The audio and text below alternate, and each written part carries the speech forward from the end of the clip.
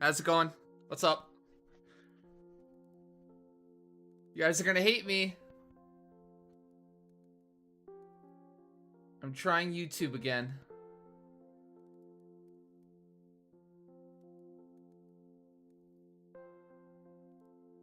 What could go wrong?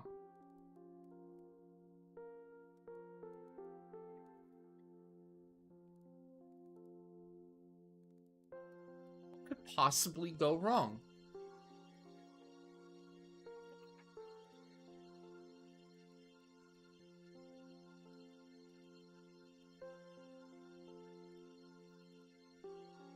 We should do a prediction. When will YouTube break? When will the stream break?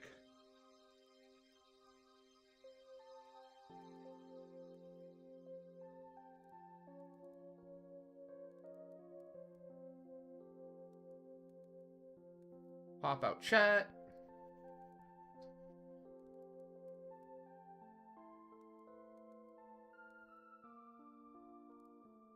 Rid of that.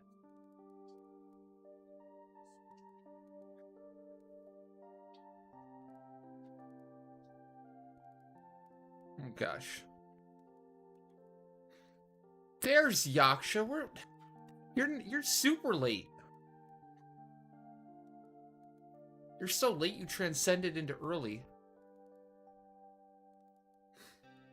Could I just put YouTube chat down here? Over Discord? I don't need to see Discord. This works. Yeah, fuck it.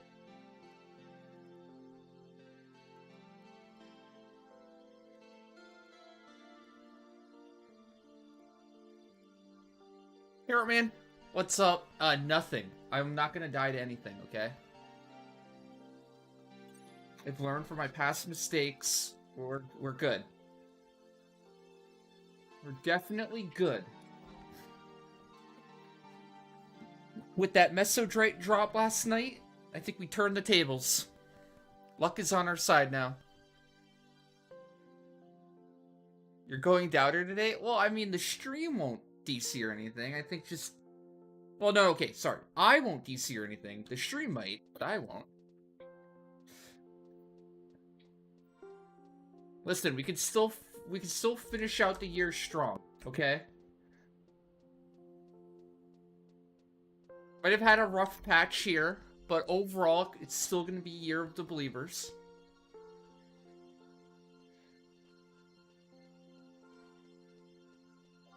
Yeah, by going flawless for Believers. That's how strong we're going to finish out the year.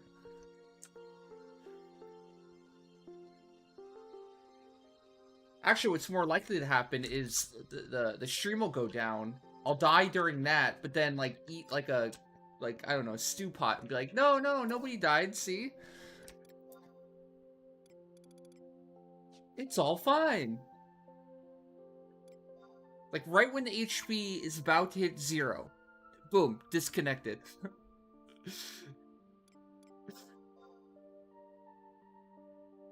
Come back, everyone's fine.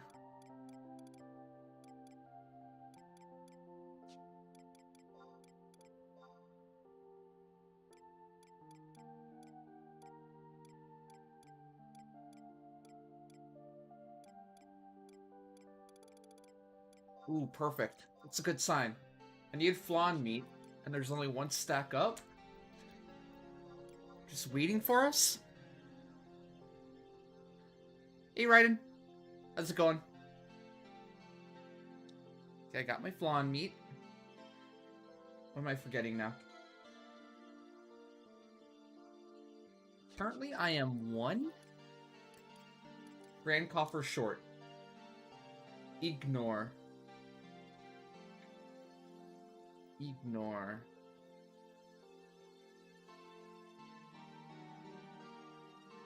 Whoa, I have way too many tabs open. It's crazy.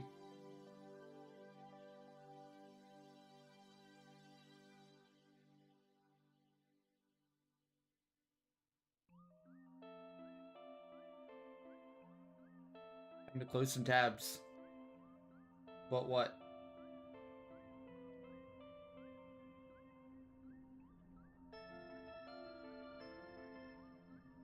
that open. Kind of want that open. Alright, still too many tabs, though.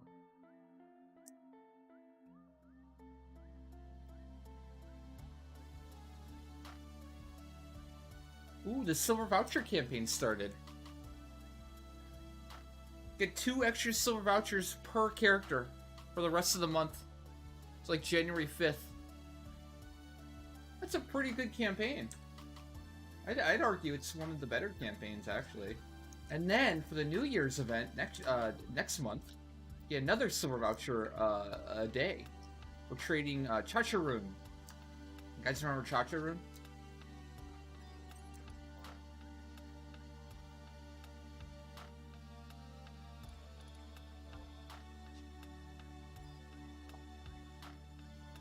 Hey, Gutrek. What's up? How you doing?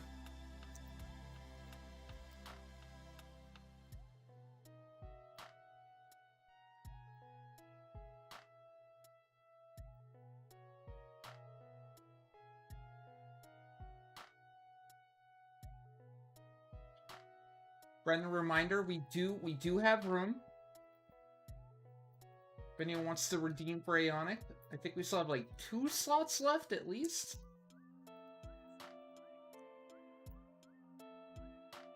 Gosh, I really don't like how Meso Drite is NPCable when I NPC a lot of stuff. Like it's gonna accidentally get hit one of these days, isn't it? You know what? I'm just gonna store my Meso in a case or something. Just to make sure. Yeah, Del. What's up? Yeah, I know, that's what I'm gonna do. Just to avoid the heartache. Because if you NPC something, you don't get that back. You can't recycle bin that back. It's gone. It is actually gone. I guess you could probably restore it though if you had the one-time restore left. You never used that yet. Alright, store it on everyone. No accidentally tossing, no accidentally NPCing.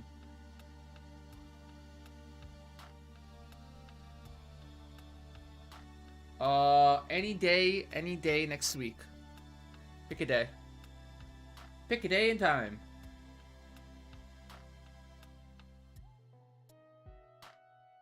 Grift, thank you for the follow. Welcome, welcome.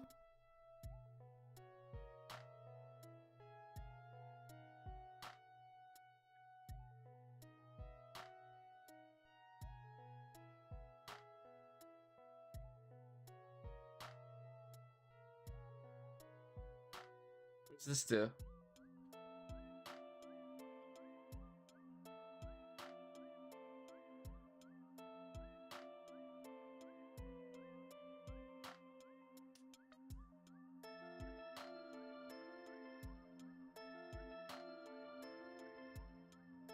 You kind of have that, but it's not for NPCing. It's just for tossing right now. No, it's starting Monday. Anytime starting like Monday to Friday. Hell, even Saturday. There are some things that might get omitted. Like, I think I'm officially doing Dynamis now early Tuesday, so that might not work. And late Friday might not work, but generally speaking, we can make things work.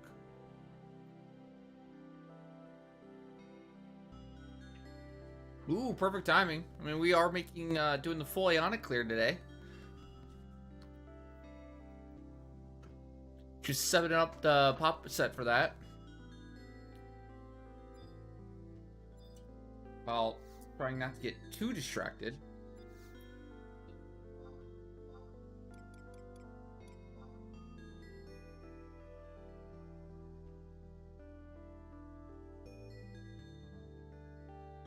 Sorry, I meant like this week. Like, the 20th. Starting on the 20th. Hell, even late tonight. If you're on late tonight, technically. I don't think... Early on the 23rd. What's that? Thursday. Oh, yeah, that'll work perfectly. Early... I'll write it down. Utrecht. Thursday. Early seg/amp. Yeah, oh yeah, no problem. Alright, got you down.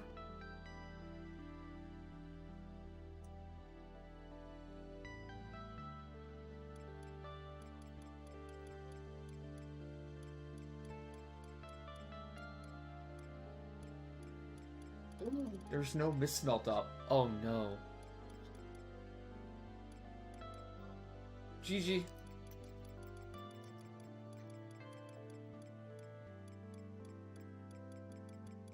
GG Aonic. What can you do?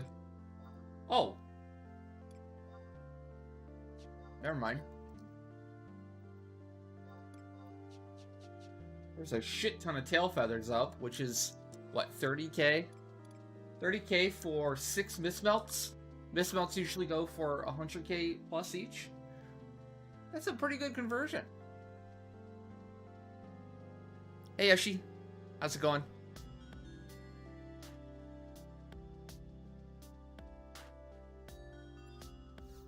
Did you catch Worlds? Any of it? It was over pretty quick. All the pre-show shit was longer than the actual matches. Late today, Raiden. I have Aonic prep now, and then the full Aonic run, then sortie. After that, then we can, like... So I'm thinking like 9:30? If you want to set a rough time. Remind me.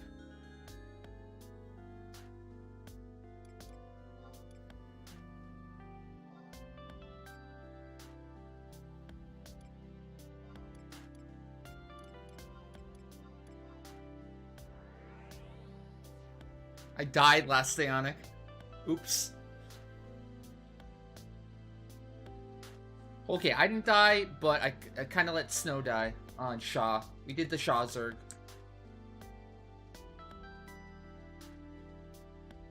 Shaw Zerg has been kind of a dick. Kind of a jerk recently. It's so worth it though, but it's at the same time not so worth it.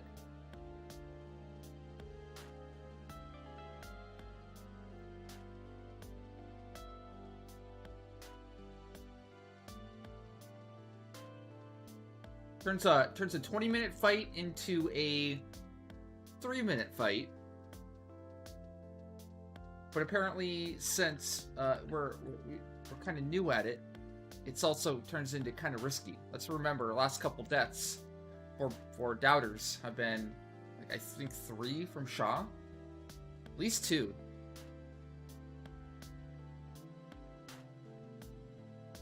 Oh, it's a new system, Gutrek. They just added it. They added it like 2 days ago.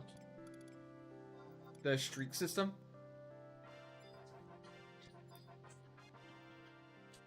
It's kind of like the sub streak, but added onto it is like channel point watch streak now. I think if you watch for a certain amount of days, you get like extra channel points. At benchmarks or something, maybe? Hey, Kitaro. What's up? How you doing?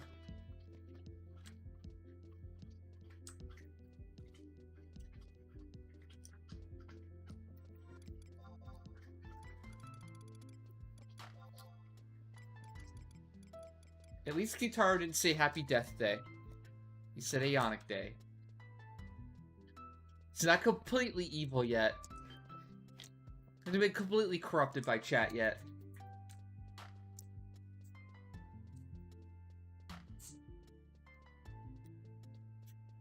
Ken's too busy pooping his bed.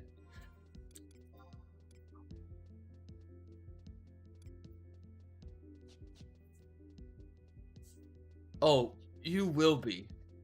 You will be.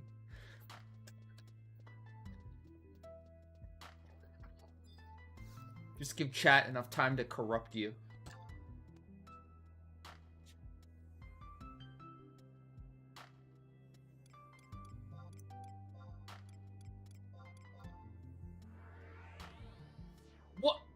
streamer's the monster. Where's that come from? I resemble that comment.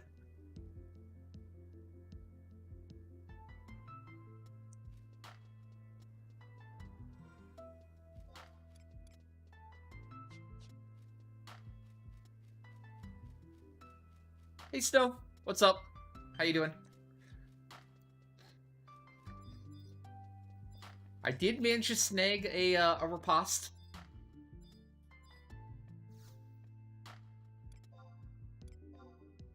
We'll have that for the prediction. The high stakes. Just get expensive now.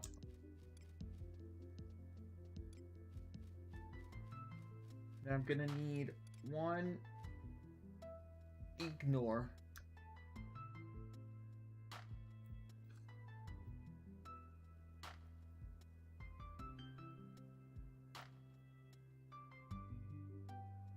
Which I have a ton of in my sack. Just gotta remember that Naya has the last tier 2 Rice and Jima that we'll need. I'll probably pop 5 and forget. Most likely.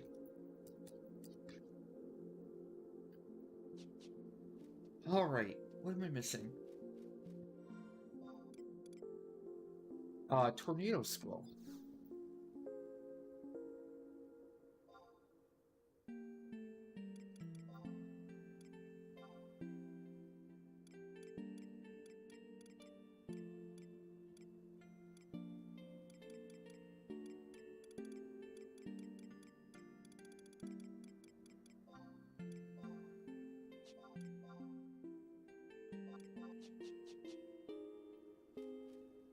Okay.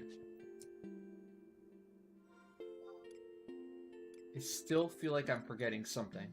Every time. Tier 1, Tier 2, Tier 3.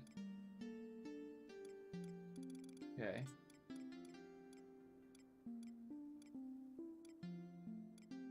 Hummus, worm mulch, bone chips, hummus, scroll, table, meat. This melt? I think that's everything.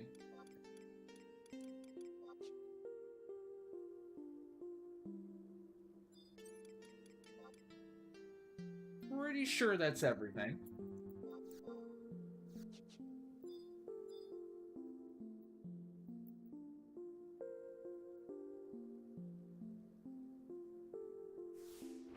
Probably the least glamorous part of the Aonic.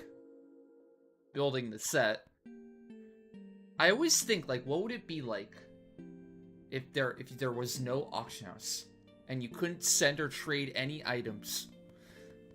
What if you had to actually go out and farm every single item, every single pop, like even bone chips? You'd have to go kill like skeletons, right? No NPCs. You had to kill every single monster to make the pop set. Should we imagine? Should we imagine? Holy moly.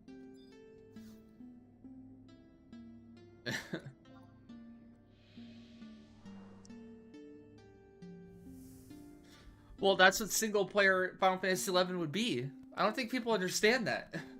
If they made the game like offline, is single player, I mean, isn't that exactly what the game would be? All the crafting you'd ever want to do is like you have to go farm the mats, no auction house. Every crystal you ever wanted, you have to go farm your own crystal to craft. That would be the game.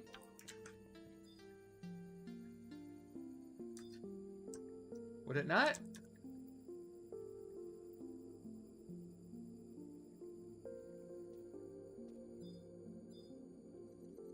Part of me thinks it would be a lot of fun. Like, if there was no online version of 11 and all we had left was an offline version of 11, I think I'd still play it. Could still be a ton of fun. I mean, you'd be busy as fuck. There'd be so much to do still. You'd never be able to say I have nothing to do.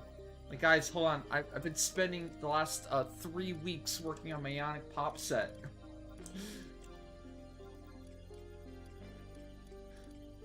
I'm almost done making it, much less killing the mobs.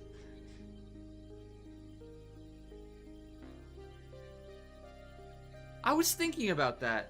There's something to be said about like 11 or a lot of games where like even if there's a lot of solo gameplay, there's something cool about it still being online and still seeing other like solo players running around doing their own thing. That adds sort of a, I don't know, a layer of intrigue to an online game that a single player game wouldn't have. Well, I was thinking about it in the eyes of somebody who says the only reason why MMOs are meant to be is because you're always meant to play with other people. And I disagree. I think it's like living in an actual community. Doesn't mean you always interact with your neighbors. Doesn't mean you're going out every night and having a block party with your neighbors. But there's something about like being around other people while you go about your everyday life or your life, you know. You don't always have to interact with the people, but there's some sort of like, I don't know, comfort in knowing that there's other people around you without actually having to always interact with said community, you know. Bro. Hey, Bacon Bum. What's up? How you doing?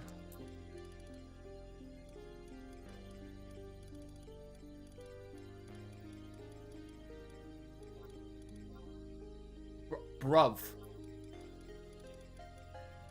Broseph.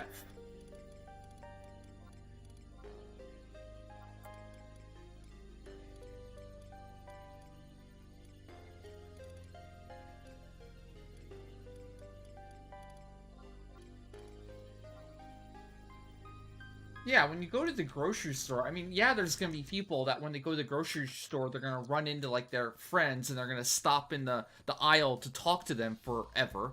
But a lot of people just go to the grocery store, they get their shit, and then they leave, right? It's like, it's the option. It's nice that the option is there, but you don't always have to do it. That's how I feel about 11 a lot of times. It's like, when I go to the grocery store, do I always want to have to, like, team up to buy my groceries? And if I don't, I starve? Maybe for some things, I guess, right?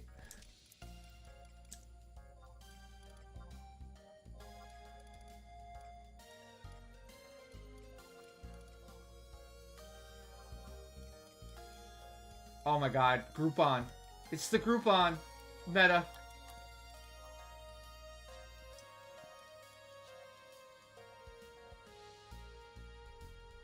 The grocery store is the auction house for food. True.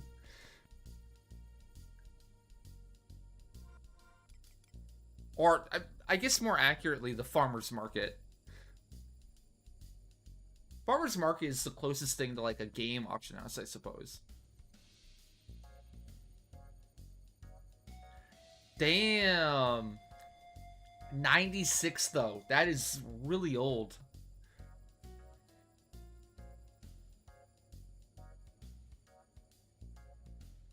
96, it's like, yeah, sad they're gone, but damn, they lived a long time, right? They lived a life for sure. They lived two lives essentially.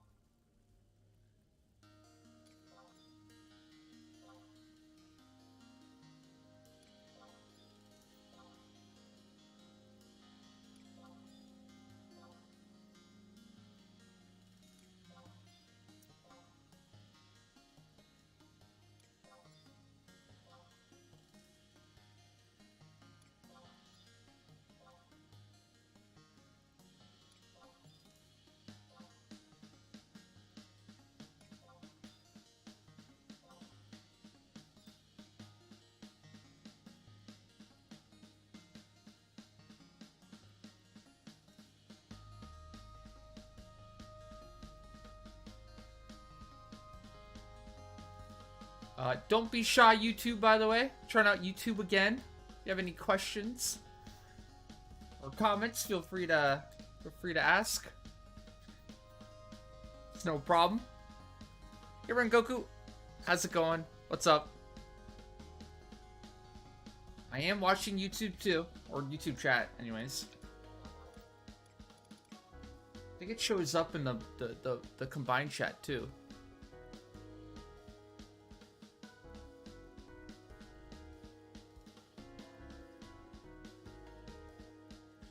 Hey, Noosh.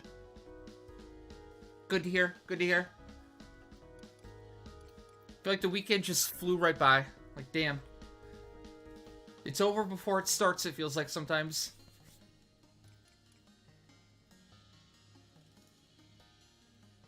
Yes, Kitaro, yes. We will start working on that. Any day now.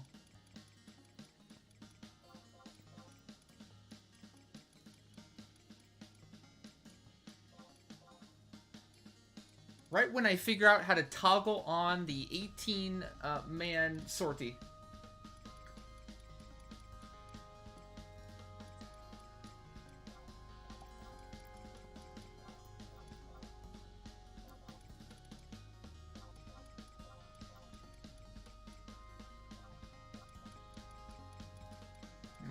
Is this right? Nice.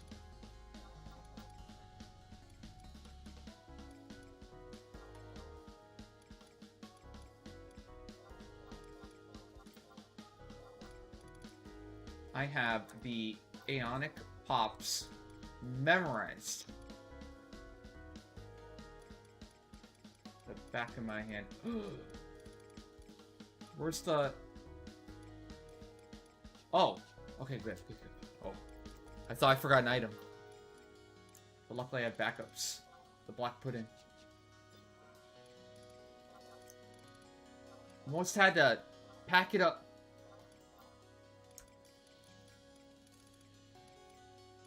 Almost had to cancel the whole run.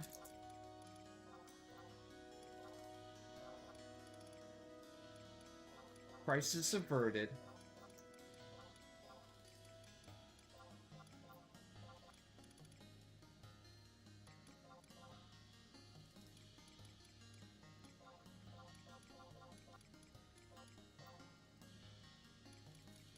Boom. There you go. Oh, wait. No. Albumin.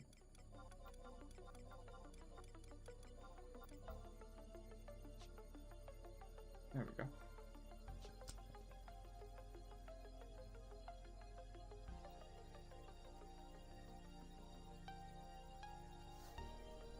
We do have a lot to look forward to. Next month and the month after. I think they're going to be doing the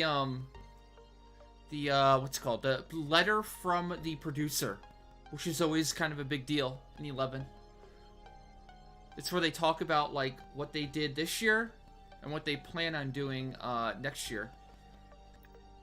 Give us, like, kind of like a roadmap for the future.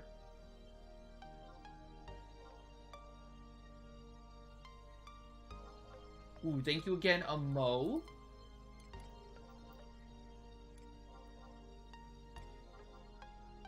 And Revan.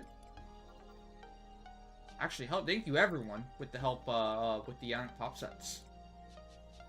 A lot of people help out.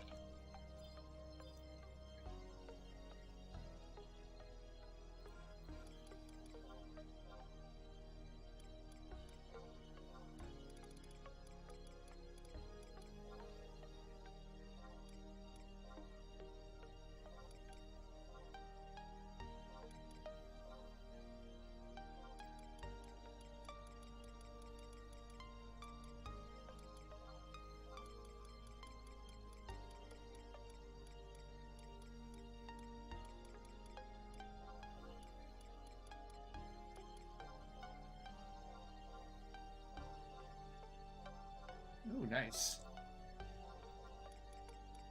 Items saved up.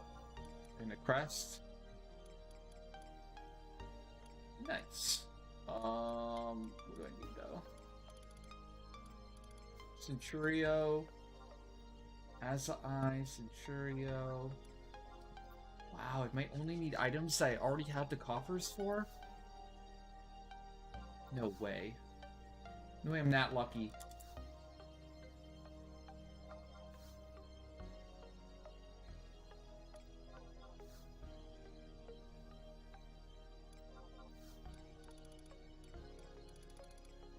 There's 5.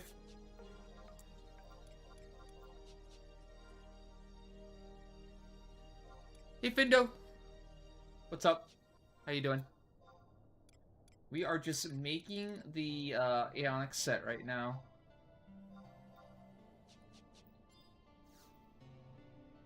Should I say finishing up the Aonic set right now?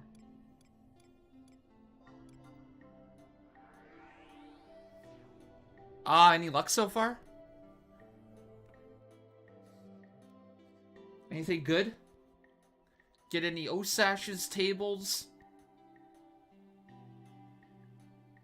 Honestly, I want to do Nizul just to restock up on Zenny Pops. I use literally everything, I think, that I had saved up for my Karn and such. Wow. We gotta spam more. Gotta be in it to win it.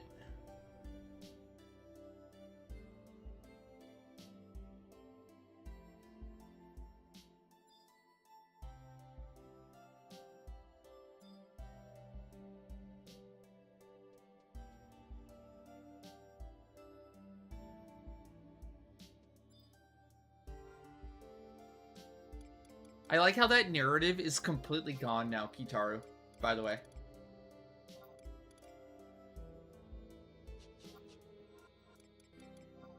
I was getting really worried that, like, the overall narrative around 11 was such doom and gloom, and... Wait, Twitch is down already? No fucking way. Testing? It doesn't say there's anything wrong with mine.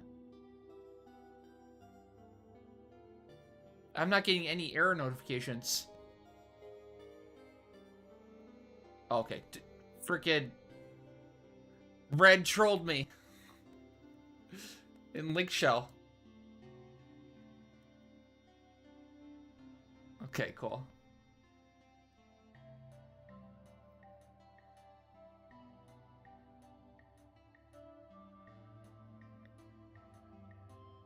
I do question if YouTube is working, though. YouTube's very quiet today. Although, we are new to YouTube, so I gotta be patient, you know? It's gonna be something that we're gonna work on, assuming we can get it to work. For a very long time.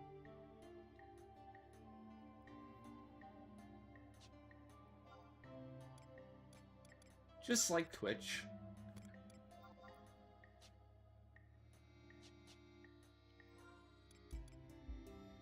I checked. Apparently, yeah, we're coming up. My 5-year stream Twitch anniversary is like December 31st or January 1st. I started all the way back in the year 2017, chat. Can you fucking believe that? I think that's how far back I was able to go. I checked the other day. I just wanted to see how far back I could go in the like the Twitch records, and let me go all the way back to 2017. It's like, damn. Is that right?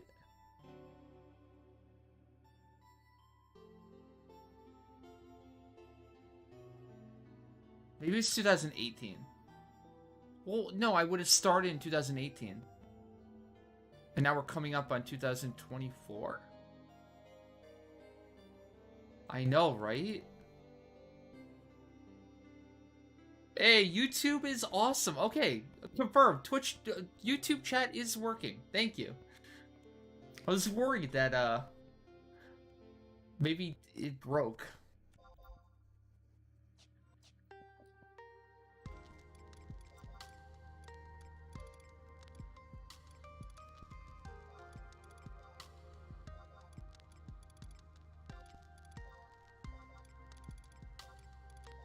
I'm hoping it's awesome.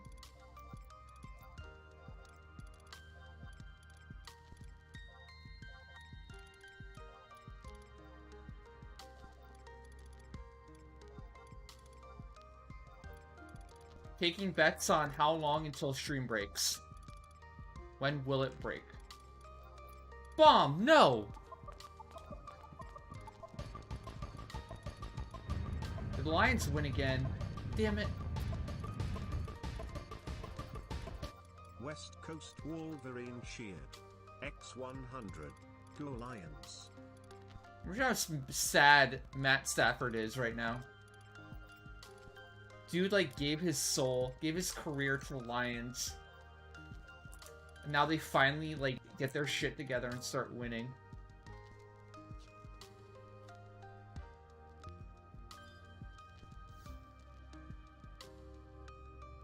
Not with the Lions. You got it with the super team for 1 year. Imagine what he could have done if he was on like a team like that since the start of his career. Imagine how many Super Bowls he would have had instead of being on the Lions.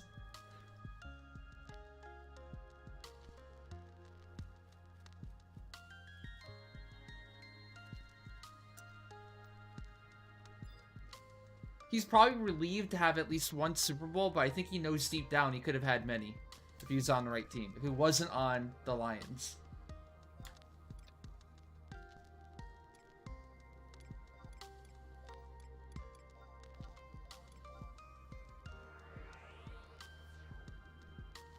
You think Tom Brady would have been happy with one Super Bowl? These guys are very competitive. Yeah, we used to have the links to the HD stuff, but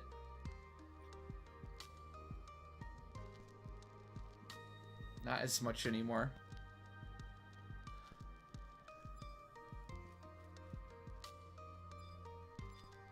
There are videos out there, though. What is it? Next Games? I just YouTube, like, FFXI. What is it? HD overall? Yeah. Or FFXI HD.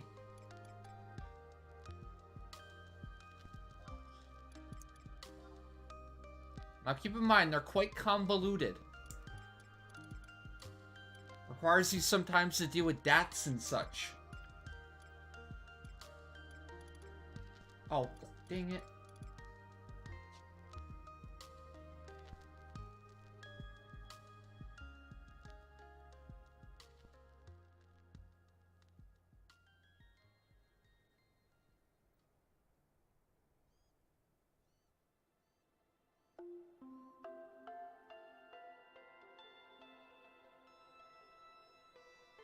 Steel ingot.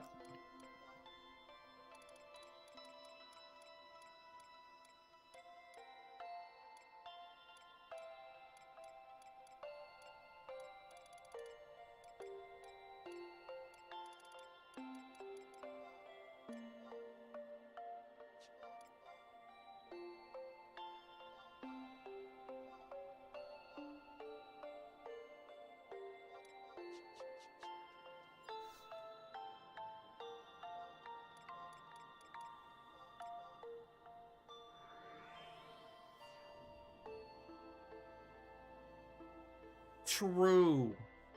Very true. If you've already installed 11 and you're actually in the game playing, you have passed the test. You have proven yourself. There's probably nothing you can't do in the game at this point. You have done the mega boss.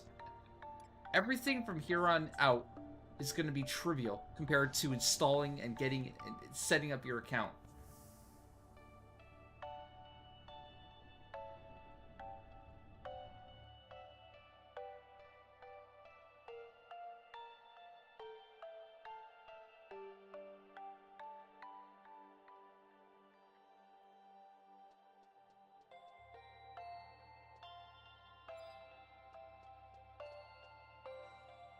Maybe until you multi-box.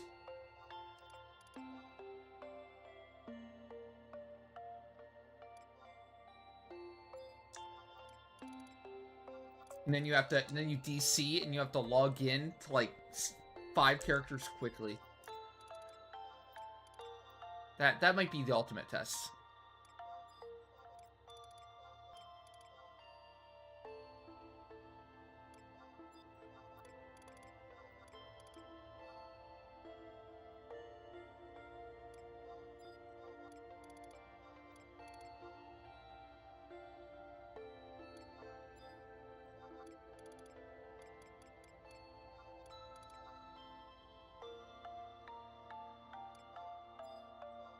Does it scare you or invigorate you knowing that the free trial is like 0.00001% of the game, and you are experiencing like basically nothing that the game actually has to offer?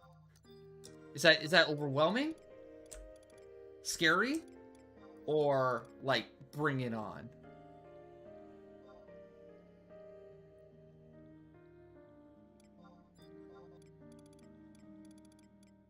Because if that is intriguing to you, then oh man, you might have found your passion. You might have found the game for you. I would never argue that 11 is for like the mainstream gamer. Like most gamers are gonna look at 11 and be like, nope, not interested. No, that's too much grind. That's too much work. That's too much like whatever. But man, the people that this game panders to, the people that like this game, there's like no replacement.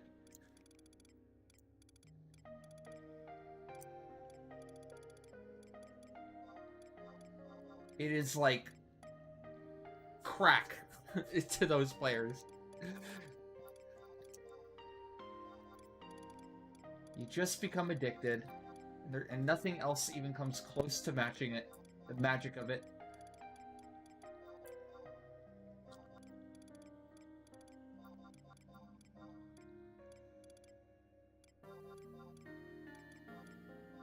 Better or worse?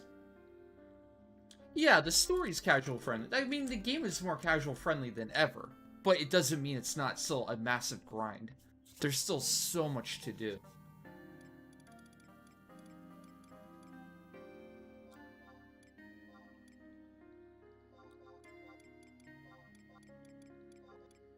Like you might not always have quote-unquote fun, but you'll always have something to do. Whether it's solo, low man, end game, early game, you name it.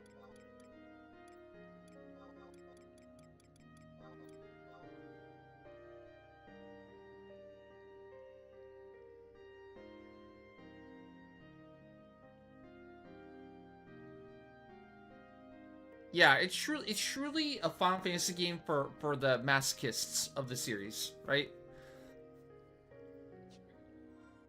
But in a good way. In the best way possible. If you can imagine that.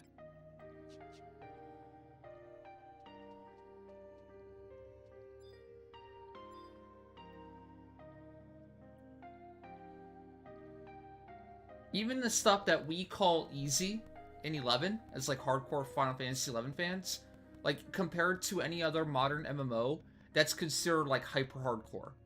Like too grindy, too much depth, too convoluted, takes too long, etc., right? But to us, it's just normal. It's like, that's what we want.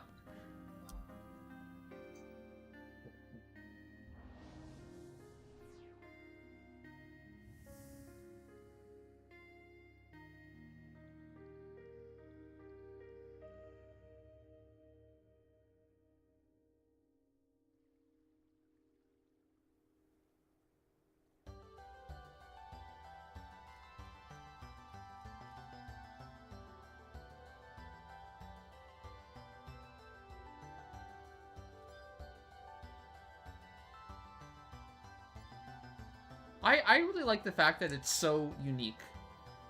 That there's nothing else like it, really, on the market. I know it's inspired after EverQuest, but it's so different from EverQuest, too. Like, when will we ever get another game that has gear swapping in it? Especially to the degree that we have it. Or, like, every game wants to be, like, this fast, super action-based game. Can we ever have, like, a game that is, like, you know, slow and methodical, but still has a lot of strategy?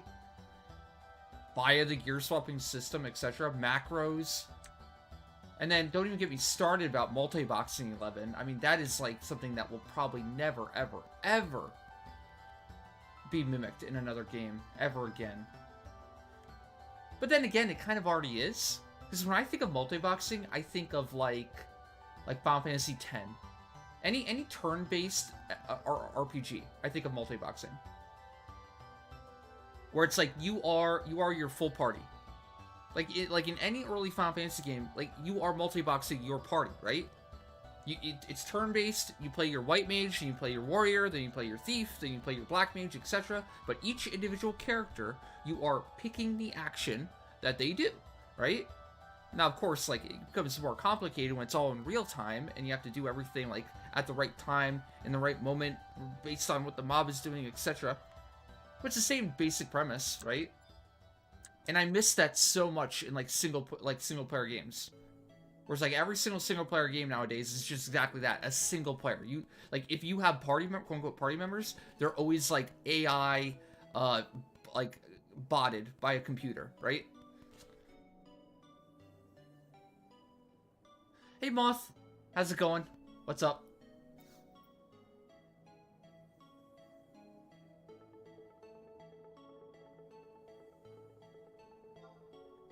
Doing good, doing good. Can't complain. How's your day going? Just finishing up the Aonic set here. Chat already has me ranting. Oh, I'm trying YouTube again. I'm wondering how long before YouTube breaks. Maybe it won't. I did make some changes. That's why I'm doing it again. I have been in correspondence with tech support at Streamlabs, and they had me make some changes. So we'll just have to see how that goes. Yeah, Thanksgiving weekend coming up. Or Thanksgiving week coming up, right? Is this upcoming Thursday?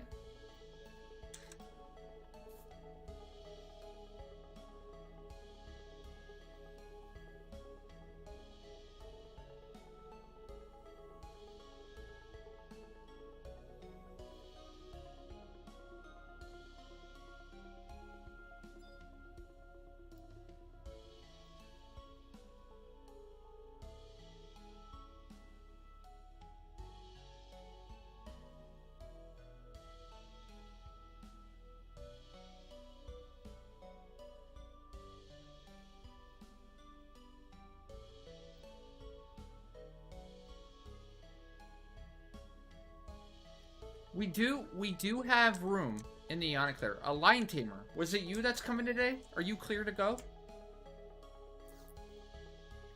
We do have 2 slots remaining, though, if anyone else is interested in redeeming and joining today.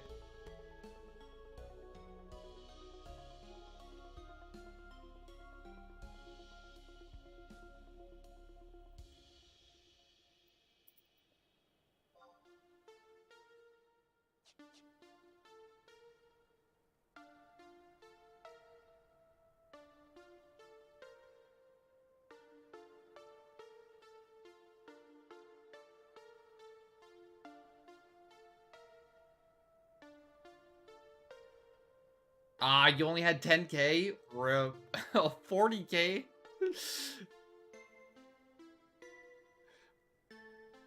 You got your work cut out for you. I mean, granted, if you're drowning in channel points, you could also just come to the Aonic run, get your beads while in the Aonic run. You treat the Aonic run like bead farming.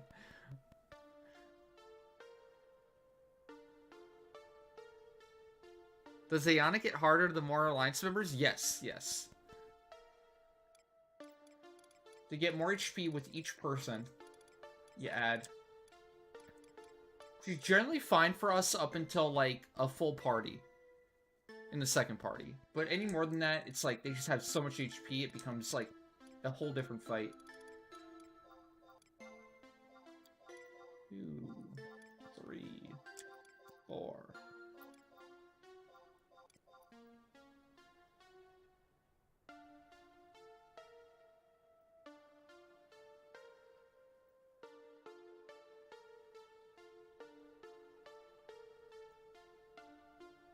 Yeah, on a technical term, their AI and their actual strength doesn't increase necessarily, but the longer some of them live, way more obnoxious the fight gets, right? Some of these fights are like quote-unquote easier now because they just die so quickly. They don't have a chance to do all their bullshit. Like Shaw's a great example of this, right?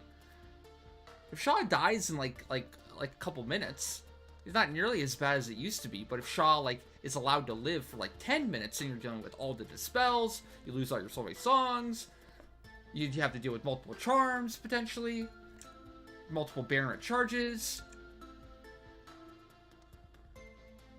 Gold, yeah, that thing. You probably have to actually proc Golden Kissed.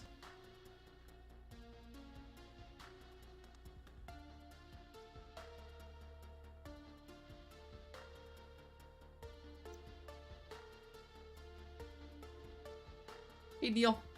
What's up?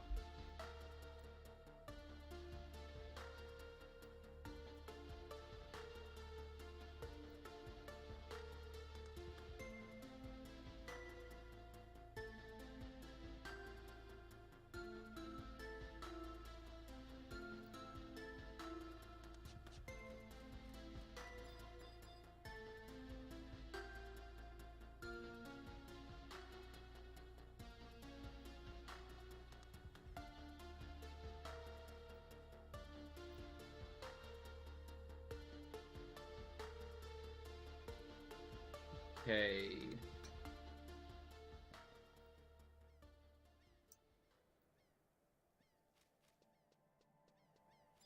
I am on the last zone pop.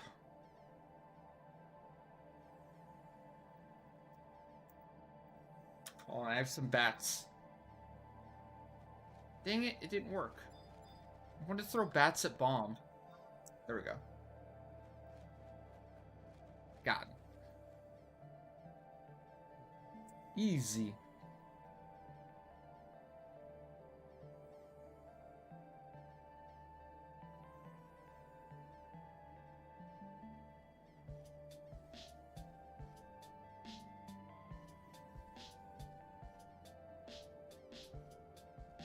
Dare you, Rex.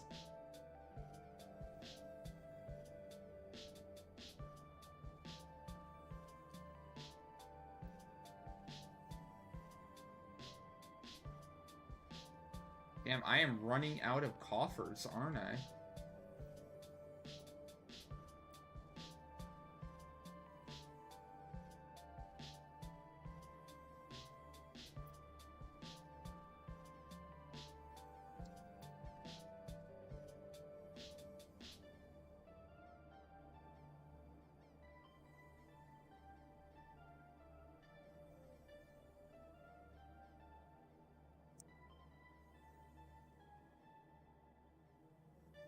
What the hell are these called?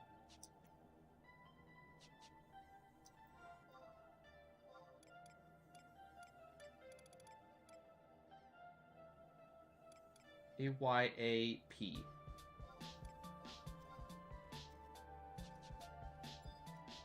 Oh my god, he zones in slapping. He's not even out of the crystal yet before he has his, like, macro made to slap me. Chad, do you think he hotkeyed it? Do you think he hotkeyed slap to like, a key? I think he did. I think he made a slap macro.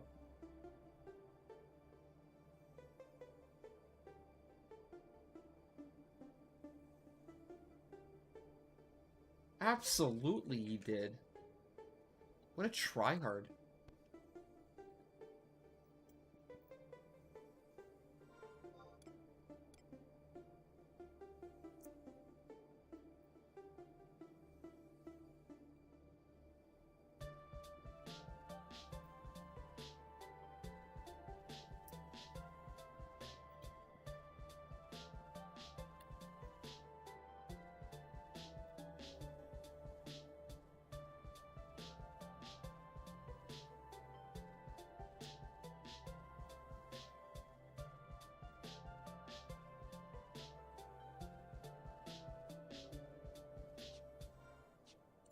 Were you out of toxicity, Rex? What happened?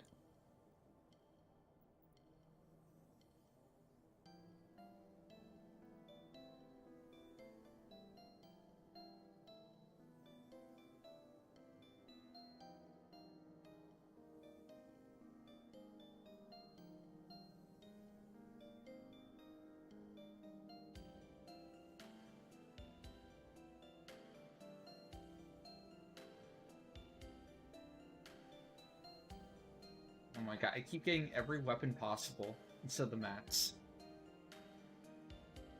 I am living today. Scatters have no shot. No shot whatsoever. This time I'm cereal.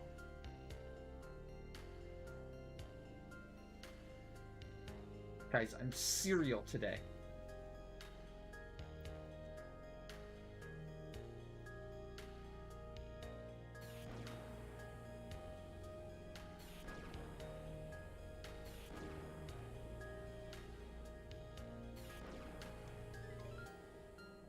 No, that message rate was a game changer, okay?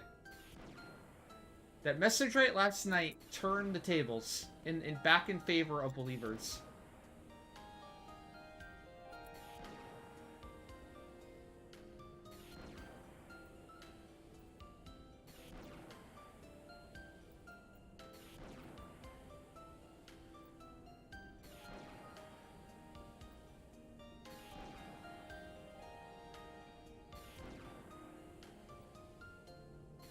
Wow. 2 birds, 1 stone. Rex is being toxic to me and chat at the same time. What a pro. What a pro. Gotta admit, that's pretty impressive. He's getting everyone. None of you are safe.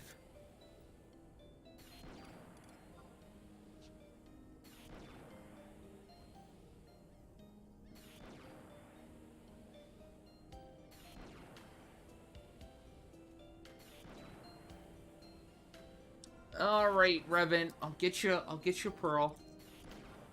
I still feel kind of uneasy how many pearls you're getting. Well, you have a lot of characters.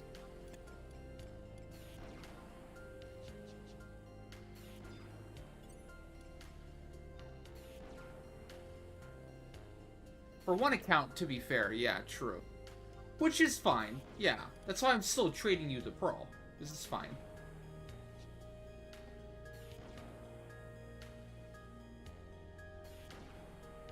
Is that your Bonanza account? You trying to win the katana?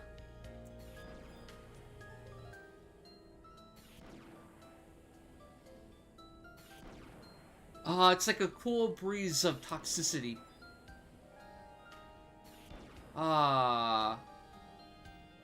Is it refreshing, chat?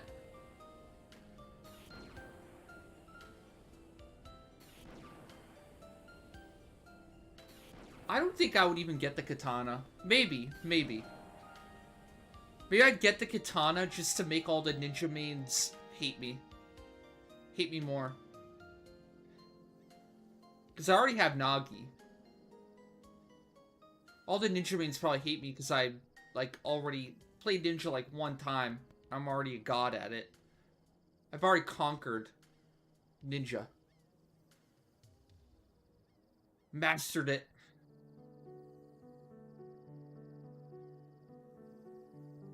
Wow, really?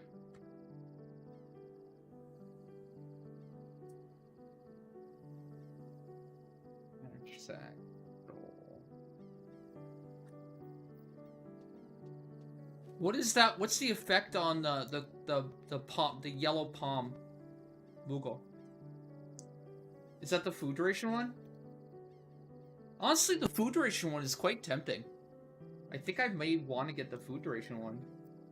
Would you rather have a weapon that you'll never use, potentially, for a job that's super niche on, or double food duration for all the food you'll ever eat for the rest of your life? I think over the longer course of time, the food duration one's better.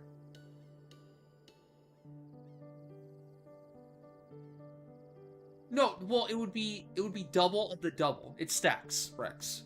If you can already get double, so if you can make your 30-minute food last an hour, it would make your 30-minute food last 2 hours or something.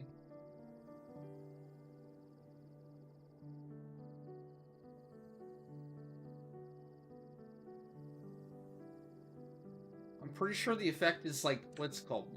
Multiplicative? So it would stack with all their food duration buffs, or bonuses.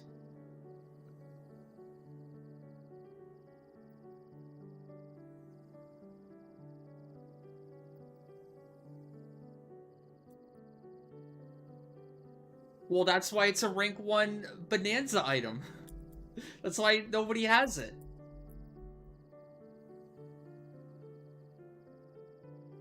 There's an erase weakness item?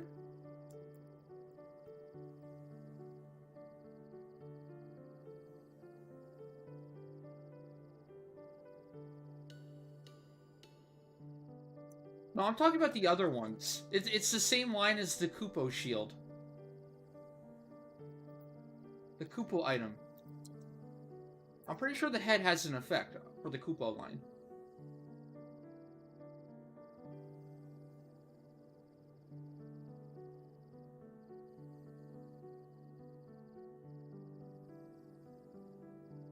AW Kupo. There's a... Oh, wait. Yeah, Kupo Mask. Enchantment. Gluttony. So the head is yellow pom-pom, and it gives you the effect of Gluttony. The unique Gluttony effect doubles food duration. Oh, there is a footnote on it. There is a verification needed. It is unknown if multiple extends food duration effects stack. So you could test it. You could win it and test it. You could use it every 30 minutes, too.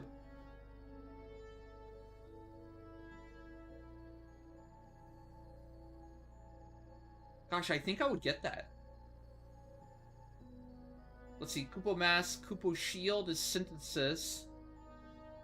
Kupo Rod is Mog Blessing. Holy shit.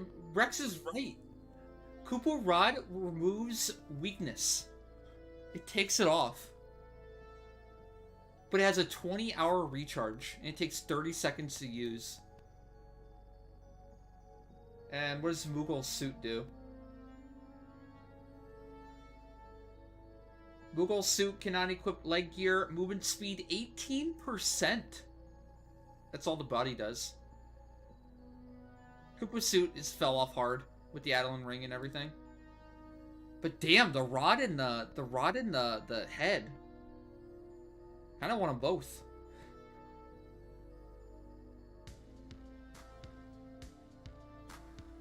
Yeah, I was talking about the rank 1 prize.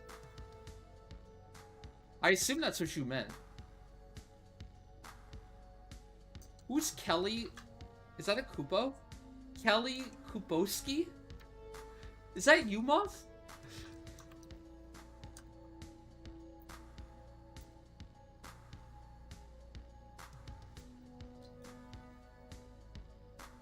That's Moth's... Is that Moth's wife? No? Just a random Kupo? That's a Baywatch character? She has Kupo in her name? No way. Your wife is named Kelly. Kelly Kupo. I knew it. Moth's wife is secretly playing 11.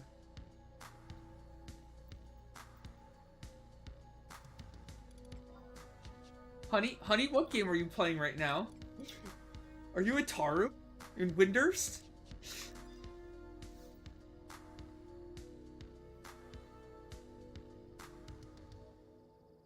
Kaposqui. Oh, okay. So they had fun with it. They took her name and made it into a Google name. That's cool. Maybe that's why she shit-talked it. It's to throw you off. It's a 5-hit play.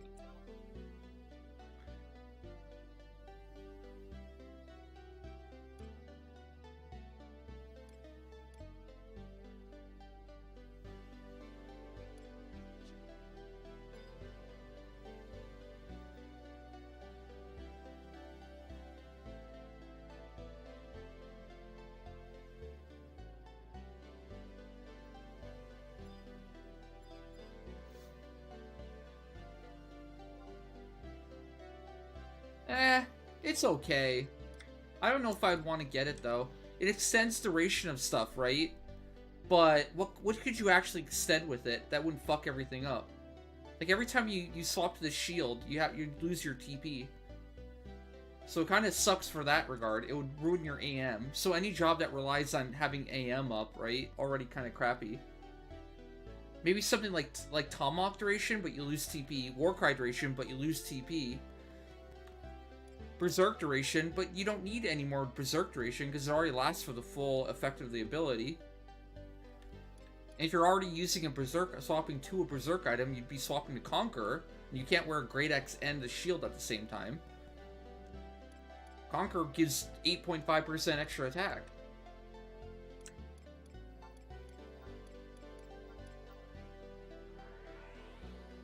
Maybe Berserk on jobs that aren't warrior, technically? But again, you're still losing TP every time you do it. I don't know. It seems cool.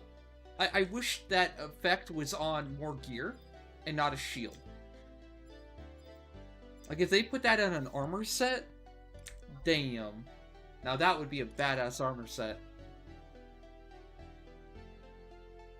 Is it all jobs? I don't think so. Diamond Aspis has very limited job selection on it. Only like 8 on it. Yeah, White Mage, Red Mage. It's even more exclusive than I thought. Warrior, White Mage, Red Mage, Thief, Paladin, Beast is all that can wear it. It's only 6 jobs. It is a pretty badass like idol shield, I guess. You could use Daybreak in this shield, and you have like 70 magic evasion.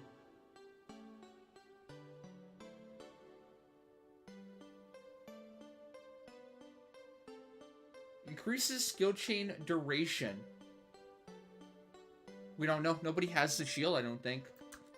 It might mean exactly what it means. It might mean that the window for your closing a skill chain is increased.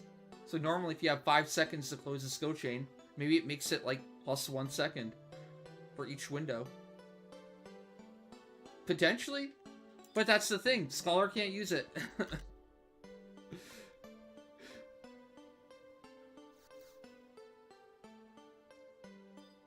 Well, yeah, I mean, if the skill chain window is extended by virtue, the Magic Burst window is also extended with it. Yeah. So it'd be both. But chances are you have to be on the job that's closing or opening, or both, the skill chain with the shield on.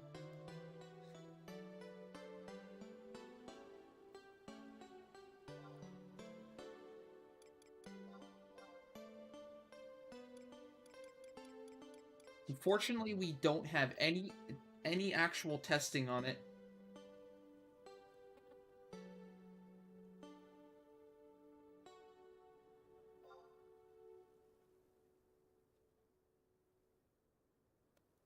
What? How is that shield good for Savage Blade? What? Graf? What? What? The hell are you talking about? It doesn't... Savage Blade is Strength and Mind mod, which a shield has nothing of. Blurred Shield has weapon skill damage on it, and Fencer.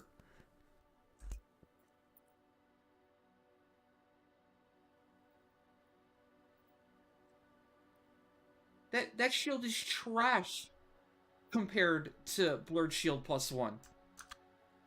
No, no. You are so incredibly wrong. It's hurting my brain.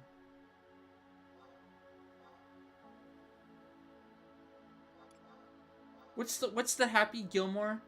What's the Billy Madison quote? For the game show?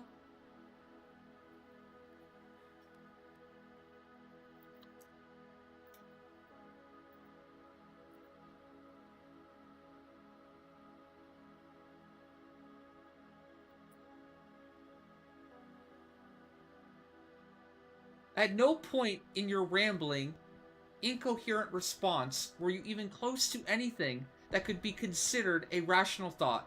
Everyone in this room is now dumber for having listened to it. That's how I feel about that shield comment.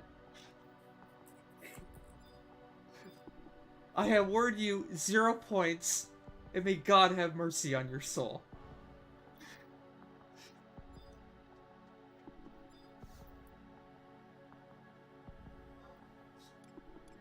Yeah, give us back the channel points. Give us back all your channel points.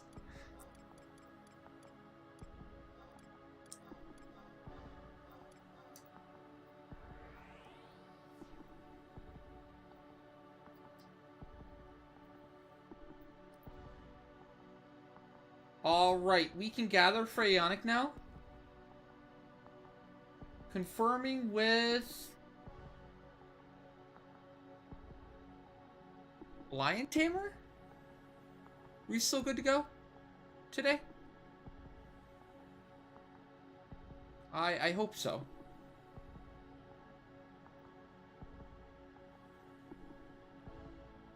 Lion Tamer, you are our last hope.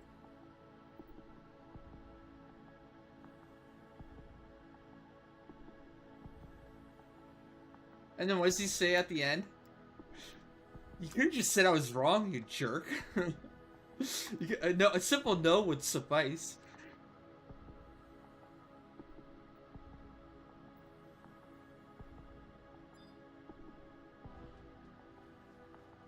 Like, a simple no would have been fine.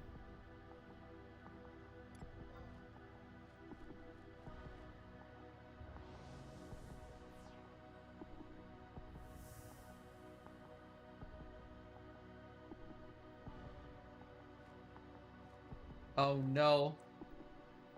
Is Lion Tamer not around?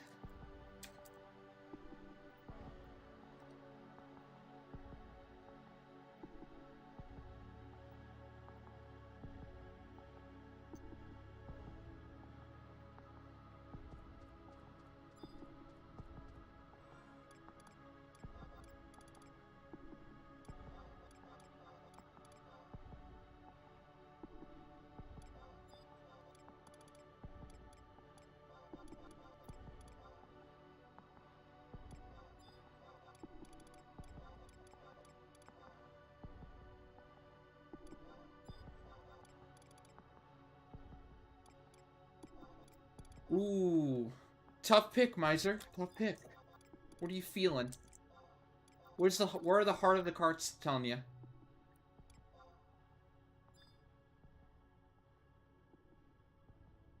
Oh yeah, a couple times. Once in a blue moon, you get somebody that sends you a tell because of mentor. It's pretty rare though.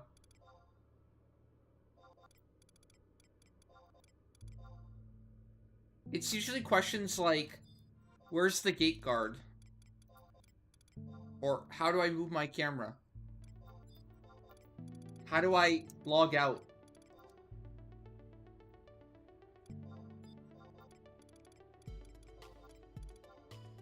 I think generally speaking, by the time you can even figure out how mentor system even works, you've already figured out how all the other basic things work, right? It's more convoluted and complicated figuring out how to send a mentor a tell than it is figuring out any of the simple questions you may want to ask a mentor if you get stuck. By the time you figure out how mentor works, you've already like problem solved your way out of a lot of other situations in the game to the point where you don't really need a mentor anymore.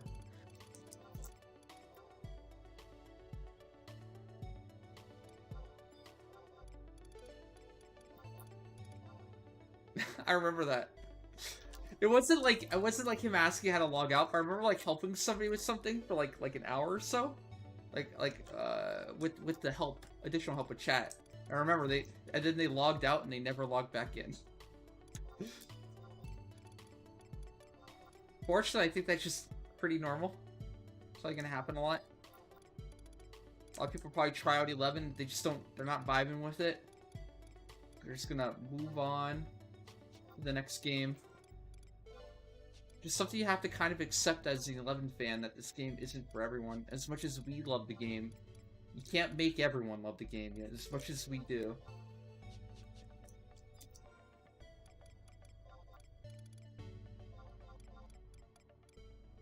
I was watching something with Vex the other day, or Xeno. And he was saying, like, his favorite expansion was Heaven's Word, but for the health, or for the, like, you know, for the betterment of the game with the mainstream gamers, it has to be his least favorite expansion, because it almost, like, killed the game, because it was so, like I guess, strict in Heaven's Word. He said he liked the challenge. He said he liked like a lot of the systems that were in place, and like going through the game the way it was set up. But at the same time, he knew like nobody was playing it, like how it almost killed raiding. It reminded me a lot of 11, right? Where it's like he's saying like Endwalker had to change because the more casual players weren't having fun with expansions like Heaven's Word. Whereas like a niche community that absolutely loved it and would argue that it was their favorite expansion by far. But that's a minority, right? And like the 14 team isn't interested in making a small minority hyper happy, kind of like 11. They're more interested in making the broader, massive MMO community happy and bringing more people into the fold.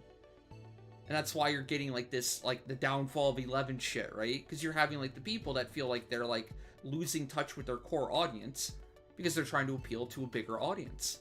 And it's like a constant like tug of war, I guess, between your endgame players or your hardcore dedicated players and your the more casual players, and trying to find that perfect balance. Hey Korea, what's up? How's it going? Well, his main argument was like, it doesn't matter how much he likes a game or how much people like a game. If there's nobody playing it, it doesn't matter how good it is if nobody plays it at all, right? So that's why he says, like, as a fan of 14, he has to say that Heaven's Word was bad, but him personally, it was one of his favorite expansions. Which I understand, because that's exactly what 11 is. Except for 11 never, like, it kind of pandered to a more casual audience with, like, a lot of its changes, a lot of the modern stuff, like trust system and stuff like that. But at the core, 11 absolutely still panders to a niche, a very niche audience. Join the Leaf King Cow family. 35 months of this bed shitter. How do we put up with it, chat? Yo, and Korea with the tier 1 and the 35 months of support. Thank you so much. And the 5 gifted subs. Congrats everyone who got a gifted sub. Thank you. First snipe of the day, let's go. Goliath 67 joined the Leaf King Cow family. Oh no, he's absolutely right. Yeah, that's what I'm trying to say. He's right, but at the same time, like, it's not what he truly believes. Like, if he could pick his style of game, where, like, one style wouldn't absolutely kill the game, right? And make it not one of the most popular MMOs ever, he would probably pick the Heaven's Word style of making content, because he enjoys that type of game, right? I think he still likes the current style, but, like... But something I always try to, like, remind 11 fans, where it's like, you gotta remember, like, as much as you like this super hardcore Master Trial style content, that does not appeal to anyone.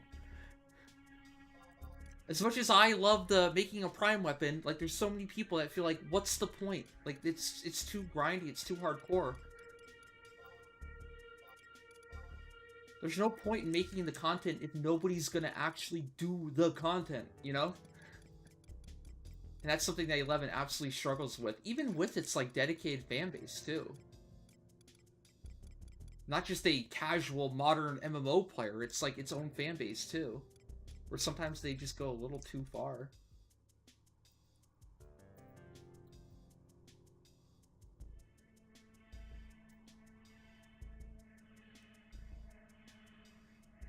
Damn it, I really have no Plutons? Fuck I do with my Plutons?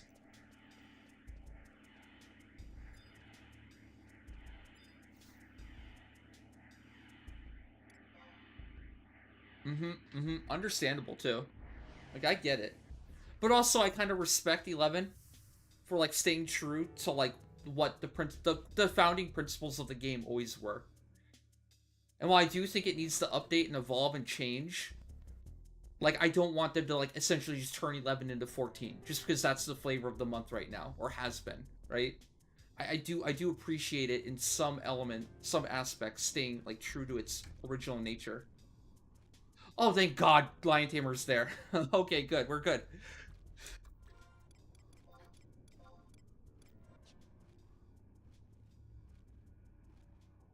I was getting worried that we wouldn't, have anyone today.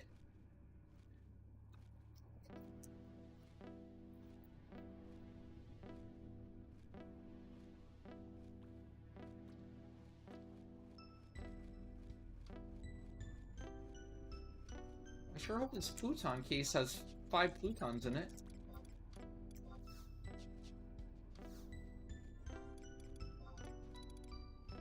Well, I mean, Square Enix, like, with 11, they always see the song and dance.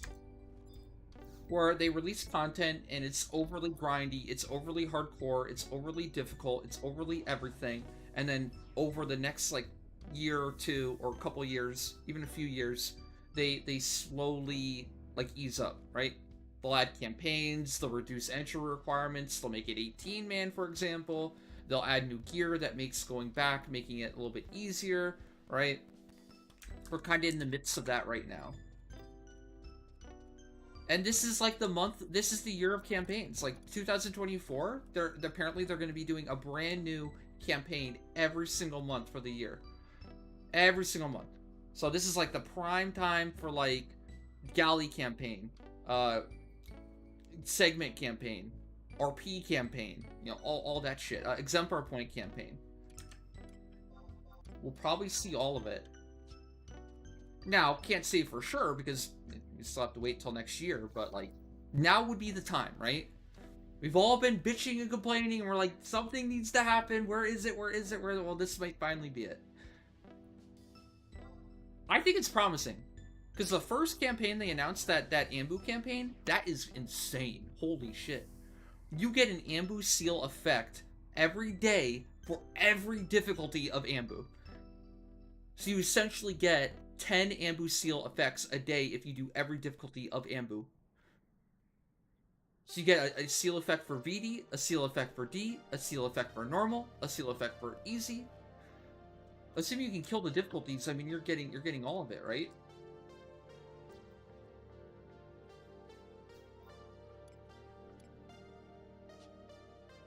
Alright, that is the full...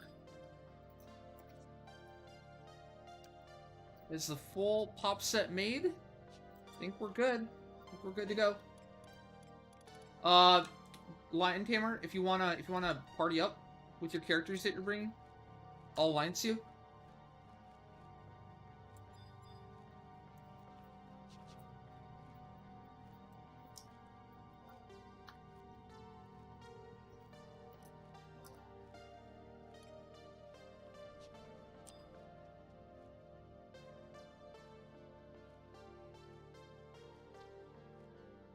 That's what the freshly picked seem to imply.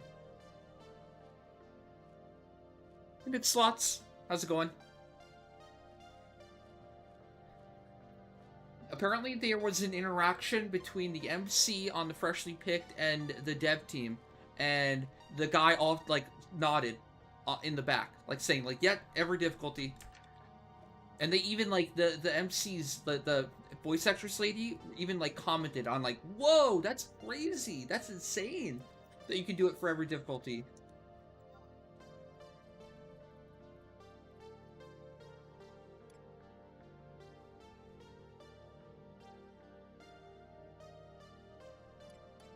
I know, that's what makes it so good, right?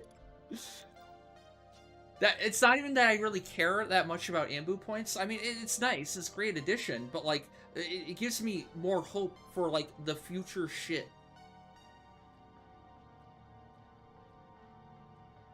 Like, if the Ambu campaign is that insane, like, what's the CP campaign, or what's the Exemplar Point campaign gonna be like? What's the Galmafray campaign gonna be like? Are we talking, like, triple, quadruple Galmafray?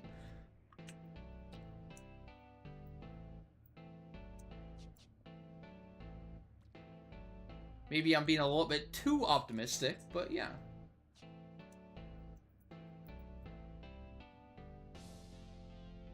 Well, yeah, Artman. I don't think you're gonna, if you can do very difficult already, you're probably not gonna go back and do very easy. But you might do difficult, and you might do very difficult, and hell, even if you only do very difficult, you're still getting a seal effect every day, and you can stockpile or save your current seals, or you'll just finish quicker. You don't really get seals as quickly as you guys seem to imply, right? You get like 1 seal a week, and then if you want to get any extra points, you have to grind. You have to grind without a seal, which takes a long time. Even if you're a hardcore player that does VED, you can finish like all your Ambu points within like a week and a half, going once a day versus going like, you know, 10 times a day for a week, using 1 seal a week.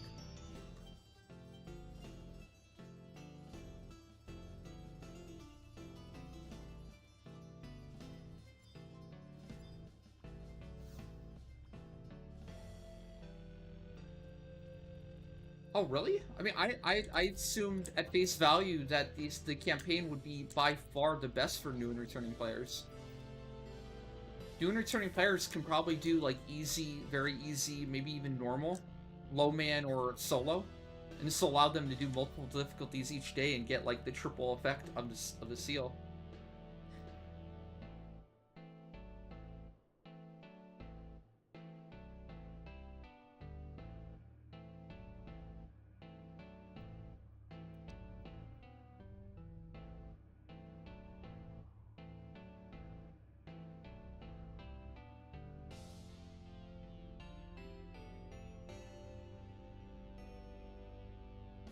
Hey, the Packers won. Let's go. They're making a comeback. Ooh, the Bengals got wrecked.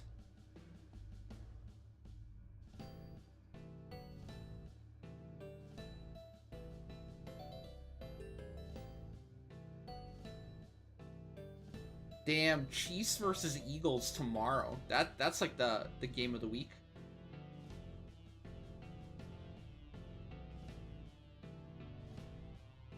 That's gonna be a showdown.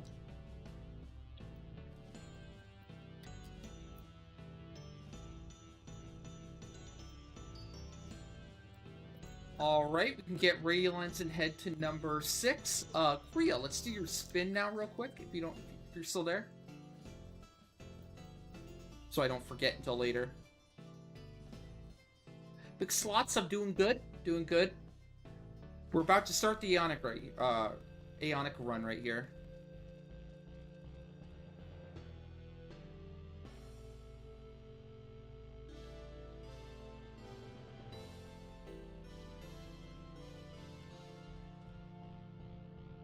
Well, yeah, you can get Turbulence too, technically, but you only need Radiolence for this, for now. Oh, right, prediction too. Yeah.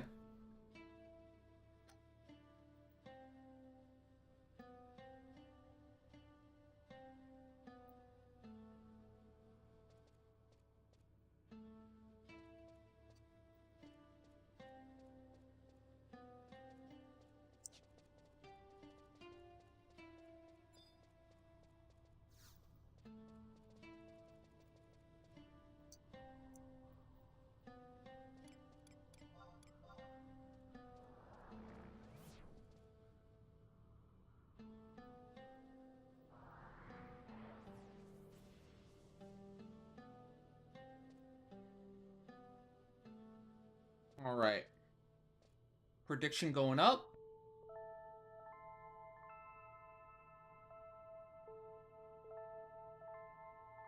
Will everyone survive and save the holy cost?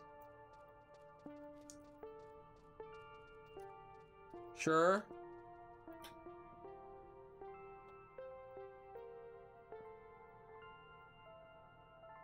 Nope, you will suffer.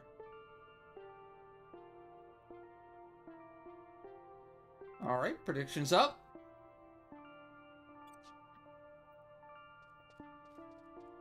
Keep in mind, believers, we will be doing Shaw Zerg. So keep that I think we learned how to do it now.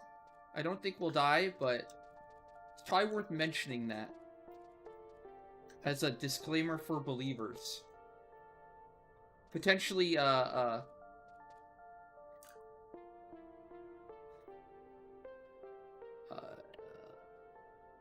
motivation for doubters to doubt even harder.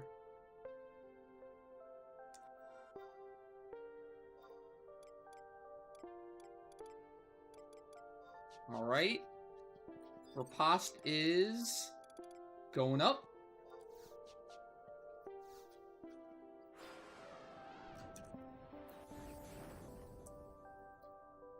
And I'm buffing.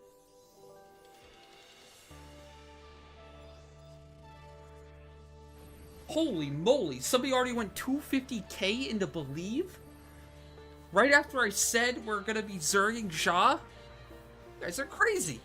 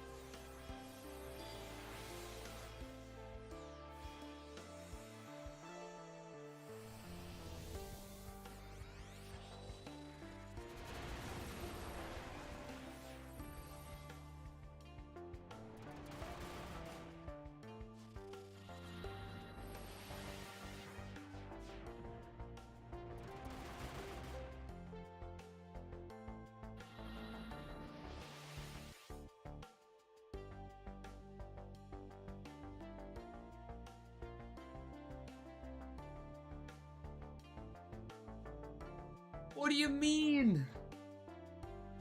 There's something to fall for? I don't want to lose the riposte as much as anyone else. That's why we use the riposte. To save it.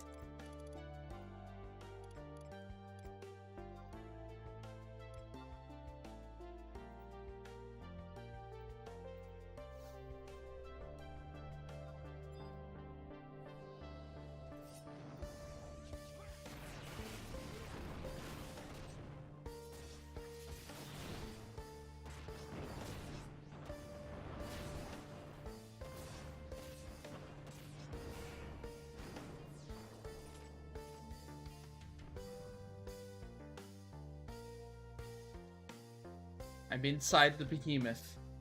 Here we are, inside the behemoth. Welcome. This is your new home, chat.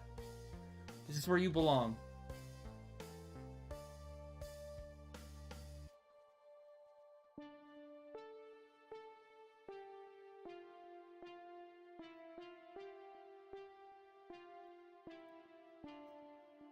Maybe Raiden is the cursed one after all.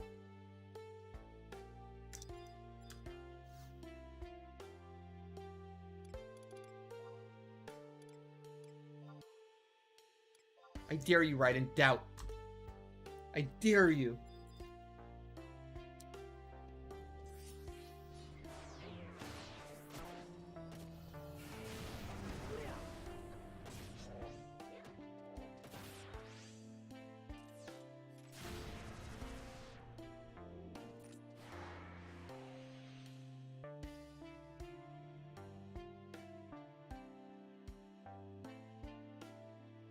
Nice. Did you change anything?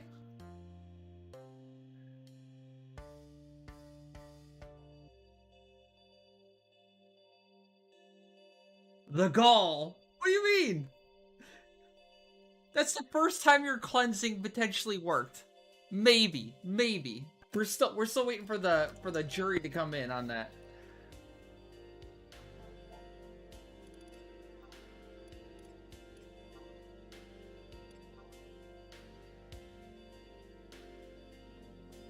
Are you preemptively putting out the, Are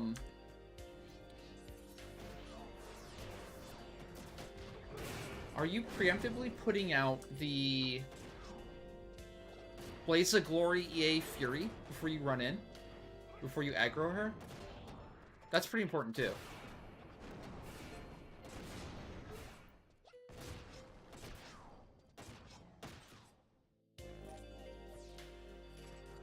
Okay, good, good. I was gonna say, that's really important. A Xerox on YouTube? We got the goose on YouTube?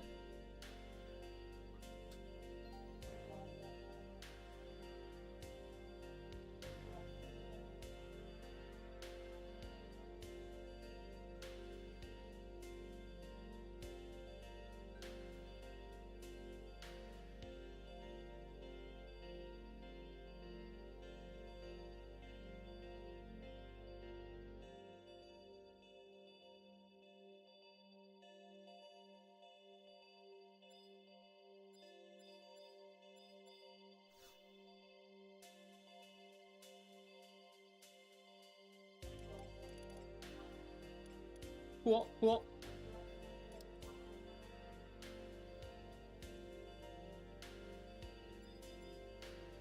Yeah, YouTube's wholesome.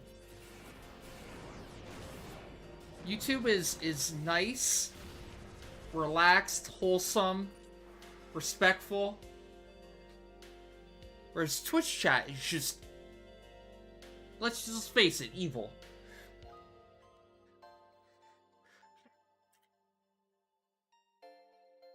Twitch chat is what made streamer toxic. Used to be innocent and pure. What? Heretic, aren't you always saying for me to do YouTube? Isn't it you? You're like the #1 person screaming at me? Well, you got what you deserve, okay? You got what you wish for.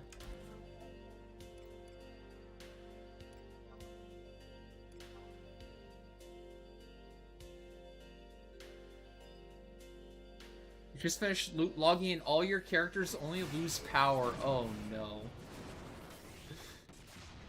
Wow, that's an uninstall moment. Well, you tried.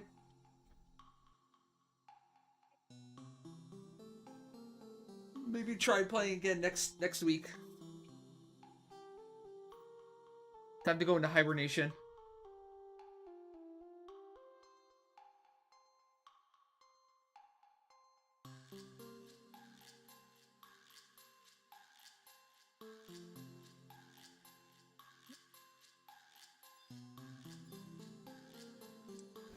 Wow, the monster.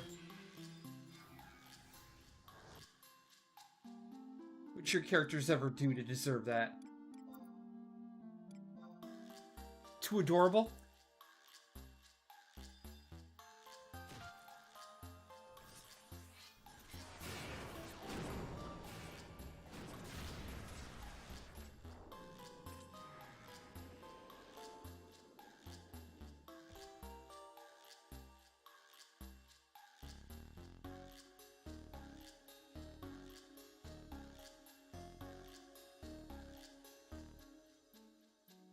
You want me to do YouTube videos, not YouTube streaming? What's the difference?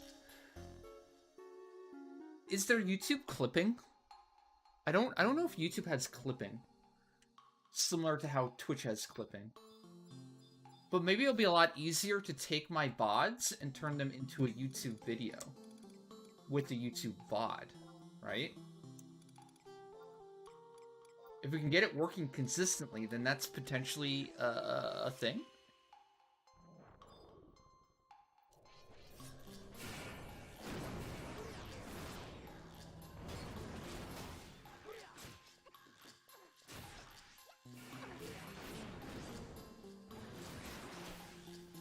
Actually went off? Hang on. Pretty sure I stunned, but apparently game's like, nope.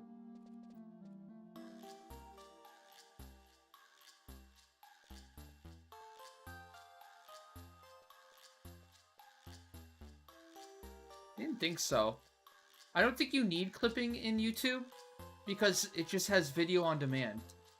If you ever miss something on YouTube, you can just like literally like click back. Right? You can pause it and you can like go back to any point in the stream you want, all in real time. You can technically do that with Twitch too, but it's a little more convoluted. You have to like go to the streamer page, the channel page, and you have to click on recent broadcasts, and then under recent broadcasts, you check on like the stream of today, and then you like watch it up to that point that you wanted to see the thing.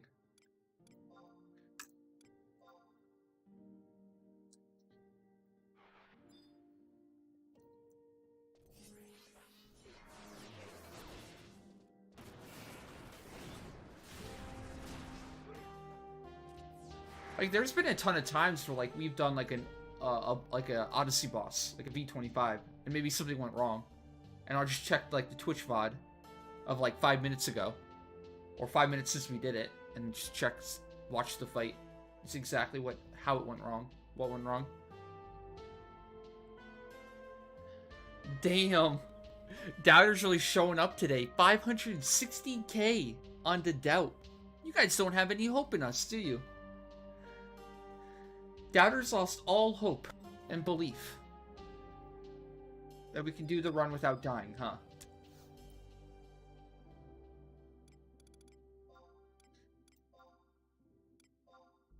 Actually, I kind of want to change the YouTube title.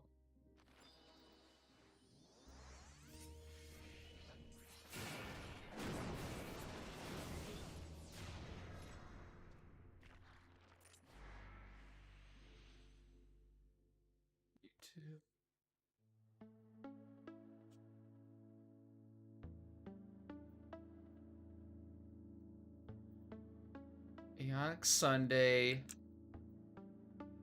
We'll go Mr. Beast method. Aonic Sunday, no death challenge.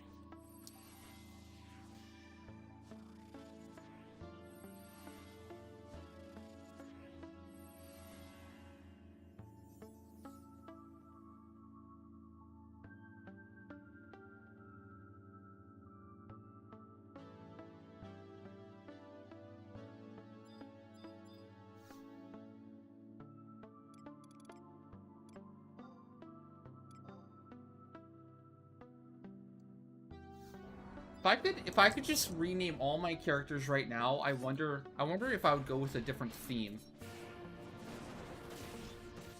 I wonder what name I'd go with.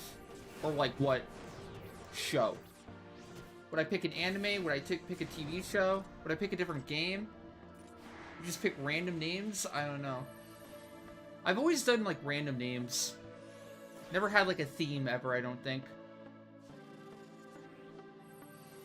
Trash can 1, trash can 2, trash can 3. Wow. That's rude. Are you trying to say I'm trash at this game, Heretic? Is that what you're saying?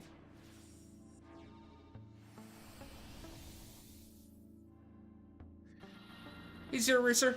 How's it going? How well geared do you need to be for this? We are pretty well geared. Like, to kill it this quickly, you have to be very well buffed and very well geared. And keep in mind, this is very old content at this point, considering our gear level. Like, we have Odyssey gear, we have Empyrean +3, we have all the buffs you could ever dream of and want. That's the thing about 11, it's like, the more buffs you have, the better time you're gonna have. This reminds me again of something that Xeno was talking about, how, like, in Heaven's Word, like, there's only one job combo you could use. Like, the gulf between the good job and the good setup, between the bad setup, was so insanely big that, like, you had to use the good setup. I mean, he was basically describing 11 throughout its history. Whereas, like, there's some content where, like, you can't just play any job you want. Like, you can't play Puppet for, like, let's say, like, hard mode Ambunon. You just can't. Not possible. You have to play the quote-unquote meta jobs to make the content work. Now, granted, with the older content, there's way more leeway, obviously. And then, even then, like, 11 will always surprise you in endgame, too, because things that you think are meta currently, a whole new strat comes out, and it completely flips everything on its head. Like, if you asked me like a year or two ago that like the meta would be what it is right now, I'd say no shot, you're full of shit.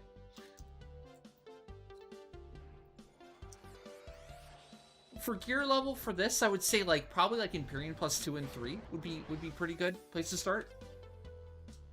It's generally my recommendation for any newer or returning player or any player looking to get into the endgame. Stuff like Malignance, Empyrean +3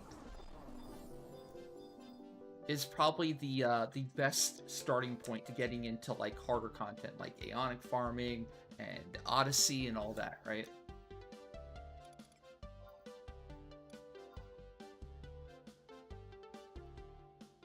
Hey Mills, how's it going?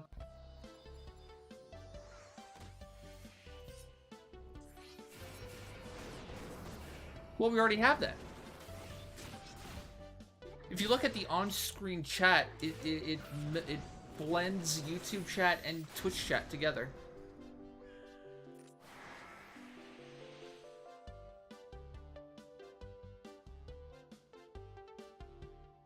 Xerox, actually, you can set Twitches to constant.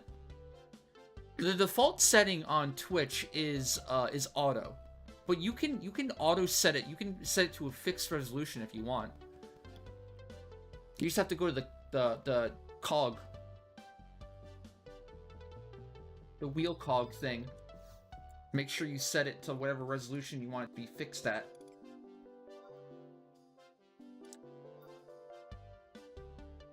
Question is, Rex, where are you going? Oh my god, 1.1 mil into doubt? Are you kidding me?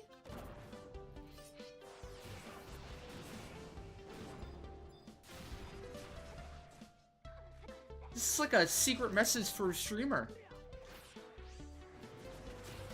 That you guys don't have any hope in me.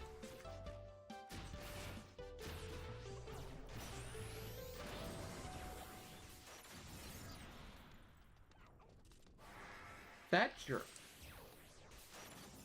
It's gonna knock me out of bounds.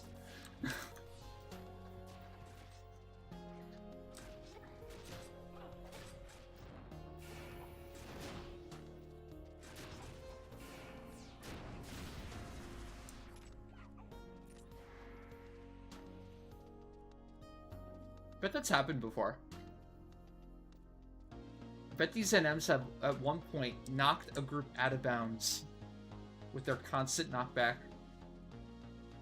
And they got kicked from the BC.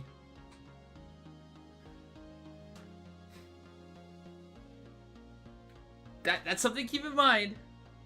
We will be doing the melee Shaw Zerg today, so keep that in mind, believers. Like I said before, I think we got the hang of it now. We know what to do. We know what the important aspects of the fight are now. But, yeah. I could understand the hesitation.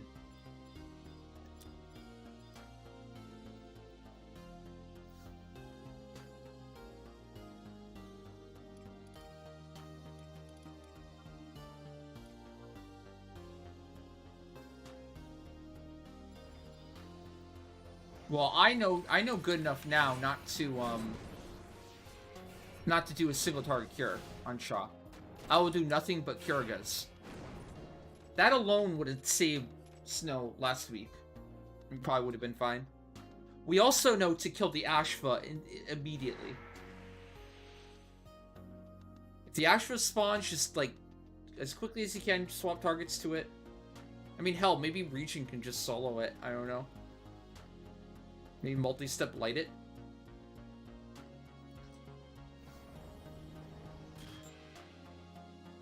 But either way, it should die quick.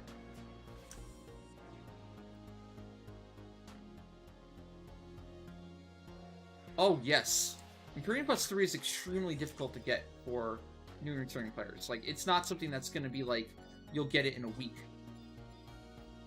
For sure most people know by now with 11, like, nothing comes quick or easy, right? Everything's a grind. Everything takes time. Everything has a process involved with it. But the cool thing about the Empyrean process is you can always make progress. It might take a long time, but you will be able to inch towards it every time you try. every time you do a sortie run, etc.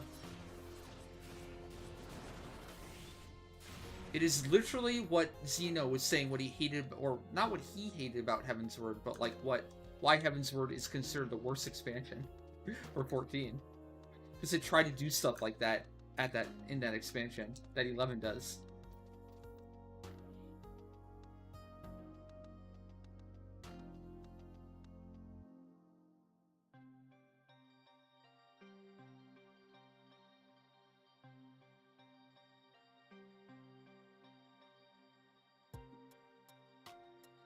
Yeah, we can. What do you mean? What do you mean we can't use SPs? This is a no-death challenge run, not a no job ability usage run.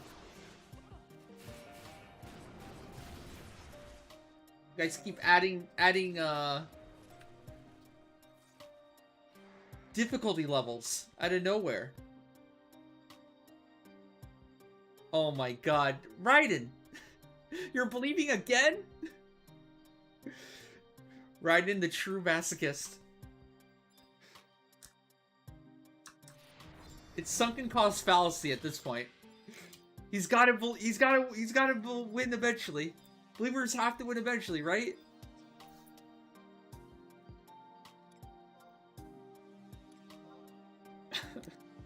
I have made a mistake. Oh gosh, what is it? What do you mean you shouldn't have believed? Listen, when you guys win later, when believers win later, I want an apology. I expect a heartfelt apology from Raiden and Neva.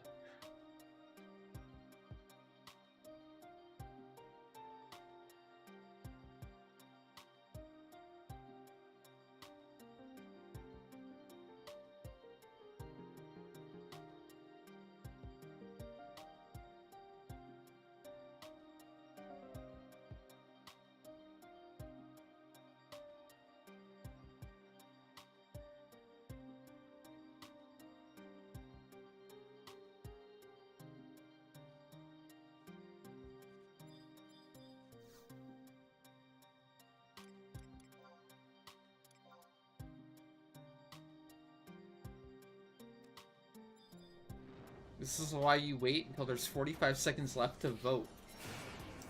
To play the odds?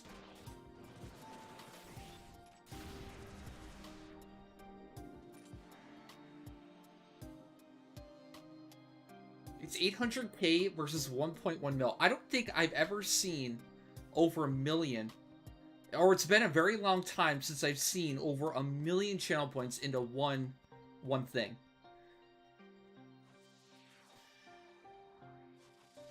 Been a while. Does anyone remember the biggest prediction ever? I think it was like 3 mil versus 3 mil. Or like 2 mil versus 2 mil. Any super OG Leafkins remember Big Jenko? I think he won that one.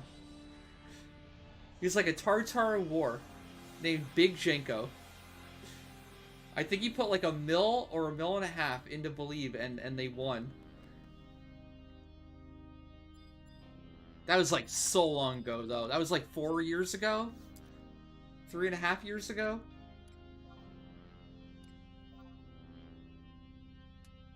Shaw recently. It used to be Zerd. Zerd was by far the one that would kill us the most. Funny enough, Aranis used to be super dangerous too, but now with Yagasumi, it feels like I never die to Aranis anymore. As long as I save Yagasumi for Aranis, it can't damage me.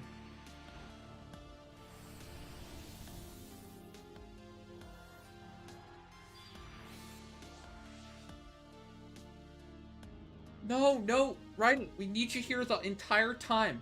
No, if you turn off the stream, then Believer's karma will turn off. If the believers aren't here believing, then doubters automatically win.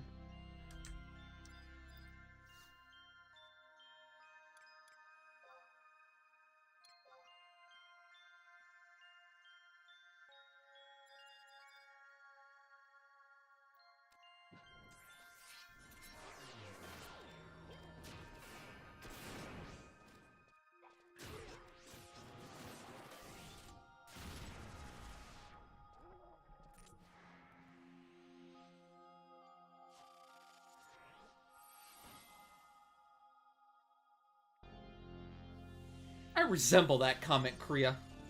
Also, you believe. You believed. You're a believer.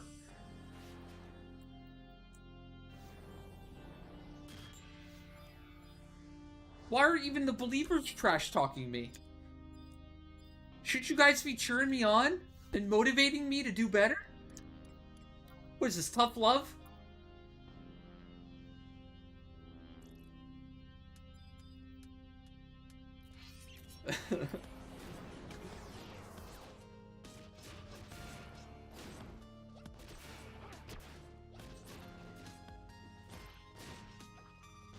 Wow, it actually used Invincible there.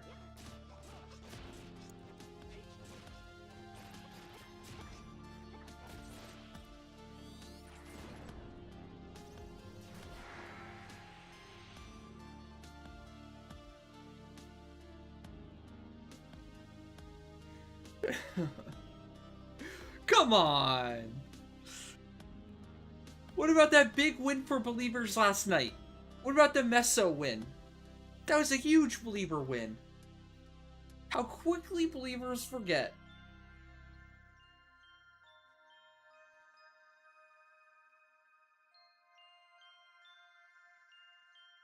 Well, you would be sad then, because we already killed the Death Bunny. Nice try. Death Bunny is already dead, and we are alive. Yeah, that's what I thought.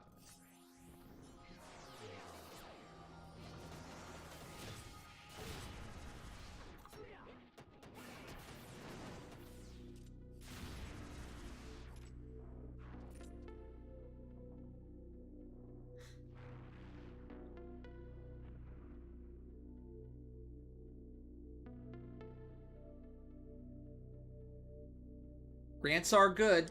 Rants are great. Can never have too many rants. That's what legend says.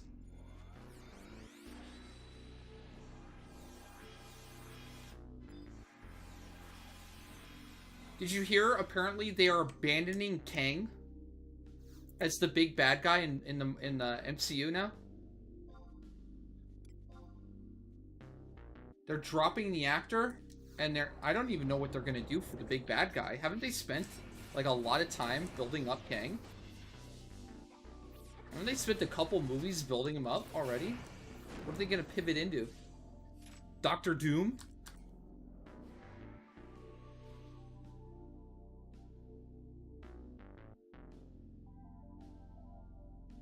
That's not completely confirmed yet? Oh, okay.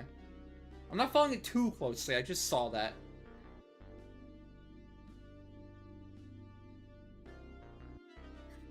It's not so much that he's in legal trouble. I mean, maybe it is. Maybe because of, like, that's the entire reason why Disney or Marvel potentially is cutting ties with him, is because of his legal trouble. But it does seem like, I don't know, I'm just not that interested by it. Like, compared to Thanos, I haven't been impressed yet. Like, I like Loki, but I didn't like Loki because of Kang at the end there. Not at all. And I don't want to be critical of it until I see all of it, but at the same time, it's like, I don't know. Yes. Hey, Pet Shooter. What's up? We will be zerging Shaw today. I warned believers already.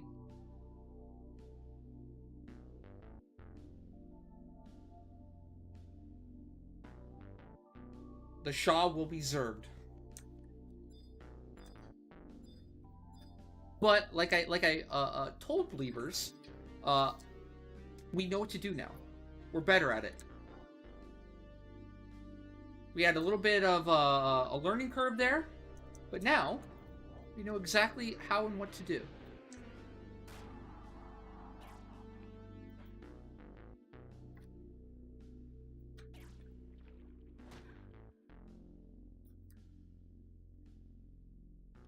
Last time we zagged when we should have zigged.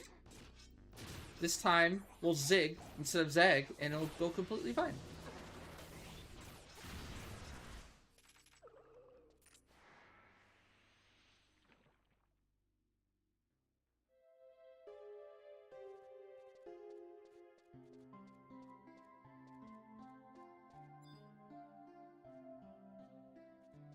Alright, that is the full clear for Zita. Can head to Resujima and make sure you talk to the Aonic Goblin. Once you talk to the Aonic Goblin, can head to Ruan Garden. Escher Ruan.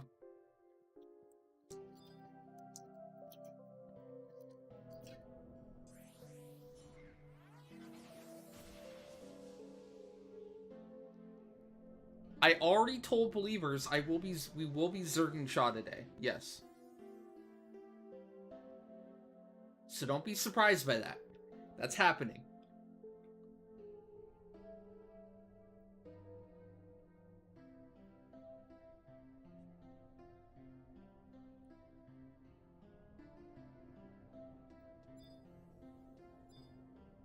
Oh, it's okay. We're not gonna die on Shaw, so nothing to worry about. Your believer points are completely safe. Nothing to worry about. Nothing to worry about. What could possibly go wrong?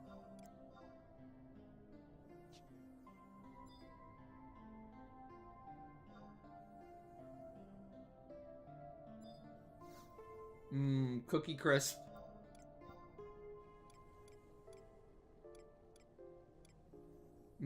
Cookies.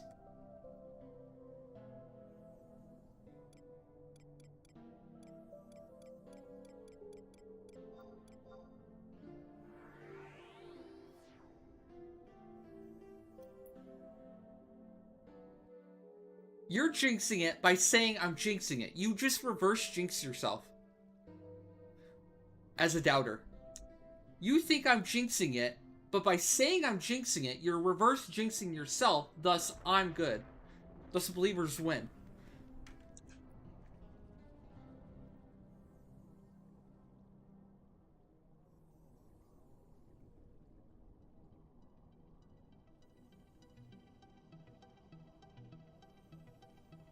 Oh, yeah.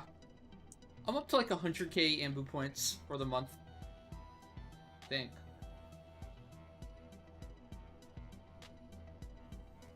Yeah, exactly 100k actually.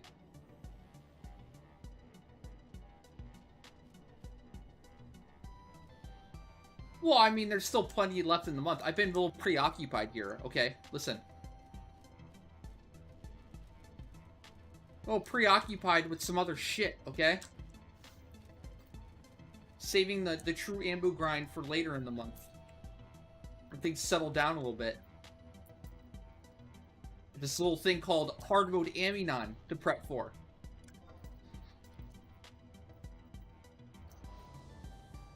We just finished...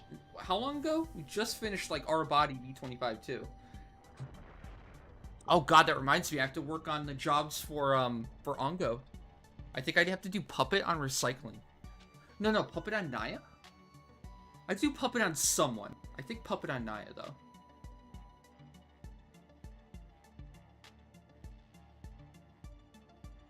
Hope you guys are ready for the pup stream. Soon. Hashtag soon.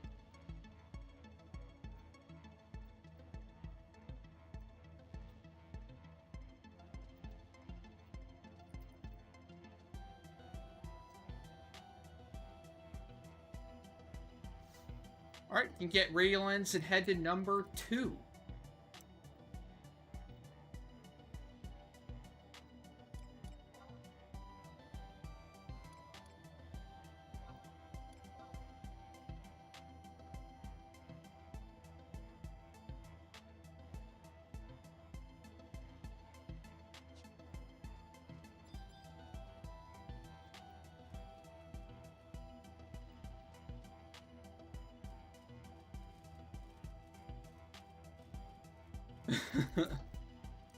Wow. Well, I'm not doing Puppet on region if that means anything.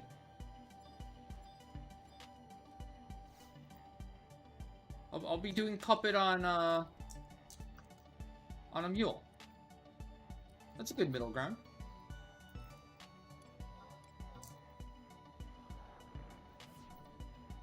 Is there an equivalent Puppet job in Diablo? that you feel as strongly about? Is Puppet like a unique thing in 11 that you hate? There's gotta be other games where you hate a job just as equally as Puppet.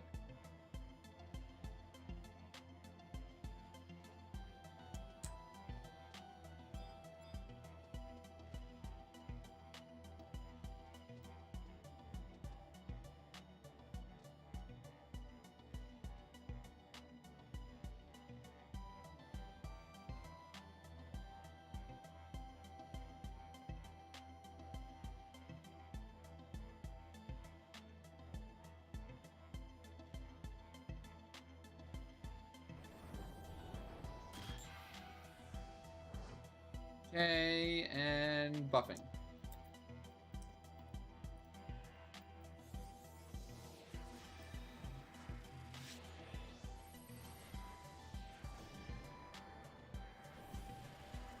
What'd the final prediction come in at? 2 mil! Holy shit. 856k for believers and 1.2 mil for doubters. Holy moly, that's high. That's the highest we've seen in a long time, right? Jet's going wild today.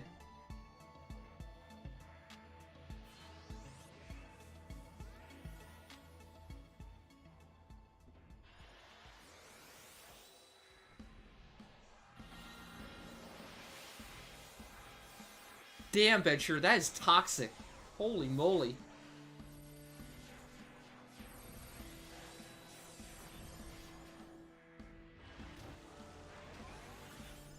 That's on another level.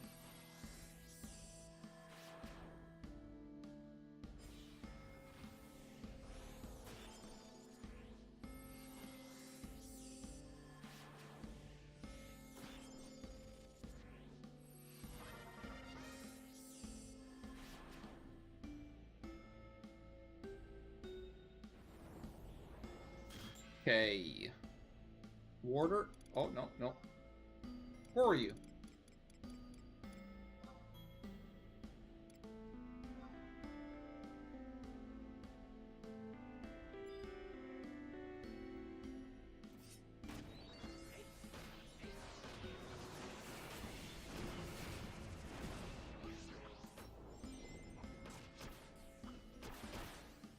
Come on, not Genbu, not Genbu, not Genbu. Oh. Bayako.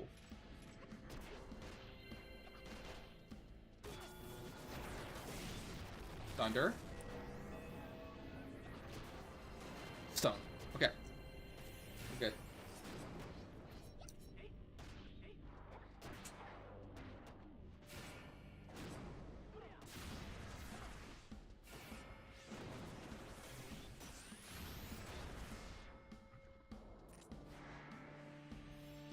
Yotai! Let's go.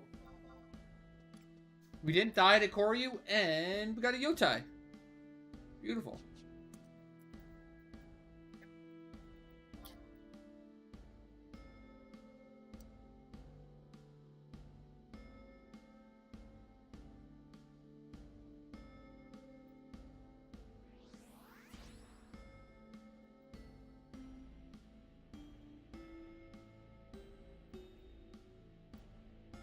Pretty much every job on it, I think, uses Yotai at some point or another.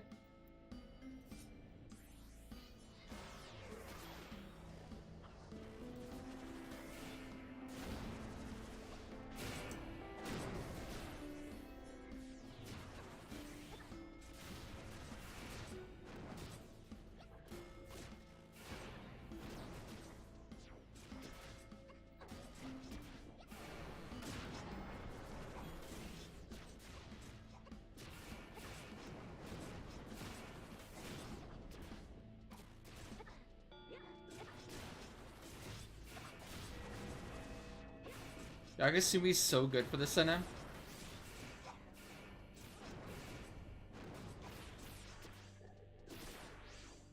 Just absolutely destroys it. Boom!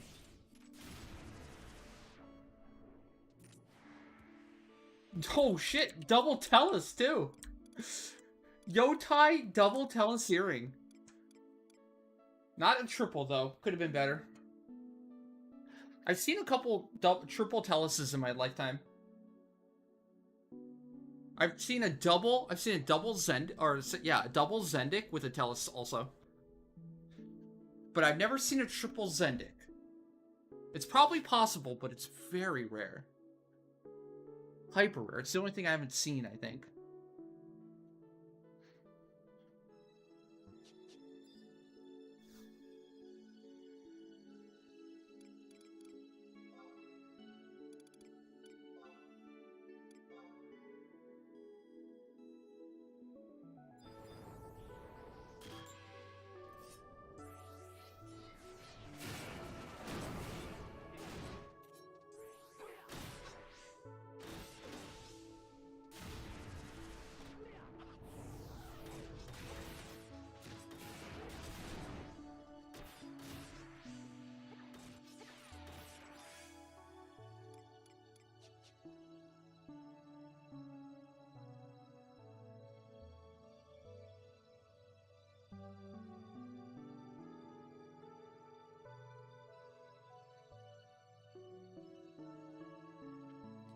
Figured I'd start on D sortie again.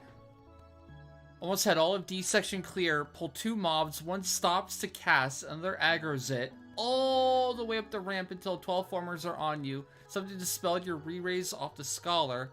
So end up on the run. Bad news. Not to be a stickler, but this re-raise cannot be dispelled. So either you forgot to re-raise, or like you got up and died again and lost it. Not to like rain on your parade. Well, maybe you just forgot re-raise. But still, tragic nonetheless, to be fair. Really unlucky with the mass aggro. That's probably the hardest part about D, obviously. Well, I mean, can you really blame Sortie, though, entirely?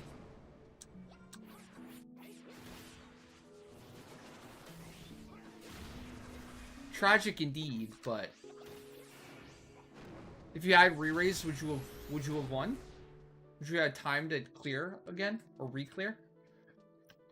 Or were you out of time already?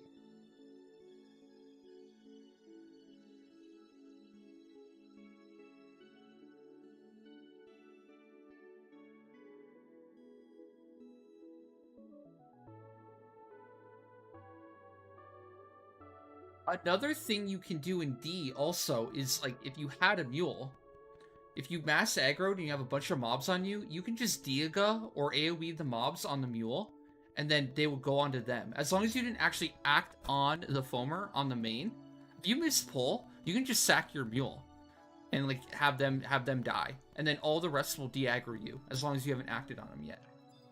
It's only in the basement that they have shared aggro mechanic. If you just run past one and it aggroes a bunch, if you can just survive long enough to have your mule, like, tag them, run off and die, then you and your trust will stay alive.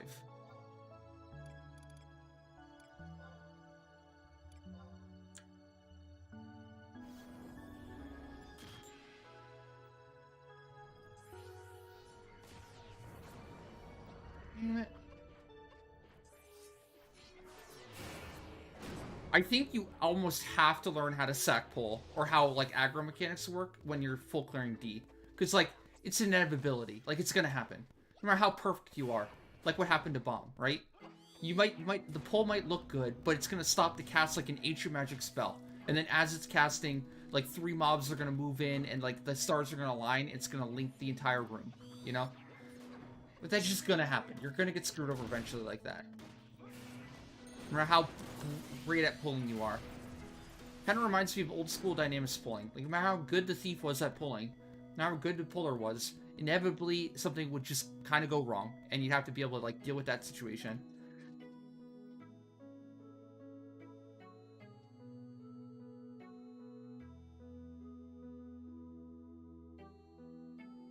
True, yeah. You don't want to overdo it either. If the game's frustrating you, making you angry, obviously, That's not good either.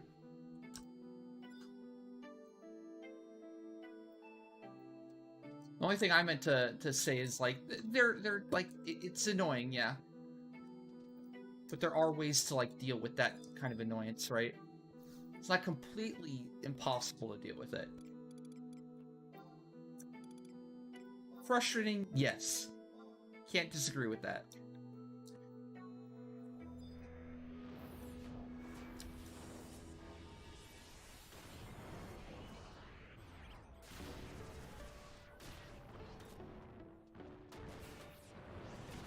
As they say, live to fight another day, too. I have this problem, actually, personally. I have the type of personality where, like, if I do something wrong, I want to keep redoing it over and over and over. And it gets to the point where it's not productive anymore. Where, like, I'll keep doing it and I'll just frustrate myself, make me angry. And the more angry I get, the worse I do. So it has, like, a negative feedback loop. So I just have to watch out for that. Make sure I'm not overdoing things and just frustrating myself. But then again, you know, I hate walking away not finishing something too. Where I know I can do better, you know? It's why it's kind of good that I can't do Aminon. Can't repeat Sortie every single day and do it like 10 times a day. Because I probably would. It would probably drive me fucking crazy. Some nights shit just goes wrong. And then you want to do it again to prove that you can do it right, but then you just do more wrong.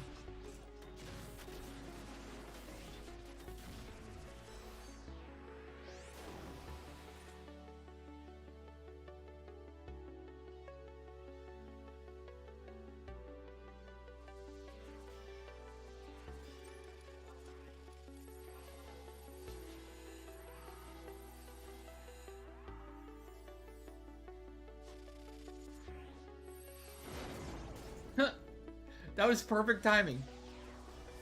We both busted at exactly the same time on recycling and Pyro. That was kind of cool.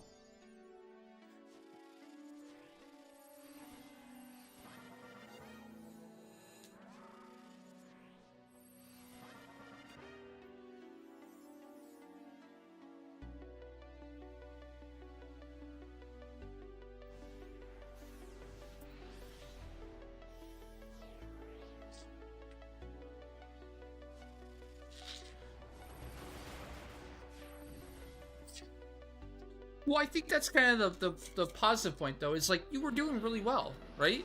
Like you said, like, if you had Riri's up, you probably would have ended up full clearing the D area. You already have, like, 90% of it down, right?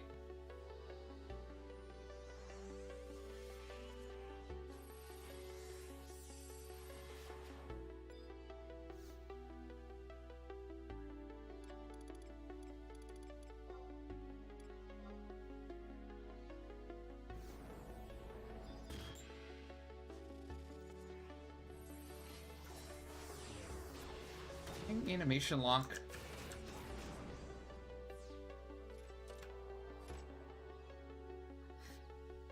You got charmed and killed your whole party. Oh, did you do Botless? That sounds like a Botless thing.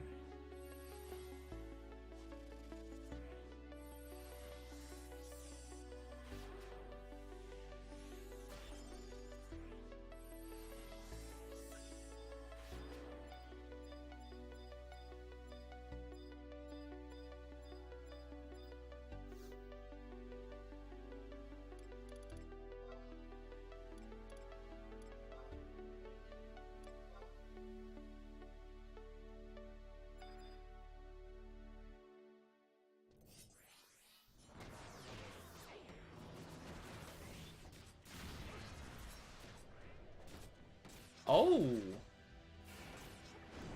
I don't think I've done that NM one time. The H basement boss, the Leaf Queen, the Dark Leaf Queen. Yeah, yeah.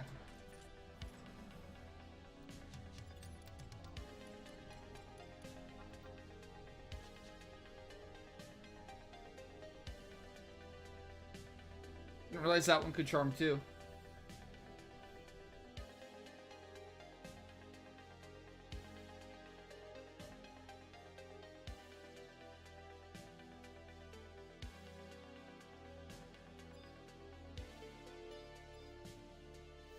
Yeah, we don't ever do the metal NMs. The only time we have to do it metal NM now is for like for melee E. To avoid the mass poison, the huge poison. Which we just did for the first time yesterday. We had enough time after our hard mode Ambinon to kill A boss and E boss after. Which was pretty cool. Progress. We're improving ever so slightly. This reminds me, yeah, like the first Ambinon we did, the first hard mode Ambinon is I've still fucked up every Ambinon. Every single Ambinon we've done so far, hard mode, I've fucked up all 4. I'm technically 5, because the first Ambinon we did, we fully wiped. We didn't even kill it. We didn't get close. I am very upset with myself for like how I've messed up. Especially like songs and buffs throughout these last 4 Ambinons. But I'm getting better. I think we're improving. Might not be as quickly as I want, but getting the muscle memory going, getting used to it, remembering important things. And hey, you know, win's a win, too. But I know I can do better. Yeah, but Heretic, I don't think you want me making a video yet when I'm not even that good at it. Why the hell would I make a video if I haven't, like, mastered it yet, right?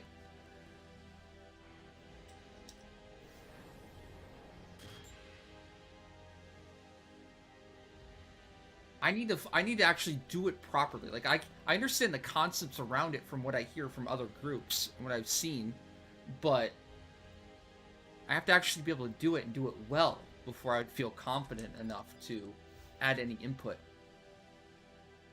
Especially from a multi-box perspective, too.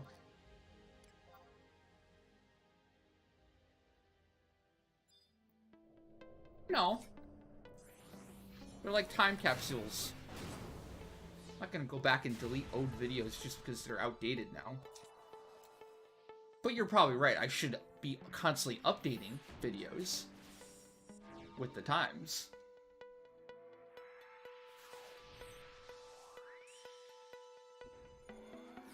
You're not wrong. Listen, one step at a time.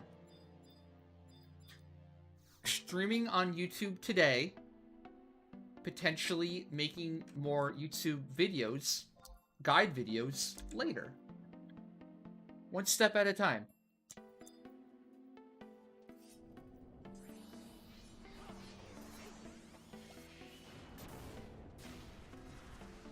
Maybe streaming on YouTube goes well enough, I'll realize, oh, look at that. There are a lot of YouTube fans. Maybe I should keep making YouTube videos.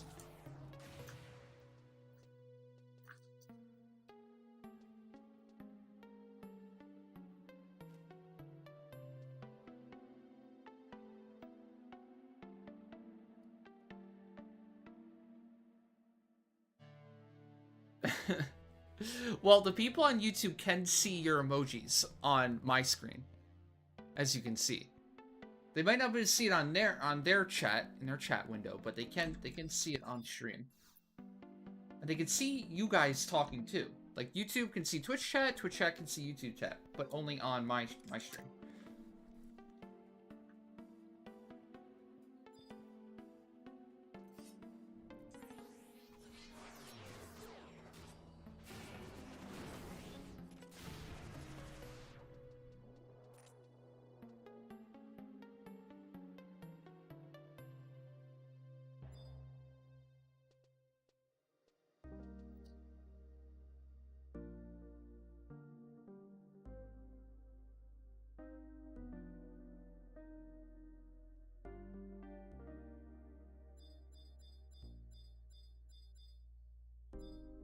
Oh, that's the cool thing about streaming on YouTube too. Is it's easier to access the VODs.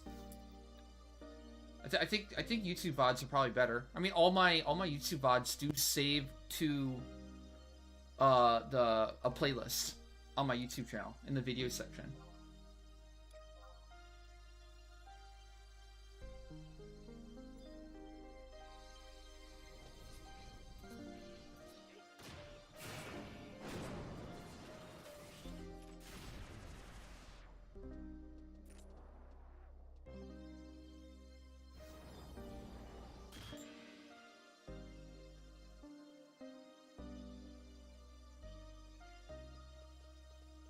That's something.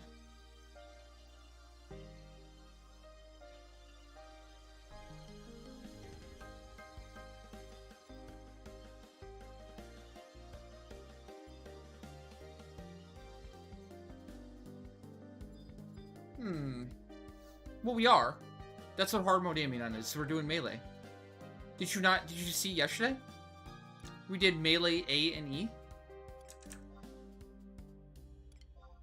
That went pretty well. Kind of melted E. If the other bosses go anything like E, I think we can do a lot more.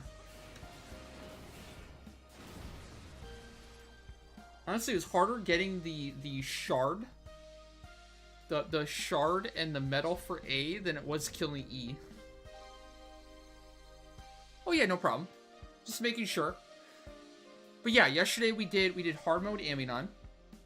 And after that we saw like 20 minutes left, so we got the A shard, the E shard, killed A, then we still had time to run and kill the E boss. So we did melee method E. Now granted, it was a little like not like the best melee setup ever.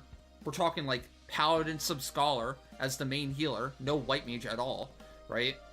With Geo, melee Geo, melee red mage, melee bard, melee core, and melee thief. Yeah, that's a possibility. Snow.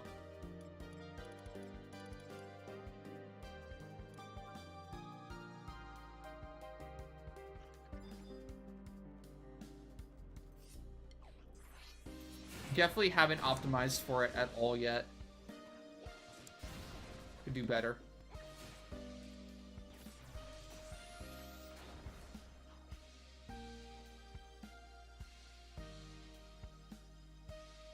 Thank you, Kriya. It's nice to see it exists, right? I like to finally have at least one.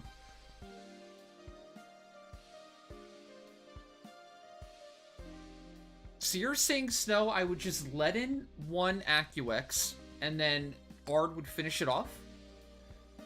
Like, let in tier 5, let in tier 5, let in tier 5? Okay. I'll try that today. I'll tell Martel.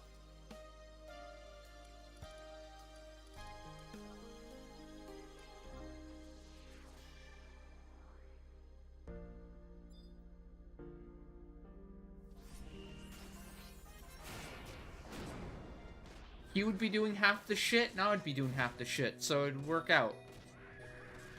No. Today is farm day. We can't do back-to-back hard mode Aminon, so it's gonna be the same loop. Farm hard mode Aminon set, next day kill hard mode Aminon. Next day farm hard mode Aminon set, day after that, hard mode Aminon.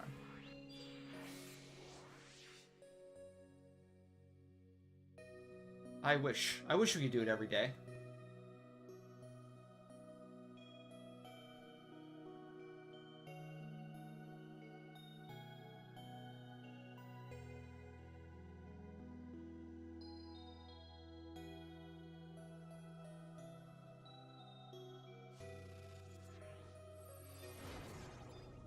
Damn. Cycling sucks.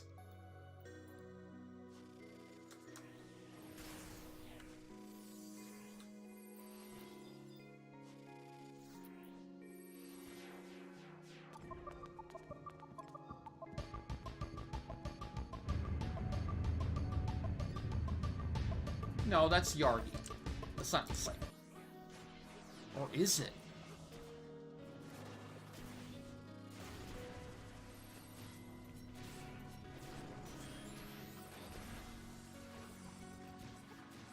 Hey, Potspants. How's it going? Thank you for the raid. Hope you're having a good Sunday so far.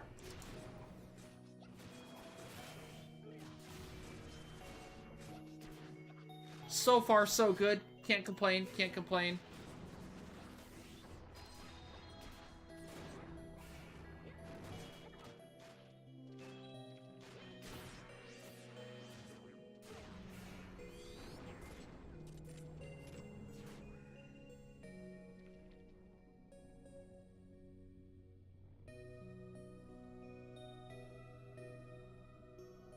Yeah, because it's less steps. Like, all you have to do is, like, only use one character. Use the core. Just do one Leaden at 1,000 TP or whatever. And then just have the mage nuke after each Leaden. Yeah, I like that a lot. I think that's probably what we'll do, for sure. And then I can focus on core. Martel can focus on the Geo. I mean, perfect. Won't have to worry about pulling hate either.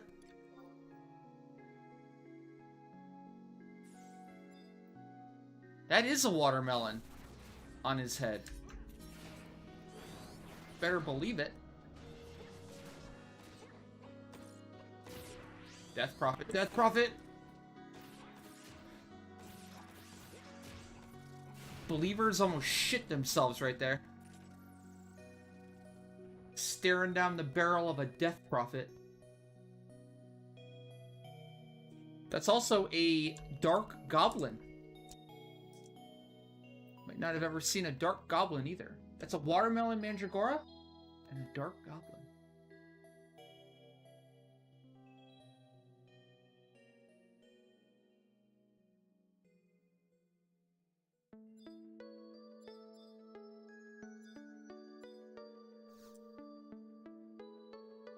Wow, Neo went to the dark side too.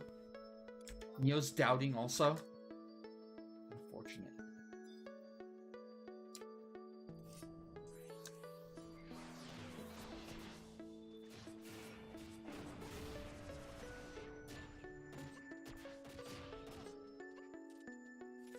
Gonna be a lot of disappointed doubters today. That's all I can say. Are you in Uni Concord? If you're in a Uni Concord, which you should be, I would hope you're in a Uni Concord right now, the Unity Concord leader will tell you in the Uni Concord chat where and when the next domain invasion is. Like right now, Sylvie just said, there appears to be a unit separate from Naja Raja out there. Please head to Escher-Ruan, H9 to investigate. So, Escher-Ruan. There you go. Easy. And it always cycles in the same order. It always goes Zeta to Ruan to Reisenjima. And then it resets to Zeta. You always know what the order is going to be.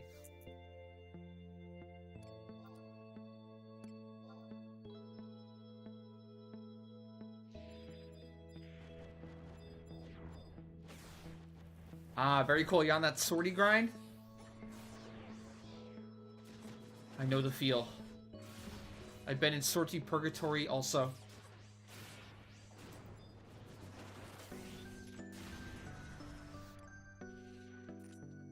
I might be a weirdo, but I think it's fun. I fucking love sortie. I might be in the minority, but I think it's a ton of fun. How long have I been doing it? Past, like, year straight? I still look forward to it every day.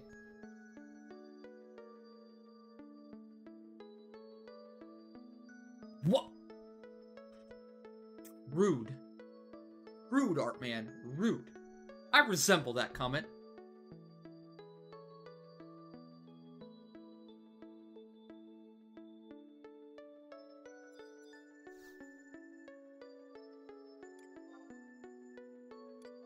Honestly, like, I didn't expect this, but, like, yeah. Like, I definitely want to keep doing sortie, too.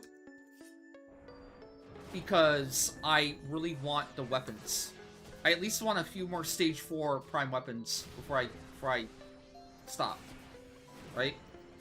They actually did a pretty good job with a lot of the weapons to the point where there's at least, like, 3 after Great Katana that I want before I would feel like I'm done. You know? I don't want them all.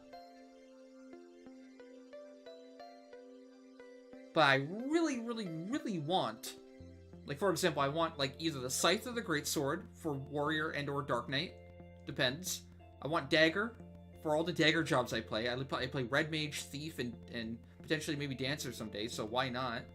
And then also the Staff for my Black Mage and Scholar. So,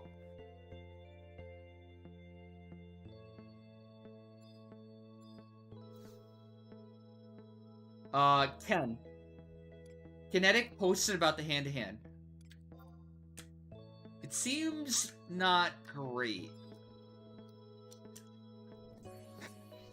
His impressions of it it did not seem promising.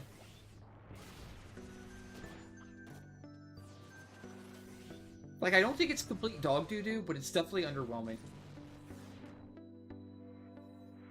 In the Discord.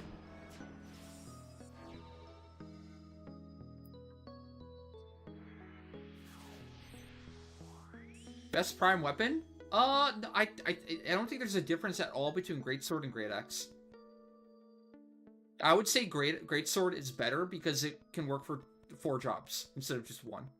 So if I was a war main, I'd probably make the Greatsword, or yeah, the Greatsword, because I could also use it for Dark Knight if I ever played Dark Knight.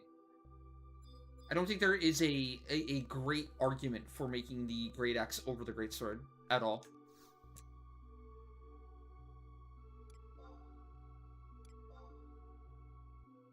Unless if you just really, really, really like great axes. Just at your core, you have a symbiotic relationship with great axes, and you just have to make one. Then maybe. If you're being practical or objective about it.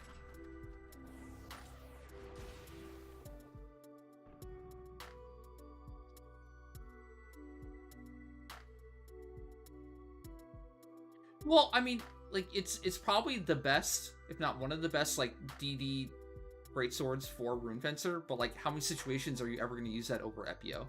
Where you can, like, tank and survive and do damage, like you can with Epio, right? Rank 15 Epio with Dimidation spam, like, is no joke, right? It's really good. And you're also tanking, right? You also, like, have a great tanking weapon on, and you can survive. I don't think many Rune Fencers ever want to swap out of Epio, you know? They don't have to. So there is that.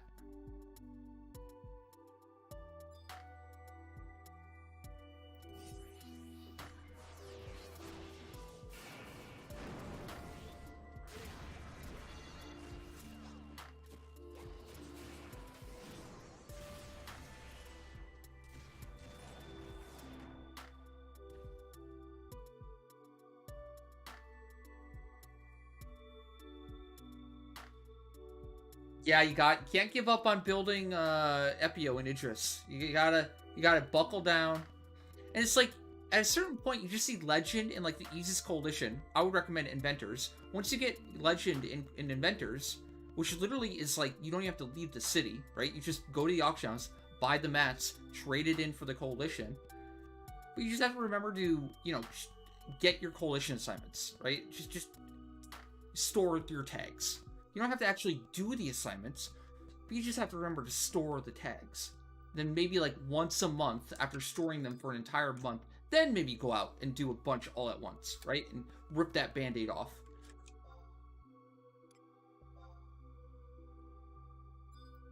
Hey, Naya. What's up?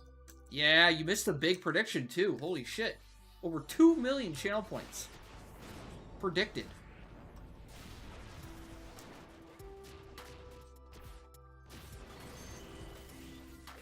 I think when you tell people, you put in the context of, like, just save your tags, just, like, you don't have to worry about, like, having to do coalition assignments every day.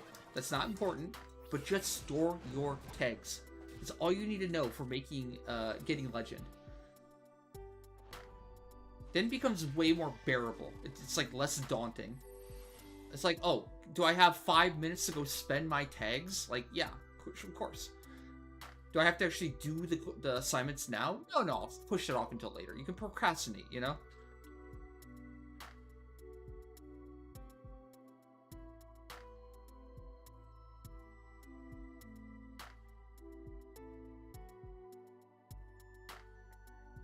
Oh, yeah, don't get me wrong. Like, as I'm giving you guys this advice, I am currently not following my own advice. I should be getting Legend on all my characters. I will eventually need, say, like, you know, Idris and Epio on other characters, but I am actively slacking off and not doing it, even though I know I should be. There'll probably come a point where I need, like, Idris on Ash. Idris on recycling, etc.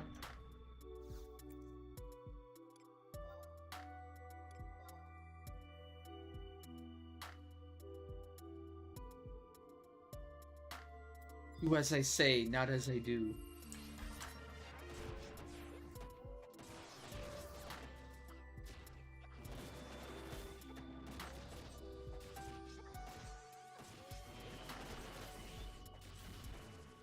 Oh, was that a TP move? Good die. Did it just like slap us away with a normal melee hit? Holy shit. What a dick. That's what it looked like.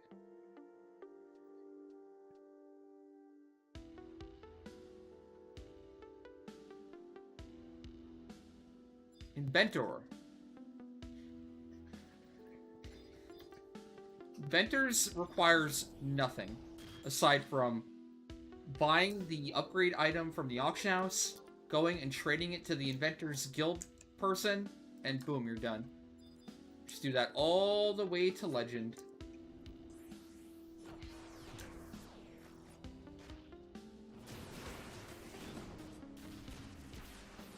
And then the more legends you get, the more tags you can store, and the less frequently you actually have to do assignments.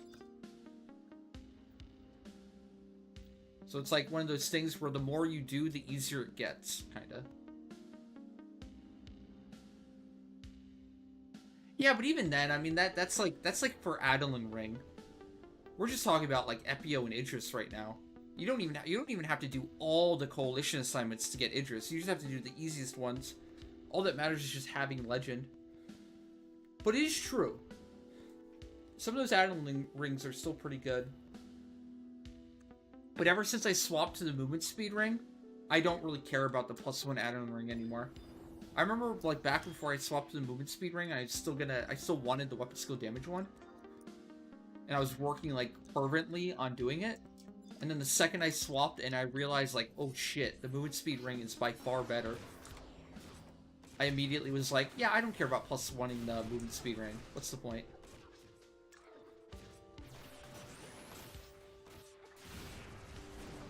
What does it give? Like +1 resist petrify or something? Like, I'll pass.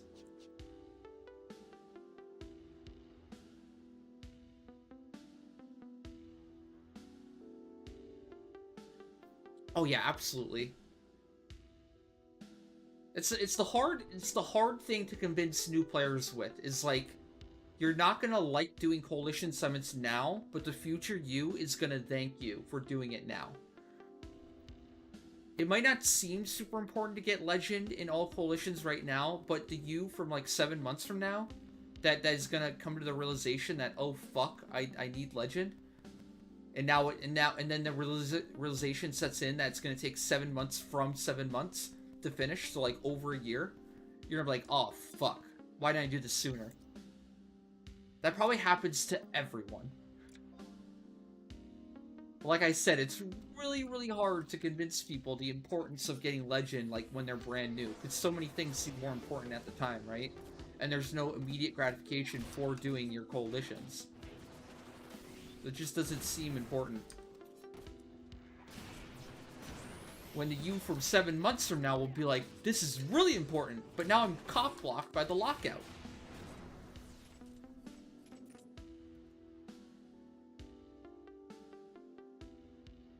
I feel like if I crafted, that's what I would do. I would save up materials to like do like the biggest crafting session of all time, like once a month. And then after that, I'd spend like the next month like using swapping to the movement speed ring, and then gathering mats and selling all that I HQ'd and crafted throughout that month, right? So yes, you'd have to swap. You'd have to spend like, what is it, like 300, 600k bailed every month, but only one time, right?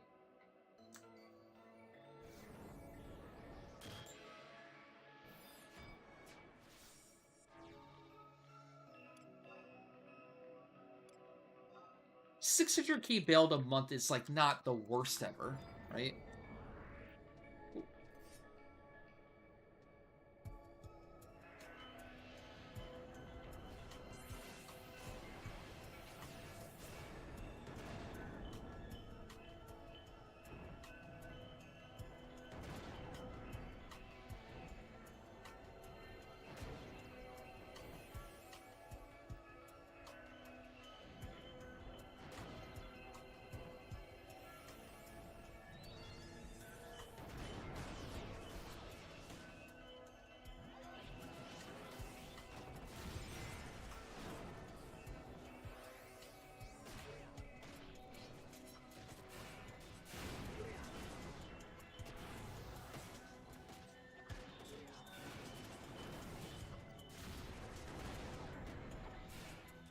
When Gembo used to be so annoying.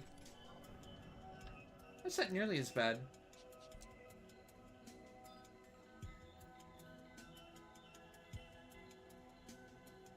Alright, that's the full clear for Escher 1.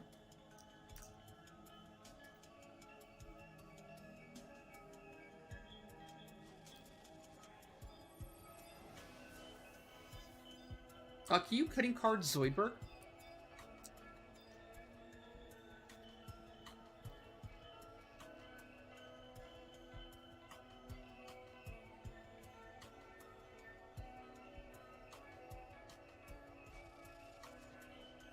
Thank you. 12 minutes. Oh, yep, that's all of them. Double checked.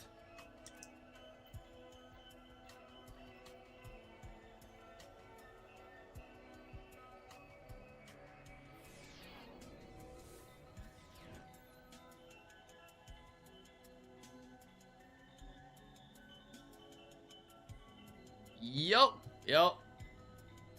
Oh, and like this can't be underestimated or understated, but the main reason why the movement speed ring is so fucking incredible is because exactly that. It's a ring slot. A lot of people say, well, like you have 18% in the leg slot if you're a core or anything on Carmine, right? Or the feet slot if you're like a thief or a ranger, maybe, right?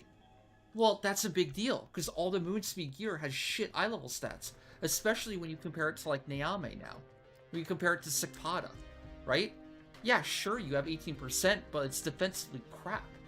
And for a lot of jobs now, you tend to mass pull. Like imagine, like, mass pulling on Paladin, Rune Fencer, even Blue, and other jobs wearing that old gear. Like, you're gonna get absolutely dunked on if you're pulling, like, 50 mobs at the same time in Shoal C, you know?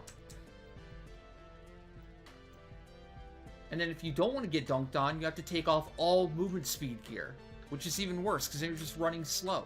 So you want to keep your 18% and be super tanky still. I mean, just look at the stat difference between Carmine and Neame, for example. Or Carmine and Sekpada. Is there any ring in the game that can make up for that stat difference? That's like a difference of like 100 magic evasion. That's a difference of like over like 80 defense. You know, there's no ring in the game that can even remotely match that power.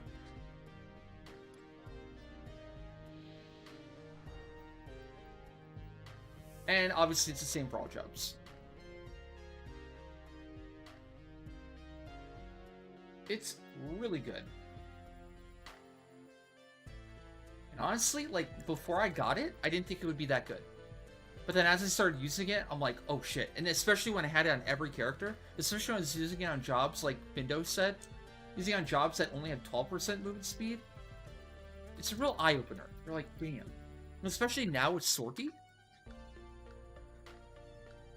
where movement speed is like the most critical thing about the event, potentially. Most likely.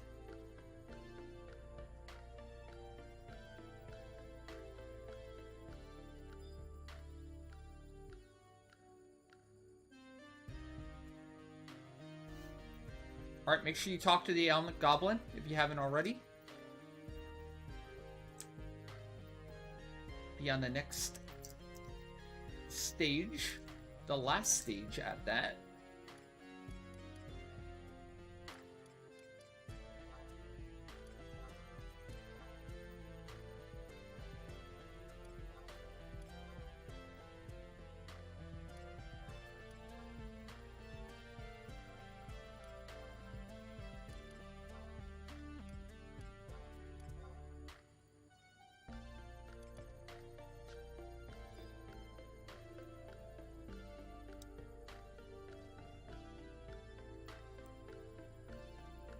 Alright, chat.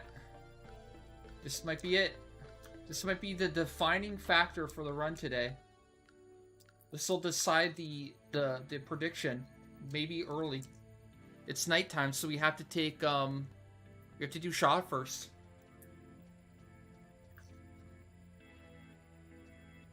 This might decide the entire run. Right here early. The first NM in Resenjima. Shaw.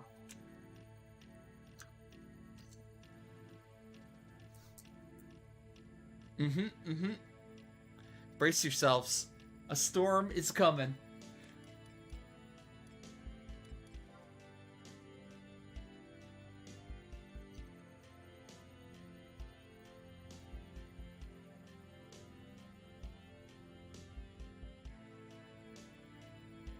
Alright, can get radio lens and head to number 9.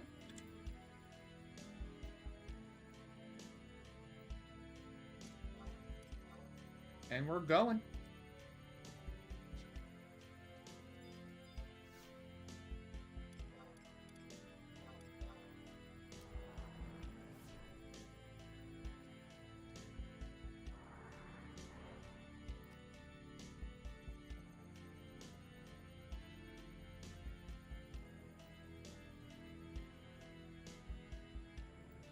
Thanos is dead.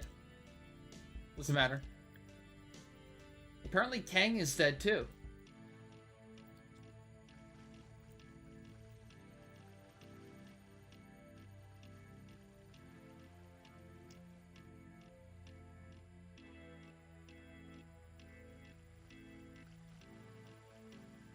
Well, Thanos was the protagonist of Infinity War. Yeah.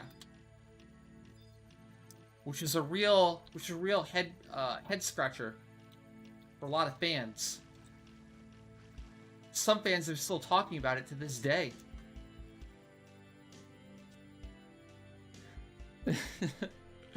What? Distracted. Oh, I see what doubters are trying to do. Wow. Dirty. Absolutely low blow, doubters. Trying to get me going.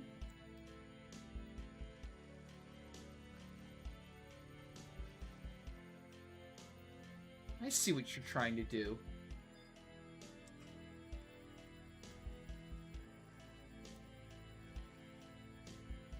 Does Bravers mess up Hey Samba? Oh, does it? Oh shit. Well, I think Bravers is more important.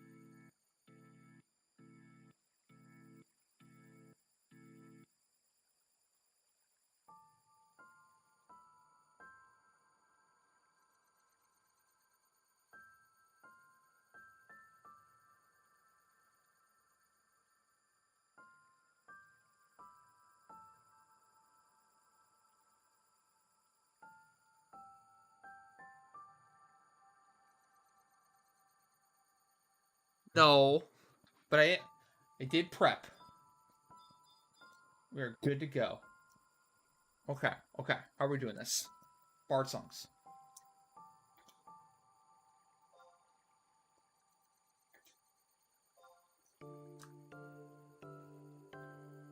What Bard songs do I actually do here?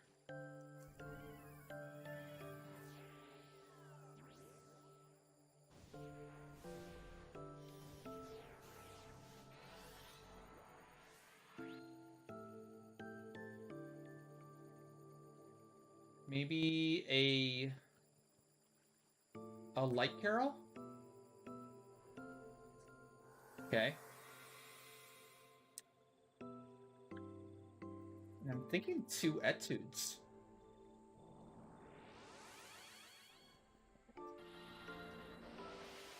Wait, do I normally do march or minuets?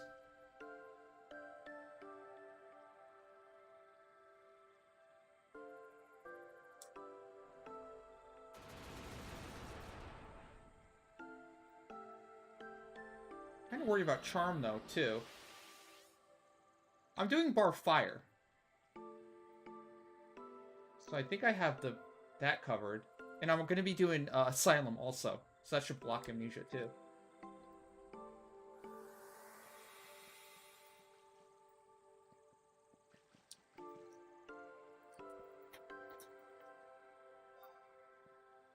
Alright. Buffing.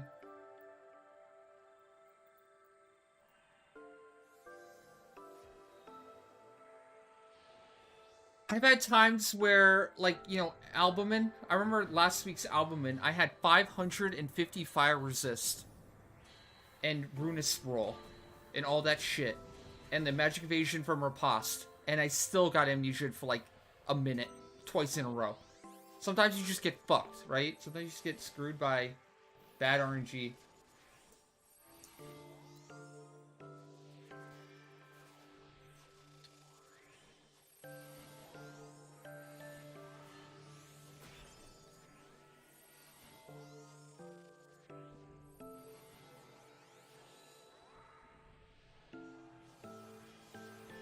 Okay, 11 Samurai roll. I think we're fine.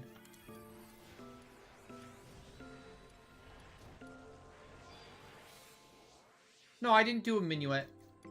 So you're good to do a minuet 5. Yeah. What are you doing? 2 March, minuet 5, and 2 magical?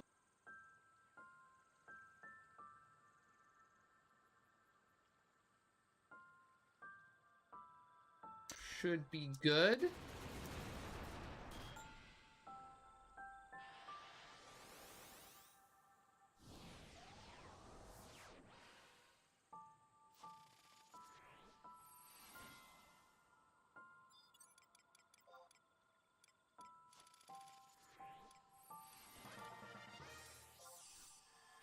Nice.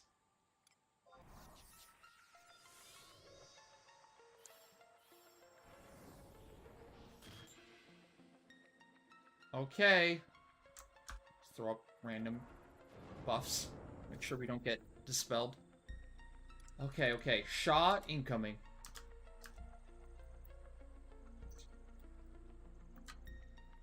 Holster?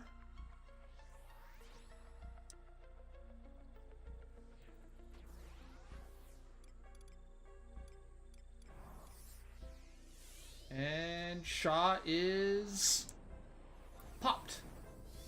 Yola Bolo.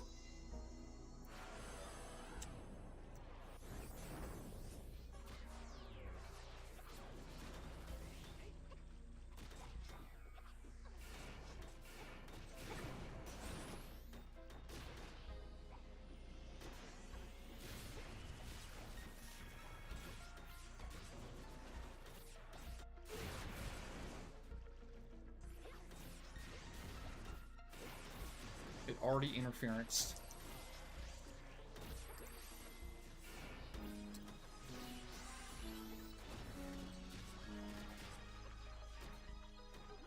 I can't cancel my SP1.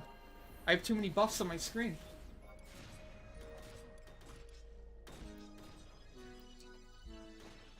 It's crazy.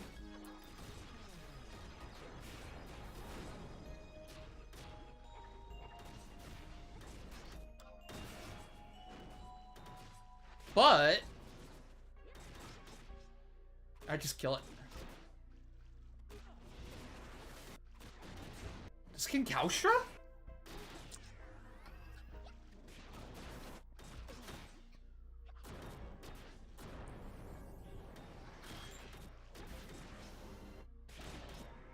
Maybe we have to kill Ashva.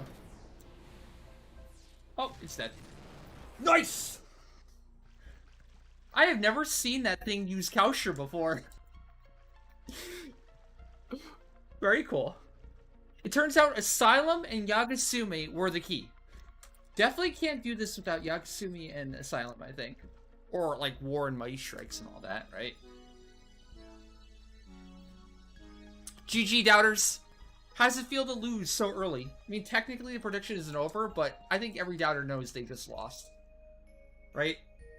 You guys know deep down inside you've lost. That was your only shot.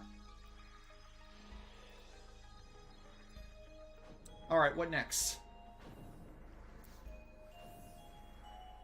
I'm gonna do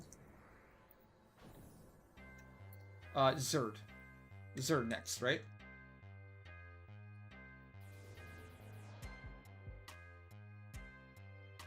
Are we ready for Zerd?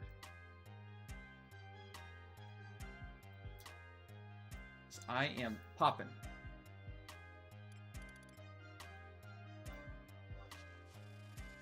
Actually, here, I have a wild card.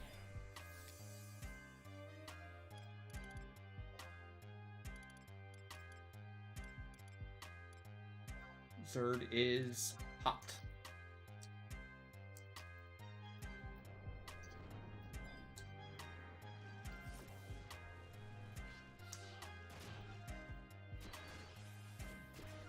Oh, caster's roll.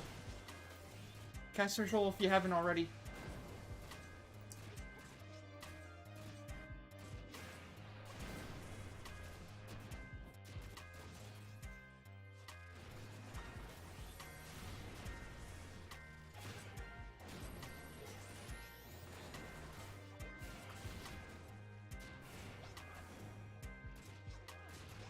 Oh, thank God.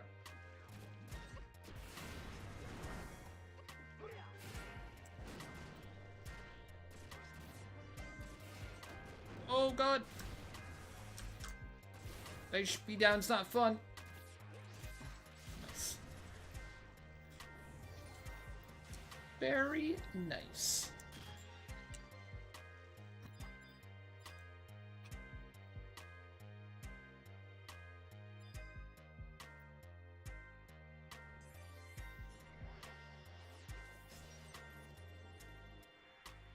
Hey, Unicorn. What's up? Hey, it might have paid off to believe. I mean, it's still a little early. You never know. I'm gonna do Vinny Pata. I know it's a little out of order, but might as well. We're buff for it.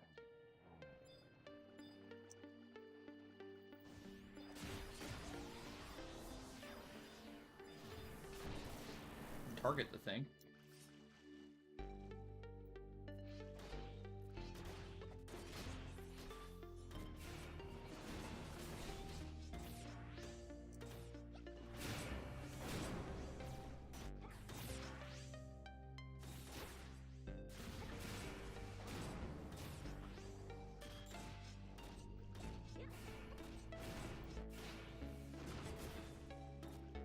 God, it actually landed stun on me.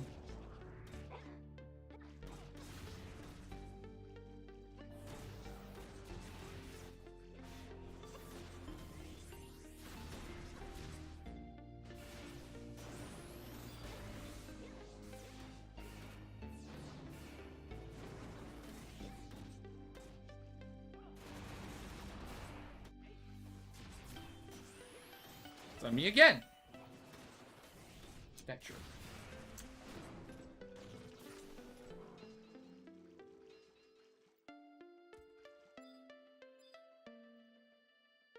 Okay.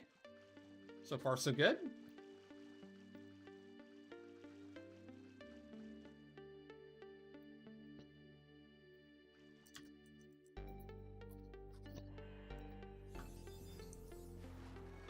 Sandworm next, I think?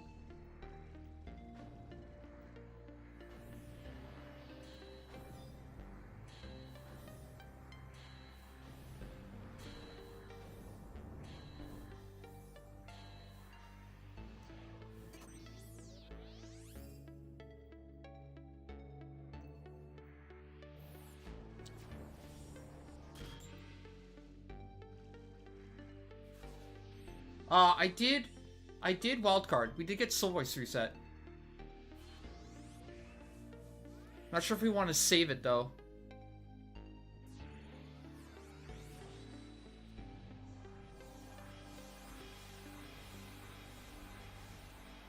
Yeah, I'd say just resync now. Should be fine.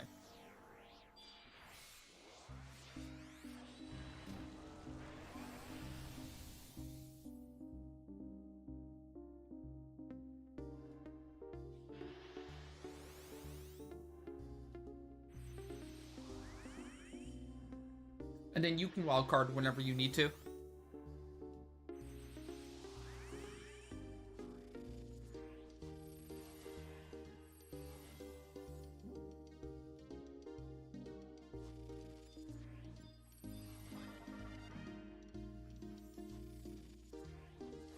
Hey, a 5. Nice.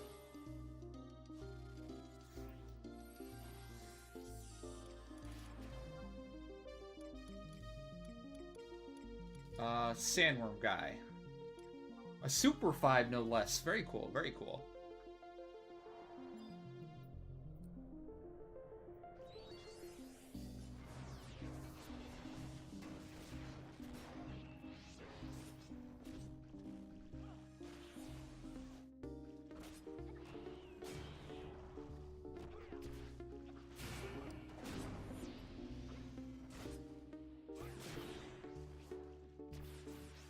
Damn, healed it.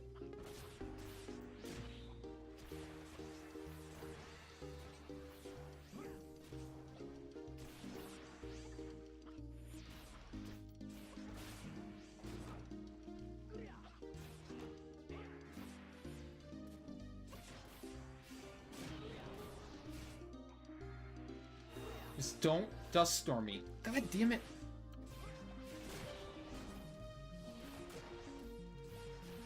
No! I fucking hate that move!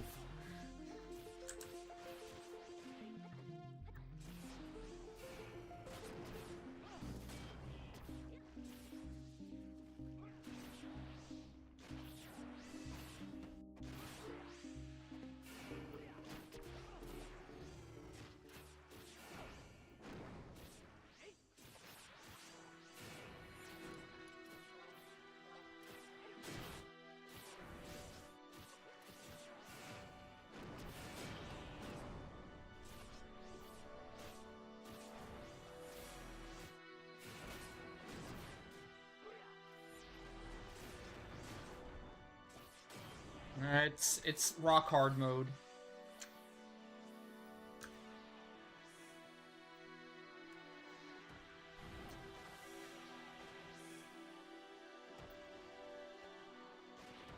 Disgorge big fella. Wow. Has happened before. Felt like a fluke though, but technically. Here we go. Here we go. Hot and bothered mode. Red hot, hot and bothered mode.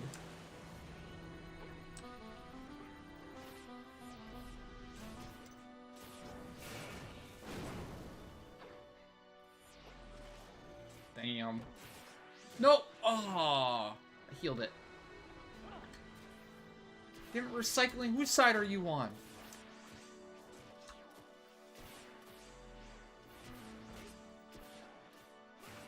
Dead? What? Oh, it cast it again. God damn it. No, no, no, no, no. Disgorge.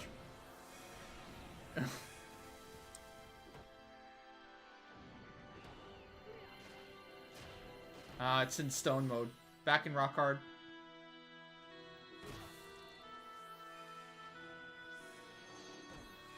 You hate to see it.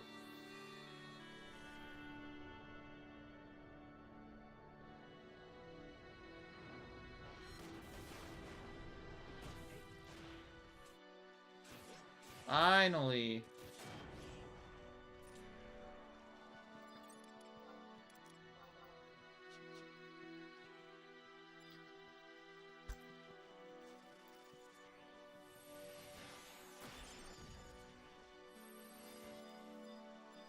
Okay.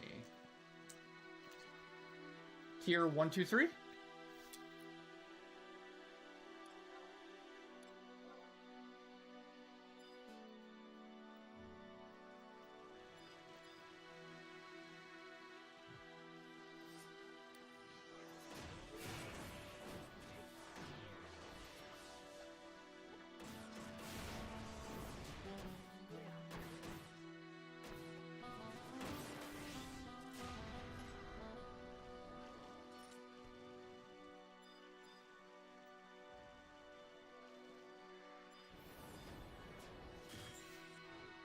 Believers, I have a good feeling. I don't get good feelings very often, right? This might be it. Might be the end of the curse.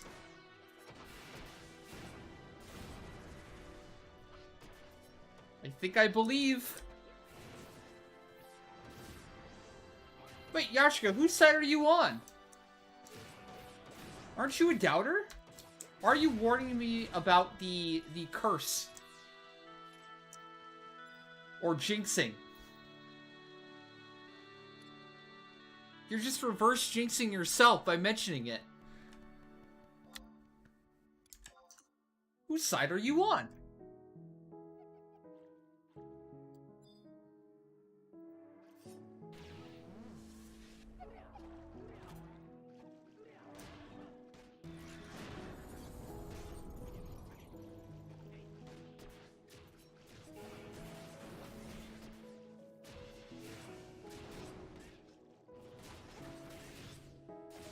Yashika's a secret believer, masquerading as a doubter.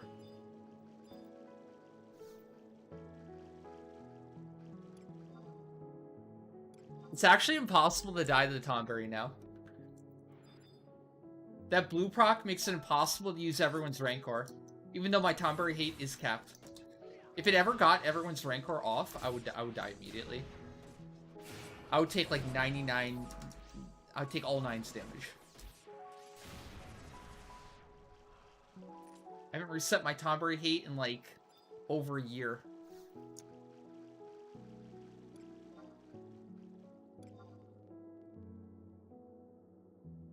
I gotta be capped. Funny enough, I'm capped just by doing Aonic too. Not like I go out to the temple.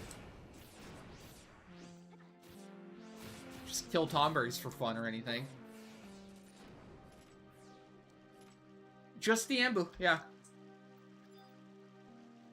Or if you're doing this, if you're doing the Tonberry NM in Raisujima, like the slow way, the more methodical way, then you probably have to reset it for that NM too. Maybe even like Abyssi farm? I don't know if you ever want to kill the Tonberry in Abyssi, but maybe in Abyssi too. You might get wrecked. If you're trying to get every single Atma in Abyssi. Or something. I don't know. I know I haven't farmed Tonberries in Abyssi in a long time. I don't know if there's a reason for it anymore.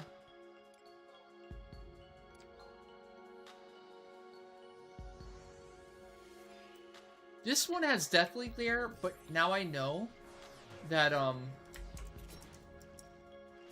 you can only use it as a second TP move. It has to use the shield first, every time. So I don't have to worry about turning for the first move. I can just go ham.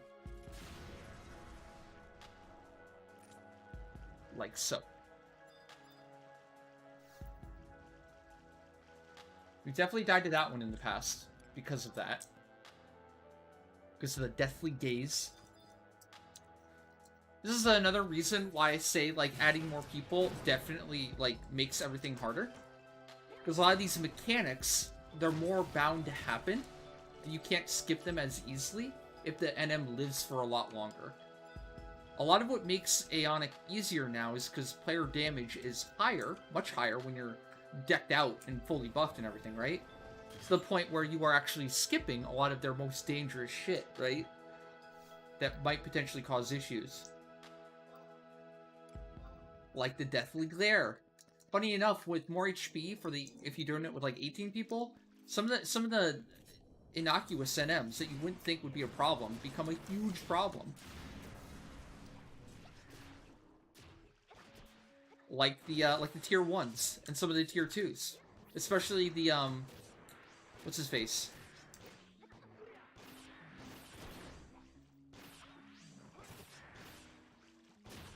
The box. The golden chest. That thing is a nightmare with 18. Because it has so much more HP, and it's spamming the draw-in, it's spamming the stat down. Yeah.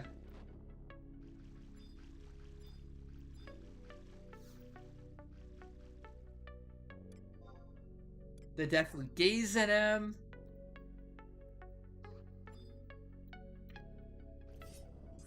The Tomberry NM, using everyone's Rancor / Grudge. There's more opportunities to do it if you don't kill him quick enough.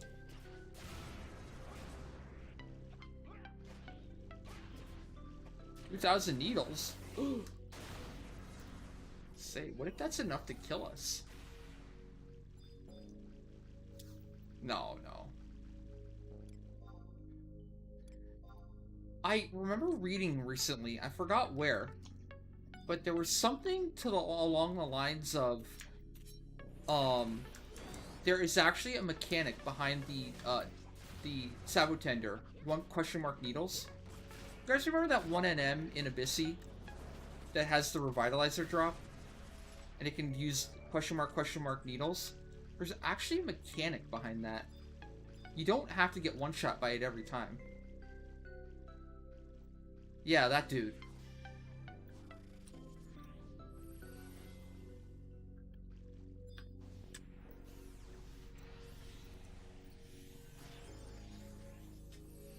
It came directly from the devs. It might have been from the 20-year anniversary stuff they were doing. I don't remember exactly where. I should bookmark all these things.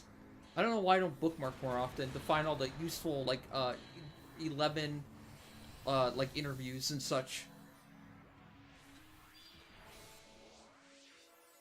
I'm gonna start getting in the habit of doing that properly. If I see an interesting interview, I'm gonna bookmark it, and I'm gonna, like, do a little description of, like, why it's interesting. So I can go back to it and cite it. Exactly.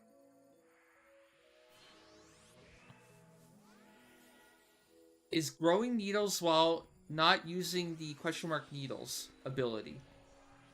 The !mark needles is actually not random. The longer it takes to use this ability, the more damage the players will take.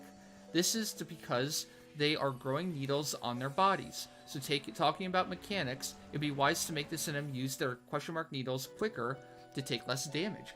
There you go, that's it, that's the quote. Yeah. So the way to fight that NM is like get a Kraken Club and just beat the shit out of it. Beat as much TP as possible. Don't try to like hold back. Just kind of go ham from the very beginning.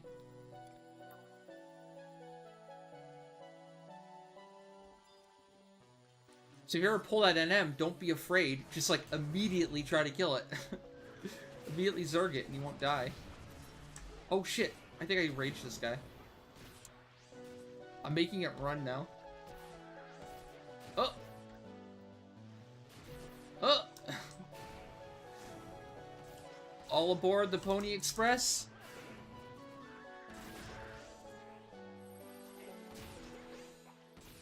Did the original Exion do that? All the time? The charge mechanic?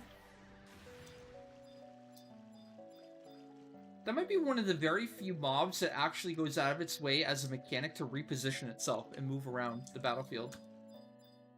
Not many do that on their own. Can you think of any other NM instead of like essentially POS hacking to a different location? Like actually take the time to like move to a different spot outside the player's control?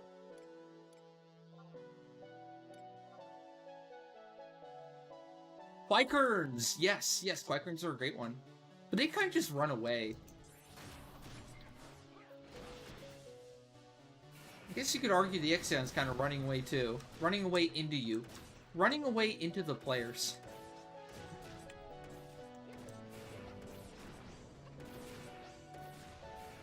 Tomato, tomato. Potato, potato.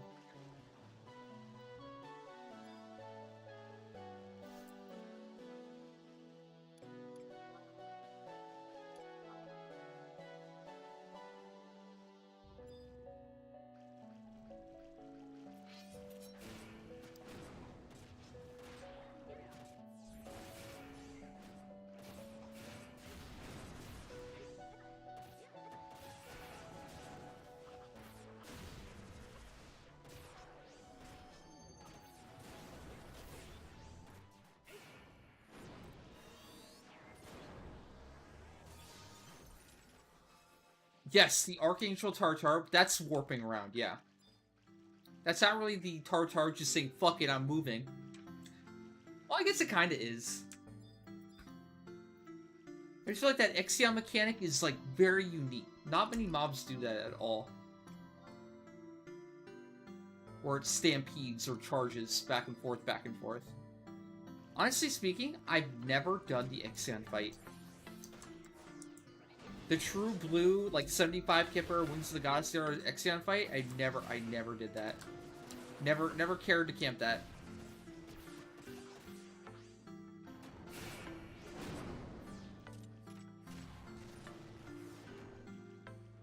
All which good drops you could buy off the auction house. So what's the point, other than making gil, you know?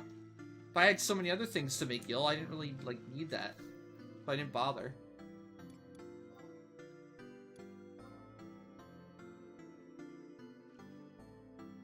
Not to say it wasn't good gil for the people that did it, obviously, it was. The only, like, exclusive thing you could get from camping, like, Wings of the Goddess helms were, like a V-belt, I think you could get from the KA version of the Sandworm fight. Even then, you know, you can get that from the normal KA, right?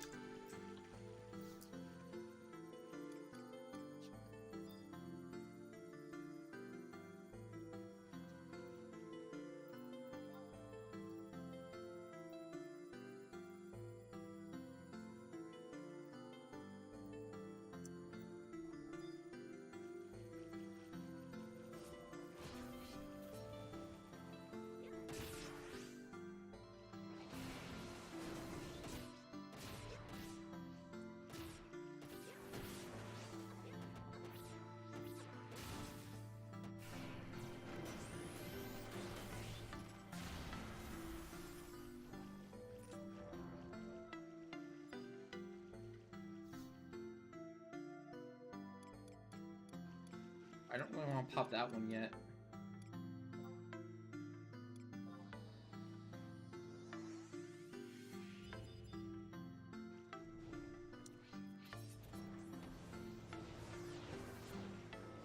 Whoops.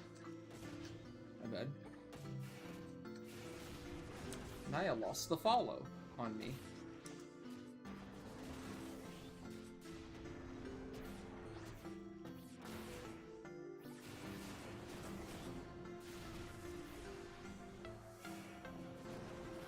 I wonder why they made the Neek spam Meteor when they already used the Behemoth. Why didn't they use Neek as the tier 2 NM? And then use the Behemoth as the tier 3? If we're gonna add an NM that can chain spell Meteor, it feels like it should be a Behemoth, not a Shadow Dragon.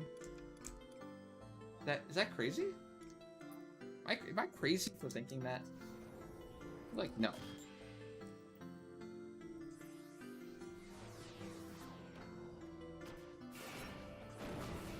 Oh, God.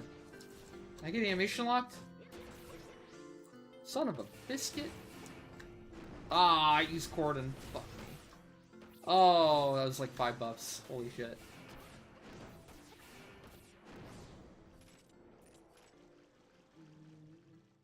I done fucked up.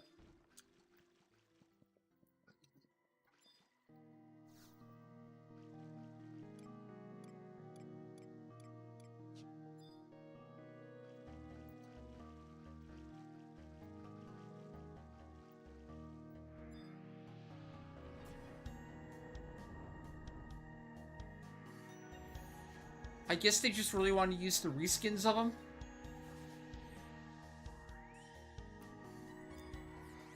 They are pretty cool reskins, to be fair. I guess I understand it from that perspective.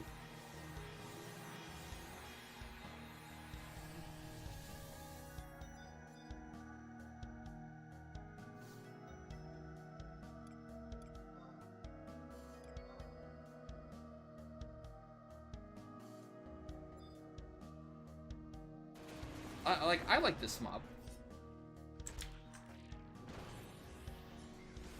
Some of my arguments is a lot of the monsters that they use for Raijima and Helms in general are very cool. You're just kind of old now.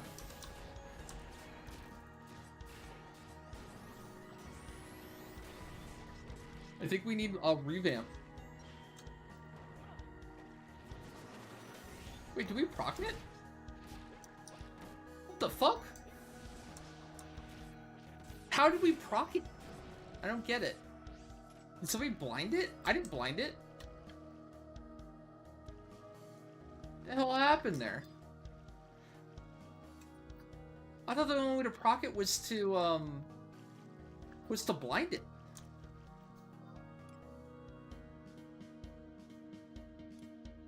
What happened? I don't think you can proc it by multi-step skill chaining or anything. Can we proc it from water damage from the distortion? I saw red proc, its glare went off, and then the next thing I know, there was a distortion? Huh. The only time I've ever seen the gaze go away is blind. That's it.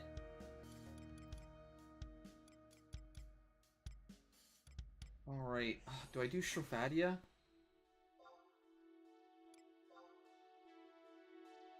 Fuck it. If we have to reset, we have to reset. Oh well. Maybe we'll luck out. Oh my god. It did the reset. Wait, no, that's not the reset. Is it?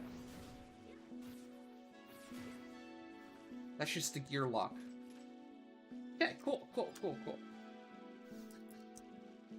1, 2, 3 left. We have Aranis, Albumin, Tellus.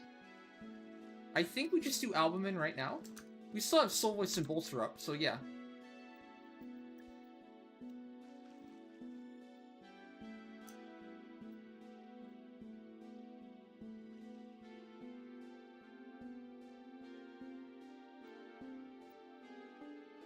Might not be able to do 5 songs, though.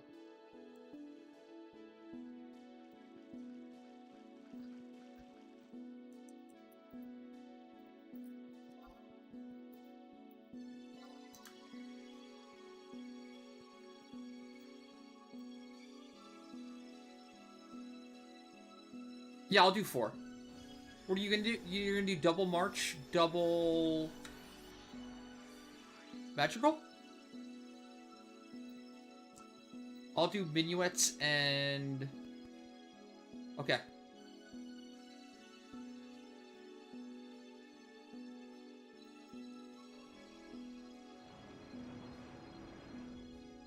I lied. I'll do a minuet and carols.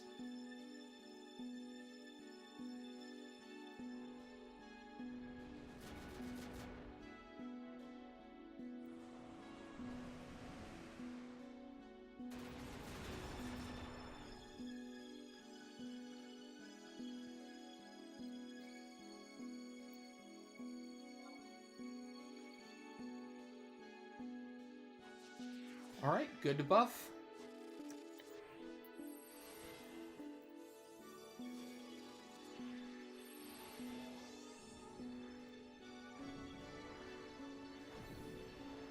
So let's go and chat. Everyone having a good weekend so far? Looking forward to Monday? Probably not, right? What do I do for Maju with no blind? Just Zerg? Yeah, just Zerg, yeah. You have to spread out. You have to spread out all the DD. Make sure that not everyone gets terrored at the same time. So, like, do like a triangle or a square strat, right? Have everyone at a different corner. So if it turns to one character, the others are not terrored. And then once they weapon skill and pull hate, then they'll get terrored, and then you can heal the other person. And then it's just like ping-pong around.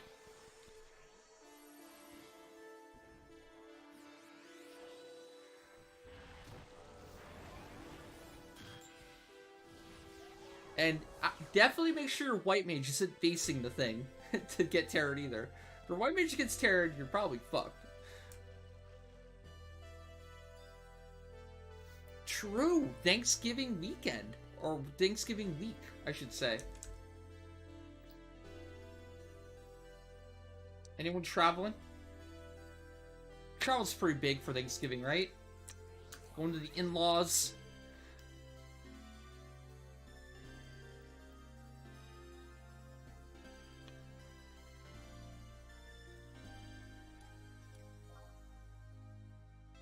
Alright, going albumin.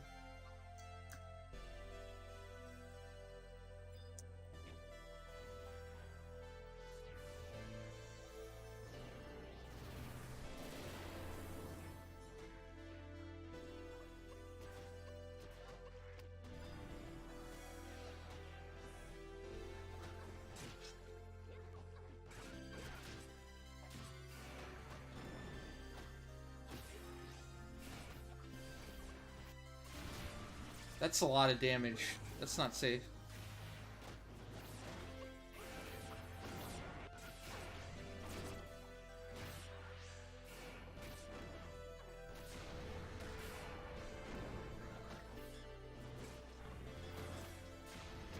Survive!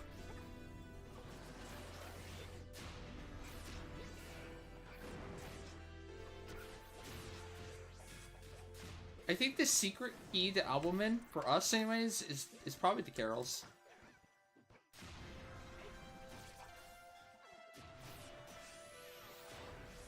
Not getting completely fucked over by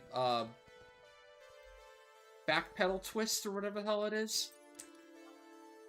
Not getting silenced on the white mage, not getting paralyzed on the white mage.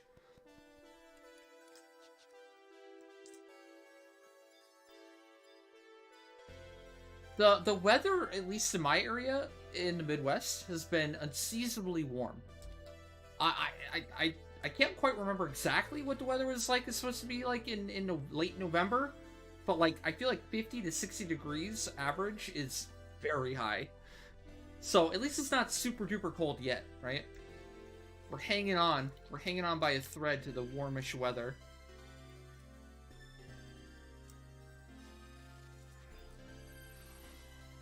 I do Fire Carol for Amnesia, Wind Carol for Silence, Ice Carol for Paralyze. Those are the main three. And I also do Bar Fire for even more Paralyze, and Bar Amnesia for Amnesia protection. Probably getting Amnesia is the worst possible thing that could happen to a DD in that fight. It would fuck over your damage to the point where more ads will come out, more chance to get HP down and counter to death, etc. Another important factor, too, wilt. Bolster wilt, or even just normal wilt. Like, basically neuters the thing to where you won't get super one-shot Swifty comboed.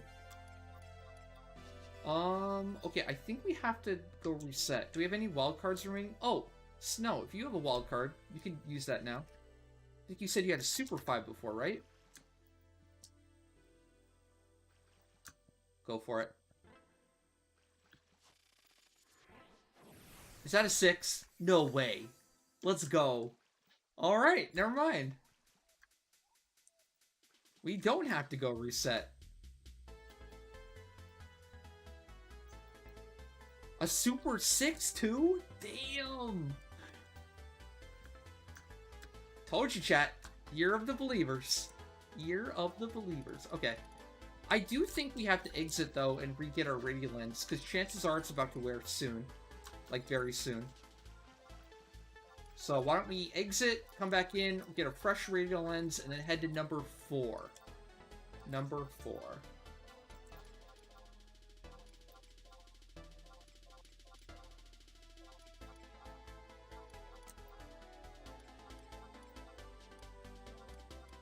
What is it, the campaign? Why is so much junk?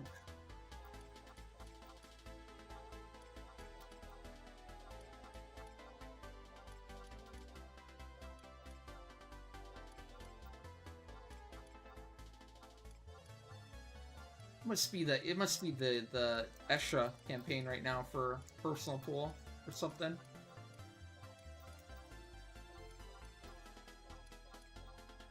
Wouldn't normally be getting this much, I don't think. Oh, leg spike.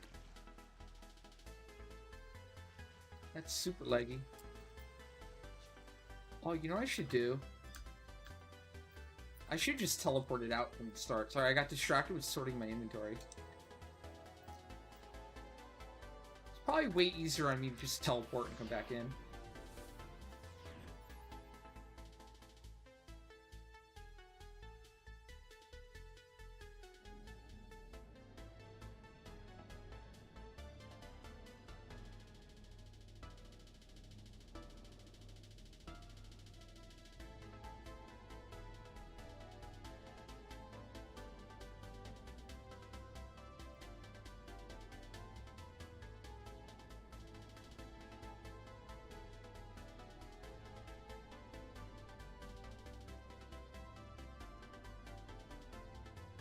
Man, I think right now I'm on the fence about like what prime. If I do make a second prime, what should I make?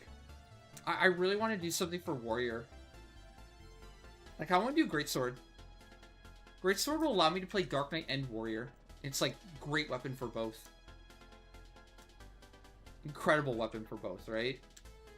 Now Scythe is really tempting if I really want to go all in on Dark Knight, because it gives the MP and HP after every weapon skill. But is that actually hyper required? I mean, it's pretty fun. Especially, you're probably going to find a lot of situations where, you know, you take more damage and just weapon skill your HP back, right? You probably find a lot of content where you don't need a mage or you don't need a trust white mage, like, at all. It allows you to, like, bring an extra buffer or something. Dagger's tempting too, that's the hard part, and I want it, and if we keep doing mage method stuff, I want the staff also. So it's like, shit, man.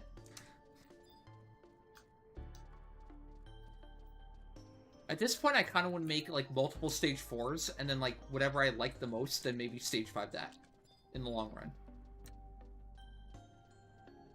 Number 4, yes, yes. We're going to number 4. After getting a fresh radial lens.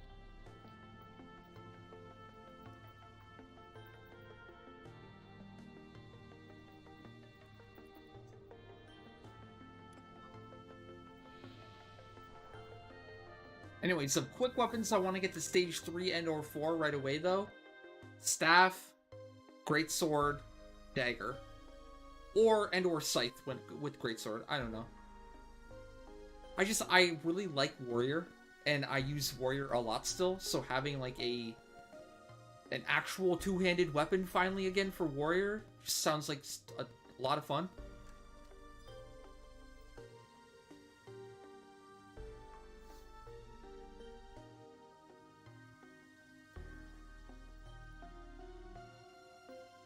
I did! It was kind of underwhelming. It didn't look like they even had to try. Like, I'm so glad they won, and I'm glad the team I wanted to win won, but man, it's probably the most boring Worlds in a very long time. Although, as a whole, the tournament was great. I really like the Swiss setup. It's probably one of the best tournaments, most exciting tournaments in recent years, but the finals was a snore.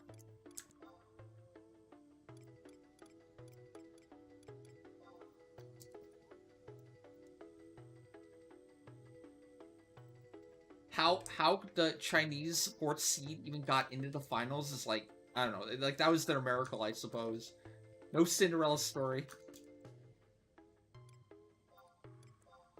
The finals was the semifinals, yeah. And even that, it was still a curb stomp. Like, T1 absolutely annihilated all the best teams. They kind of lucked out where they didn't have to face off against Gen G, the one team that actually beat them that year. Right? If Gen G had beaten... what's his face? Weibo, T1 might have lost in the finals. It would have been a better finals, that's for sure.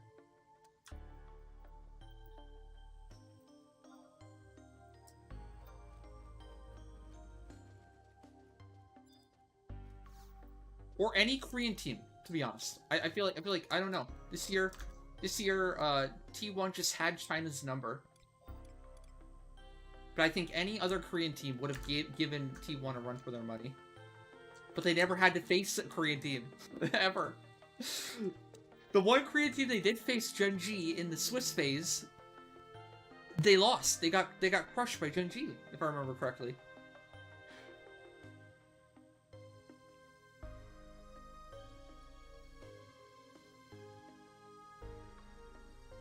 What's the gimmick for the Ambu Frog? I would suggest checking the wiki for that. You'll probably get a better explanation.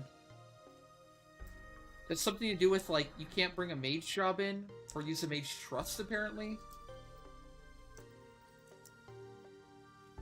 Can't be a job with MP.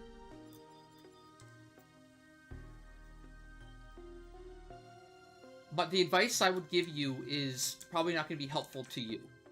Not yet. The way I do the Ambu is I kill it before it kills me. I hyper Zerg, I hyper buff a job, and I multi-step skill chain down the frog before it can get even one TP move off. But if it does get a TP move off, it's an instant L. It's an instant loss. So it's like, basically, you know, on razor's edge. A tightrope. Like, kill it before... Glass cannon versus glass cannon. That's what the frog boils down to for the method I do.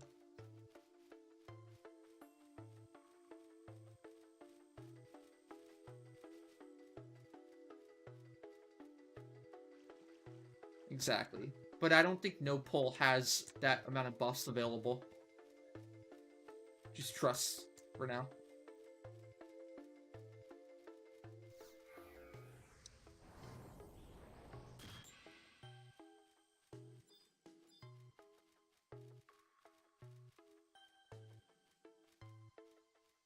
Okay. Last two Aonic NMs. This is it, believers. Last two. How you feeling? Vibe check for doubters and believers right now. How you feeling? Worried? Excited? Gonna win? Gonna lose? Regret? Any regret? Feeling good. Feeling good.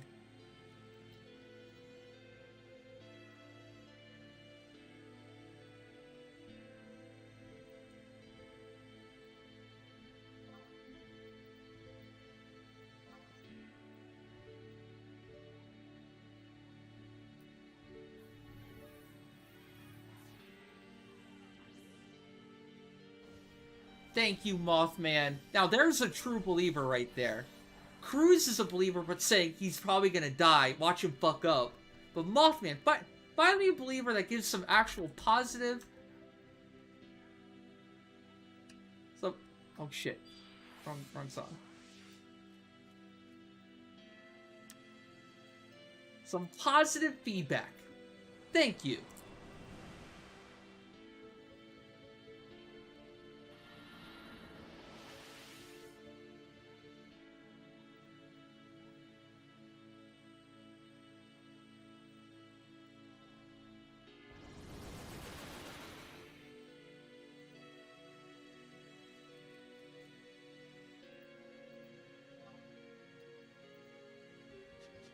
Alright, good to buff.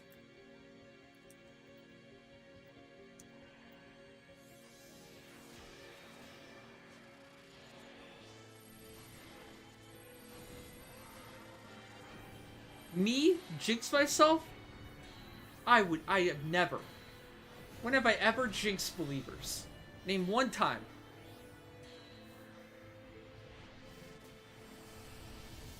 Yo, and Xerox with the tier 1 and the 31 months of support. Thank you so much. Xerox copycat joined the Leaf King Cow family.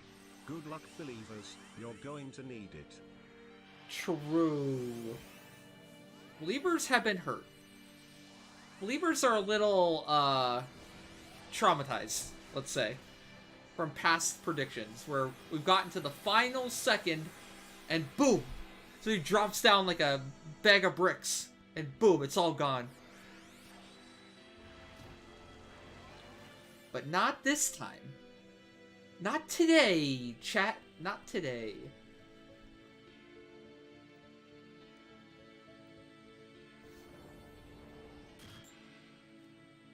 Alright. Yo! Hey, Ken. I was wondering where Death Day guy was. I wanted to say no. It's not Death Day. 420 joined the Leaf King Cow family. There He once can was be... a streamer named Regen. He was a cool guy. Now we are stuck with this guy named Regen, and boy, whoa! let me tell you, a Jinkek happy Death Day. Whoa! First off, how dare you? How dare you? And thank you for the tier 3 and the 40 months of support. Hope you had a good weekend.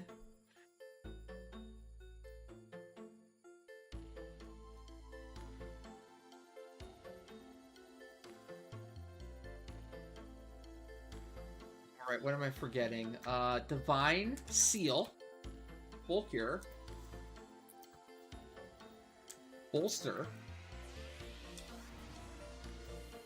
We pop Aranus with the full cure on, which allows us easy setup mode. Oh, there it is.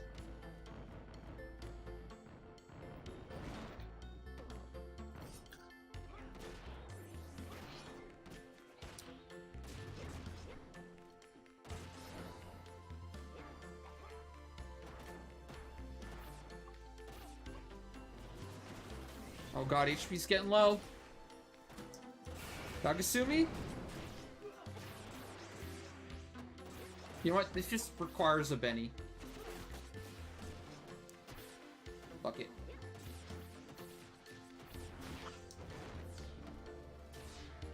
Yes, it would be nice to see what I'm doing. Sure, it'd be nice to see the fight. But sometimes you're not allowed to see. You're not allowed to watch what's happening. Nice! Let's go. Yagasumi, I swear, Yagasumi makes this one so much easier. That's why the biggest advantage to Samurai versus Warrior on this NM in particular. Alright, final countdown.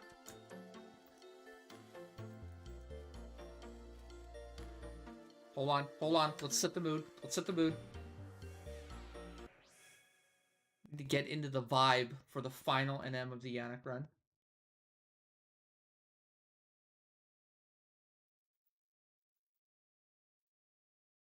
For it. And let's go.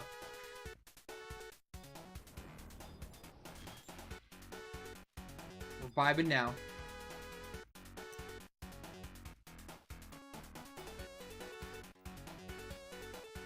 Do we have Charm Buffer? Yes, we have Charm Buffer.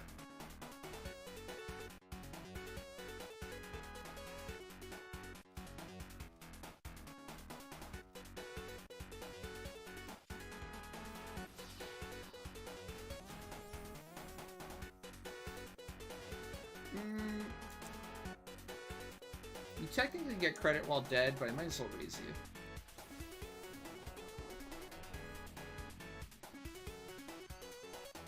It was wrong. Alright, here we go. Tell us. Incoming. And boom. What? Somebody's in a cutscene? Look, it's in a cutscene. Oh, you were popping the box. Oh, okay. Confused the fuck out of me.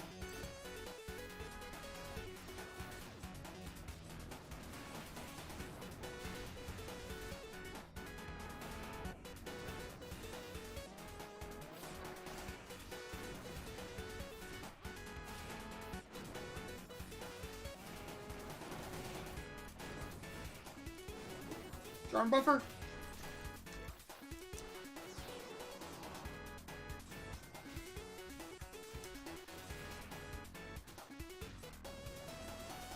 I want to get that Charm Buffer off. Come on, die, you bastard! And nice. Let's go. Told you. You're the believers, chat. Year of the believers.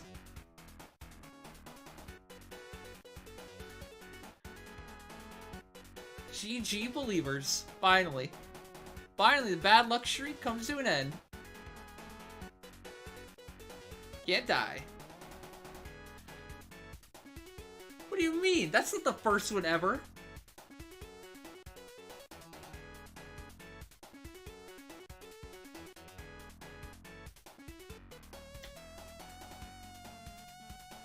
Victory fanfare.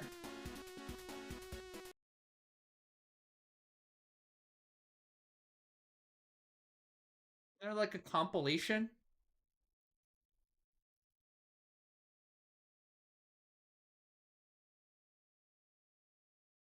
What? Victory fanfare compilation.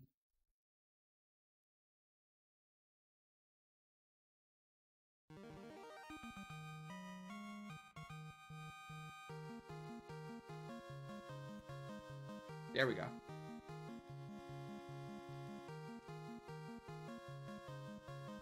Chat, let's take our victory lap.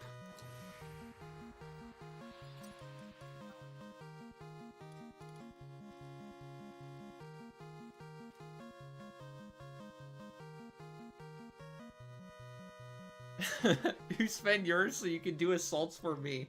Wow. Are you kidding me? How dare you, Ken?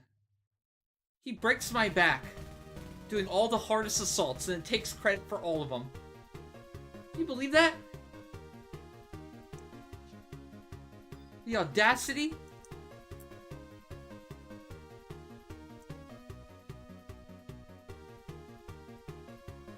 What about the Epkalu one? Hello? I mean, I would do Orichalcum Survey, but you're the Galka. I can't contend with a Galka doing mining, right?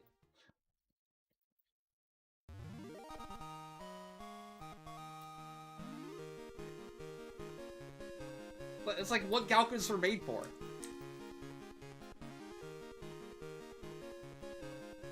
That's the only one I would give Ken credit for, is Orichalcum Survey. But that's an unfair advantage.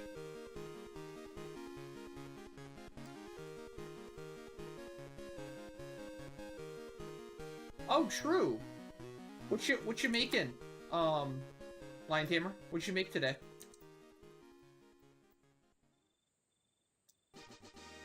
Congrats to believers. As always, thank you so much, Snow, for helping out every week with Aonic Sunday. Very, very, very appreciated. Thank you also to everyone who helps out with Aonic pop sets throughout the week. That also helps a ton.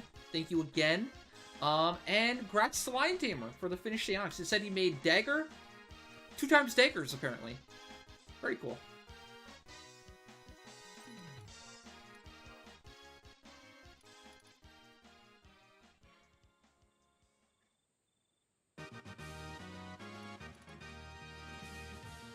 Well, we were learning last week. We underestimated Shawzerg last week. Now, like I said, now we learned from our mistakes, and now we got it. Shawzerg is in the bag. Way easier to do now.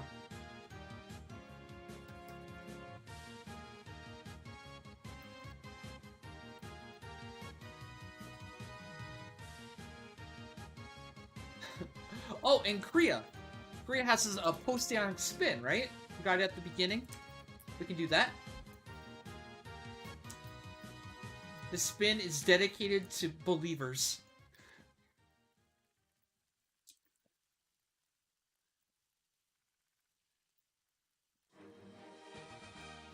It has the believer luck behind it, doesn't it?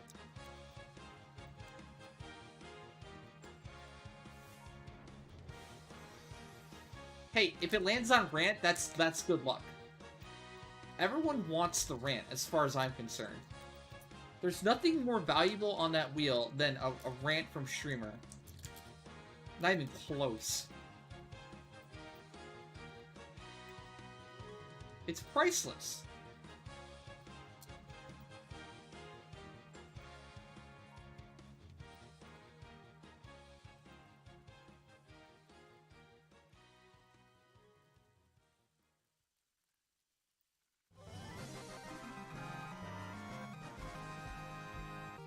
Fedo9 joined the Leaf King Cow family. Yo, and Bed with the tier 3 and the 9 months of support. Thank you so much. Very, very, very appreciated. Hope you're having a good weekend so far. Oh, that's another spin too. So that's 2 we have saved up now. Alright, let's do them. I'm going to keep Victory Fanfare going for the spins.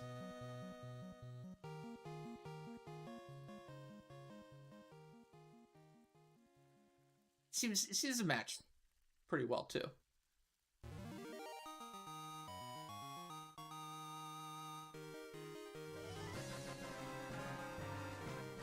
Oh, that's the wrong one. I meant to put up the wheel. 46578 there we go. King Cow family.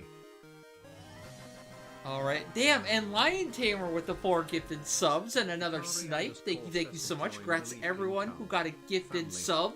Let's go. No, no, no.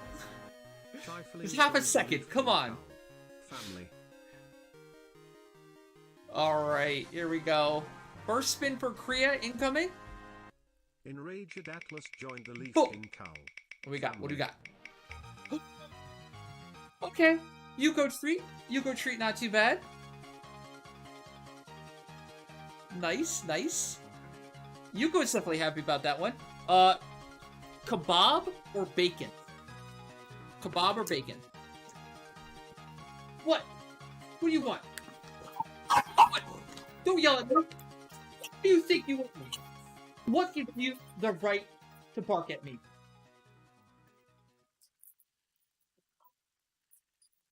I'm going.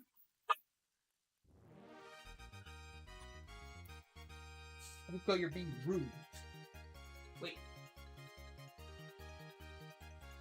Kebab for a change. Oh. Hey. No. No. Wait. I gotta open the bag.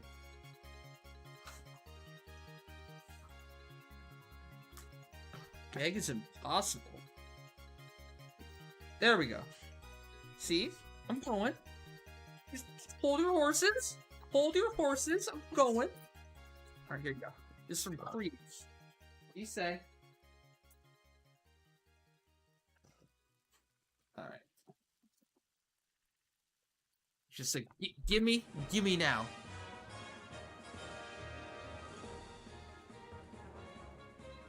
Alright, that brings Kriya up to...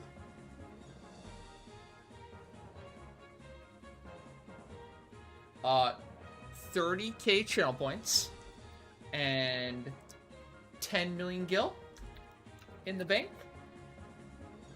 Okay. Spin number, okay, now, Fed spin, right, for the tier 3.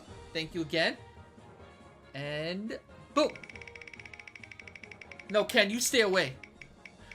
Ooh, almost 30 million gil, but 50K channel points, not bad, not bad.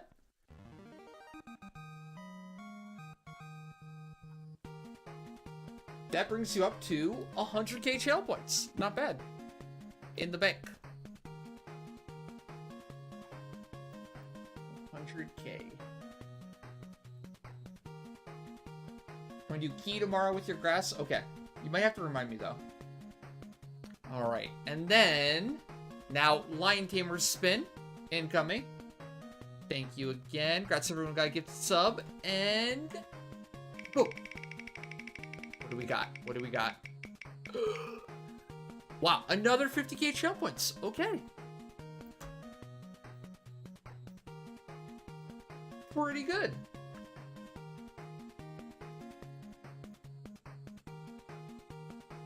That brings you up to 85.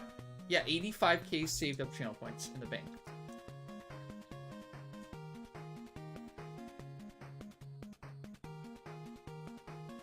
The return of Key. Hope you're ready for your Shamash robe. I bet you anything, I'll bet right now, Kriya gets a Shamash robe from Key before a shield. That's what it's feeling like.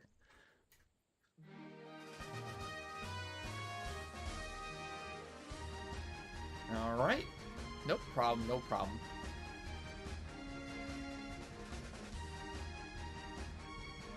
Alright, I think we're all caught up. Hey, Bitter. What's up?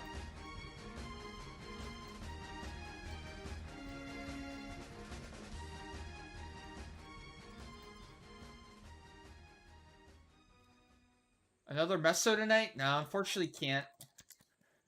I wish. Tonight's a farm run. So now tomorrow night is another Meso. Tomorrow we go 2 for 2 on Meso, back to back.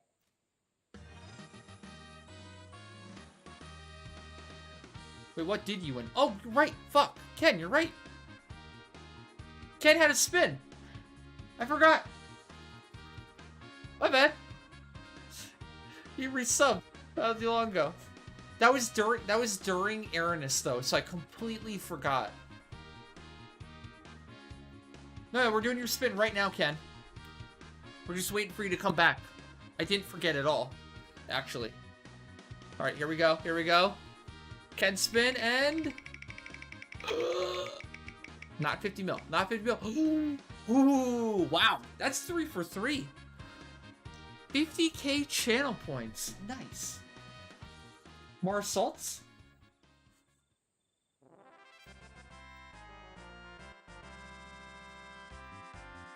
Up to... Ooh, you're at 85k.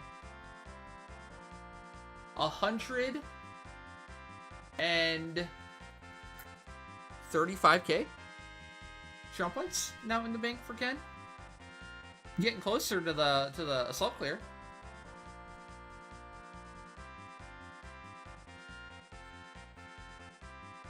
Yep, 135k saved up.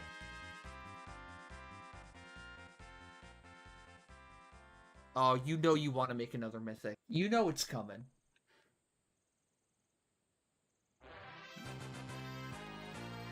You can't deny it.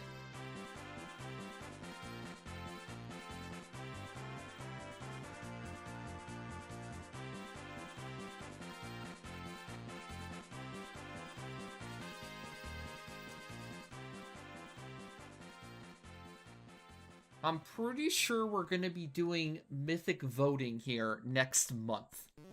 I'm just hoping we finish Prime sooner rather than later to allow me to change the banner. Although I really like the banner right now.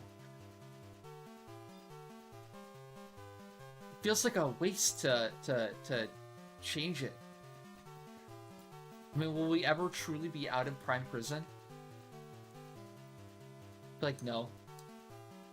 Forever trapped in Prime Prison till the end of time.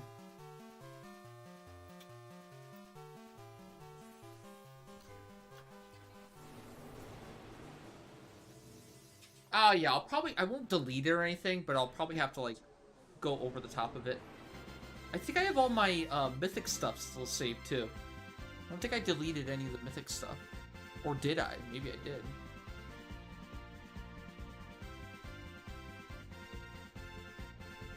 I was gonna change the mythic banner anyways, so even if I had some stuff still saved for it, I would want to redo it a little bit.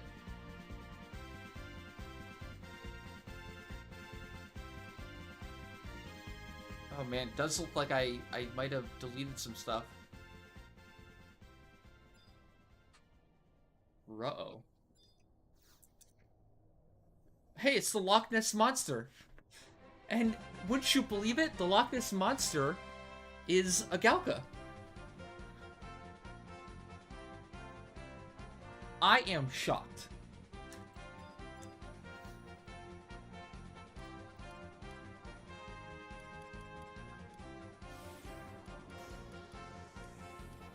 I thought for sure the Loch Ness Monster was going to be an Elven. Because, you know, the long neck.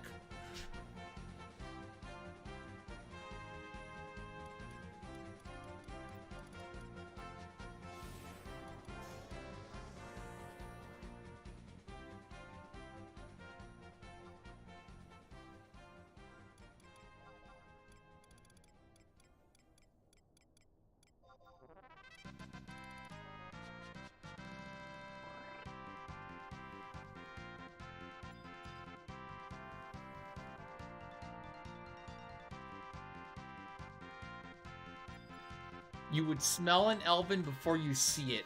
Whoa! Those are fighting words. Any rebuttal, Elvins? Or do you agree with this assessment?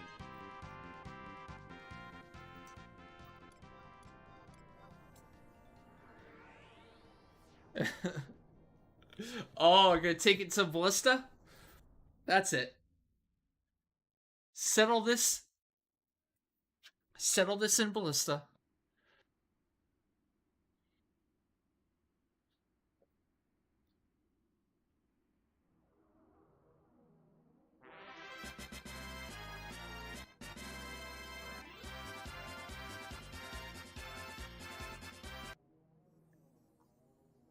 All right.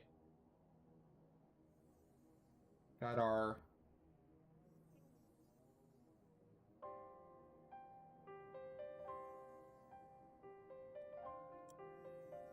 Got our victory lap out of the way. Guess what, chat? What? Chicken butt. I guess chicken butt. Hey, Bacon. Welcome back. Yes, we finally got a believer win.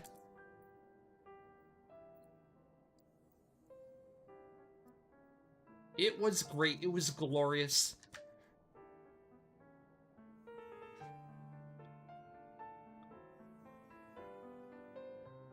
Looks like your points were stolen? No, no, no. They were lost fair and square. Believers won big this time. Hard-fought battle against the forces of darkness, i.e. the doubters. Wow, Rex is taking credit for stealing your points, shitter.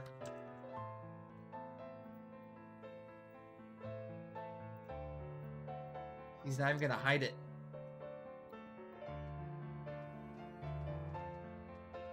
I guess you could say... Hold on. I guess you could say your point shit the bed.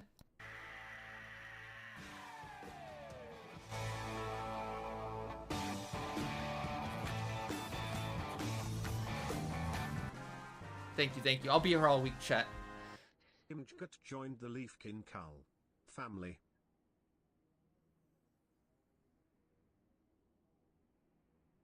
What? Heretic, that was great. Shut up. You just don't appreciate great comedy, okay? You just don't get it.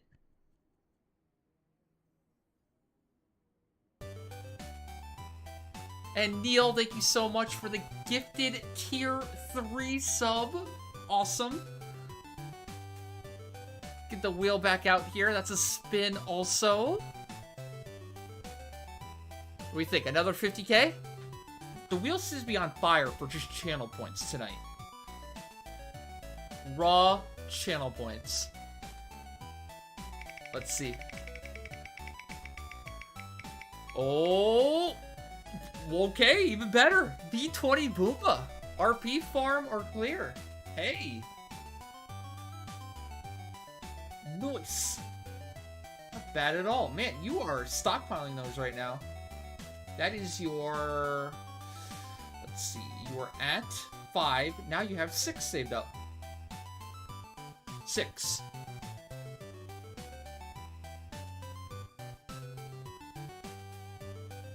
The wheel may or may not be on fire, so we're taking it down. It's going down for maintenance until it lands on more rants. It has to be fine-tuned to be weighted more towards rants. Technical difficulties.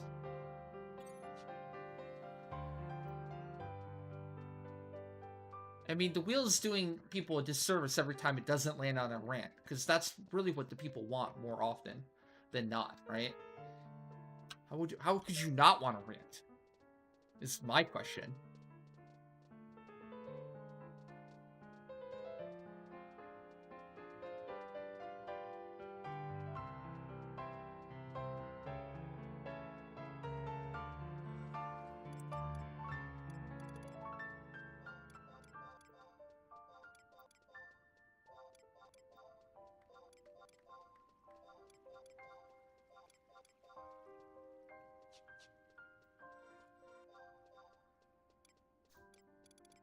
Well, no, it's kind of normal. I mean, it's like Aonic too. Like when Aonic was brand new and first released, nobody would ever thought that, you know, you could do it like low man, right? You never thought you could do it even melee method. I remember when Aonic was first released, melee method got crushed. You could not melee method anything. The accuracy didn't exist, the gear didn't exist, the survivability didn't exist. It was all terrible. But then, you know, things changed. They added new gear to the game, they buffed things, they nerfed things, etc. And I don't know if they'll get to that point. Maybe, I mean, maybe they'll add a Gallimafray campaign one day and like quadruples the galley you get per run. So a 50k run turns into a 2k run. Right? I mean, they are doing new campaigns next year, or starting this year. Soon. You see how incredible the Ambu campaign already is going to be? You get an Ambu Seal effect once a day for every single difficulty. Ambu Seal for BD, D, normal, and so on. That's pretty cool. I mean, I understand that not everyone cares as much about Ambu anymore. But like to a new and returning player, being able to do like a easy, very easy, etc. a day with an Ambu Seal, I mean, like that's gonna catch them up so much quicker than what they were doing before, spamming like very easy, like 1,000 times a day. No, but that is new. That's the point. It's new.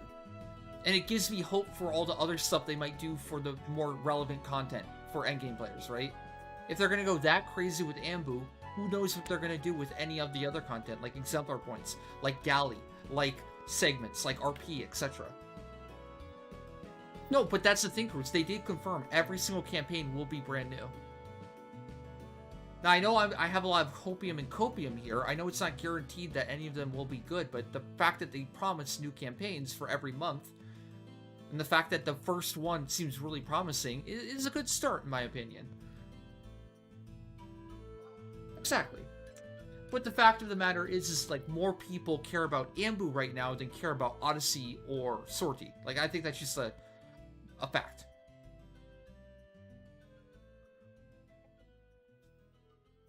Especially newer players, right? New and returning players care way more about catching up with Ambu than anything else.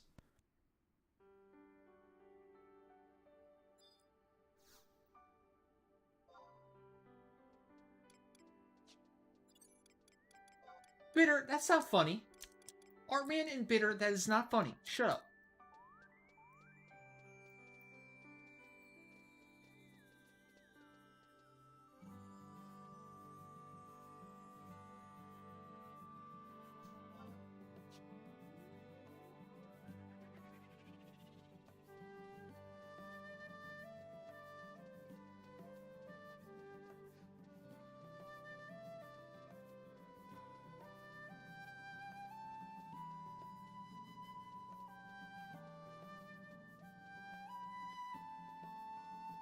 We got that.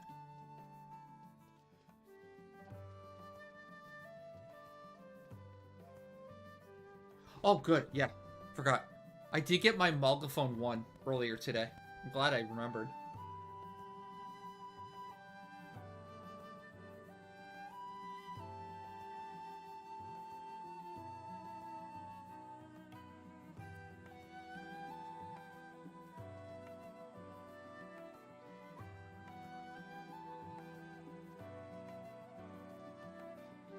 Actually, shall we bring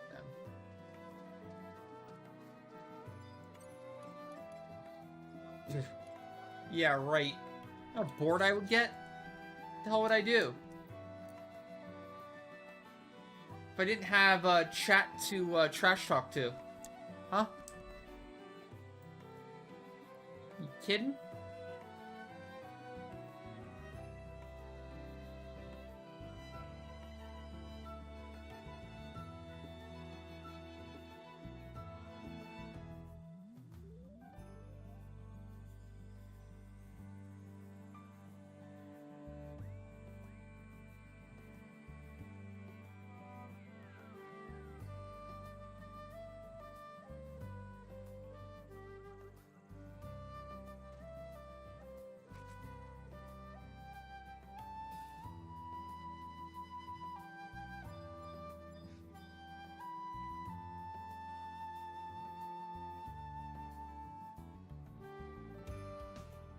Alright, I wonder if this Believer luck will extend into Sortie too.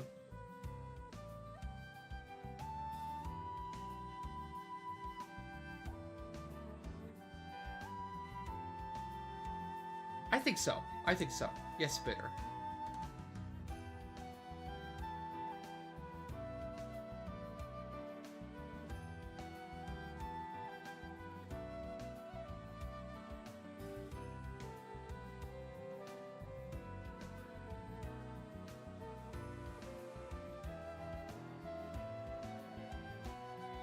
Chat, this is my island. This island belongs to me and Omega. Stay away. It's mine. Dibsed it.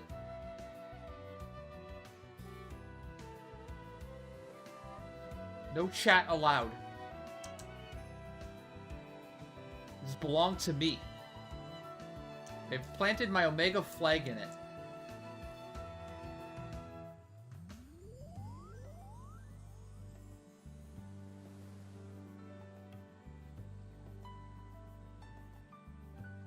Remember, chat, Omega's always watching you. You might not see Omega, but Omega can see you. He's always watching. He's always there.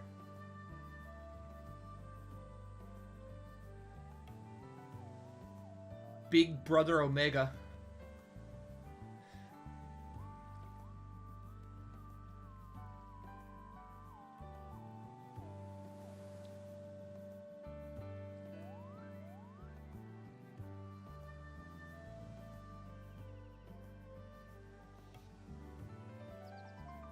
Well, that's not creepy at all.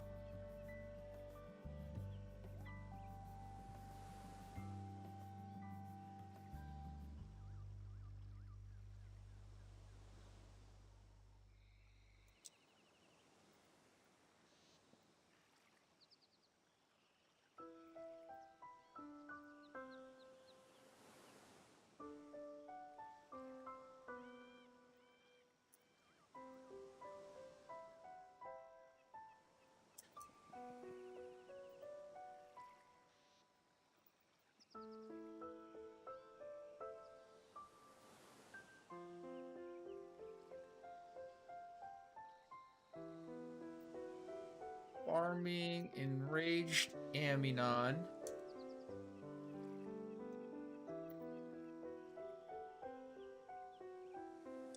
Pop set mage method.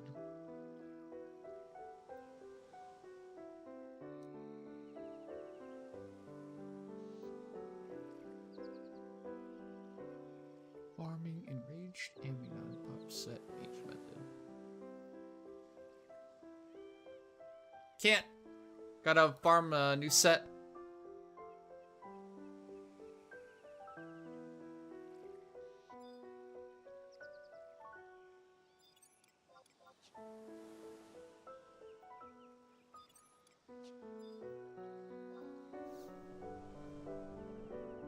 Hard mode Aminon is always set farm, hard mode Aminon, set farm, hard mode Aminon, every other day.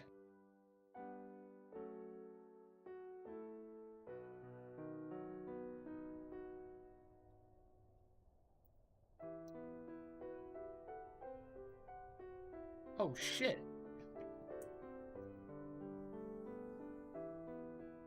That's fine.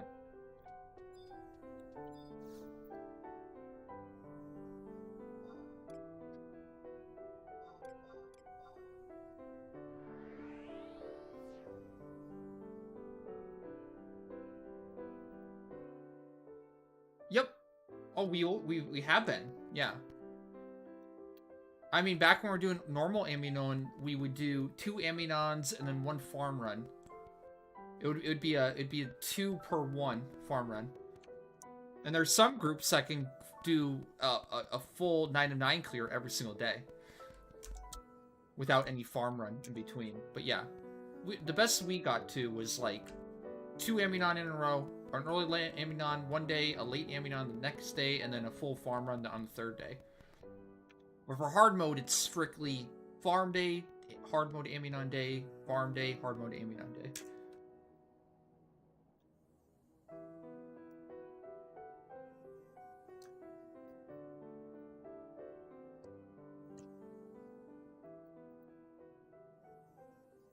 Yesterday we actually made some pretty good progress where we were able to do Aminon and then A and E after. So today we have a lot of leeway. And if we do good today, we'll end with A, and while we might get less galley technically, we'll be able to do tomorrow, we'll be able to do hard mode Aminon and then go directly to E, instead of having to go, like, leave the basement, go farm A and back and forth and all that shit. So, It might be slow and methodical, but we are improving. We are getting, like, saving time on the main fight, and then that allows us to do more after that. And although we've only done E melee once, it felt promising. It felt good. I think the only thing is, like, Martel's gonna have to kite in the future, because it does silences too many times, and it does too much AoE damage to have everyone staying in range. But aside from that, yeah, like, E-Boss just absolutely melts. Melts like butter.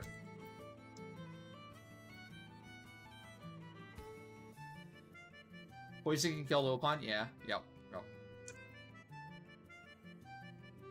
It was easy to land gravity, though, so that wasn't an issue. Kiting it will be very simple.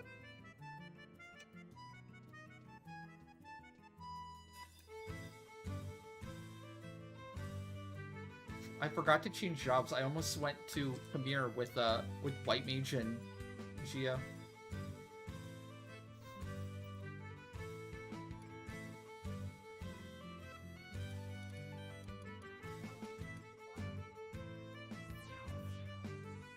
That would have been awkward.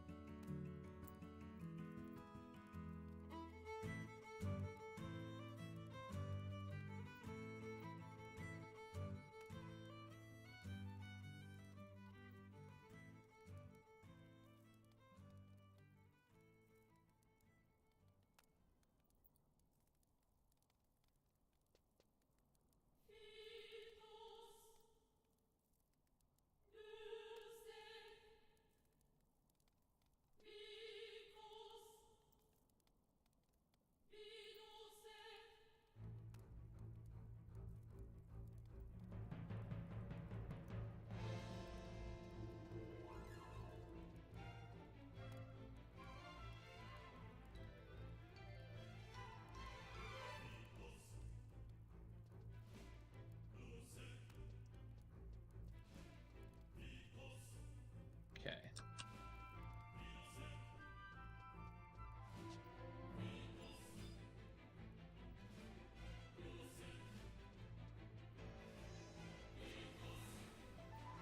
Oh shit, I used all my SPs? Is that gonna matter? Chain spell in 6 minutes. Wild card in 9 minutes. Oh, that's fine.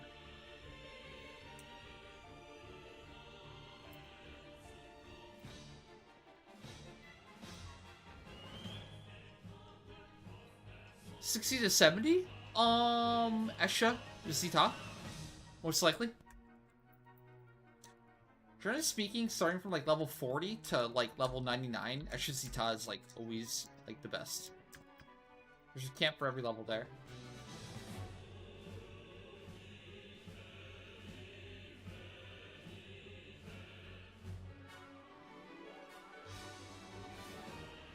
Red is saying Demo and weapons in Esha Zita.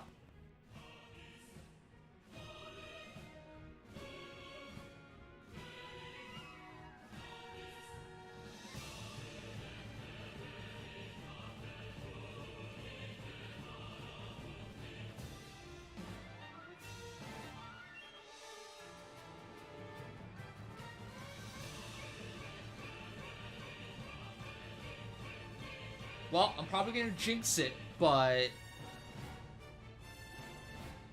YouTube's been going strong. No DC, no crash yet for Twitch and YouTube for the multi-stream. I don't care. I'm jinxing it. I'm happy right now. Although it's probably gonna crash in like the next 5 minutes since I jinxed it. But maybe the changes I made actually fixed it. I can just get one full stream in without a technical issue. I will be quite happy.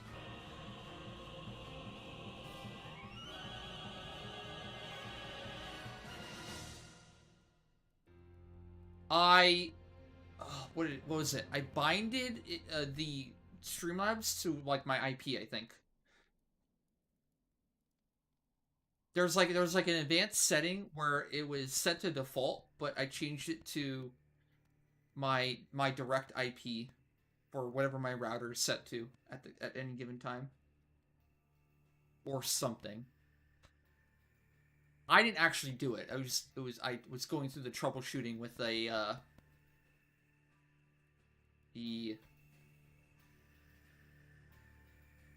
support team through via email.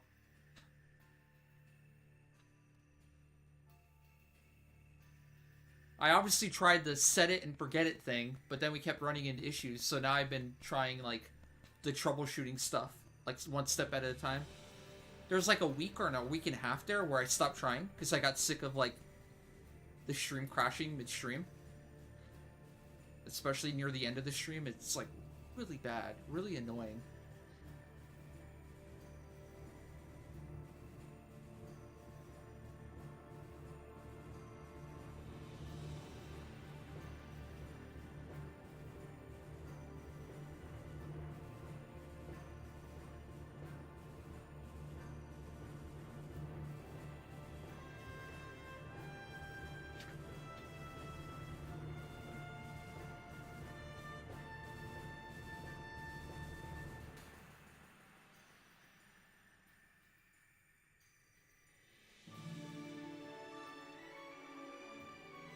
Hey, how's it going? Hey.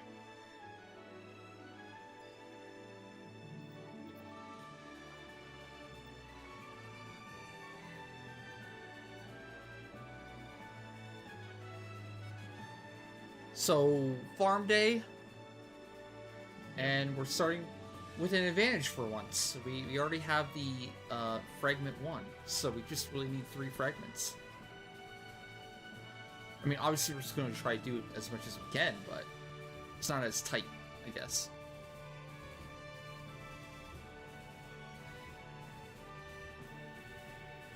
It makes it easier for us to hit a minimum goal, but it doesn't actually let us do any more than normal, does it? Mm-hmm.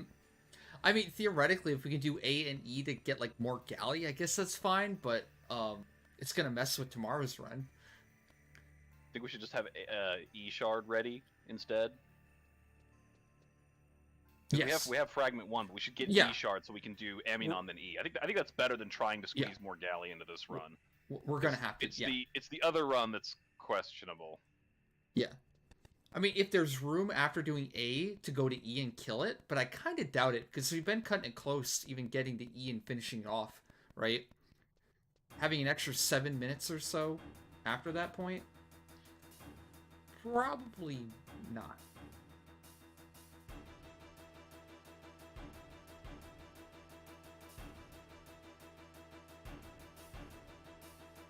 When am I releasing Egyptian brand cookies for $30 a box? Leafkin cookies. There you go.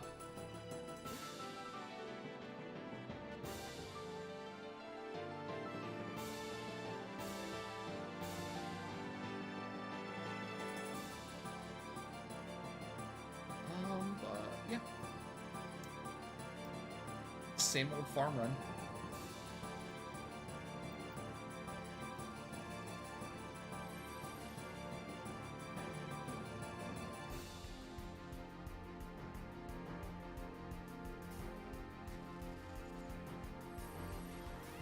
Probably be D,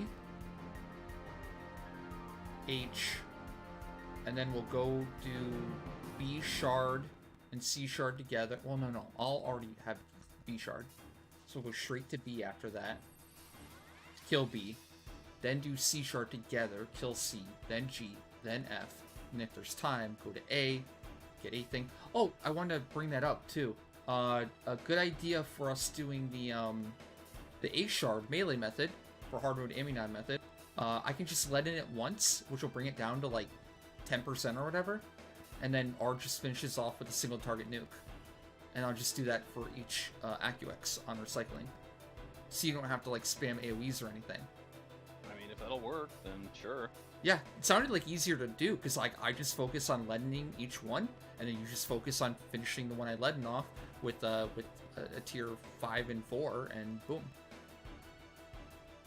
Just seems more simple, less annoying.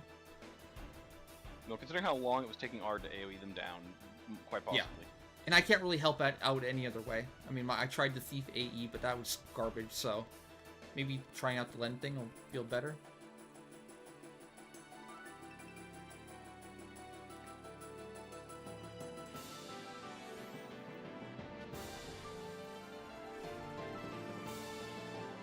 It's just indie haste malaise, then Martel keeps tanking until each individual target is engaged. Well, you can like make a fusion and then like magic burst and kill the activates that way, but like this is skipping the step. Like you just really probably only need one leaden. One leaden and one tier 5 is probably going to kill it anyways, so why do a second weapon skill, right? Now, if the leaden and a tier 5 leaves it at like 1% every time, then maybe it might be worth it, because you'd have to do another action anyways. I mean, Yeah, technically we could split this up. I could self skill chain my mob and magic burst it, and you could nuke on Naya. Yeah. Leaden one and nuke it on Naya to finish it off. So we'd be doing in 2 segments. Work on different mobs. So you'd be killing your mob with Ard, and then I would be killing my mob with Naya. I'd get AM3 up and then skill chain magic burst mine. Just do it like a CDC light and then fire burst it. That does count, right? As long as it dies to a nuke, it doesn't... Yeah, I'm pretty sure. Doesn't have to be... In which case it should be fine. And if it doesn't work, we just go kill more mobs, but...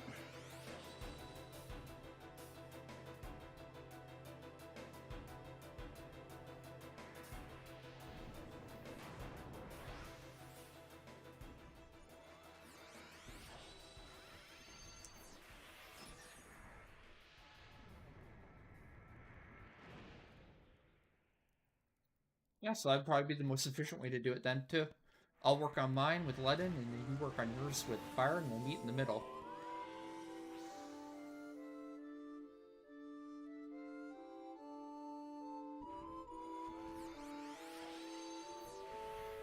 Probably the slowest part is just going to be getting TP on Martel for AM3.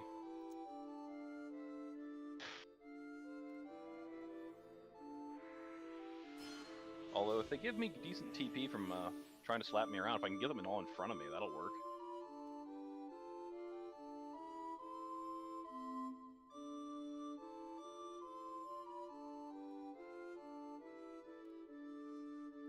Oh, you need your own food. I still have a pasta. Okay.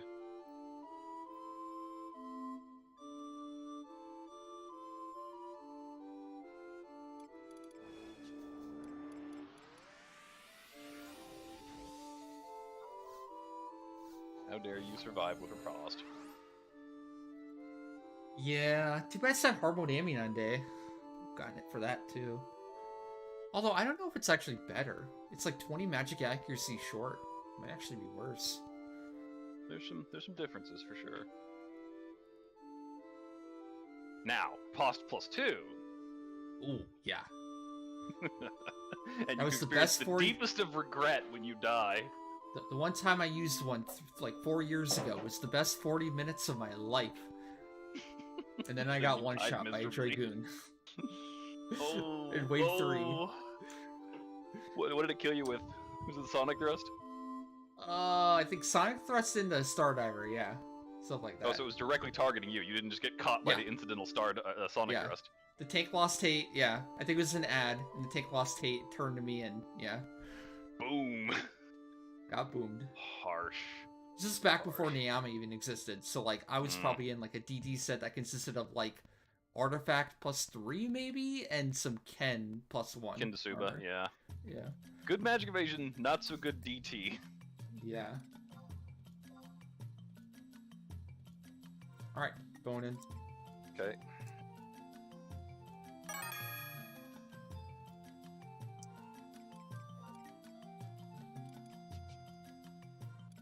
Probably job check real quick. Red Mage, Core, Scholar.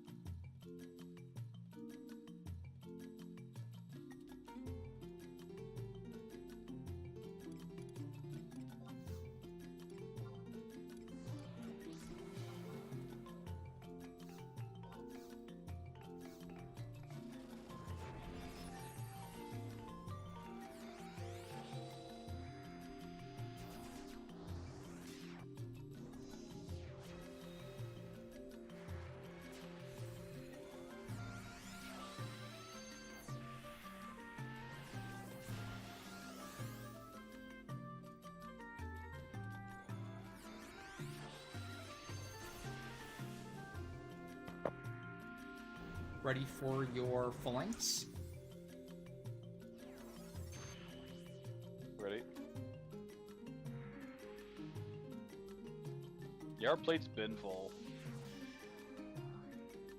It's been full for a while. I Except think for you had to do unlock on someone, right? Yeah, that's so we're why. Offset from them.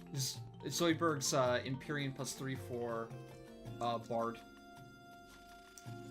Yeah, I don't know what else I would use mine for. So it's just kind of like sitting there. I'm Alright, about good to to do go. a solo run. Yeah. Oh yeah, I'm gonna Valiant and Entrust. Okay, waiting. My plate on Zoid is at... Okay. 40k. I think it caps at 70 or 65 or something. So, I guess when Zoid recaps the plate, we can do a double run. Like it'll probably recap and you won't notice for another 3 weeks. Most likely. Honestly, I don't feel like missing a plate run or not getting that extra run means anything significant at this point. Well, one more day of Ambinon disappointment potentially. Yeah, technically we could do a farming run into an Ambinon run. Yep. And get nothing.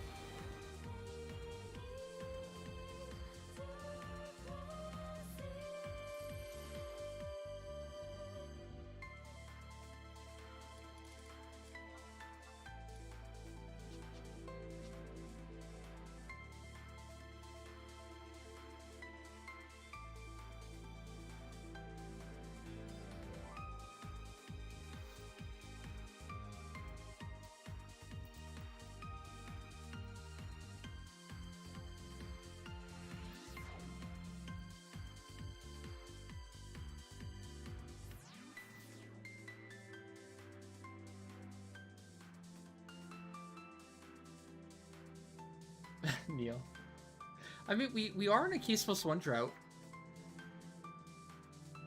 Like we're having any lack of doing the bosses or anything.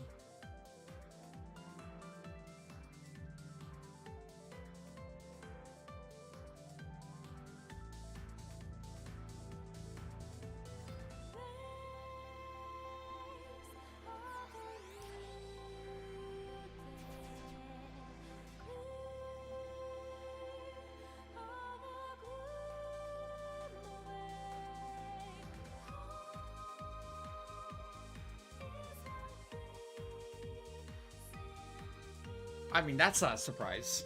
I think nobody...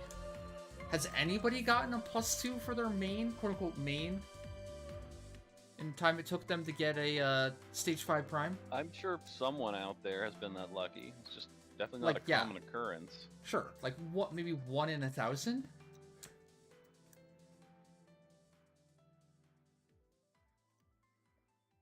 And then there's people like Okay. Voltec where D they is just done. have...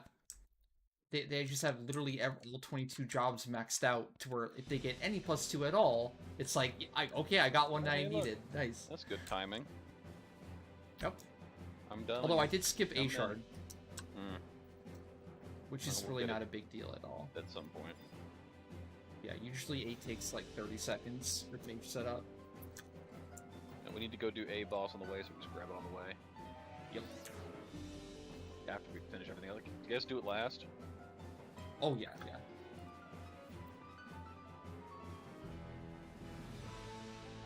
Priority's finishing the Amnion set first, and if we have any extra time, just go do whatever.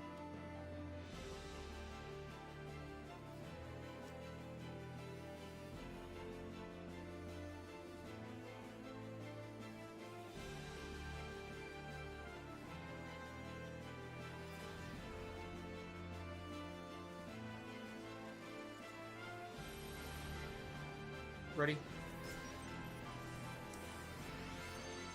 Okay.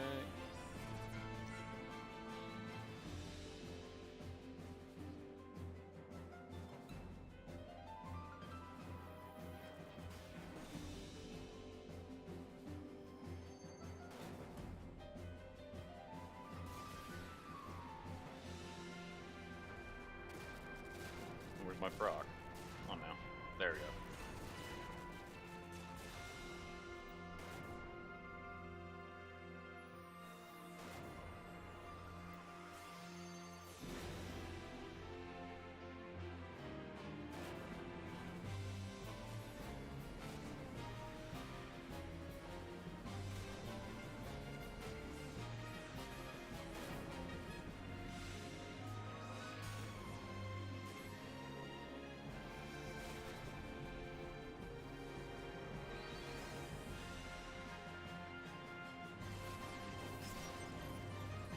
Okay, Rake is ready.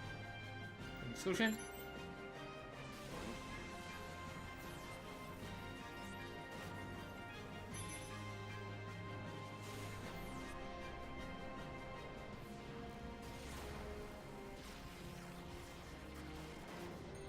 course, it stuns me right there at that particular moment.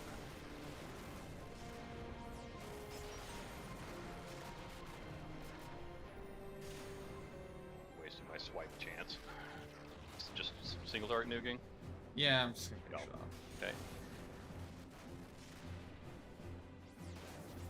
Cool.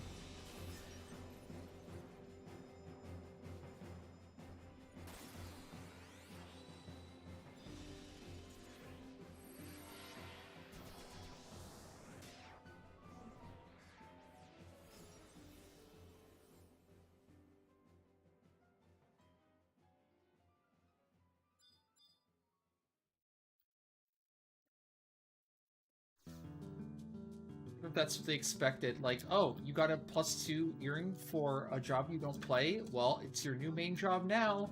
Better Quite level it. frankly, a lot of those earrings are not that good, okay? Yeah. I don't think they're job defining. Agree, agree.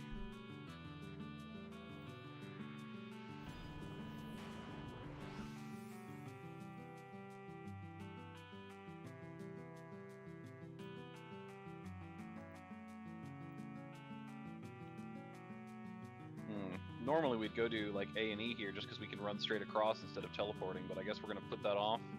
Yeah, we don't need it. It's not a priority.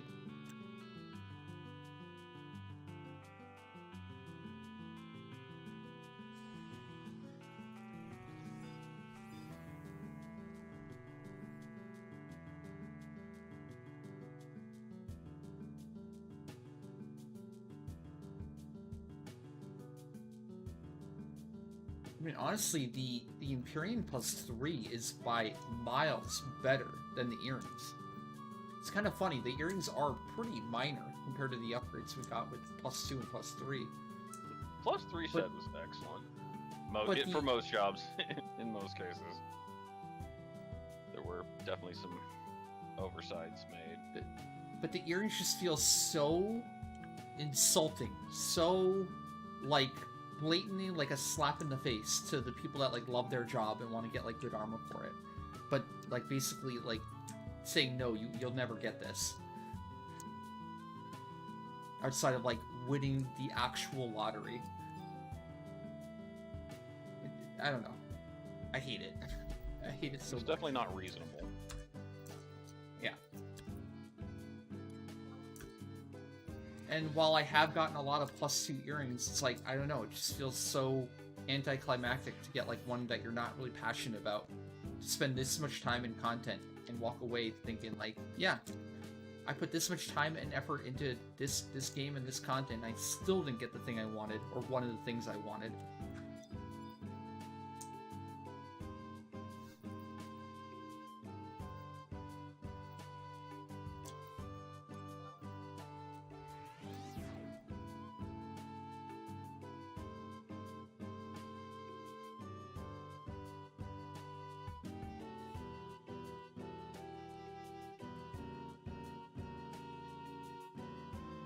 You know, I wonder how this is going to work if we manage to do any of this stuff on our hard mode Aminon run. Because, like, I have to run off to the side path, and if I have to stick around and wait to give you sneak and invis, then that's going to suck. True. I guess I could just run the side path on Ard and stalk you on Martel. Well, I feel like if we ever did hard mode Aminon, like the first two bosses we would do would be E and G. Or AECG. So stuff with no side path. So we're not likely to get to the side path areas. Unless if we can do like hard mode Aminon, then A, then E, then CG, and then also get to like a third NM. I don't know. Well, hopefully we won't be doing hard mode Aminon long enough to get that good at it. Definitely not close to that yet. We're still working on E after hard mode Aminon. I think doing C and G is definitely realistic though, eventually. I also felt like from yesterday's E, like, you're probably gonna have to kite. I don't think you can melee that. Especially G.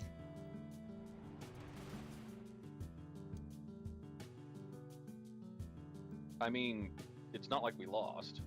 Honestly, True. if I'd been wearing Aegis, I probably wouldn't have even died. I was wearing Dubon. And that attack is magic damage, apparently. Okay.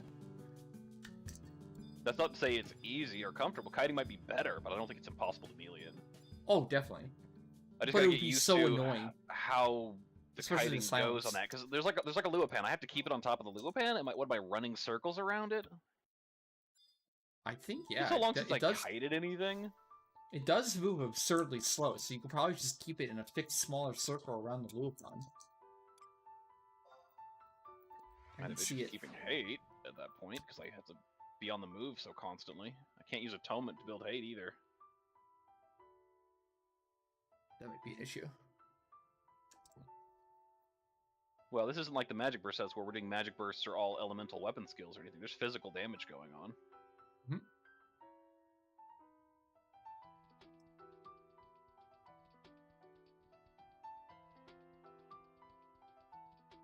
Hey, Gutrek, welcome back. Yeah, we lived. So I got my riposto.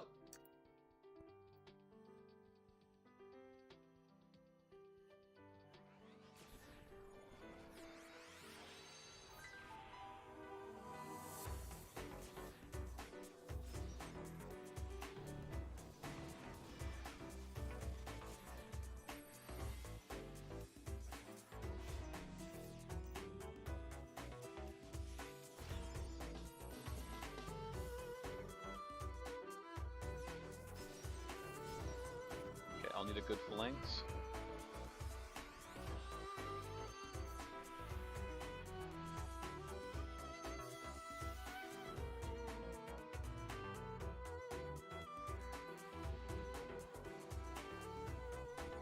Are you ready for your flanks? I just watching the session in Perpetuance go off. Oh yeah, that's just prepping. That's prepping for the storm. Okay.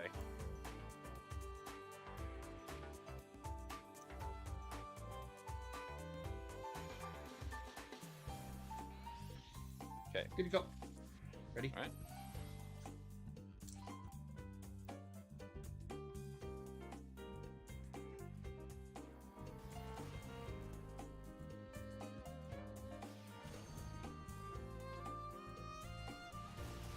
Flash flood again.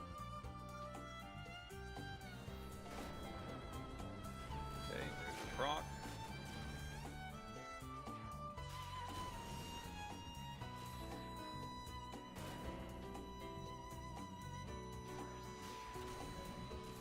Goddamn, this game is not easy to get into, but you wanna? Pretty much. It's 11 in a nutshell for everyone.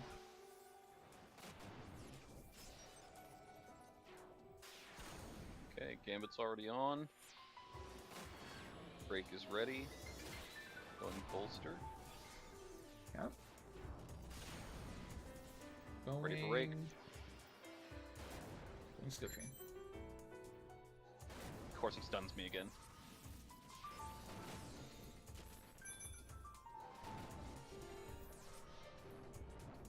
No, I'm behind on runes.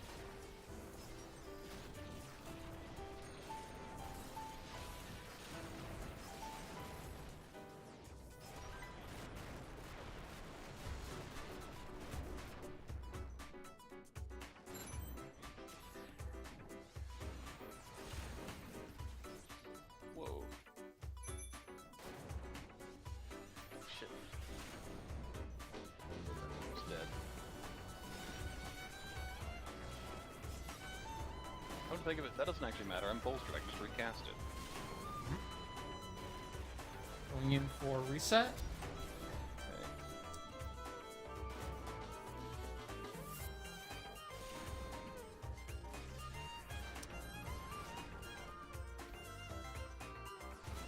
That's a Going fail rake. card.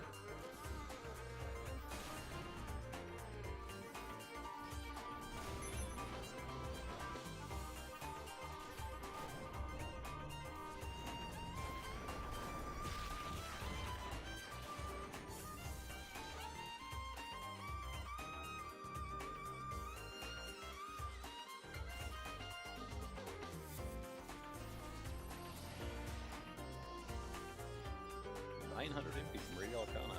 Nice. And I needed every little bit of it. Like no MP left.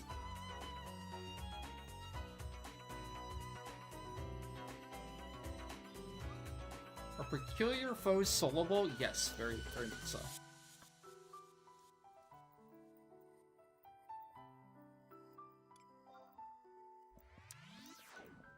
I don't remember seeing the bits, or do you? Nope. I didn't go the bottom side though. I took both. I always take both sides. Oh, yeah, I figured. It's gotta be deeper in then.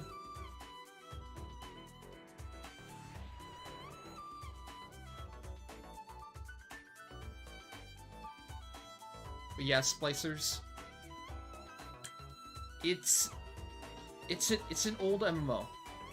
It's not a modern MMO. There's very little instant gratification. They definitely refined a lot of the early game, so it's easier to get into, and there's a lot more like solo and low-man stuff to do than there ever was before. But still, at its core, it's like a hardcore, esoteric, complicated, grindy MMO. I think they Where, like- refined the early game. They didn't refine it actually getting into things initially. Like Play Online Yeah. and Square Enix management accounts are still a huge pain in the ass. But that's also true for 14 players too. I'm pretty sure 14 players have to do Square Enix management too. So if he played 14, he's used to it, I guess. Shit. Yeah, just aggro the world. I'm just gonna sit here and tank these for a minute. Yeah. You can break this mess when everyone else is out. Okay.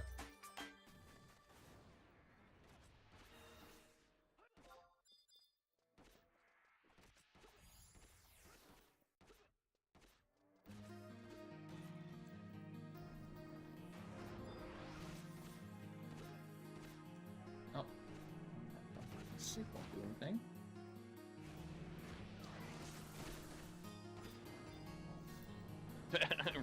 masochist. And the Dragoon. Yeah, we can just take that.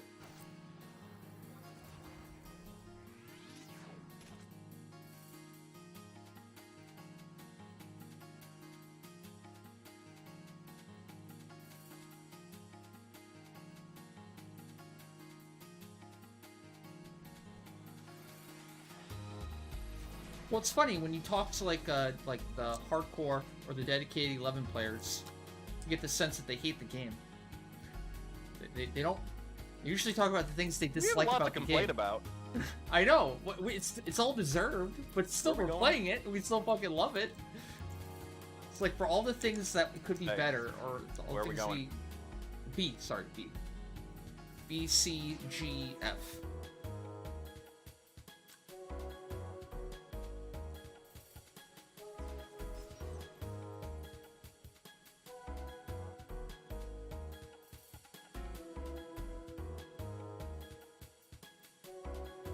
I think some people like legit hate games, and they want people to know that they hate them. But like I think a lot of the times for 11, people like that have a bone to pick with it, they still at their core love the game, and they I'm want it to only be so better. pissed because I like the game. And you want it to be better, or you think something they missed the mark somewhere, but it's not usually like complaining out of like pure hatred. No, there are a few decisions where I have a pure hatred for whoever made that decision. True. Definitely plenty of those.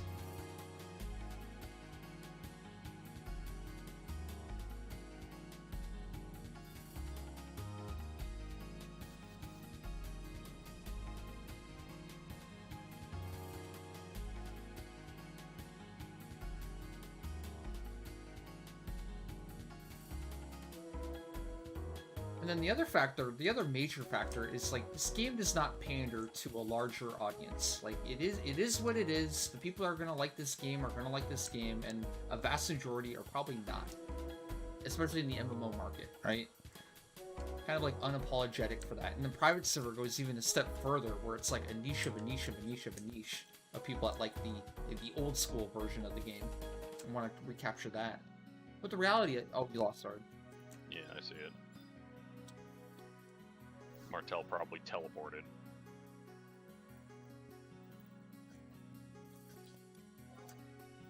One of the big 14 streamers, Xena, was talking about that with like Heaven's Word.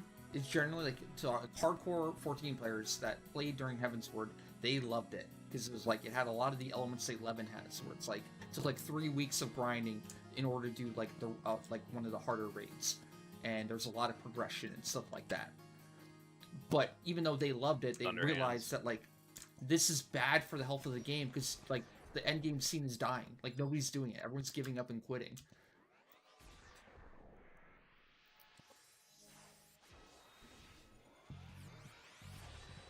It just made me think of 11.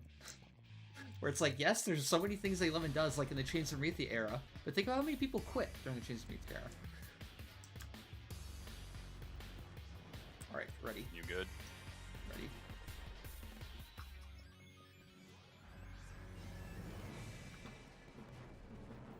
I'm not sure if that was a confirmation or a wait. Oh, sorry. Yeah, I'm ready. Okay.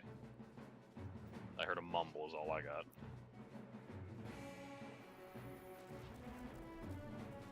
And stunned. Because why not? And stunned again. Because... fuck my life.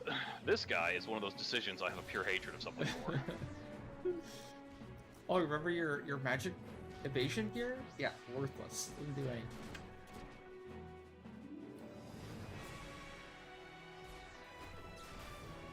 Okay, Rake is ready. Going scooching.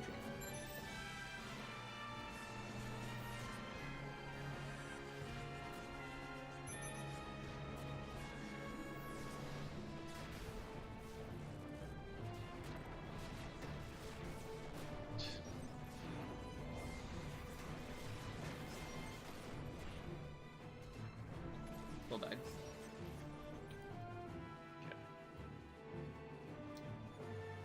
I'd be extremely interested to see like what the retention rate is for the people that bought the game. Like if a million people bought 11 and played 11 and like the Chains of Mythia expansion, like how many actually got a Raja's Ring out of the million? I would say 10% or less. I think 10%. Not a lot. Yeah, exactly.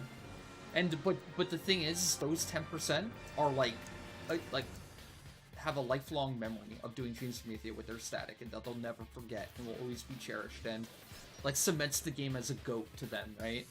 But then you have 90% that like couldn't get past the Promi mission and were like, fuck this shit. Because it wasn't even the fact that they there's also weren't... the experience of I'm never doing COP again, so I'm not making any more alts, cause no. True. And like the frustrating part is like a lot of the people that couldn't do Chains of Mythia, it's not like they were bad at the game. Like the game just required too much time from you, right? You need like to play like 8 hours a day consistently. Well, if you didn't have a lot of time, you weren't playing an MMO anyway. True. But I think 11 also was like what, even more, especially compared to like WoW after that, and then obviously 14 after that. I lost track of where we're heading next. Where are we heading next? Oh, sorry, C. Okay. And we do need the C card. I was heading that direction anyway, I just lost track. Okay. And Daywalker, exactly. That's why I was getting worried with the level of apathy happening after they announced like the maintenance mode, or the entire community thought the game was in maintenance mode. Because like once people stop caring, like that's truly when a game is dead. Like if people are like lively and saying like it could be better, they want it to be better, etc., and there's like a lively debate in the community, that's good. That means people still care. But if it just goes completely radio silent and the idea behind the community is like the game's done and they're never going to do anything new, that to me is like the death mark.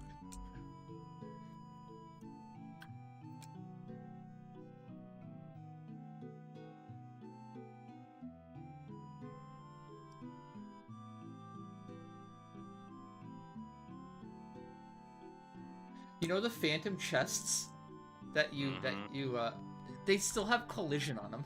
When I run into them, they block me. How annoying. Yeah. I guess I could try to stand closer to the edges, or like on the opposite edge from where you need to turn, so the chest spawns over there. I don't always remember which ones spawn chests, though.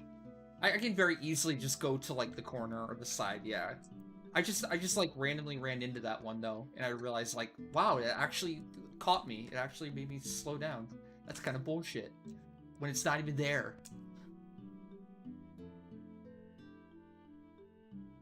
Damn, I should have grabbed a melee while I was over there.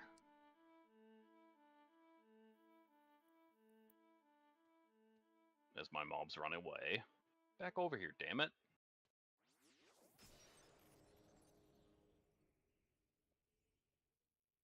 No, he didn't get me. He screwed up his Yor. He self-wrecked himself with grammar.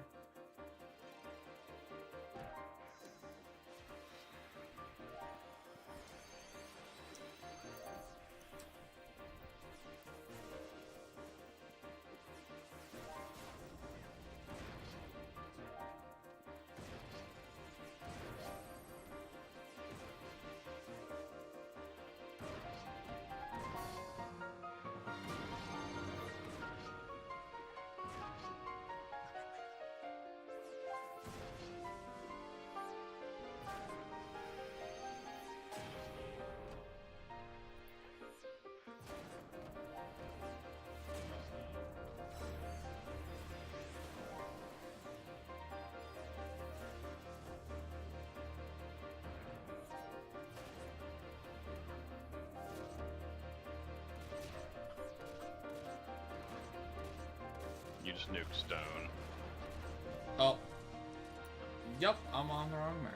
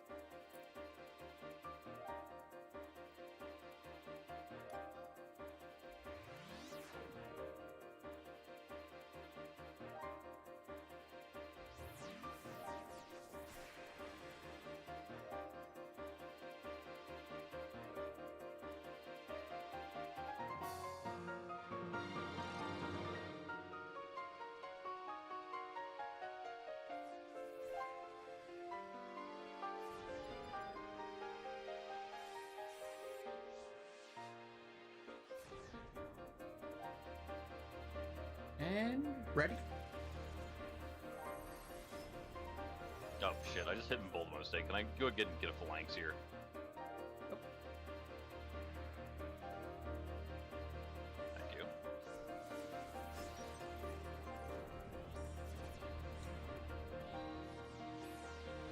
Okay. It doesn't hurt to use it there or anything, but I didn't mean to.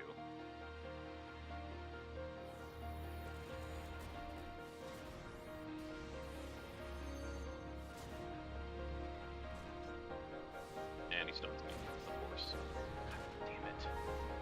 Stuns me again.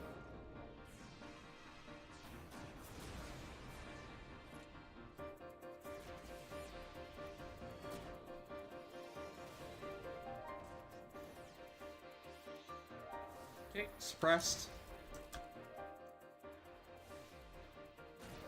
Yeah, I'm still trying to get runes back up.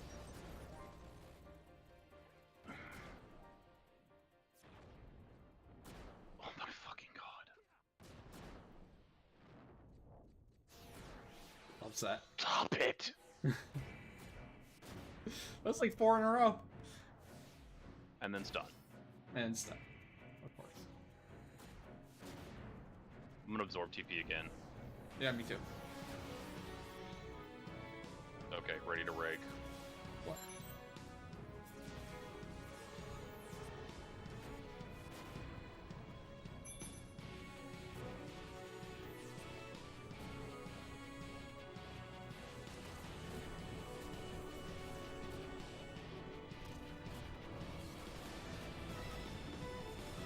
Oh, Wow, killed that your one Lobon. sucked. I wonder.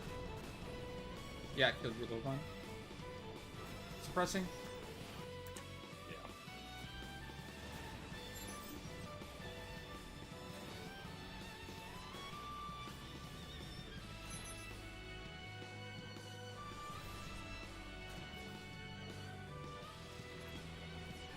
That was horrible.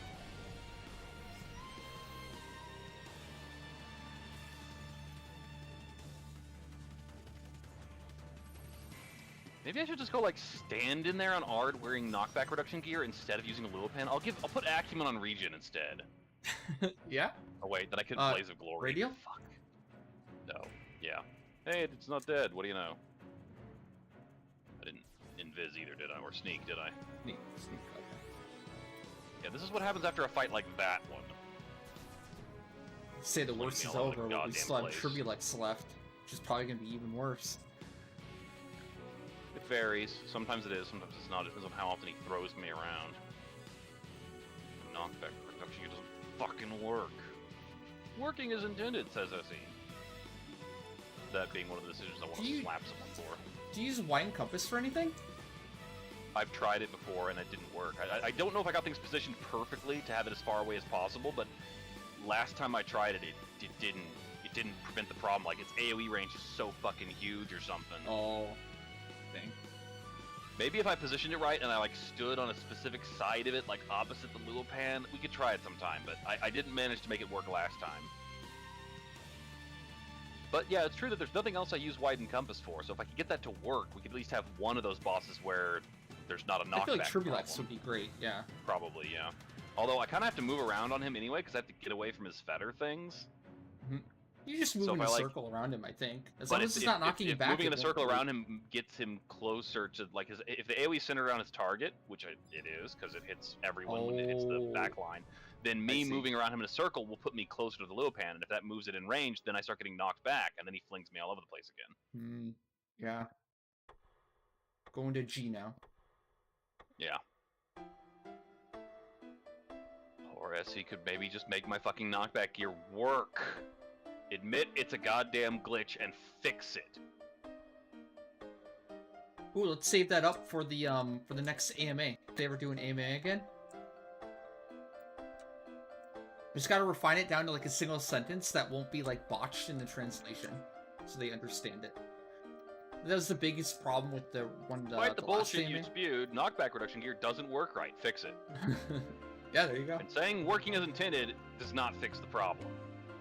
Remember that Gear question exists, about doesn't work. the Jishnus and Blade Heat? It was like 3-paragraph question asking about Why they have stupid asking- mods?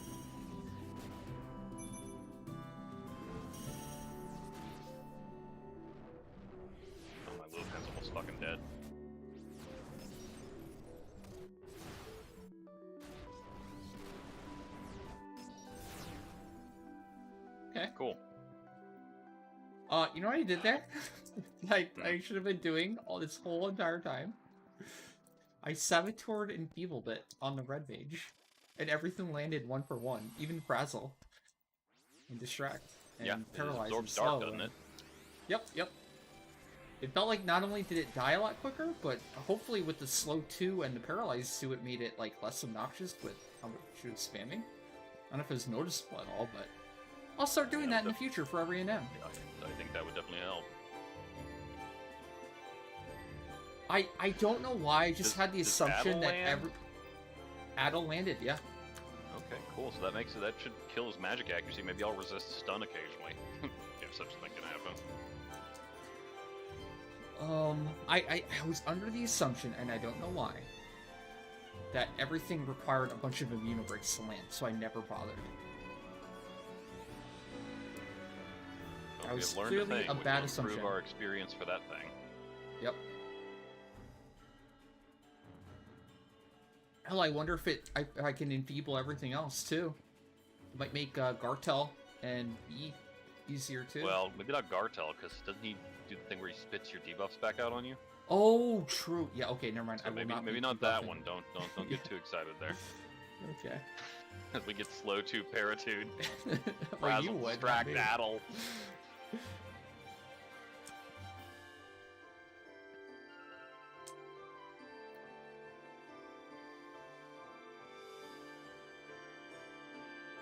Was the Bitzer?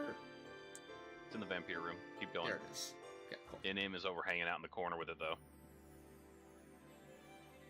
And Ard got stuck in a corner. And he was invisible, so you couldn't see that. I need some wings on this Taru, Yeah. but he doesn't have Tartarus plate mail, nor does he have Jive armor or whatever it's called. So You'll probably get one or the other by the time you get a Shinri cloak. You would think. yeah, I'm out of Trove runs this month. I can get like one more after I do a few more objectives, but I didn't get shit. True. The Celebratory campaign started though. Oh, has it? Yep. So you get 2 a day per character. So make sure to get on your Dark Matter mule too to get extra. Vouchers. I don't do things on them, so Oh, true. And it's like you have. I'd have to use level them them up to right away, 99 but- for that, wouldn't I? If I wanted to do Trove on them, or Yes. You have to be 99 to do Trove. yeah, I don't know if I want to do that. No one got hit, did they? Nice. Nope. Straight to F, I believe. I don't have Crepuscular Cloak on anyone. I've never seen that fucking thing. Sorry, I spaced out where? F. F. Very good. Cartel.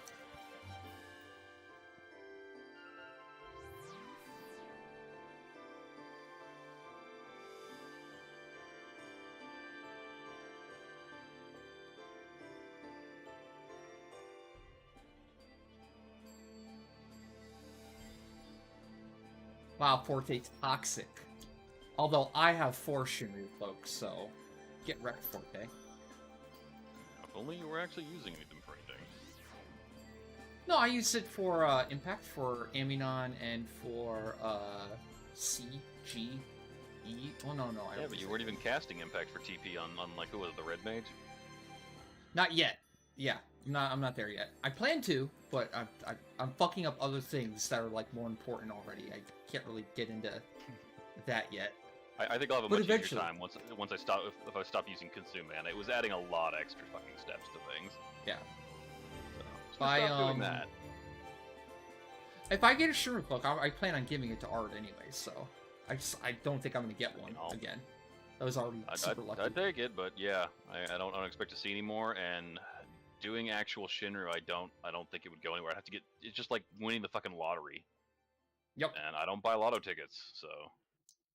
It's like a 1 in 100 chance if you're lucky to even get a rare drop, and then it's a 1 in 5 from there to even get the cloak. And that's if you're lucky.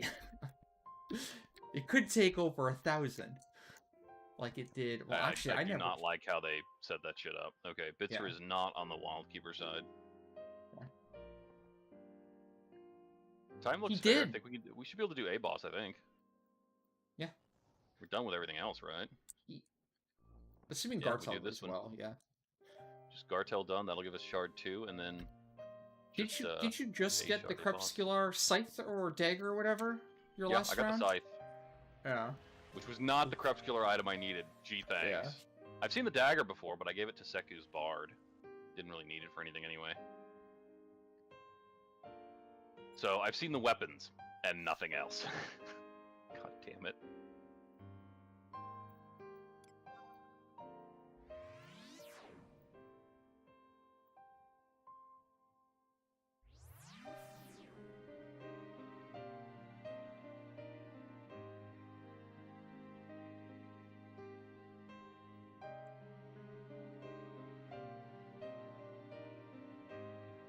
Okay, Bitzer is in the southeast.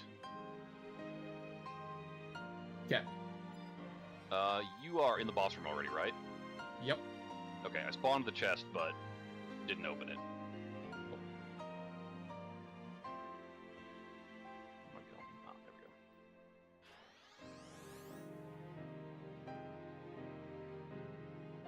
Oh man, a minute 45 on wildcard. Shoot. It's gonna be awkward.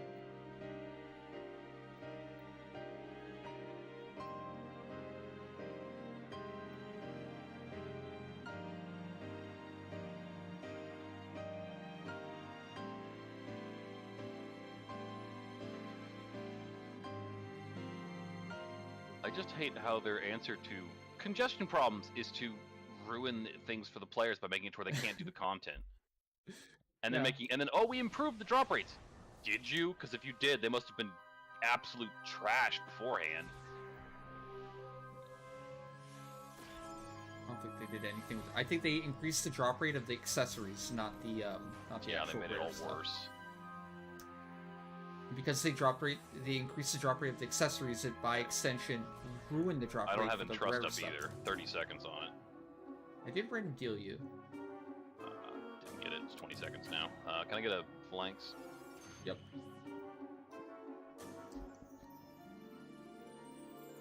Thank you. 10 seconds if you want to wait on Trust. Yeah, might as well at this point.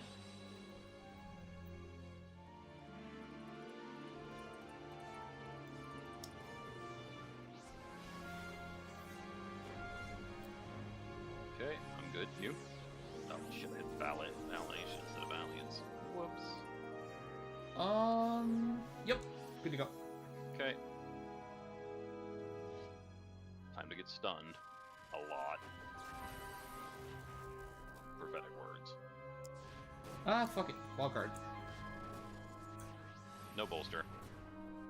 Well, at least your DMAT and everything will be back up now. Wasn't already.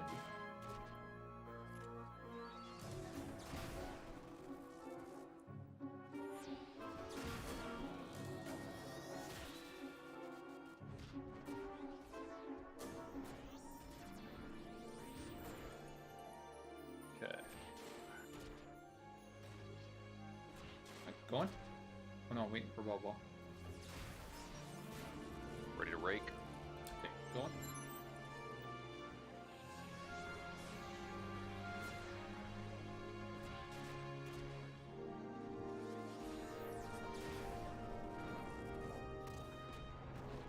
Somebody's who can fire. Fuck. Swap too. So that's what I forgot.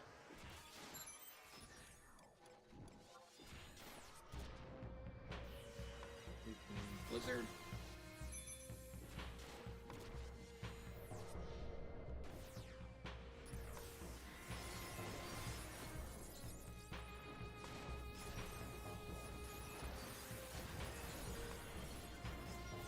Swap back? Maybe Gambit's still up? Nah. It's off. Aw.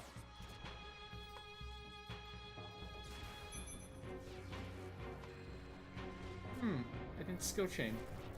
Oh, that's not great. Why?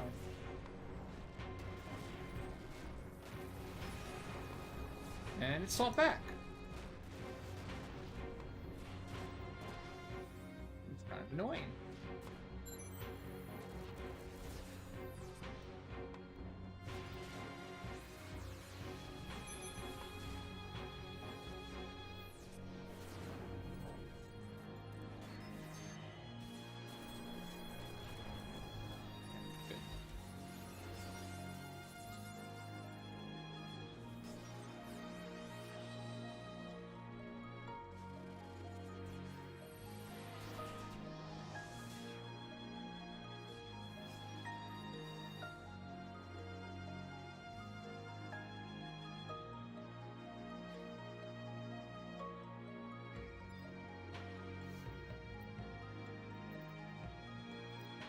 Yeah, an annoying number of my loud thuds were like trash void pieces or in-queue cursed gear.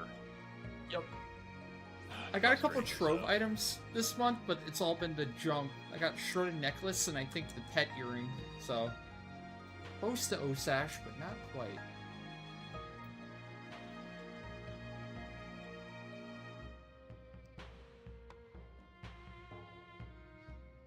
Best item I got so far, though, Pulse Body or something? I don't know. Nothing great.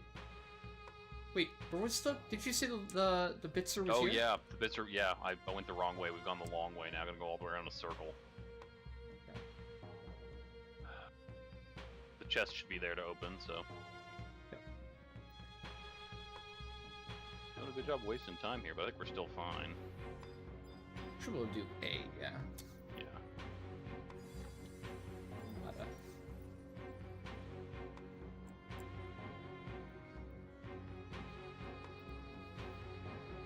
Watch us somehow screw up A.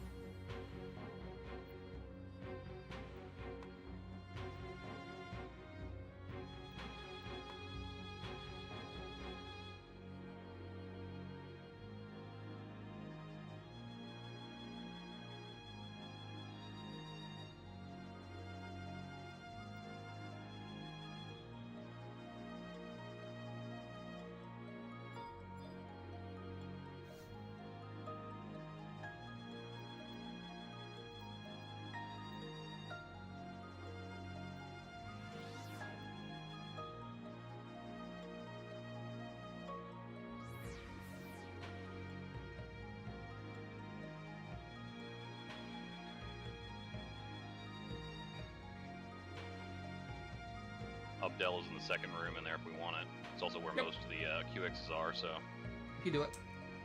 Plenty of time. Cool. There's 4 QX in this room. There's 5. Just head straight in and turn, and you'll catch up with me. I need like one more mob now.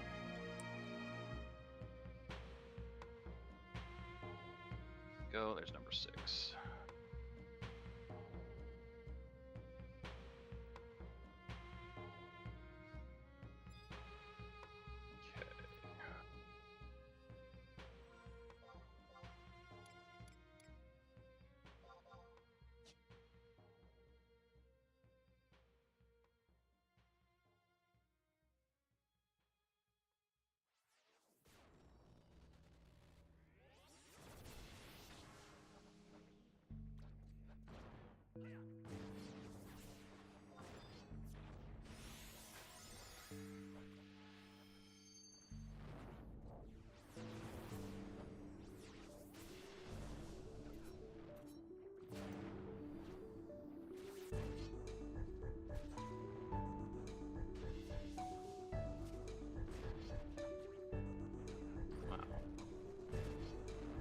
Magic Burst or Raw Spell, and then I didn't get TP fast enough. Okay, I think they're low. At least some of them are.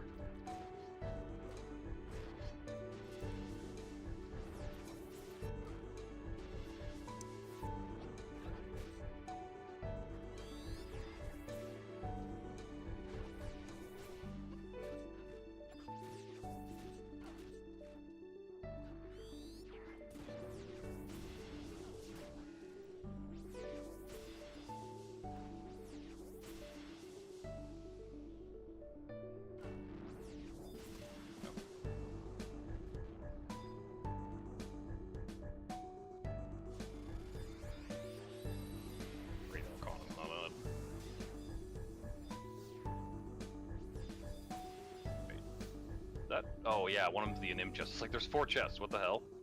Yep. Blue and M. Daytime is pretty short, but we should be able to one-tap it. Yeah.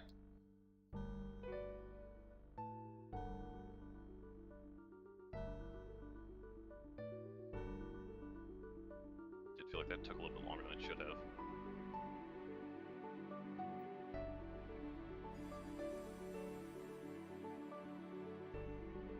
Case +1 from that blue right there.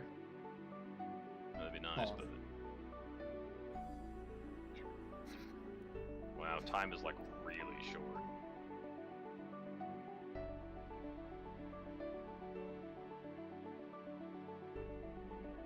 Well, no, we didn't do the...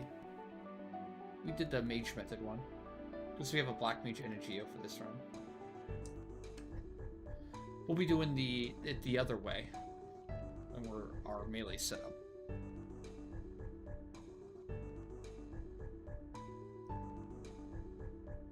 Yeah, I just felt like for being on a familiar setup, I feel like I was slow to kill those today. Might have been because the Abdella was distracting or something.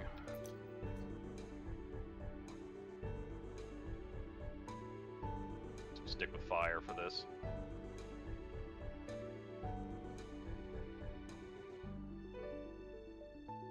Well, I don't have a storm up, so we could still do Earth. I think it's weaker to Earth, so if we want to one-tap it, I'd say just Earth. I'll switch elements.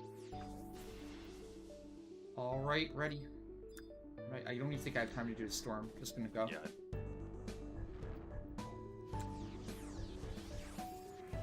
Don't have runes up, god damn it.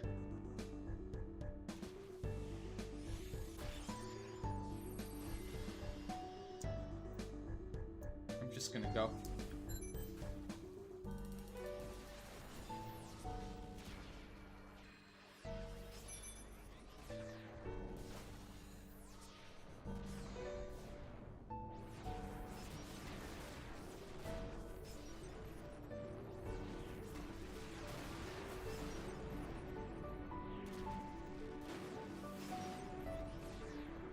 Yeah, I had nothing ready. That's fine. It's better just get a volley off and then finish it off with the second one. There.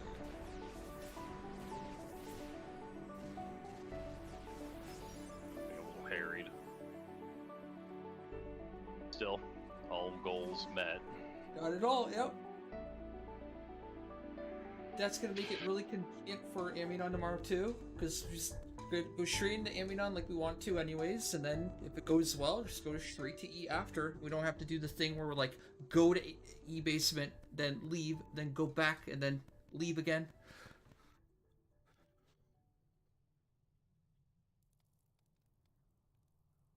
Question is, if we actually have a good run for once and we finish E and we have like, I don't know, 20 minutes remaining, what the hell do we do after that? CG, I think? And try? 41k farm run. Not too bad, considering. Normally we would have, like, started with the E shard and we would have done E boss. Like before. But we would have had to get E in order to finish the set, instead of having the shard or fragment already. In this case, we're more concerned with preparing for the Aminon run than we are. Exactly, yep. Super optimizing this one. And I think I hit, yep, 5,023,000, so done with the galley, even though I was super far behind with making a bunch of Imperium +3 after the fact. But just need the Meso now. Ooh, 8.846.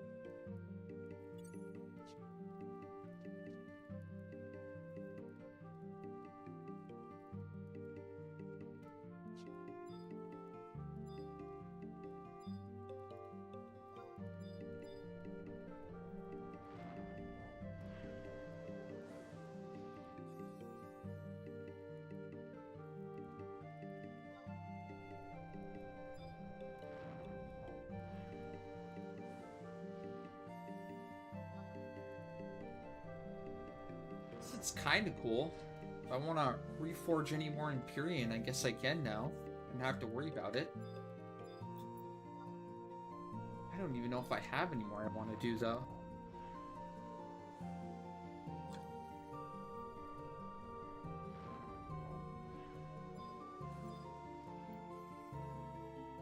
Zoid's probably even more far behind. Yeah, I still have 100k to go on Zoid because I spent so much. We should still have an Impish box, right? I think I have one.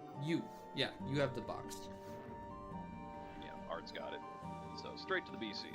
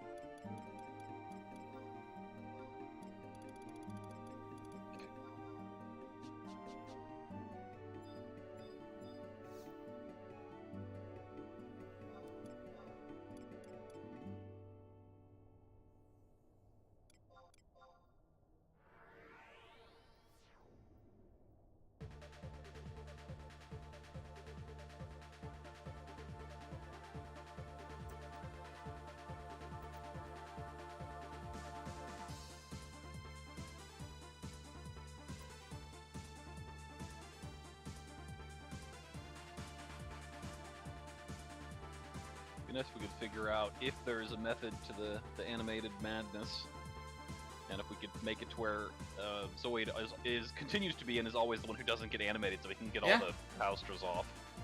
Hasn't changed yet. I don't know what the deal is, so I don't know if we can ensure that it's maintained. Yeah.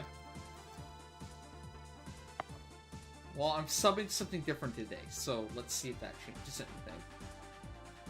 I'm staying sub Dark Knight because I don't want to run to a Moogle or anything.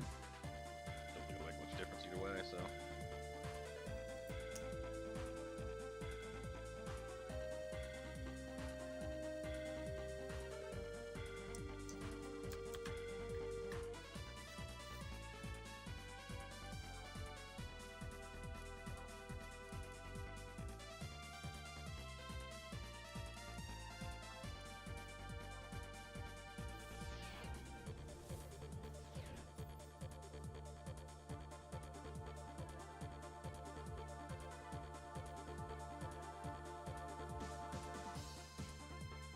Zoid wear any weird shit? Not really. Standard idle shit.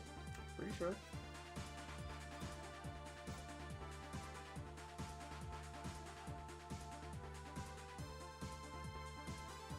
That's Zoid's idle. I mean, it does have a lot of excavation and elemental resist. He's just ugly, so the princesses don't want to dance with him. Hey, come on. The Empyrean head and body look pretty cool. I mean, I can't argue that it's literally Ard's luck style, too. And then, yeah, that's the thing. Ard is like the same. Taru, lock style to an Scholar Empyrean. Yes.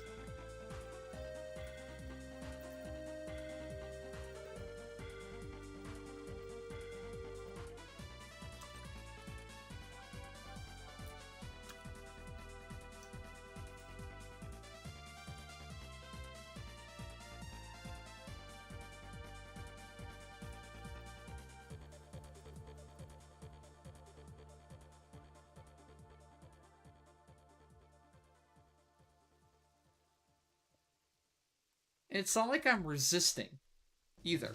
Like, they're just not hitting me. Yeah. Just like, I don't think they're using an actual action or anything. It just, like, they do a chat message and it randomly selects someone to get animated. And Zoid usually doesn't get animated the first round, but always gets animated every animated thing after that. And it's not like I'm waiting, I'm like just not acting, and so therefore I'm not on the hate list or anything. I always act first. I always try to land helixes in that window where you can. Early helix, so, I'm usually the first one to act, probably. Actually, no, I'm not the first. Martel's the first one to act all the time, because he's tagging. Yeah, Banishka. And I don't always get animated first either. Sometimes it doesn't hit me. Oh.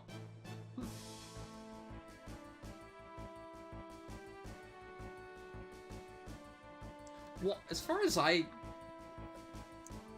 have seen, yeah, the animated is per flan. So if you kill like 2 flans, I think less people get animated. Someone's gonna not get animated at that point, right? Yeah, I think.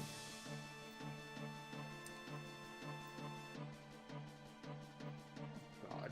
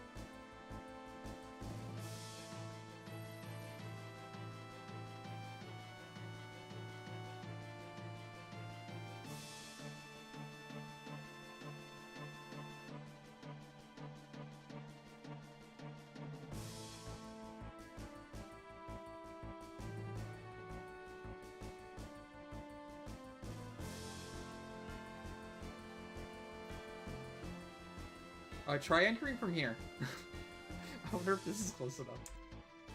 Didn't we Or do if I this actually already? have. What's that? Didn't we try that already? No, I was over at the entrance. You were tried. further away last time? Okay. Oh, yeah, I We wanna can- see what an attempt can be... How do you always manage to aggro these things? Like, they have Ian. such short aggro range. Really?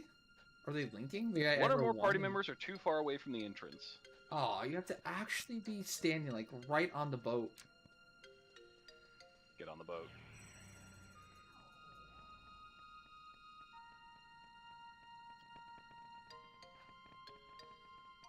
Like, I never aggro these things. I'm gonna have bolters roll. They still got me. I mean, are you like making an effort or something? They're forming a wall because they know I'm here.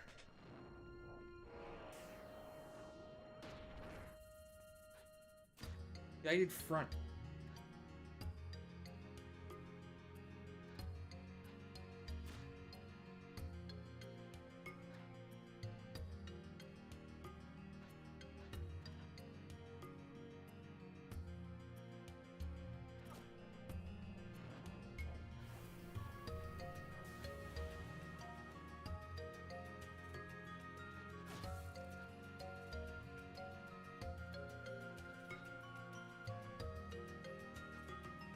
Oh yeah, I guess I should just go in.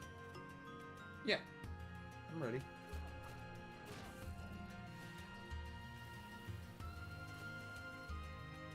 Taking some notes, the thing I was thinking about.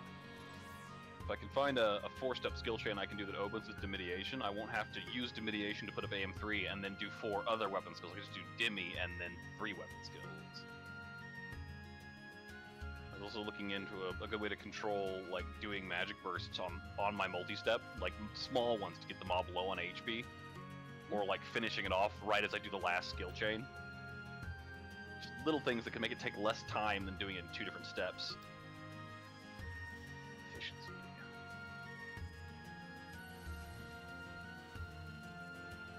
Am I still doing Galling's roll? Did that make a difference at all It yesterday? appeared to make a difference. It's not something we need to do. It was more of an experiment just to observe if, like, someone suggested they might be ignoring defense or something. I'm like, I don't think so.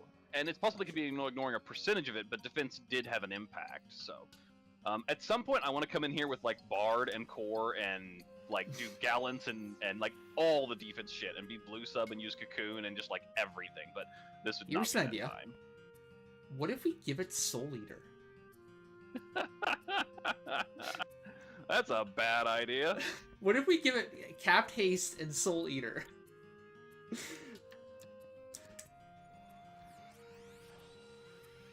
I also want to know if there's anything that determines like what element these things are weak to, right? Yeah, it seems to vary. I want to know what inspel to use, you know? I'd do dark to match the double weather if I could.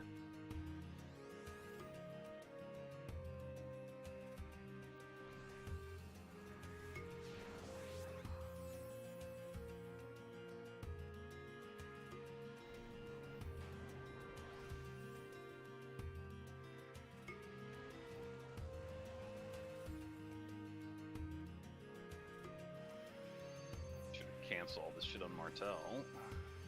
I do not need him getting that regen.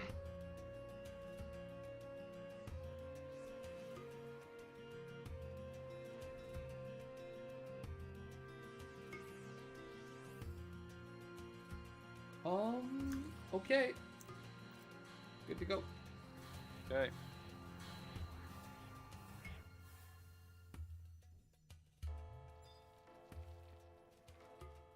Shit, I got claim blocked.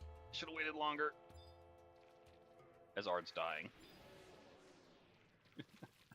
Whoops. I usually count like out 4 seconds and wait. I didn't that time, so I jumped the gun.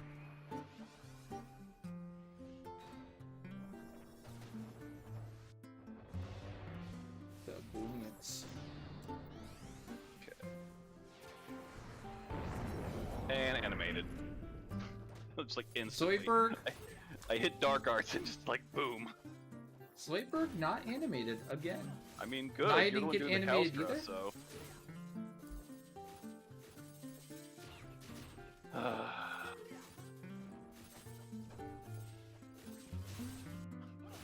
I don't like how I can't even expand my log. Like, that's just annoying. I hate that if you're in first person, you can't get out of first person. That's so annoying. Yeah, that's not good.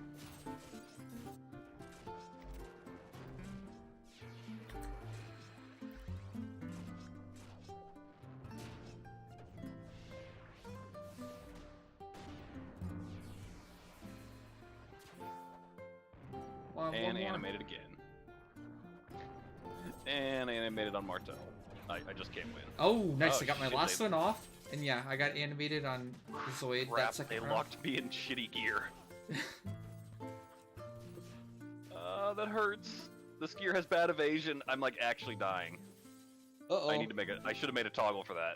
That's bad. Any of your characters who can cure? I got like 10 seconds on this. Nope. 7 seconds. 7 seconds on hard too. I just gotta get lucky. I think you're Christ. fine.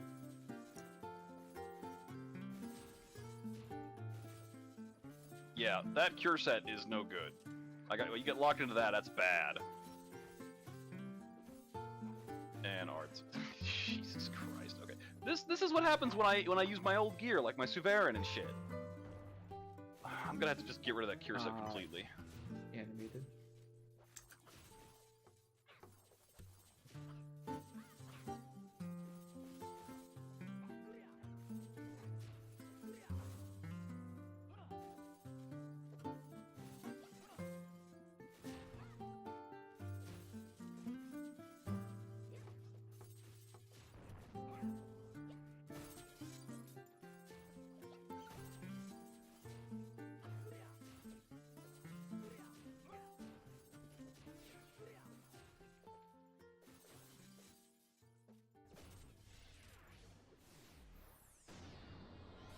I do like the Cowstray animation. That's pretty cool looking. I can't even see the FFX turned off, and I have had all of them turned off except for like procs for so long. It sucks to play like that. I like to be able to see shit, but the lag. Especially It's how we just do too a lot of much. content with the lag, yeah.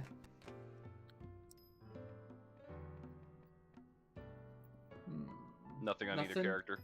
Nothing on Zoid. Save fusion for last. Nothing on Naya.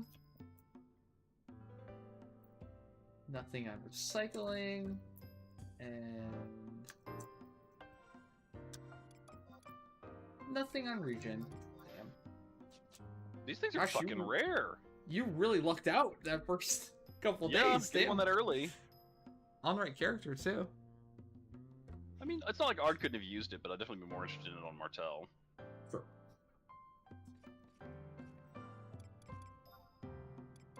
So More I need to importantly, adjust something to where if I'm using this set, the set I use for my Flan BC, then I don't Sure. use that cure set, because that cure set got me destroyed.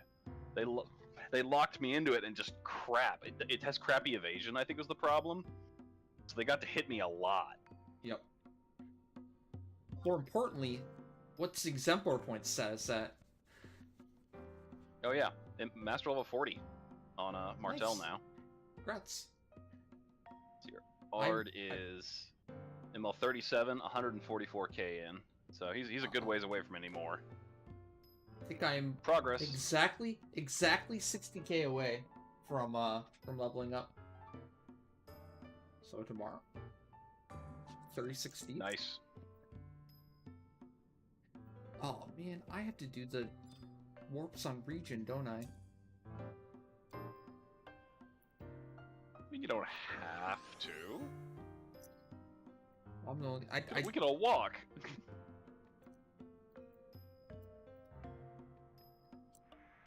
didn't want to change my sub on Naya, so I said budget. I'll just sub Black Mage on Thief.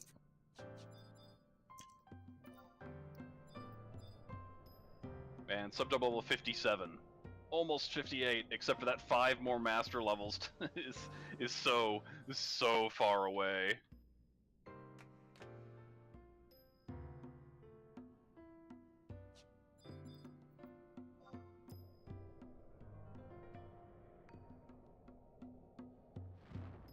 It'll take about 2 weeks, 13 days, 12.8 technically, to gain another master level. So I'll get one eventually. Get a mash level, or we get a flan meat drop before that? Wait, what'll happen first, right? That's the question. Okay, how should I set this up to where I don't get fucking murdered for casting Cure again when they lock me into that gear? I should just make an override that just makes me Cure in my normal set, but then the Cure potency would be garbage. That's terrible.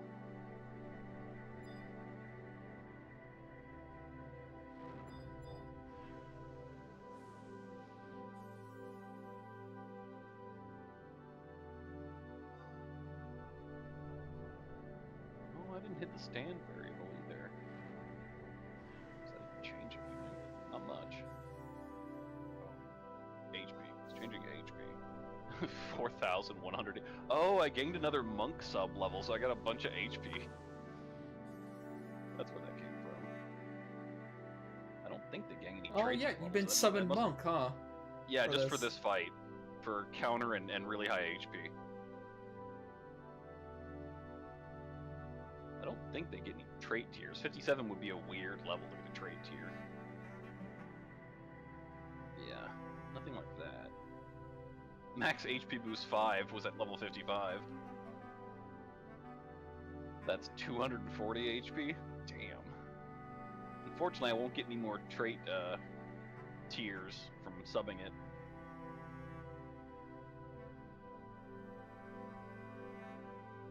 Why does Paladin not get max HP boost, the trait? I don't think so. Wait, I think does. Runefencer gets it, but does Paladin? Apparently? Like, Oh. but only like tier 2, which is only 60 HP. No wonder I never fucking noticed.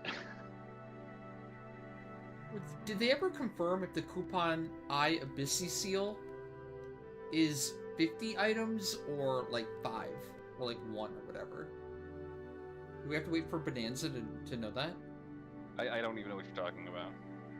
They recently added a new coupon I seal or coupon I whatever. It says tradable for Abyssi NM spoils, Empyrean weapon and armor reforging materials. So like Glavoid shells and shit from the Bonanza.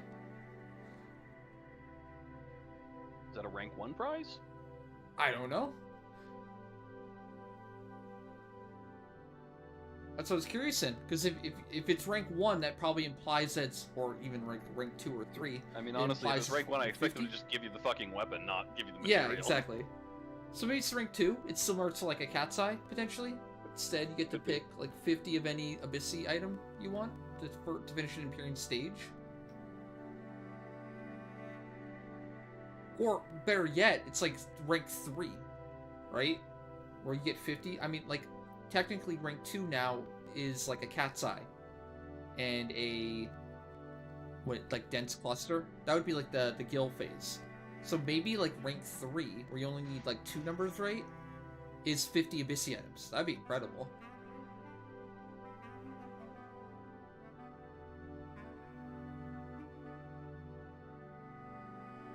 Yeah, I'm looking at they updated the items on auction, so let's take a look at the new things that got added. They added the ethereal weapons too. Should look pretty cool, I admit. I was really upset that this isn't like things you can get in the game and it's all like Bonanza bullshit, Bonanza crap.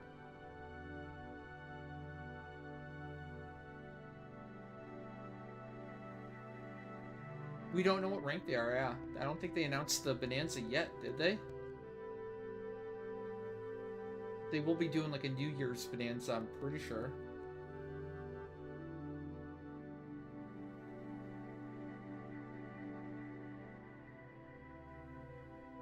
They did. I don't see it in the feed. So if they did, I missed it.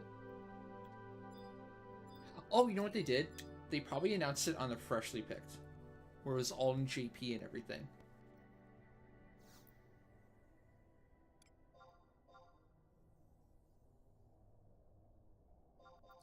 Finally.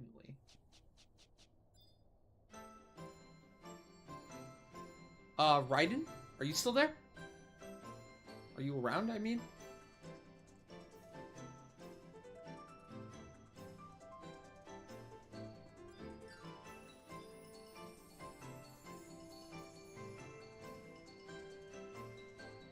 Yeah, so my spell interruption cure set I was using had like 200 something less evasion than the idol set I was using. That would explain a lot. Let's see here, it's more than 200. 987 versus 733. 254 evasion drop. This would be why they knocked the shit out of me.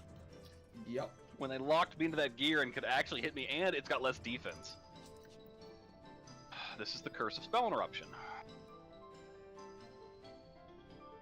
Yeah, it's like 300 less defense, less vitality, less everything.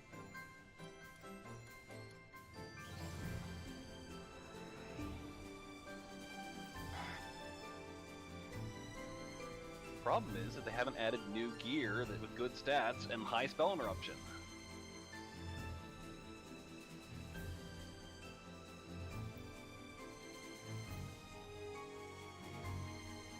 Yep, Raiden, you're good to go now. We can do some Malig.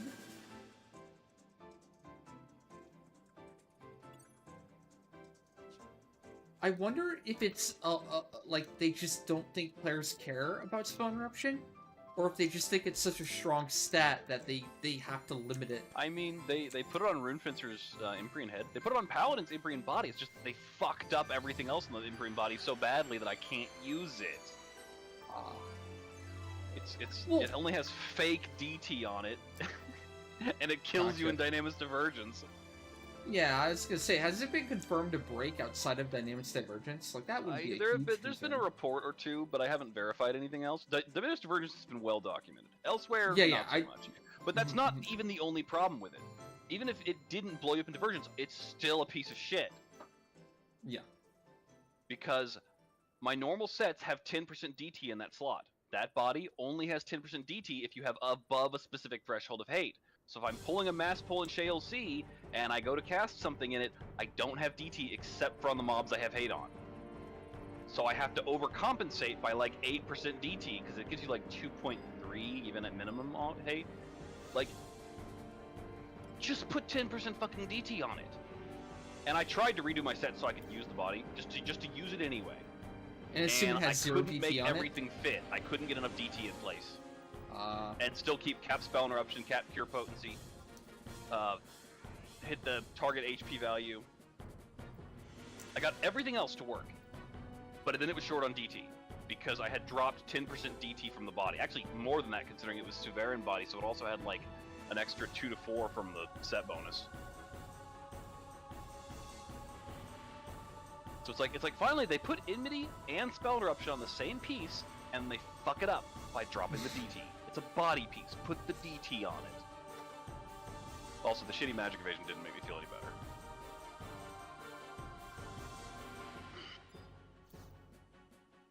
They have a vendetta against Paladin, I swear. It's like Majesty. Like, why did Majesty last for just an hour or 2? Like all the other crap. Why is it 3 minutes? Yeah, you have to constantly reuse it. That is so annoying. I've been playing more and more Paladin. Now, I recently, wouldn't mind if using Majesty was a good enmity JA. Then it'd be great because it'd be a short recast, like a 1-minute enmity JA with good enmity spike, right? Self-targeted, so you could use like a baby foil every so often. It'd be great. But nope. They didn't.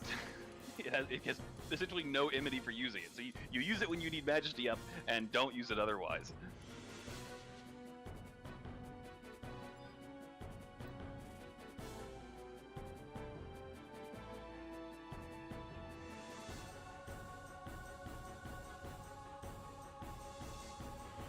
Old Dynamis Relics, it's the easiest of all the Rima now. It's the cheapest and the easiest to get. Now, that they doesn't have mean it's recently like gotten a more freebie. expensive, at least on our server. I don't know about the other servers, but the price jumped. Come to think of it, I still have those 30 Montiel Silvers sitting in my satchel from when I made Excalibur. What are those worth now? Oh yeah, you probably made a killing on those.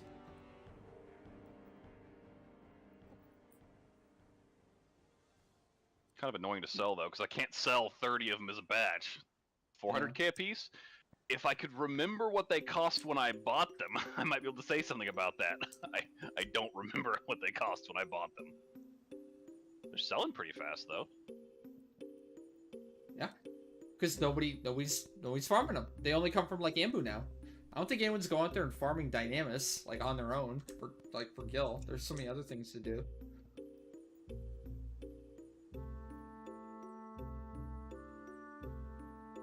I don't think there's any other relics I'm likely to make, so I'll probably sell them. Let's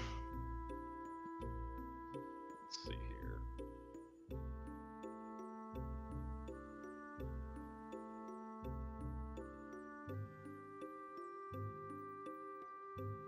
Unless I have a sudden yearning for a Goonir.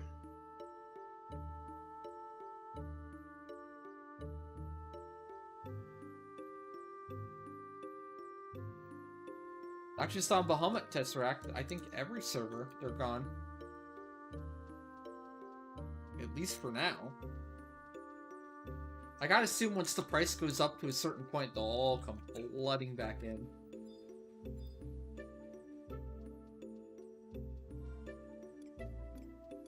I could make art of Mjolnir. It'll be awesome. Totally pointless. One of the few good-looking club lock styles, though. I still have that problem on Blue Mage. I cannot find anything that like matches the armor for club. That still looks cool. Oh, for Blue Mage? For blue, yeah. You know that Yagrush reskin they added during TVR? What about that? PBR. The red one? No. Oh, the Yagrush? The Yagrush reskin. It's like green. Oh, yeah. Ugh. No. You don't like that? I hate that one. The problem with that one, I think it's called like Thunder Stick or something like that. It's low res. It's not even full res Yagrush. It looks faded and ugly. I haven't honestly looked at it that closely. Yeah, it's not just a reskin. I mean, Yagrush. what do you consider a good club lock style then? That's the problem. Like nothing. It all looks terrible to me. There was that one time, that one night where we went through and we looked at all the different. You remember the flanged mace? That one, yeah. But even then, I don't know if that looks good on blue. That looks like more like a warrior. It's definitely more of a heavy armor job type of weapon, but I don't. Like a paladin. Blue isn't even a club job. Like their image weapon is a sword, a curved sword. Yeah, I know. Clubs have nothing to do with them. They only use clubs because clubs are mage weapons and have mage stats on them. So how are any of them gonna fit blue mage? There is nothing that fits blue mage club wise. But nothing, like none of the clubs look that good either, though. That's the problem. There's like no like Jagras looks badass, fine. super cool looking club. You're talking about Jagras looks great. For a white mage, I feel like Yagrish is very like. It's white mage, right? It's like trying to use Burtgang on Warrior. It's iconic for the job, yes. Yeah. I'm not saying Lockstyle and Blue Mage, but you're saying no clubs look good. Jagras looks good. Still feel like for white mage. If I try to use Yagrish for a Lockstyle for blue, I just feel wrong.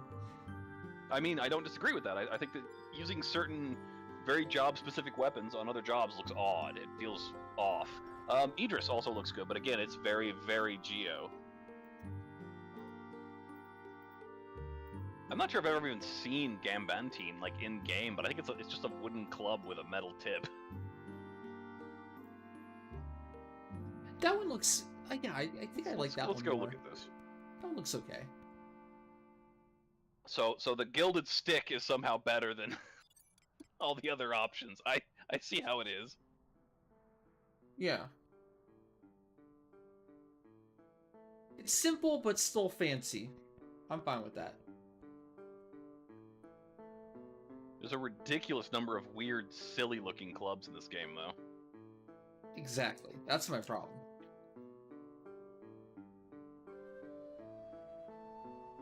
God. I entered VVD Lilith and I forgot to invite the Bard. Can I even do VVD Lilith without a Bard? You're about to find out. It's like in Bolster. There's a, like an adamant weapon. Technically it's a buzz again? I don't know how to say that. It's a smashy club.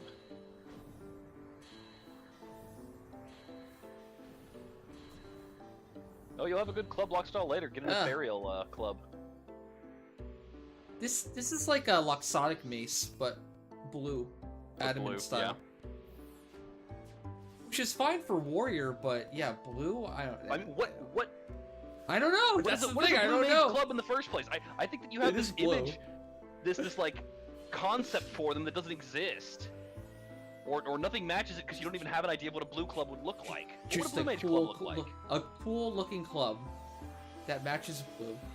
That's blue like a isn't a club Tizona. job. Nothing is gonna match blue. A Tizona, but it looks more like a club than a sword. That's what I'm looking for. I mean, the closest thing you're gonna get to that is Jagras, because at least it's kind of the right color. Yeah. That makes me think of white mage immediately. So blue wearing that would be wrong too.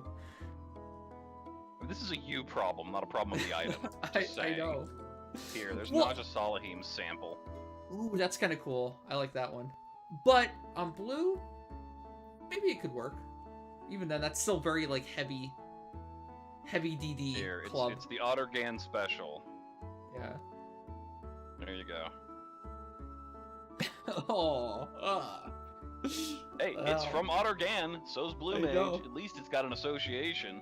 Looks awful. Looks obnoxiously bad. You want a shinier one? Here, have a shinier one. Oh, that actually does look kind of nice. That's the brass version, as opposed to the, like, That's rusting more version. detailed than I would have thought. Yeah, that looks kind of clean. I And mean, it's it unique is looking. it's the same model, very slightly redone. It's just shinier. Yeah, I like that. Then there's our classic flanged mace. I think if I ever get around to bothering to lock style a club on Paladin, that's what I'm going to use. I like that one a lot. Yeah. There's Gambantine, which is a strange little club. It looks like a log with a handle. Nice. Except That it's might got match a gem blue. on the end of it. It is actually a stump. It is actually like a tree branch. It's got a gem on the end of it, like it's an eye or something. What is going on? It's Embos's eye. Oh, this is like an Imbo's piece. Yeah. It's a limb.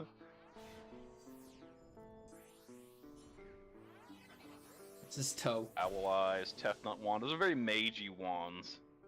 That's What's something you Embos's can toe. hit things with. It's a root. And that's his nail.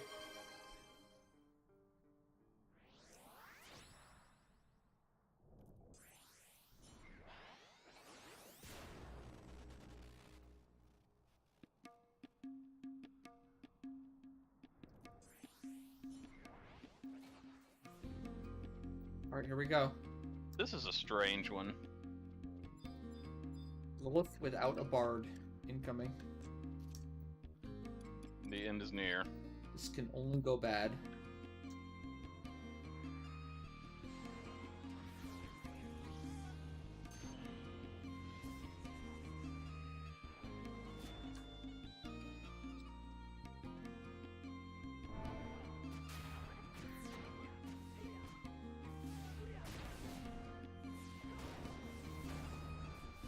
Maybe this feels kind of blue mage to me. It was a weapon that they actually used too.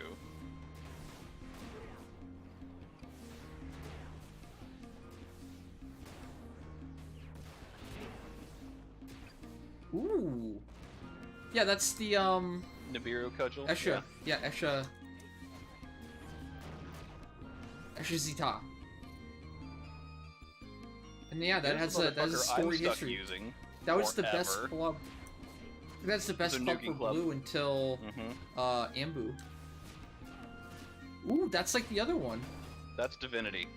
That's a reskin of the one you linked earlier. Yeah, it's a Yagna. The third reskin, I think. There was the regular one, the brass one, and then divinity. Fancy.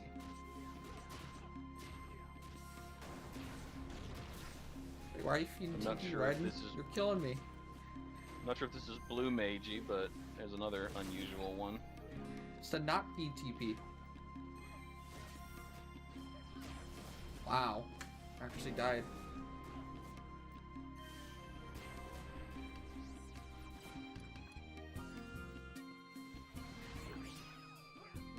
The Aonic Club is just like, what is this? It's watching you, that's what it is.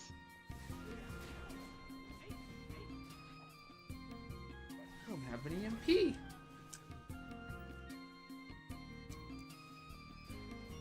Jesus. Well, this is awkward. Just chilling, looking at club models while region gets destroyed. Okay, there we go. Got Dex down, dude. Hey, we got the body for it though. Okay. Wow. Worth. Sacrifice for drops. Yep.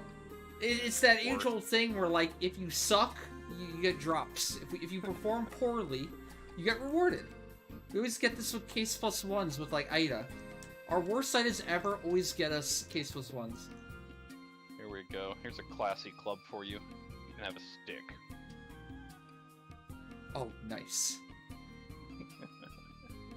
That actually resembles a lot of, what's it called? The Empyrean Club. It's not quite Gambitine. that bad.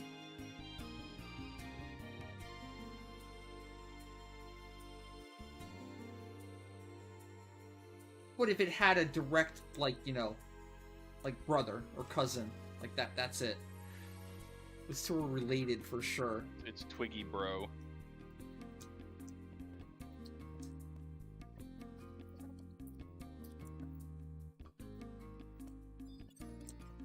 Ooh, what is that? That last one? Yeah. It's a Burrower's wand. It's actually a reskin of the Soul Flayer's wand. Do the Soul Flayer's Where the wand fuck as do you get well. that? Is that an ambu thing? I think it's an ambu. It's like just a lock style weapon. You should be able to get it with a replica voucher or token or whatever it's called. And then there's the That's lighter version, cool. which is the Soul Flayer's wand. Wow, They're interesting that's in that cool. instead of holding them from the very end, you hold them more in a wand sort of way, with a lot of handle behind your the hand placement. Wait,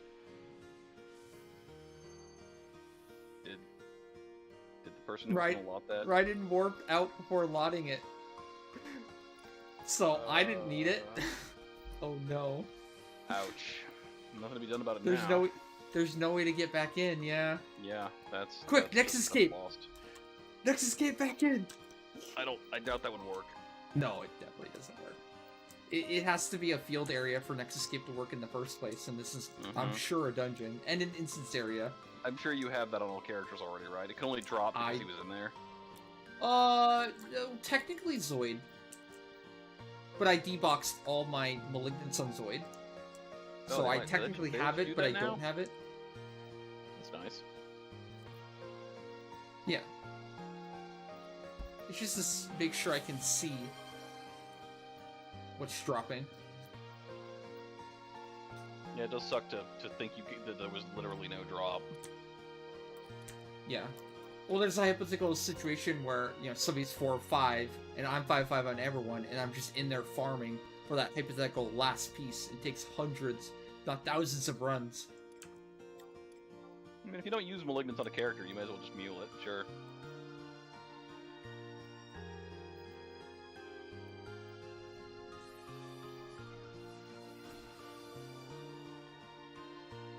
Still, unfortunate for that gentleman.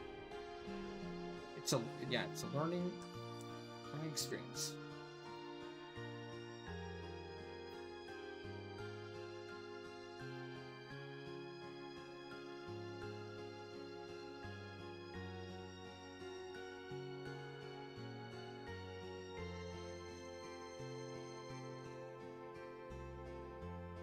Alright, time to show chat what the hell we've been talking about. Everyone's probably like, what the hell are they even talking about with these clubs? Oh yeah, yeah. If stream wasn't seeing those, they'd be a little confused about all the crap I was dropping in there and commenting on when they couldn't see anything. Yeah, me too.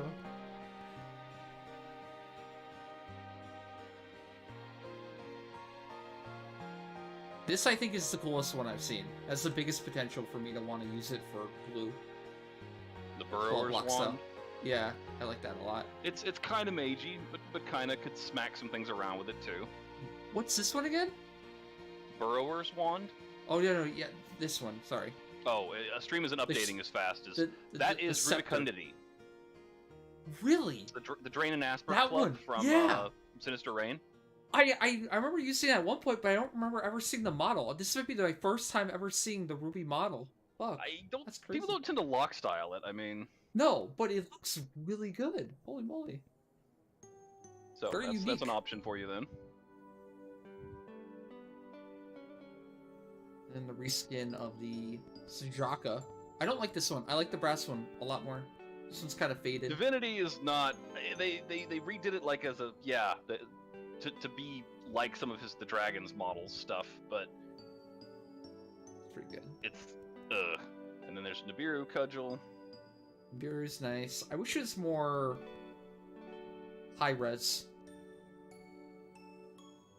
This looks nice. This is the Alluvian Skirmish Club? It's Alluvian Skirmish Club. And I put 2 views on that thing because it's got some weird actual texture and 3-dimensionality to the body of the cudgel there. The second Wow. image that Oh, has an wow, angle. yeah. It's like all It has- ridged and the prongs go 4. all the way around it, and it's a Wait, very strange club too. 3 to 4 prongs.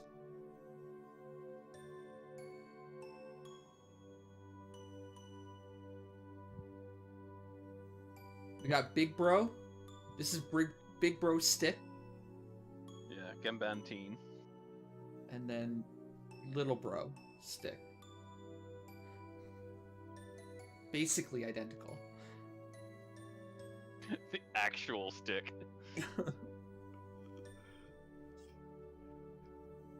Gambitine, it's like fancy stick with a gem in it, and then it's an actual stick with a leaf. The leaf is it's the a gem. log with a handle.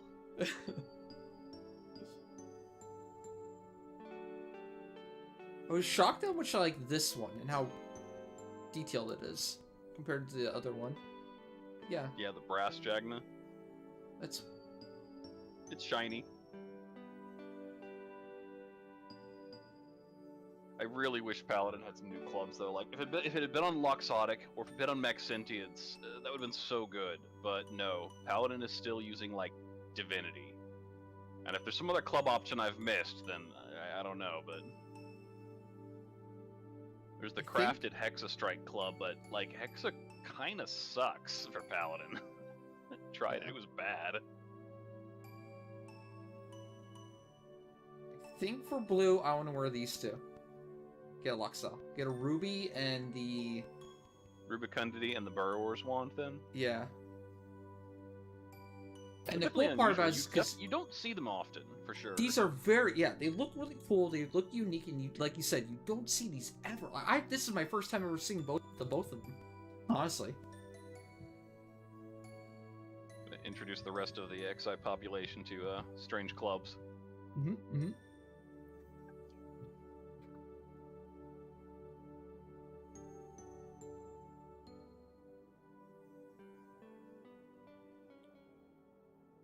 Oh, right, by the way, you have more than one Malig, so if you want to keep going, we can. We only did one run, so I expected to do a round here, so...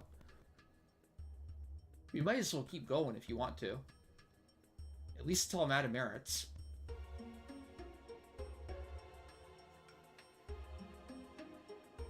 Okay, well, technically, you had one Malig, but you have 3 job point. If you want to convert one of the job points into Malig, that's fine, too.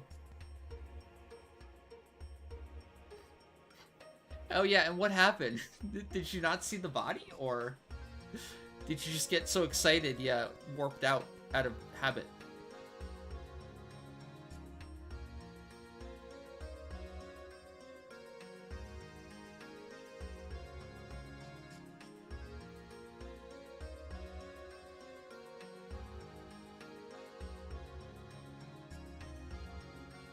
Burrower's Wand. What's that one? Doesn't ring a bell.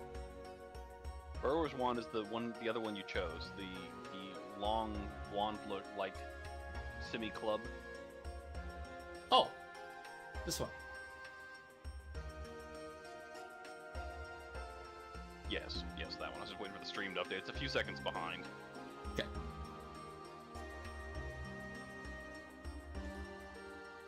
Like Martel said, there's another version of it, but yeah, the yeah, Soul not Player as wand big. is a white one that looks like it's made of bone or something. It's almost pink too. Yeah, it's too. Yeah, it's too. I don't know. Got a weird natural. Little, I don't know. Yeah, it faded. looks like it's made of bits. Yeah. Critter bits. Yeah.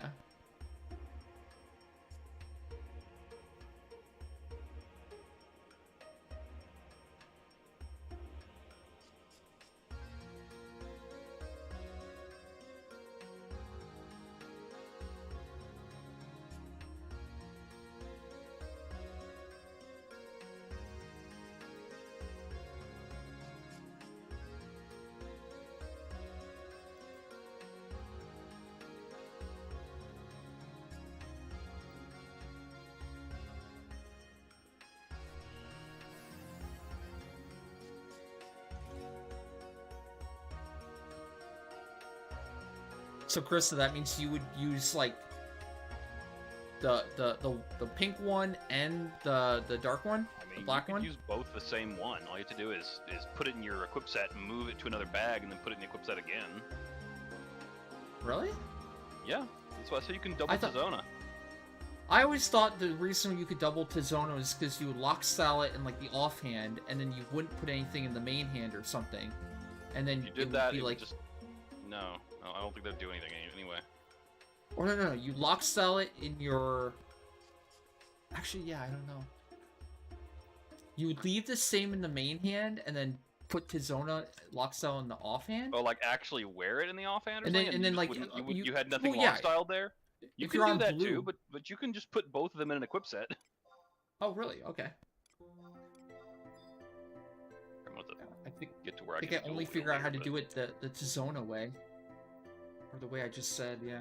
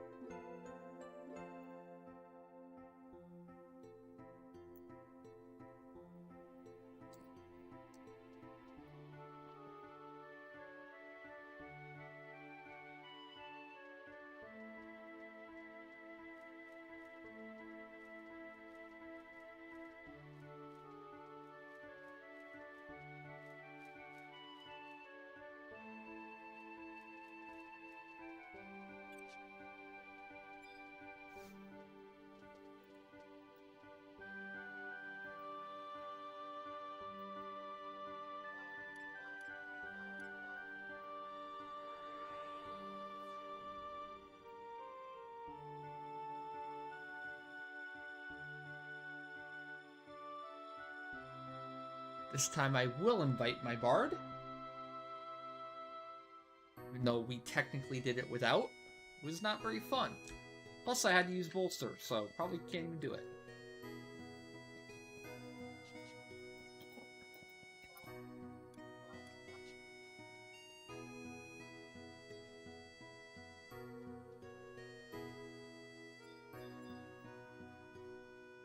So I guess I take it back. There are some pretty cool clubs in the game. I just didn't know about them. I would agree that there's not enough of them. There's a lot of really silly-looking clubs, like weird ones everywhere, right? Like they look like toys. Yeah. Yeah. Well, like a 5-year-old would think a club should look like. Club is the most common weapon type that they use for just random. How do I put it? Cosmetic weapons. Kraken Club is pretty cool too, but not really in a blue way. The actual model for Kraken Club is just an old club. It just has the history and appearance like behind it, so.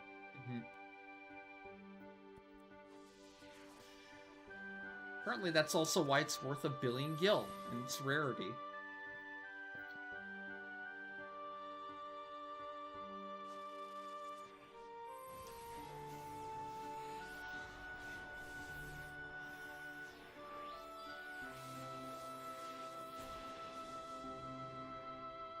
Here's another critique.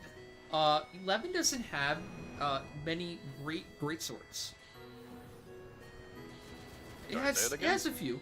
It has a few, but I think like historically in the history of Final Fantasy, all the most impressive looking, all the great weapons are always like greatsword. At least that's what I remember. But it always felt like 11 didn't have many like insanely great looking greatswords.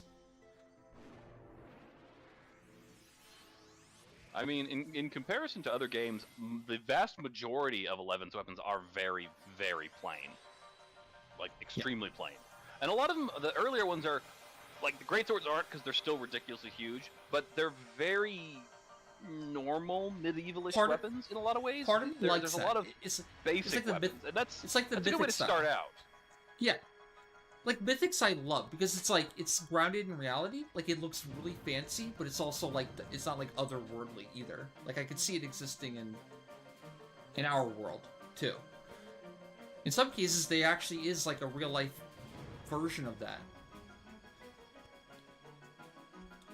Unfortunately, though, there was never a greatsword mythic. I feel like turn Burkgang into a greatsword? Damn. That'd be cool.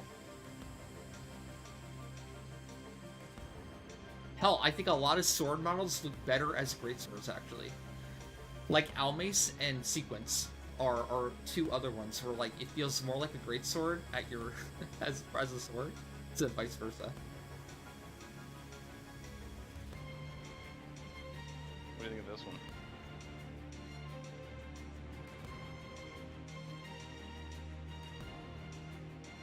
Ooh, yeah, very cool.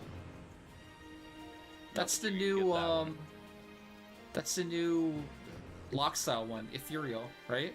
No, it's not. That's not the new anything. That's been in the game for decades. What? It's Would an they just unused model the Ethereal off of this style? No, that's like it's a Ragnarok reskin. How long has it been in the game? What? Years and years and years. In fact, that may predate the actual Ragnarok. We don't know. If you could find someone who knows a little bit more about the DAT history to it, they could tell you. But I mean, if you just look at it compared to Ragnarok, it's like it's in the DATs, but you couldn't ever obtain this, right? No, it's not obtainable. There's not a weapon in the game that looks like that. You can see how similar it is to Ragnarok. Oh yeah, very much. Now, what about the new ethereal weapons? What about look at that? 10 viewer list isn't updated for it. I can't look at those from here. Well, yeah, true. But if you look at the new item updated, you look at at least the icon of it. The icon. Nah, never mind. There's no way. Isn't it like a it's a different model. It's a different model. Yeah, it's a Nagel ring. It's just like the icon's even brighter and redder. Yeah, they didn't use a double-edged one, single-edged sword there. I did like Nagel ring though. That red. I like the red. I don't like the shape of it though. I don't mind it too much. I don't hate it, but yeah, I prefer like Ragnarok. Blade. I'm not a fan of these. Look at these right here. The Falx model. Another bad one is the one, it might also be a Falx model, but the one in, remember that greatsword, the Velcad? The Vel greatsword or whatever? I hated No, that. that's a very different model. Yeah. I'll hit it eventually. Oh, there's a surprising number of these. This one's kind of fancy. I McBain. don't even remember what greatsword this is. I love McBain. Oh yeah, McBain has got a pretty awesome model. I approve of that one. Yield Algol, Gold Algol, Bahadur. Hey, there's our old Nagel ring. Get that sucker in there. It was a very noticeable color. When you saw someone walking around wearing that, it was like, Jesus, that's red. Yep. Nightfall, Khalid Bolg, Ferris Algol, which is like Never black. a big fan of Nightfall. My Fury go. I mean, it had some rarity factor going for it, and the regain was actually pretty useful back when it was usable as an actual weapon. But yeah, I'm not really a huge fan of the model myself.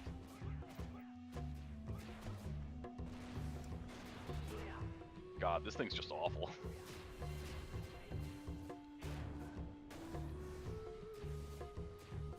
I'm not a fan of that thing.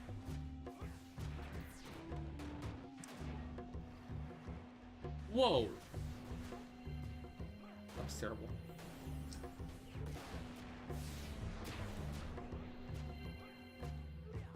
Or Frostblade and Borealis.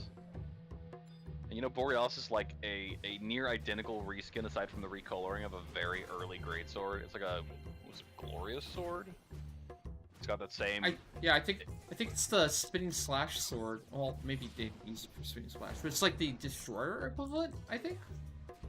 Not sure. I'm not sure, honestly, where this thing comes from. Let's look at the greatsword page. The Nibiru line of weapons look fantastic on it. There's a lot of those that look really good. Agree. Some of the older, relatively plain ones that just have little hints of color that make them look kind of nice. Arondite and Ascalon.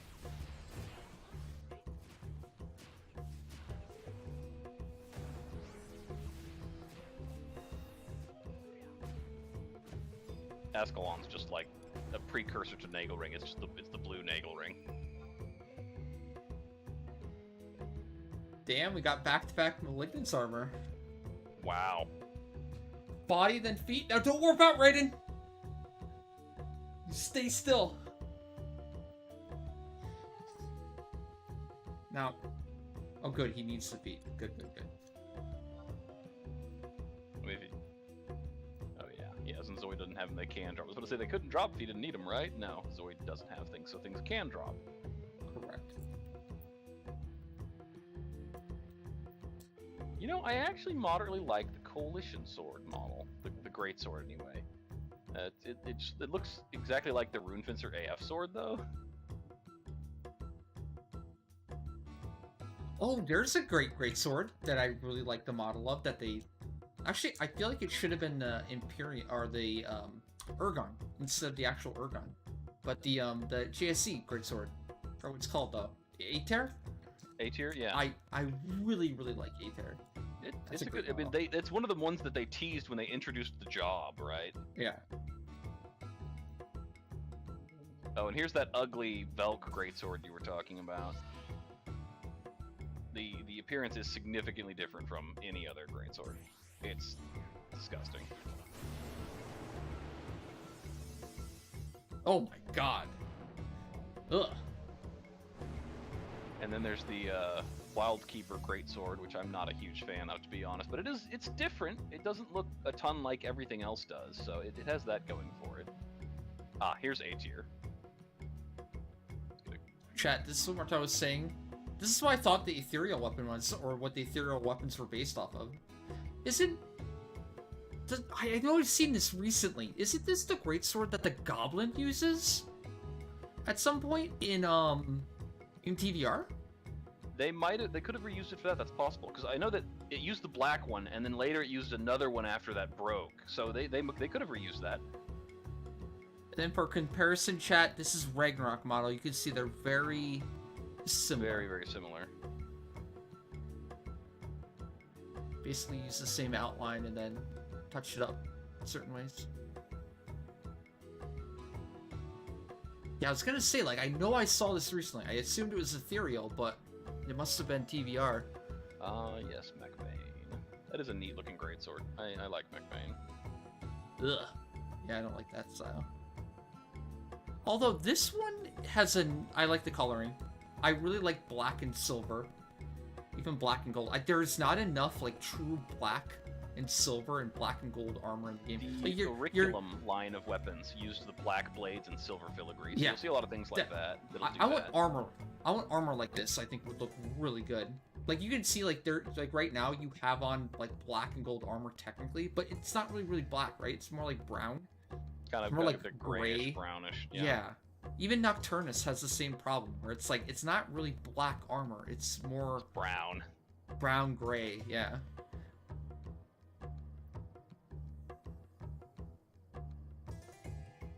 There's definitely some weird greatswords out there on the Nibiru Fasar. It is pretty cool. I like it. As I blow up Egan's Discord with all these pictures of greatswords. No, it's fine. I always find something new and interesting.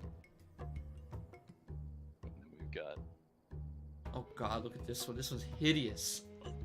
It's too big. Which one? I'm waiting for the stream to... Yeah, I don't like that thing. I'm not a fan. Yikes. They reused the model for another sword, like Foreshock sword or something. I'm not a fan. It's like an Iron Giant sword. So, Altana viewer,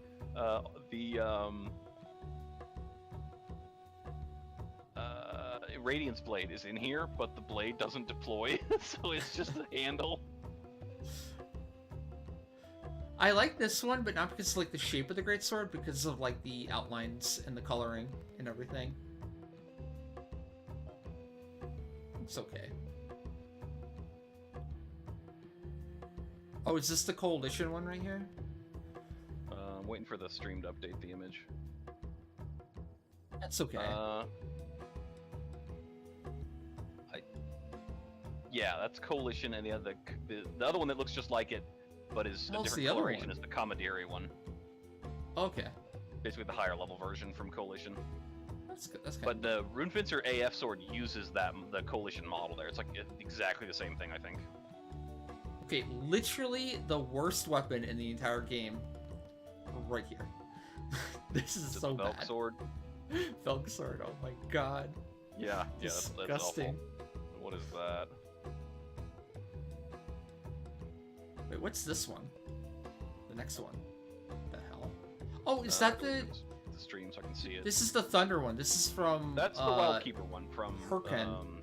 Yeah, Hurricane. I don't see this one very often. I'll refresh the stream, see if it'll update the... maybe I won't get quite so much delay on it. It's different. I mean, it's fairly unique. I'm not a fan of that particular weapon, honestly. This is maybe my favorite. I think A tier is neat.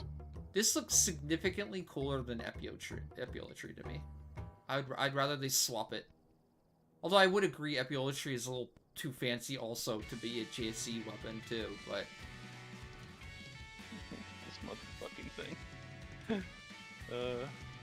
If you object to ridiculously sized weapons... Here we go. McBain. Chat, you probably haven't seen McBain ever. You're newer. I like it. It's an interesting model. I like it a lot, yeah. Cool blade. Looks like it could have been like a shark greatsword. You know, like the shark dagger looks a lot like the actual shark. Yeah, it's definitely reminiscent of the critter the weapon's from. Yeah. Whoa! I haven't seen this one forever. This is Malevolence? Maleficence or something? Let's go back and see the name. Malfeasance. Malfeasance. This is only crafted, I think. It's no the one makes dark, that thing. and only Dark Knight can wear it. It has resist death on it. Yeah.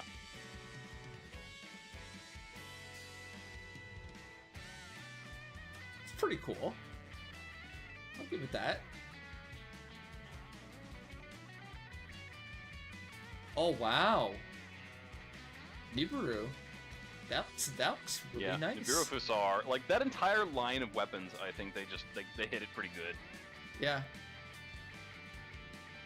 I'm not sure there are any Nibiru weapons that I dislike.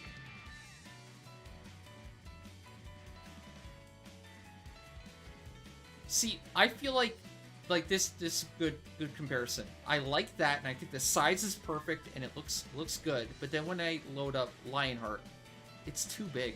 If they made Lionheart just the size, Lionheart is kind of ridiculously huge. Yeah. Yeah. They could have been more subtle about it. They could have made it more sleek, a little more elegant, instead exactly. of being a it paddle, lacks the sleekness. like Epiolatry. Exactly. When I look at the Nibiru, I think that is cool, that is sleek, that is nice, right? But then I look at it's like giant paddle. If you just I mean, and the same if thing. you want sleek, at least if you like curved, then Oda Zantetsuken X. And then even my favorite. Yeah, this looks sleek. This looks like nice. There's a lot of detail on it. The blade's still long and everything, but yeah, I like that. And then yeah. Oh god. Is this the biggest one? No, I still think the Velk one is the ugliest. I mean, yeah, I'm not arguing with that point. The Velk one is definitely the ugliest. True. Same thing. I mean, I guess Brave Blade is fine. It's just it's so simple. The blade is just so simple. The blade is very simple, and the handle feels like feels like a toy. Gaudy. Like it's gaudy in a silly way. Yeah, not a cool weirdly way. Generic kind of. It doesn't feel like it's actually ornate. It feels like this is the sort of thing you see that's made of plastic, Yeah. right? Exactly. It's like what a 5-year-old thinks cool is.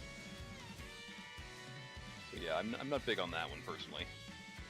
This looks And cool. Although the SU5 is just weird. I like Zantetsuken X. Zentatsuken But it's a X little looks too curved for me. Fabulous. I mean, the curve is pretty extreme, but that's still really cool. It still looks really cool, yeah. Oh, another one. Yeah, it's sleek. I like it. I love it a lot. It's a really cool looking greatsword. It has all the engravings and stuff on it too. I don't like the color scheme on those. Yeah, true. I think you could have picked I up didn't way really better like the color original scheme. ones much either, to be honest. But the model though, if you just colored this just like I don't know what's a good color. I like the red of it. I like the red and the eye in the middle. But maybe I don't know. Let's get the original in here for comparison. Black, gold, and silver maybe. There's Gallatin, the original of the greatsword model.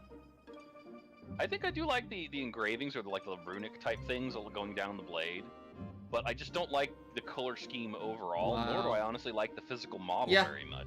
The whole thing is just this weird. one too. The color scheme, yeah. They just went with a little more traditional color scheme. Have more potential. I like the effort though. Like I still think both of them are pretty cool. You see how the Master Trial Greatsword is just the fucking handle in here. the I mean that's light how blade didn't load. that's how I normally see it. I mean that's normal. Yeah, on people's backs. It's just on it's not people's even there. backs.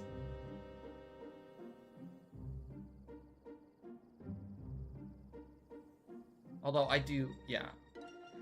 I'm a huge fan of the Master Trial sword and greatsword. They look really good. I'd like it if they'd make a Master Trial shield, where it's just like a little brick on your arm, but then when you fight, it deploys a shield. Yeah. Because shields, they obviously kind of really get in the way when you're disengaged and trying to look at your weapon. Even if it was just a solid block of light in the shape of a shield, that'd still be pretty cool. You would think there'd be engravings and shit, right? Of course, we still haven't even gone to get the dagger, but like that Master Trial is annoying. I like the name. It's called the Hedron Dagger, and it looks like basically like, I don't know, something hit like a window or something and Broken shattered glass it. dagger. Yeah. Floating broken glass dagger.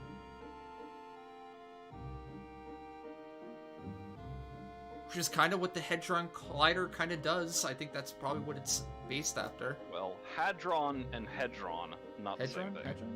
Oh, okay. The Large Hadron Collider. It's got an A in it. This thing's Hedron with an E. Now, maybe there's a weird misspelling that's still some kind of reference to it, but if it is, they're not matching it one for one there.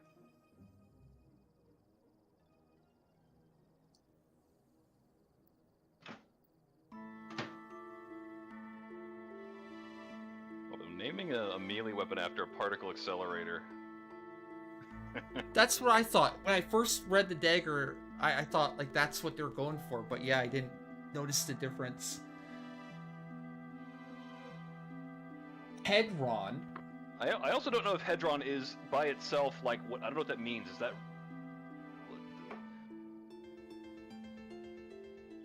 Yeah, I'm not sure. Like, I just maybe it's assumed... supposed to be, maybe instead of Hedron, it's supposed to be Hedron? Like Decahedron? Like the shape? All I know about it is that it just, like, spins things around and collides them, and they, like, fucking explode, right? And, like, make, like, little big bangs. So I just figured that's what they're going for with the dagger, because it's all shattered and shit, so... But it could be something entirely different. Yeah, I'm thinking that's just you.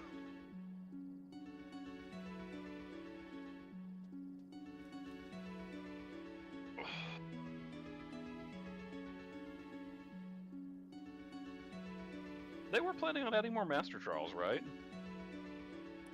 Yeah, the August and Theodore one is up next. Right. What are they gonna add for that? Like, are they actually gonna make something new that's themed for those characters or for Adeline, or are they just gonna throw another glowing white weapon at us? More glowing, yeah. They said they had a few remaining that they hadn't used yet, so... My assumption The problem is that... it's gonna be a different weapon type, so it's probably gonna be for a actual weapon type that I don't give a damn about. We're gonna get it like a club. Hey, maybe we'll get a club. You can have a new club. There you go. Well, yeah. I mean, honestly, that dagger could have been a club, I think. What have they done so far? They've done sword, great sword, hand to hand. Can't count polearm. Polearm was a different type of thing. Yeah, it wasn't Yeah. the light type weapon. There could still be a I'm missing something, right? polearm. Dagger. So sword, dagger, great sword, hand to hand. Wasn't there another one? Am I just not remembering? That's it. Yeah, people cleared the new one. They figured out what Like, was it that quickly. changed things a lot, that made things easier? I can't remember now. There was some sort of discovery of how to deal with certain bullshit. Shadows, that's all I remember. Oh yeah, Shadows. shadows. Like actually, everyone in sub. And bringing a real ninja in to tank the little face? shit. Yeah, the little brother. Yeah. So it's Technically been the so big long brother, since though. shadows were the answer to anything that just threw me sideways.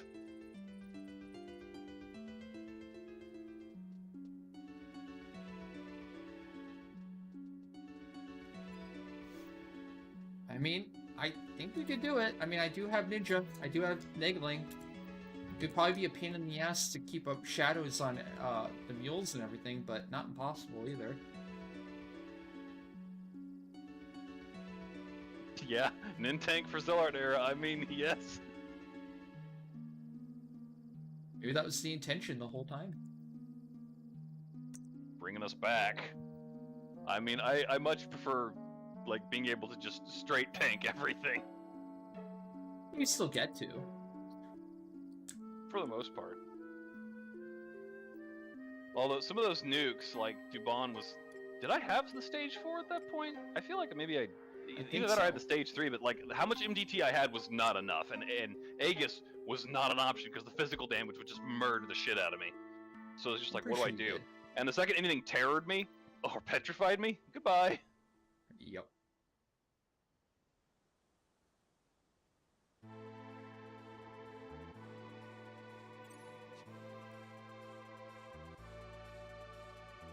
Oh, and Rich? Are you still there, Rich? Just pick a day throughout the week where you'll be free.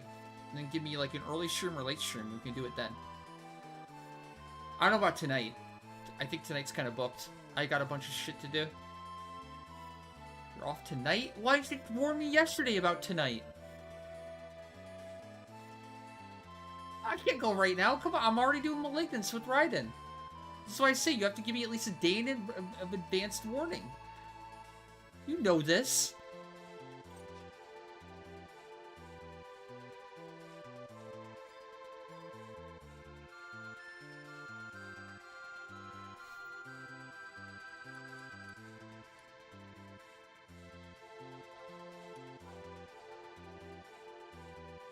We still never got the Seal Fate cleared either. But like, Yeah. I do not like that hand-to-hand at all. I don't think I'd ever wear it. I'm not a fan of it either. Are they porter slip storable, or would I have to just keep that thing You'd have to somewhere keep it, forever? Christ, are they muleable? Yeah. No. Inventory -1 forever. I think so, yeah. This is the reward for Master Hall's even punishment? Yep. I think the true reward is you only have to do it once ever, Not and then never venerable, again. not after you win. sendable. If you throw them away, does it like toss the item at you again, like the Hero Hub Master Trial keeps spitting the bow at you, or Yep. the other fight? Yep. So It'll like say if you just already have zone this in- item. Clear your inventory, and then once you throw it away, it'll give it back. Okay, so if I wanted to get rid of it, I could just drop the damn thing. But then, if you wanted it back again, you have to go do the mesh trial again. Oh, would you? Okay, well, fuck that. The Master Trial was hell. I mean, I'm sure it'd be better if we actually did proper TP suppression on it. Yeah, I mean, we know a lot about TP suppression now too, so it'd probably be a Well, lot you just easier. didn't want to use Summoner, and I'm like, okay, we'll try it, and it didn't work. We got It pretty didn't work far, at all. but yeah, fucking Omega, The man. mechanics just do not properly allow for it. They're just not there. I mean, Best we ever if it did wasn't for the was hate about, resets, like, I think we'd have done it if it wasn't for the hate resets. Late Yep. at the Well, late Omega stage when he stands up. fucking quadruple TP moves when it's on 2 legs, and Kiraga yeah, 5, like, Kiraga Ultimate 4, Kiraga 5, Kiraga 4. You miss one, you're all dead. And then, like, yeah, like, Stun Cannon, I think, would always land paralyzed on the White Mage, too, after it It was set the bad. Paladin. And, yeah. And then normally you just keep the White Mage out of range, but once I get hate reset, then that's that, right? I mean, Was there a time where, much- like, it ran after Ard, but then full healed or something? Because if it moves away from a oh, it got certain, too like- far away. Yeah, it started like rapidly regening tons of HP because it moved away from where the other one died, so it counted them as being far apart. Yeah, I And think it just, we it was just like shit. We killed Ultima many times, and we got Omega down to 50% many times, I'm pretty sure. But then, yeah, after 50% Omega, it was, like, felt impossible.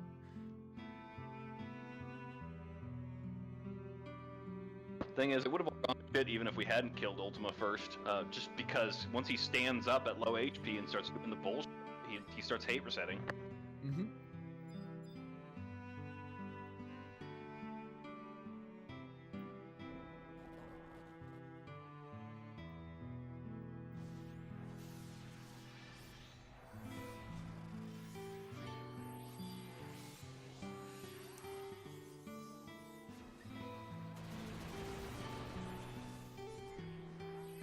Now would probably be, like, very easy. Because now I feel like I would just, like, TP on Ultima, like Lend Salute, like Last ST. Like, the things we know now that we could apply to that fight would make it probably a lot easier. Hell, I mean, probably the even sheer amount of taken- power creep in terms of gear Exactly. and shit, too. I mean, Yep. Probably being in, like, not Beast even insignificant. to TP Drinkus Omega. Just Zerg down. Oh no, Beast would probably be terrible. There's no way. I don't think a Beast pet would survive that TP spam. From especially Ultima. Well, that's the whole point, that there is no TP spam. Well, I think Ultima would still get shit off. Omega wouldn't, but Ultima might. Because we'd have like 3 people meleeing Ultima. Like, Red Mage Yeah, would be that's the spamming like summoner Savage Blade you on use it. AoE, so that's part of why they do it that way. True, yeah. But I mean, the whole point is that neither of them are supposed to ever get a TP move off. Yeah, if you do it the slow way. I was thinking of just like letting Ultima do whatever. Oh, what, going in there just zerging the shit out of him? Well, kind of. More like And then going just into use... hard suppression mode once it's just Yeah. Omega standing Yeah, up. yeah, yeah. It'd be a lot like you know, you use Assuming that Ultima TP Drankus for... works, that there's not like some reason why it wouldn't function correctly, and I assume it would, then probably. I was thinking like using Ultima as a TP battery, and then spamming like Lead Salute and or True Flight on Omega. And then once it's down where the you get the magic attack down aura, then swap everyone to Savage Blade, spam Savage Blade on Ultima, get it down, right? And then just keep going back and forth and back and forth. And at least 1 or 2 people would be sub-summoner doing Mew on Omega, just to make sure Omega stays locked down. But I'm pretty sure Ultima would, with like 3 people on it, would probably get some TP moves off here and there. But that's what Scherzo is for.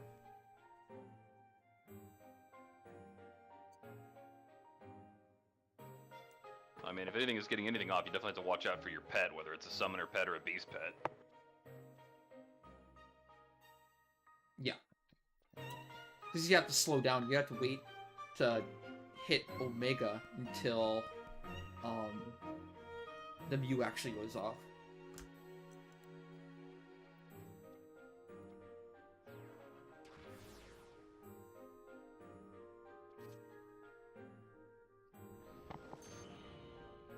Don't suppose Absorb TP works on them. I mean, if it did, it might work on Ultima. I feel like that one's more light-based.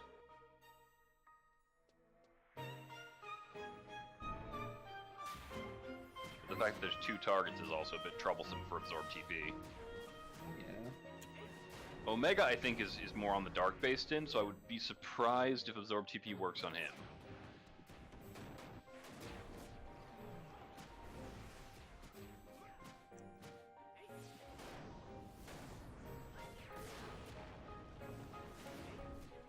I feel like there's quite a bit to do with our Aminon strategies and some of our Odyssey experiences that are applicable to that Master Trial, though.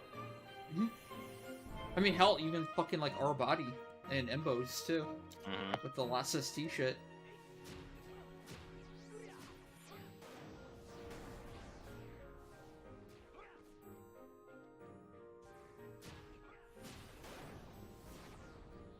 We distracted him with club lock styles, Needy. He was thinking more about his next club lock style than his Malignant's body. Ah, we're back to swords.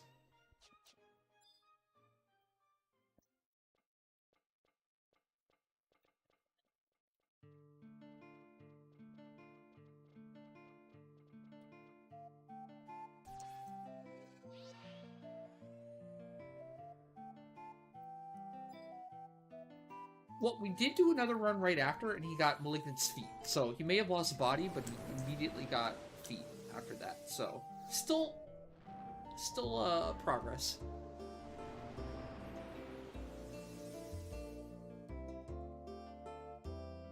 Believers won the Aonic prediction, so that was good.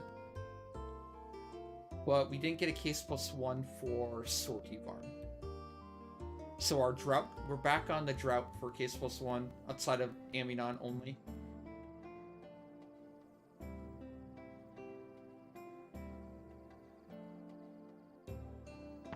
And I feel like +1 drought is just normal. Yeah. I'm excited for the next opening though, because I want to see if like case +1s from hard mode Aminon are in some way hiddenly enhanced. Yeah, right. Didn't you already get a +2 from a hard mode Aminon +1 that one night? I don't remember if it was from a plus to hard mode one or not, but I don't think there's going to be any difference because it's the same item and the same item ID. It's the same data. There's no way it even could be any different. Yeah. I can dream. Yes, you can.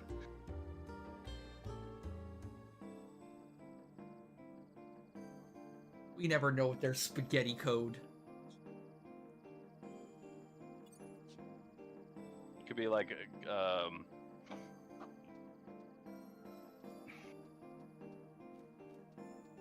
Here's a question. Failed me. do you think the +2 is decided like right when you get the case +1 on the server? It's just that case +1 is just a placeholder, and the server already has determined what is inside of it. There's no way to test that. Yeah. It's all server side, right? So I don't know. I mean, you can't open the same case +1 twice, right? Correct. So how would you ever know if when the determined, like the way you find out stuff like that, find like when the RNG is determined and stuff for old games and emulated games is like screwing with the save states, right? Yeah. That's how you discover how these, or you like look at the actual game code. So the only way we could ever know when it's making that determination is if someone looked at the code for the server. Yep. You can't really rule that out though, either though. Potentially, like they're giving you the same placeholder item ID for the case +1, but the server end, they've already just said like, yeah, that in that case we already know what you got. It's just being masked from you until you actually open it. That feels odd to me because then say you keep that case for 10 years. And the server has this queued up, here's what you're going to get from that. And you have like 10 stacks of them just sitting there, queuing extra data on the server for no reason. I just think for a data cleanliness standpoint that they wouldn't do something like that. Potentially, You'd open it and the server would go, here are the things that could be, let me roll it for you. And then it would tell you and it'd give you the thing. Well, like, for me, it's like, it's really just the server is just hiding it from you. What, isn't it? Like, the data already exists to tell you it's a either +1 or +2 for like warrior. Like it knows. Does the only extra thing is like, well, in the hypothetical, we don't know when it's determining that. I know. I'm not saying it is. I'm just saying like, would it be actually any like extra work for them, or them using any extra data? If it determined it the second you got the case, then it would have to hold that data and store the determination it made until you actually opened it. And it turned from a potential item to an item in your inventory. Or rather, instead of one item, you have another item. But also, those items don't have EX data. You can see in the DATs when there's extra data associated with an item. It's like where augments are stored, where signatures are stored, that shit. Those things don't have EX data. So there's nothing else stored on that item. So the server itself would have to be like, this particular case, which is stackable in a group of cases, and they're all exactly the fucking same data-wise, has this item in it. There's not even any markers for them to do that. There's no difference between every case and a stack. Okay.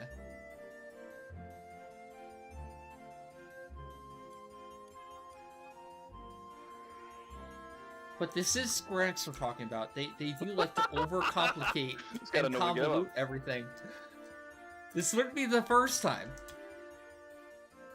Ultimately, not only do they make things harder and more complicated for the players, but also for themselves. That, because there's no difference, and you can't change anything about it. Like, even if it decided it when you opened it, compared to it deciding it when you get the drop, it makes no difference, because you can't modify it with anything. True. But the discussion was, like, can there possibly be a difference between hard mode ambient on case +1s and the rate at which you get +2s? And that one, and the answer to that is no. But if the server decided right when it dropped... The answer to that is no. Same with Trove. Well, that's the thing with Trove. Don't you think when all the chests load, the server has already determined exactly where the Mimic is and exactly where the Rainbow is? We don't know. Does it there is each no time you way hit a for chest? us to tell, because it's servers. We don't know anything until we open the chest and we get a Mimic, right? Yes. So there's no way for us to determine one way or the other. So we don't know if it's determined on entry to the BC, or if it's rolled for each chest as you open it. Agreed. So there's no difference in any case.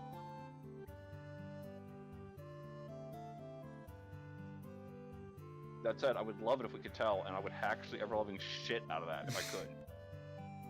Because that is so goddamn frustrating. But nothing to be done about it.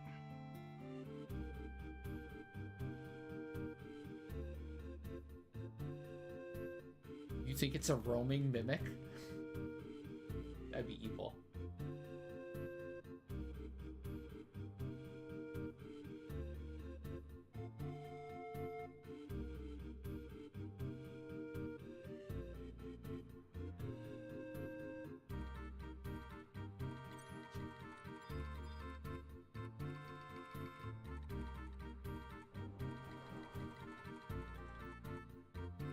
Now what we could do, let's just do like 1,000 hard mode Amidons in a row, and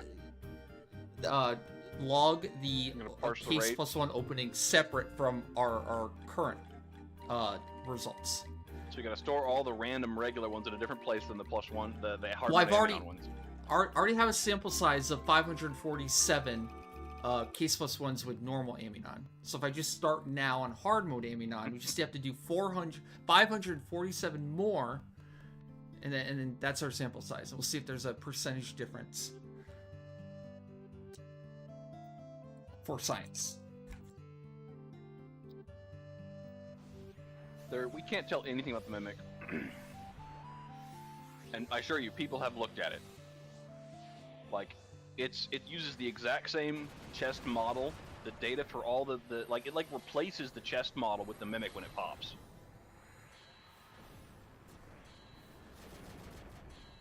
Yeah, but if somebody figured out how to like hack Trove, would they really tell anyone, or would they just keep it all to themselves?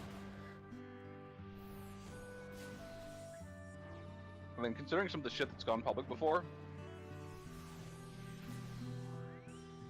Yeah, but usually it's just because people like get a hold of the info and share it when when they shouldn't have, or the person who found it didn't intend for it to be released. But true. Reminds me of metal duping. From what I understand, the people that figure out metal duping got to the point where they just like were doing it for fun, and they ended up like capping all their gil by getting every single piece of like armor and Rima and all that shit, the ultimate weapons that they ever wanted. And they just got bored. And after they got bored, they just got careless and just started giving it to friends and shit like that, and then obviously got detected and figured out.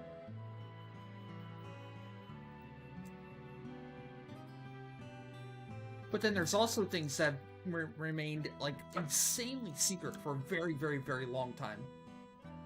Remember the Nashmouth thing next to the puppet NPC, having to do with like the map quest, where if you had like full inventory and you tried to finish the map quest, it wouldn't finish the quest, but it would still give you the gil. You just loot that over and over 24/7. You just get infinite gil.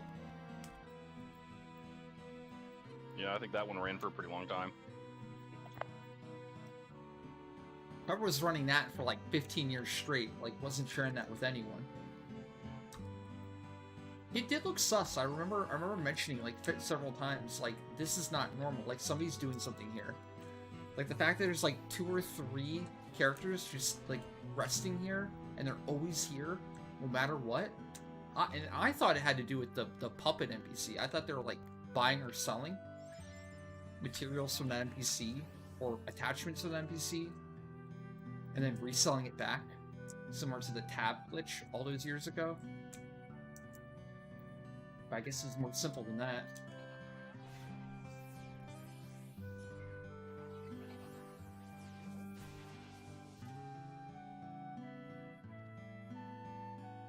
I would not guess they would patch it right away. Not unless they're told. You guys like the effort that Thorny had to go through to get the metal dupe patched? The amount of bullshit he had to go through to get their attention to fix it. They're not. I don't think they're watching things like a hawk like we think they are.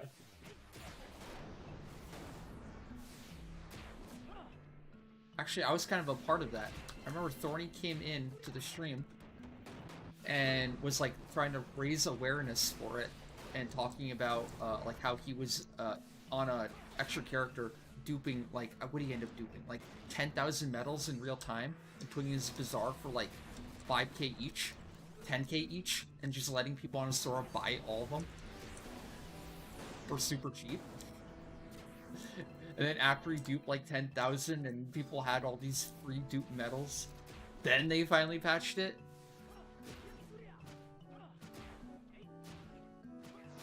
Gonna assume they didn't roll those medals back. Nope. They did not. No, they have not rolled back a single medal from the medal dupe. That's the craziest part to me. You gotta imagine if people were smart about it, they literally figured out about it, and they had, like, I think at least over a year to dupe with it before they patched it, right? Just imagine the millions of medals that got duped. And they're just sitting on, like, level 1 mules. I still think to this day there's dupe medals still in, like, being put on the auction house. All the stacks of medals are probably the majority still duped. And then going further, imagine the economy. Imagine, like, Dynamics Divergence if there was 0 dupe medals, right? Imagine the cost of medals. Imagine, like, the rarity of +2 next, the rarity of SU5s. Now, would that be better for the game? Like, is the game better off because of, like, medal duping? Like, maybe. You could maybe make the argument, because people actually got to get the rare shit, right? And we look at things like Shinryu Cloak, and we look at things like Prime Weapons. Like, sometimes they just really don't want people to get things, right? Maybe +2 next would have been the same thing, that only, like, 0.1% of the player base would have ever gotten it. And same thing with SU5s. But instead, a way more broader community, or part of the community, can actually get this stuff. It's the same thing with, like, Alexandrite. Everyone, like, hates bots and everything, but, like, do you really want to go farm Alexandrite on your own 24/7 to make, like, 1 mythic that'll take you, like, 6 months of doing salvage every day? Like, I don't know. I think a lot of people appreciate not having to do salvage. Well, Ambu exists, so it's not quite as egregious as a problem as it used to be. True, true. They could just add more Alex to Ambu, technically, and, like, move away from salvage being a main source. That's fair enough.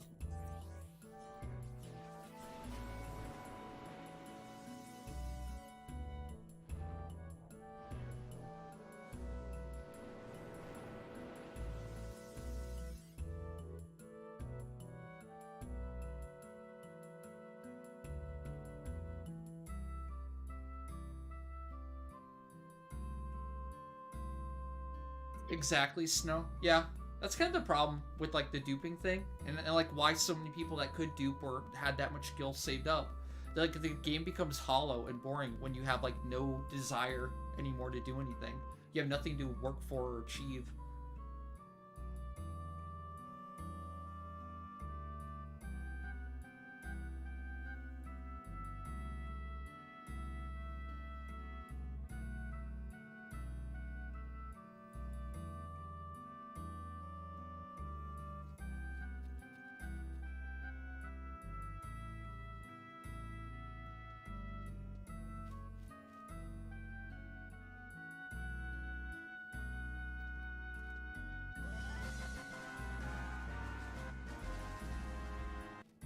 Citizen joined the Leaf King Cowl. Yo, family. Fed with the tier 3 gifted sub. Thank you so much. Big grats on the gifted sub.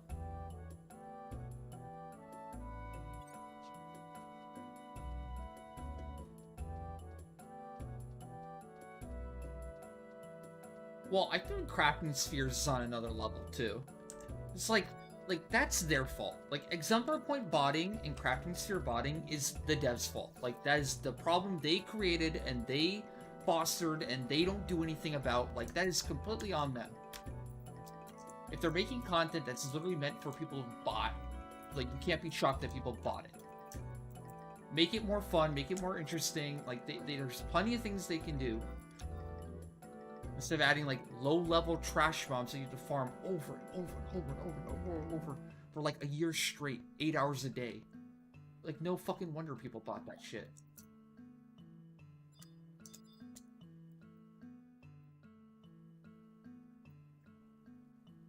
Like, I like the overall idea behind master levels. Like, it's good, but, like, going from master level 35, 40 to 50, it's like, give me a break.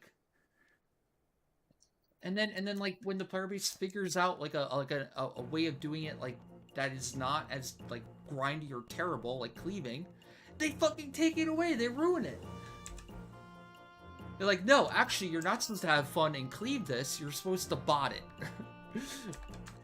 Despite the fact that they were essentially complimenting the players' ingenuity for finding flashy methods to do things, they're like, this is fine. How interesting. Look what the players figured out. And then someone bitches about the camp. And instead of just going on with adding more camps... Yeah. I mean, I know that's what they said, but I think that's bullshit. That was a bullshit reason. That was just like them trying to find like a PC way of doing it, other than just saying like, yeah, you guys are progressing too quickly and we don't like it. We want it to take longer. Like I can only go based off what they actually say, but oh, no, I agree. Like that is what they said, but like I don't think that's the reason. There's no way. That was so stupid. Like we were saying before, like they added a bunch of other camps. I don't like, know. Nobody even goes to Garza whining about how butthurt they are that someone stole their camp and. And like, who is really even complaining? Like, one person on a Sora? One butthurt person on the official forum? Since when do they listen to one butthurt person on the official forum? I think there would have to be more people and on the JP side in order for that to be a thing. And I highly doubt that, yeah. I mean, do I doubt that there's like a vocal minority that maybe complained and said like, yeah, this is kind of sucks, like these cleavers, they're taking my mobs. Like, there's so many other options, like, none of those people are using it. And now, like, Ken Square reacts sometimes, like, sure. Empty.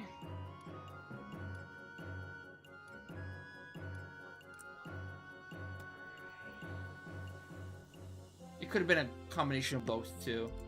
Where it's like, yeah, there's some people complain, but also they are progressing with exemplar points way faster than we ever planned on or conceived of. Because I highly doubt they had tested for that. I highly doubt they figured that, like, you could pull 150 mobs in a donut and just cleave them all down within 5 minutes like that. Like, to me, that would be like, damn. That's broken. And it kind of is. But in a fun way. Like they said originally. Like, that's an interesting, like it requires a strategy, it requires proper gear, it requires, like, proper placement and all that. So why not allow it?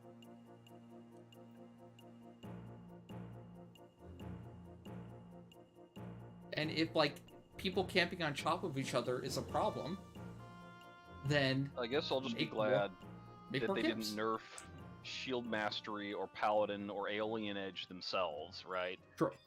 There may one day be another camp. Maybe. Probably not. They're only gonna add Locust mobs from now on. No, it's still great. Yeah, like Shoal Sea cleaving or like Paladin pulling. Like that No, you can't even really bad cleave per se. They long since nerfed that. But the ability to just pull a bunch of mobs and rely on Shield Mastery, get a bunch of TP, and turning Paladin to like a powerhouse that still DD. exists at least, but yeah. I would so like I'm glad to they added weapon skill power, but so I'm definitely glad they added the Locust mobs instead of just straight up nerfing that aspect of Paladin, because I really like that aspect of Paladin. So it could have been worse.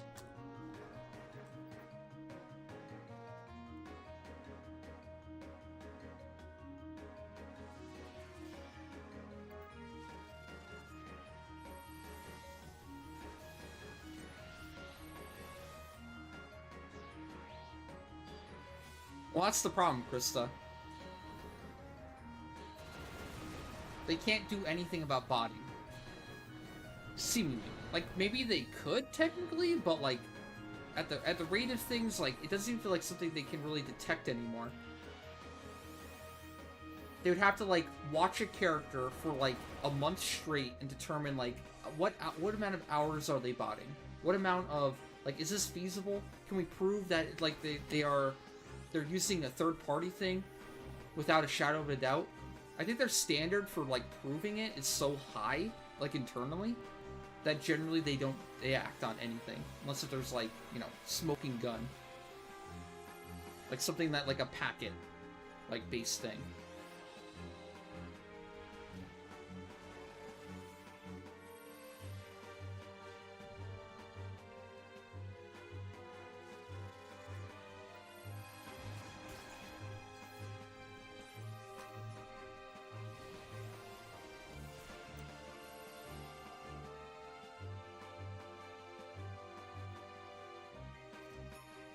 Well, I think a lot of the remaining stuff is, like, especially, like, a lot of the bots, isn't it just, like, basically just, like, an engager?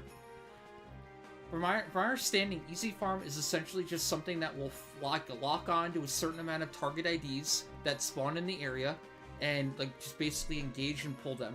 And then, like, all the rest of it is done by gear swap. Like, you're gear swapping and changing gear and all that. And, yeah.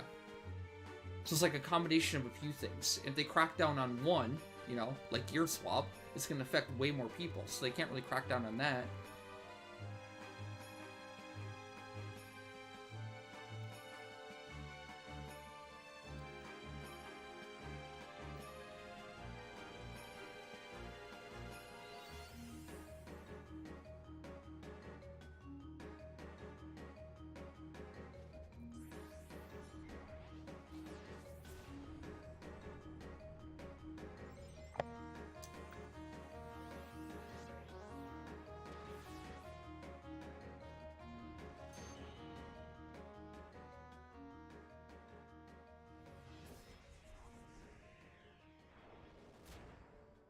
I still maintain, like, I think a lot of people think they could go out to, like, on Asura, and they can look at all the camping KRT, and most people would probably say 100% of the people there are botting. But what would the actual success rate be of picking out a bot on Asura? Would you be willing to risk your life on it? Would you really be willing to bet thousands of dollars? Are you that confident?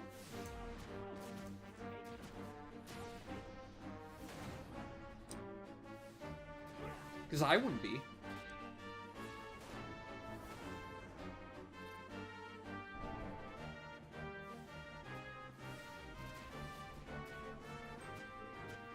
Although, I would agree that after a certain amount of time, I'd be like, okay, this is pretty sus.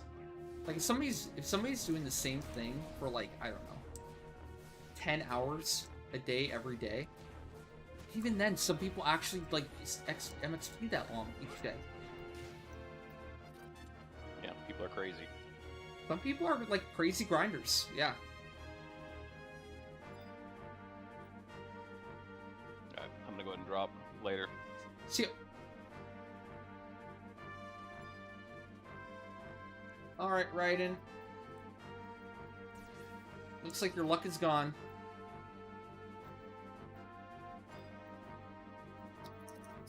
GG. Am I out of merits? Oh, I think I have enough for one more.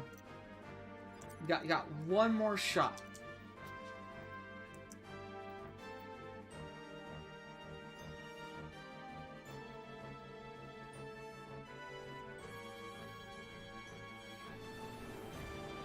Oh, and Fed, we can do your spin now if you want.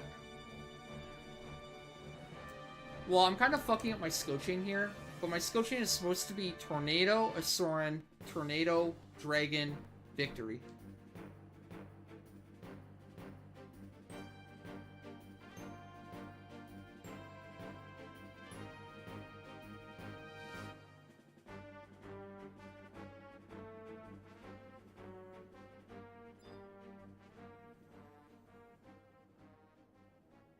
Shit, sorry, YouTube. Hey, Azareth, what's up? How long ago was that? Oh god, 10 minutes ago. Shit, sorry, I had the YouTube chat closed for a while. It's been quiet all day long over there on YouTube, so I wasn't sure if I'd missed anything.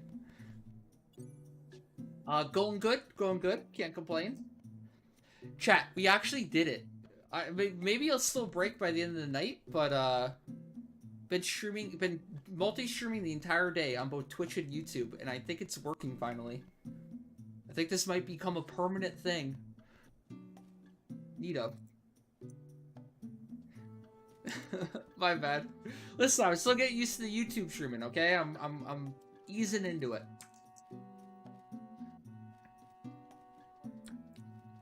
This is the start of a long journey.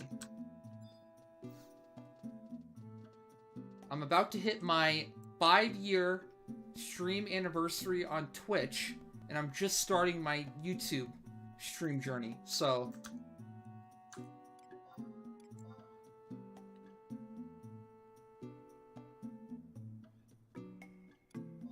yeah, Needy, I will. Yeah. I still have to do my segment, run, or my Microphone 1 run. So, I'm gonna immediately cap merits after one run of that. By the way, if anyone wants to redeem tonight for a, seg run, let me know. I don't think anyone else was, had one scheduled for tonight, but, I think the slot's available. Just let me know. After I run out of merits, I'll probably do that next. No, Rich! Do it tomorrow! Someday, Rich, I'm gonna teach you to give me 1 day in advance. Not to spring it on me last second. Other things get scheduled, okay? I have to do my Microphone 1. Like, maybe after that. Maybe. But even then, I'm beat, man. I just did a full Aonic run into Sortie, into the Flaw in BC, into now Malignance, and then I'm gonna be doing a seg run. I'm only human, you know? You're killing me, chat. You're killing me. Cypher Avenwing joined the Leaf King Cal family. Hey Cypher, how's it going? Thank you so much for the tier 1 and the 26 months of support. Thank you, thank you. You keep bouncing around, coming back to 11, and you can't commit? How so? 11's great. No, I get it. It's been a wild year, right? There's been a lot of great games out there. I can understand how people got like distracted or sidelined by other games and put 11 on hold. Joined the Leaf King Cal family. But you'll never replace 11. It's one of a kind. No game will ever do what this game does, right? The Leaf King Cal family. I agree. Just do it. Enjoy, like, honestly, enjoy the game while it lasts, right? We're in happy hour right now. We're in bonus time. Every extra year we get of 11 is like a miracle to me. And savor it and enjoy it while it lasts before it's actually really gone. Joined the Leaf King Cal family.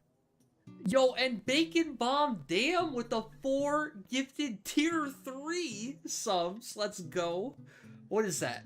That's like the Mega Snipe. That's the Asteroid Impact into Earth Snipe.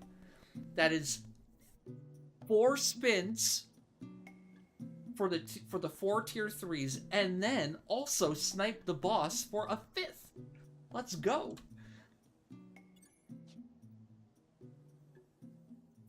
All right. Break out the wheel. The wheel has been quite hot tonight. A lot of channel points, and I think a lot of gil. A lot of Yuko treats, too. You know what? Shockingly, for all the Yuko treats we landed on today, no bacon yet. Yuko hasn't gotten any bacon tonight. Can you believe that? Even one bacon strip for the pupper. Well, hopefully we end that.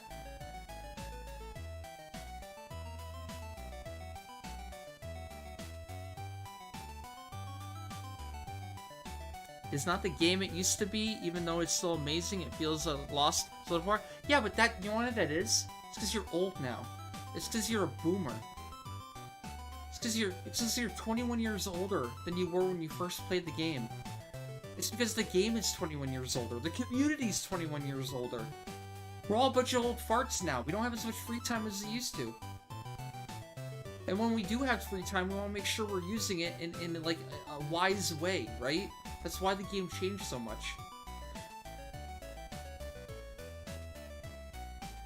I understand what private server people want the game to be. I get it, right? But it's really hard to make that work in any modern game now. Including 11, which hasn't had to modernize in certain ways to make it work for its existing community. I mean, even by the tail end of the 75 cap era, when Wings to Gods was released, the method of play was breaking down already, because most of the new players completely stopped playing 11 and they started playing WoW. And then when 14 was out, they started playing 14. So all that was left was these hardcore, like, niche players that stuck around and did endgame, and you had no new players to level up with anymore. It was a problem in the 75 cap era, and it's going to be a problem now. So while I completely understand, the game has changed a lot, I get it. But at its core, it's still the same game, right? It has still the same fundamentals. It has gear swapping. It's a slower paced game. It has like an incredibly unique and awesome job system. Back rows, all that, right? And while, you know, the community's still great. I'd still argue the community's still great. It's older. Takes more patience, you know. Even back then, there was nothing that was instant gratification. That's even more true now than it was before. But instead of waiting hours for you know, your XP party to form or to be invited to an XP party, now that's like, you know, getting into endgame content. finding a pug group for endgame content, or waiting for your friends to log in so you can do a sortie run or whatever, you know?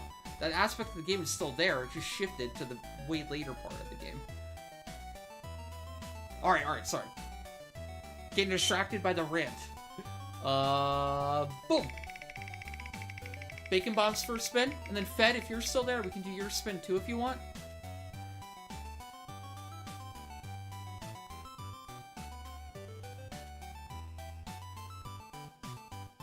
Alright, Malignant's Armor for Bacon. Okay, not bad, not bad.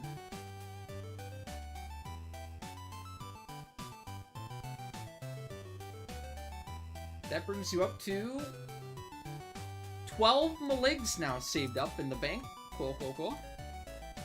Spin number 2.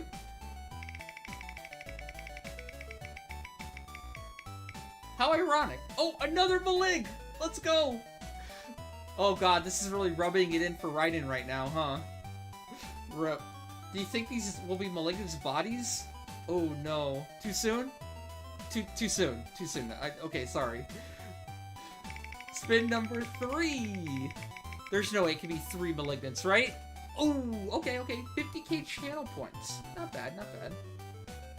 That brings you up to 965k channel points.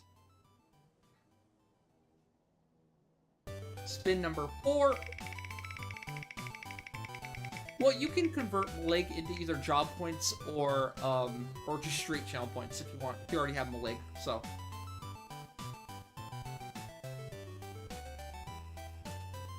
Three BD Ambu. Okay, not bad either. That brings you up to 69. Nice.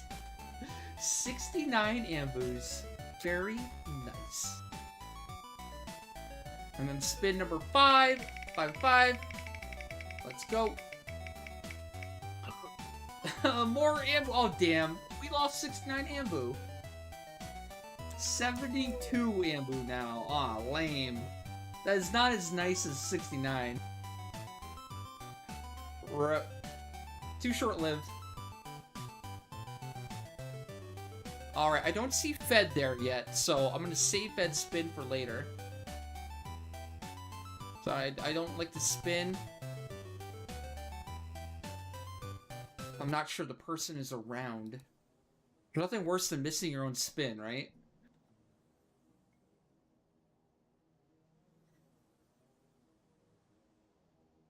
I will write it down though. Fed. 1. Spin.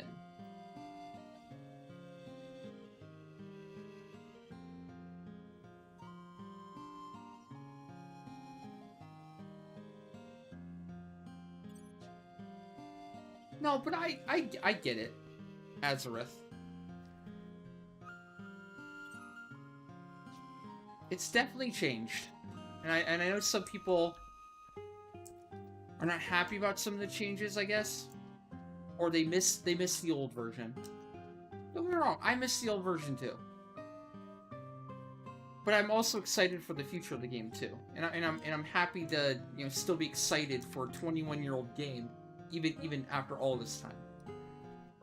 What I view it as is like I'm building new memories. Every new era is a new chance at new memories, to meet new people, to do new content, etc.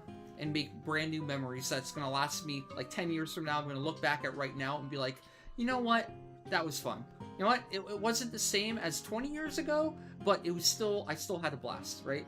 And like, there's not a single era I've ever played through in 11 where I can't look back and be super nostalgic and be like, you know what? I had fun then. I have good memories from then.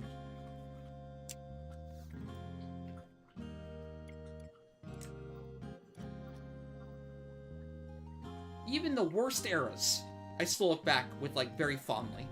Like Adeline. I think early Adeline, I fucking hated. It was so boring. There was nothing to do. The way they dunked on, they made the eye level armor that dunked on all the 99 cap era stuff. The fact there was only like 2 pieces of content to do that were even relevant in Adeline for the longest time, where they added high tier battlefields and Delve 2. Like that was such a bad state the game was in then. But even then, I still look back at it now of like, you know, doing the Wildkeeper Reeves and doing Delve for the first time, and That was still pretty fun.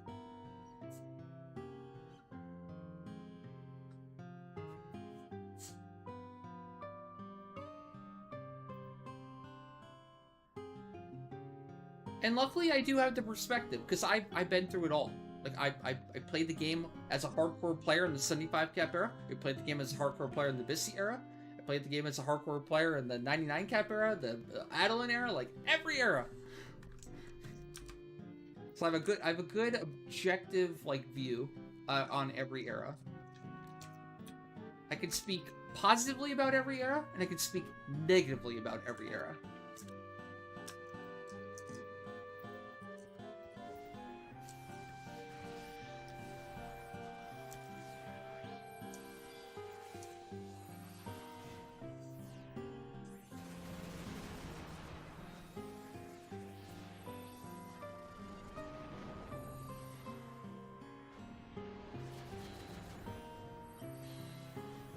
Oh yeah, like the 11th soundtrack is like, I don't know, I'm probably just biased, but I think it's the best soundtrack in the entire series. Maybe it's lacking a little bit in like the Pog, like, battle music. I think 14 wins in that regard, especially if you're comparing the two MMOs, but like the chill zone music, like Zeta, like Sky, like Ronfor, like Saruto Baruto, like Gustaberg, like, holy shit, the list goes on and on. Like, Bustle in the Capital in Honor Gone, Woodlands, Thickets, like, holy shit, man. But Promi, the airship music, the ferry musics, holy moly, man. Like, nothing even comes close to the feels from those tracks. And like I said, maybe I'm biased. Maybe it's just me, because, like, that's just, like, what I gamed with, right? That's what I grew up with. I gotta assume, though, that, like, these tracks still hold up today, though. Like, I feel like somebody, like, just, like, playing 11 for the first time, zoning in Zeta, will get the same goosebumps that I got when I first played the game, and I zoned into Zeta, right? Just listening to the music and looking at the zone, like, it's gotta be the same feel, right?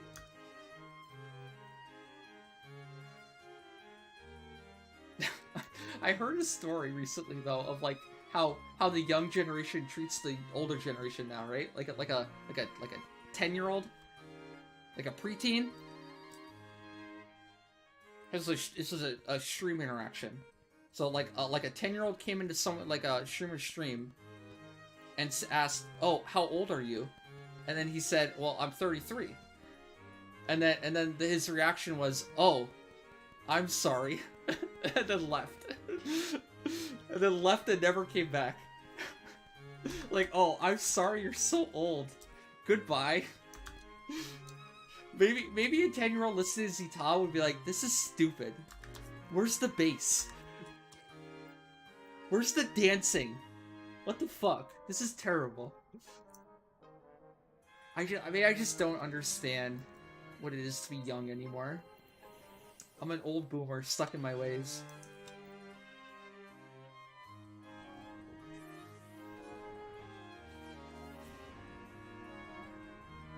Yeah, like zone music. Yeah, I agree. Like 14 has the best raid music, the best BC music for sure. Not to say that 11 has bad like fight music or anything like that, but 14's kind of on another level, and definitely it's what makes the game like iconic to a lot for most people. But I don't think 14 holds a candle to the like we said, like zone, like ambient music that 11 has. I've heard the entire 14 soundtrack. It's not to say it's bad or anything, obviously. You know what's really sad about 16 to me? There was not one notable, like, chill track that stood out to me as, like, damn, this is good. This is nice.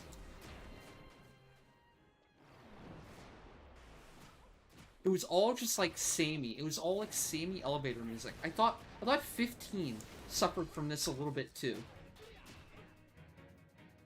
There was no Zeta moment.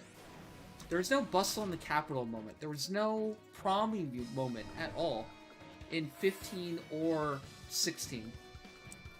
Aside from the epic, like, battles raid music, right?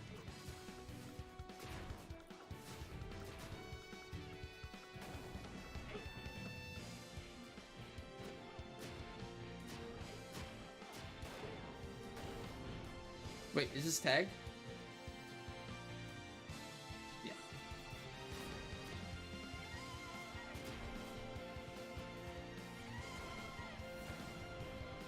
And drop. No! I saw sword and I thought it was Tabard. Damn. Sorry, Raiden. We still made progress today, though, right? We still got some boots. Let's look at the glass half full. You started with 1 Malig, now you have 2. Okay, you doubled your Malig in a single day. That is good. That is progress.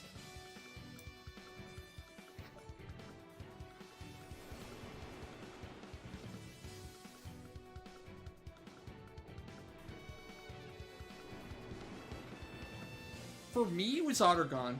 I think my prime with 11, it wasn't... Like, I just started, I think, in Chains of Promethea. Like, I was a newer player in Chains of Promethea. But it wasn't until I got super serious with the game, it was probably Ottergon. I think I finished off my... I can't remember if I was 70 or 75 before Ottergon yet. I was close. I vividly remember being stuck in Babiki Bay on especially like Dark Knight, not being able to level up to 75 on any of my jobs. Especially Dark Knight. I was supposed to be a Dark Knight main. That was the plan. But then I got like level 69 to 70 Dark Knight and I just could not get invites anymore. I couldn't make my own parties because nobody would accept an invite from a Dark Knight. And I would never get invited. Because I didn't have great gear. I was still using like Scythe.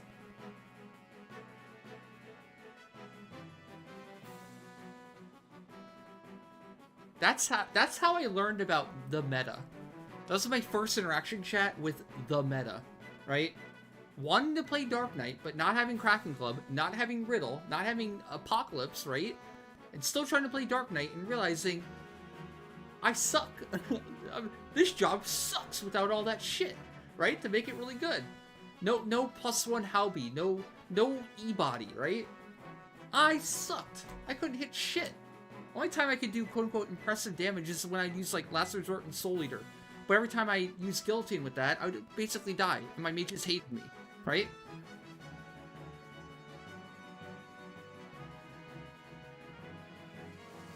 But then I realized, and this is like, instead of getting frustrated and quitting, I realized, oh, I have to play these jobs that actually get invited. Okay, I'm gonna try Ninja and Ranger. And then lo and behold, hey, look at that! Not only is Ninja and Ranger super popular and super fun to play, but also they're just really good. They're really good at what they do.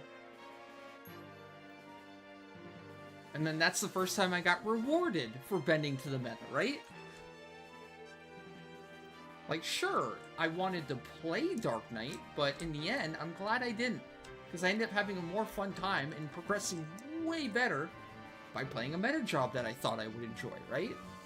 Both Ninja and Ranger, like, was the groundwork for me to play Monk and Samurai, which is the groundwork for me to play Red Mage, which is the groundwork for me to play Black Mage, and it just like got out of control. Oh, Fed, you want to do your spin now, by the way? Let's do it. The wheel's a bit on fire tonight. It's rolling nothing but good shit. I don't think we had a single rant yet, have we? Alright, here we go. Good luck, good luck. And... boom! Oh, there you go. 30 million gil. Okay. Not quite the grand prize, but pretty damn close. Round of applause, chat. Round of applause, golf clap.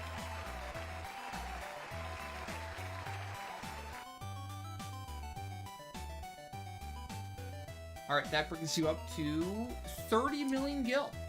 Not bad. 0 to 30.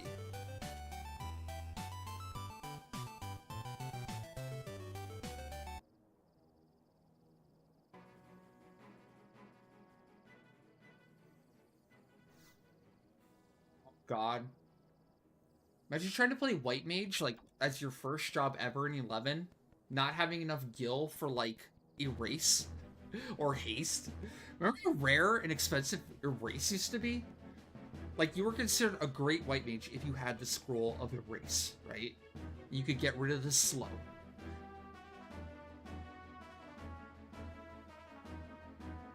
I think it's similar with, like, Red Mage with the spell. I'm pretty sure. Like, oh my god, you have the spell? No way! That means we can kill crabs and crawlers! Oh. No way!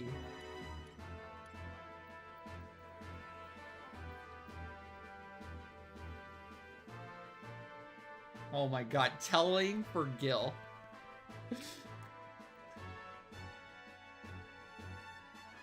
Teleport Maya, can I have it? 3K?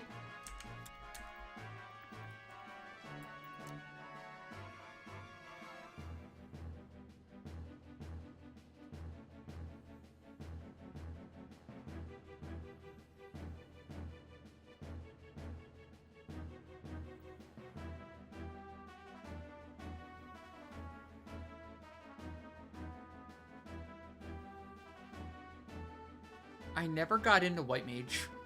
Not early. Later on. The first time I ever played White Mage was Abyssy.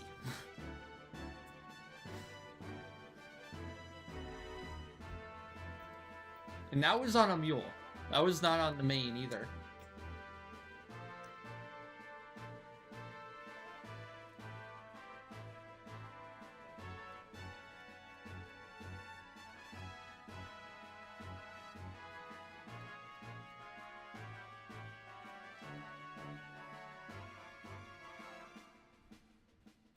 My main source of gil back then was silk thread farming, beastman blood farming, and tree cutting farming. I'm pretty sure that was like really early on. I mean, we're talking like I didn't even have a 75 yet, right?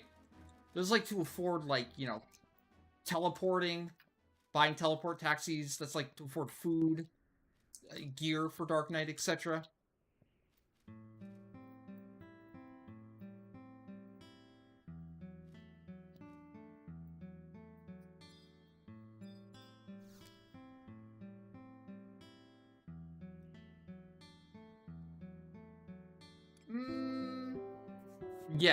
Yes. I'm pretty sure my first 75 was probably Ninja, and I did a lot of Ninja soloing. I would do like Devil Manta on Ninja, I do Phantom Worm on Ninja, I do the Terraskews NM. I remember like randomly roaming around Banadil with a White Mage Tartar friend named Squibbert. Me and Squibbert. He would be White Mage and I'd be Ninja, and we'd go just around to like random places all the time to see if we could make any gil, right? We would do like the Venomous Claw NM in Ifrit's Cauldron. We do the Raptor NM in Ifrit's Cauldron, the Lizard NM in Ifrit's Cauldron, right? It ended up being not worth it at all because it would take like hours to even get around in there, and even to pop the NM. But it was still a ton of fun, right? We'd walk away after like 8 hours in one night with like 2 skins. He'd get one and I'd get one. We made like 100k each or whatever, but it's still a blast, right?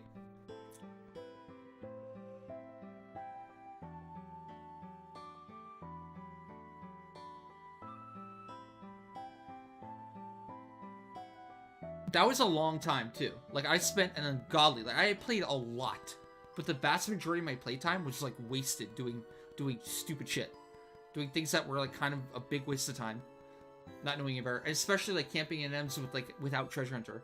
Like I camped like Western Shadow. I remember my first big drop I ever got camping Western Shadow was the cross counters that I ended up selling, and I think the cross counters funded like my Howby +1, I think, which I then used to level up Samurai, or prepared leveling up Samurai, and then I did crafting too.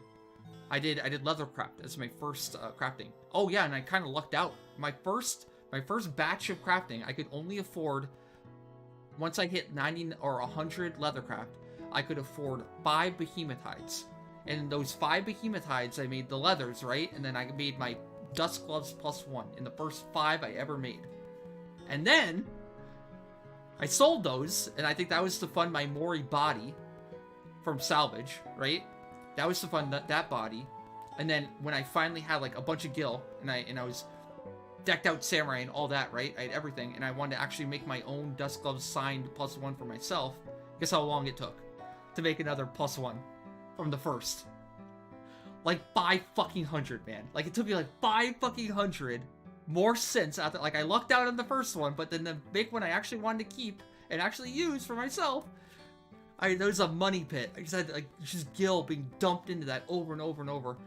Every single synth was like a million gil loss every fucking time. It was so depressing.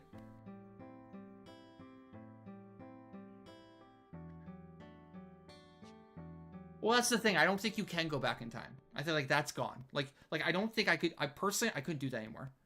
Like for the things I did, that would drive me crazy. I would know it's a waste of time now. Like we have the internet. Like maybe if I could play a game like that where I could just roam around and do things carefree and just have fun, just doing random shit, not caring about like how optimal it was or using the right jobs or being meta or anything, then maybe I could have fun. But I don't think the gaming community of today would allow for that. Look at every major MMO that launches now. They get figured out in the beta. Look at like New World. That game was essentially cracked and had every single guide you could ever dream of in the fucking beta. Look at Lost Ark. Lost Ark existed for like 5 years in Korea. It was already grinded to a pulp by Koreans before it even launched in the West, right? Nothing's new anymore. Everything gets figured out by like the professionals, right? And then passed down to the normal players via YouTube guides and wikis and all that shit, right? Oh yeah, not to mention like the exploitation of games too. The botting, the hacking, the duping, like all that shit is like so much more front and center. Like if you're looking for it, like it's in every game, right? And apparently that's a big turnoff for a lot of people, but like some games that they do a better job of hiding it than others. Alright, loading, there's loading. I'm ready to do the seg farm. Invited loading? You gotta come closer for the rolls.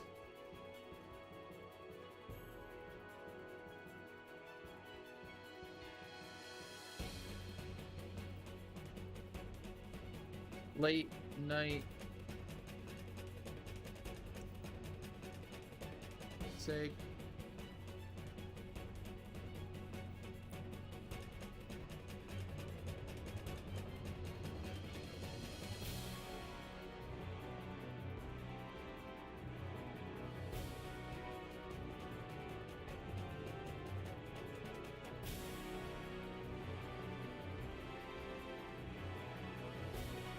Well, that's a huge reason why we went to Esports Culture, is because it's barren. Like, nobody bothered with it. Right? That's why a lot of those things were, like, worth a lot still.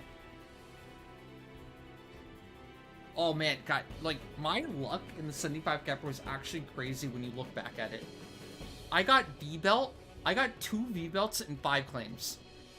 I actually went 1-for-1 on V-Belt on my very first claim as Red Mage Sub Dark Knight, and I duoed it. I duoed it with my my Red Mage and my Thief friend, and then we went back and we got it within like another like 4 for him, and then I never camped it ever again. But yeah, we duo camped it. Oh my god, like this is back when Hyper Monsters like would go there still. There's just like 30-40 people there, right? And then here I am like on Red Mage there like for the first time. Right? Popping chain spell, like right when the window's open, mashing stun, and actually getting the claim, right? Ooh, they were not happy. And then, after that, when it dropped in the pool, I typed all caps, oh my god, in say, and oh my, you could tell, they were fucking pissed. Especially this one JP Link shell, they were, oh man, you could tell, they were livid. And then I put it on, and they all checked me, and then they knew that I wasn't bullshitting. Oh yeah, oh yeah. Good days. Good times. Oh, and then I also got Kraken Club from the BC in the 75 cap era. And I got Speed Belt from the Kindred Crest BC. And I also got the Hachi legs for my Samurai from Saramea.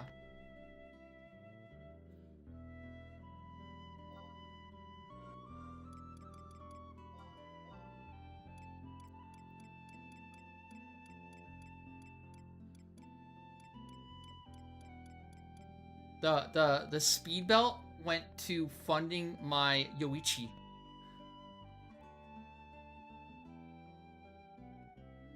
Well, Destiny, did you get Kraken Club or did your group get it? Did you have to? Did you personally keep each Kraken Club and sell it or use it later on, or is it like a group thing?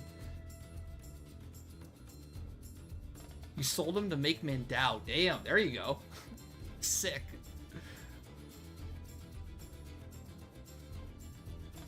Yeah, I mean, let's be real. If we could go back to the 75 cap era, would anyone waste any time on any of that stupid shit like I did? Going to Ifrit's Cauldron? Fuck no. I would be Labyrinth of Onzon, camping Kraken Club, because I know how good Kraken Club is now. Everyone would be in there. You'd have to remove the item from the game or change it in some way, because everything else is a waste of time. If Lord of Onzons is in window, like you best be out there ready to claim it, right? With your group or whatever. But that was part of the magic of it, is because like some people knew how incredible it was that like got to it and were farming it early on, while others like had no clue. There's like, you know, the blissful ignorance. Now people would know about it, and if they couldn't do it, they'd feel like they're missing out instead of just having fun doing what they were doing, right?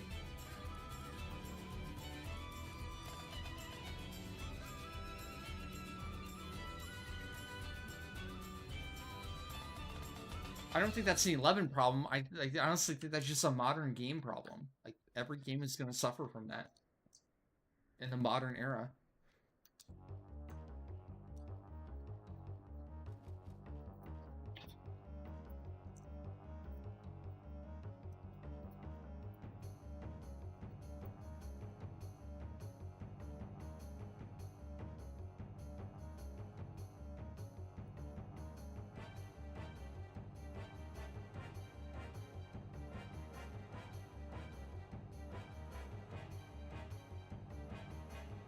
Oh yeah, Leaping Lizzie. I never got Leaping Boots to drop, ever. I camped it so many fucking times. I hated that. Leaping Lizzie and BE were the worst because there's always somebody else camping it, right? Those items are so goddamn easy that any low-level character could just go camp it for hours and hours and hours. So there's always like the highest like density of people farming it. I gravitated to places where nobody else could do it, right? Or nobody else bothered to do it there. I was more of a niche farmer. I didn't like doing the popular stuff. What I ended up doing, which was my huge moneymaker, it wasn't like Kraken Club, it wasn't like anything like that. It was Boon. It was an enhancing sword NM. And even more than that, it was the Shabbat Cloth, the Umber Cape NM. I was able to have a massive cash cow monopoly over 2 NMs in Gust of Tunnel that, one, most people couldn't even kill because they were such high level and in such like incredibly hard to get to and pull spots like the Ghost NM was, and two, like Boon, in Boon's case, just really hard. Like if a random like low level player came across Gust of Tunnel and found Boon there, like they would get their shit pushed in. There's no way they could solo it. I mean, there was plenty of times where like a full party would come in and they would still wipe to it because their tank couldn't survive, right? Their tank couldn't keep shadows up.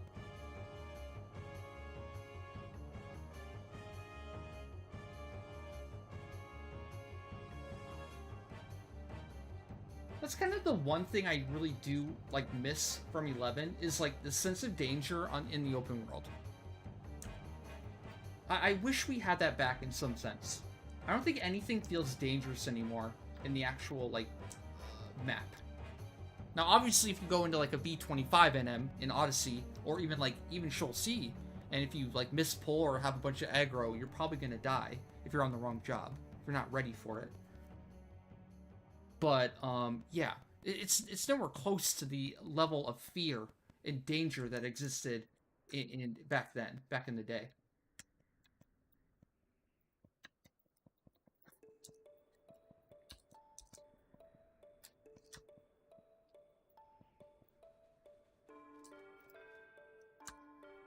Yeah, where's the roaming dragon that if you aggro it, you're just immediately dead, no matter how decked out or buffed you are?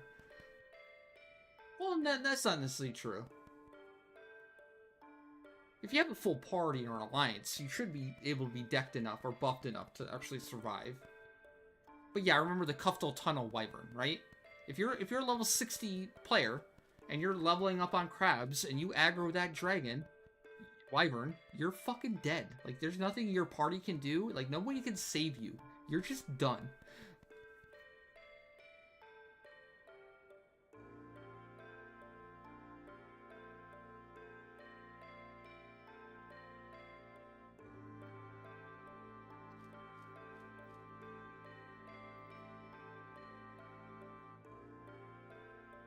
Alright. Almost ready.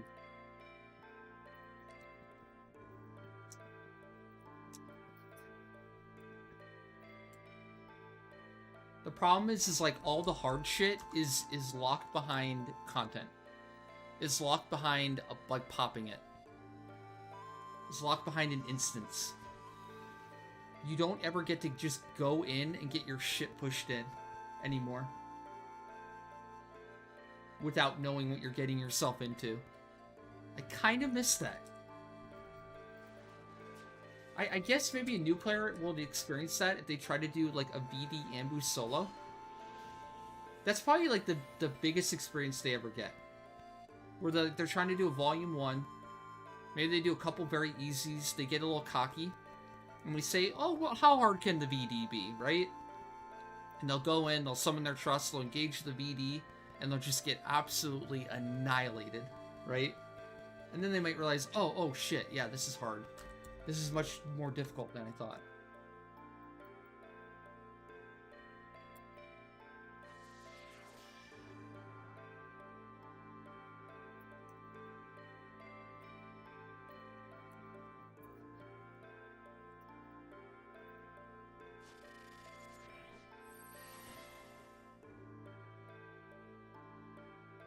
Nine, 10, 11? Come on, Snake Eye.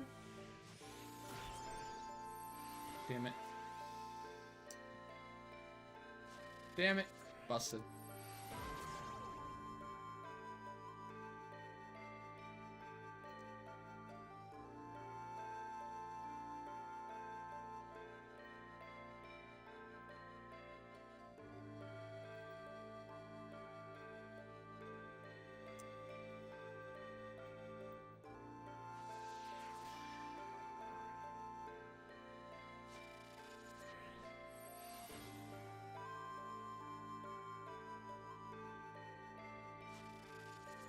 Damn.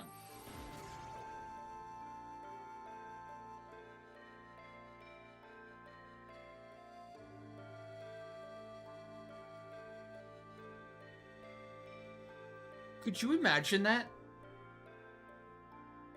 Could you imagine if every single ambu you had to figure out on your own, every single mechanic, there was no wiki? There was no talking? Like, that's essentially what the 75 cap era was. That's what made the 75 cap era and things like Chains of Prometheus seem way more special than they actually were.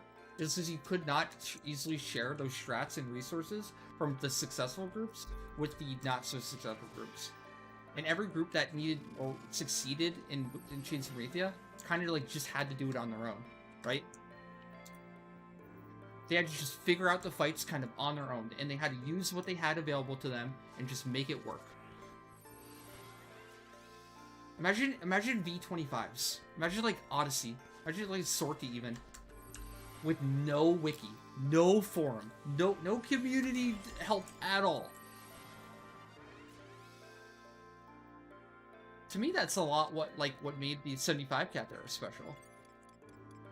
That's why, like, when I look back at content now in the 75 camper, I'm like, oh, that was actually really easy.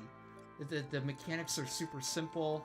If you bring the right jobs, they're really broken, and there's no way you can fail. Like, all that's true, but at the same time, like, nobody had that information. Nobody was that knowledgeable about the game. A lot of the equations, a lot of the formulas, a lot of the everything, a lot of the gearing was not figured out then. Compared to what we know now, not even close. Hey, Kari. What's up? How's it going? Exactly. I remember people fucking hated salvage because people got dunked on. Nobody knew what the fuck to do.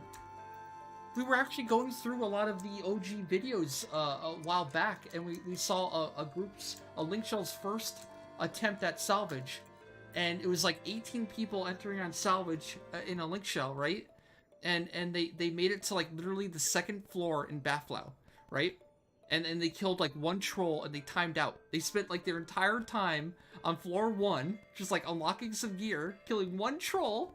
Like, that's all they made it to. That's like an hour and a half, like 2 hours. That's all they made it to? Like, oh my god. It's not like they were bad. For that day's standard, they were a pretty good group, right? They had done a lot. But my god, were they bad at salvage, right? They didn't know what the fuck they were doing. This is comical.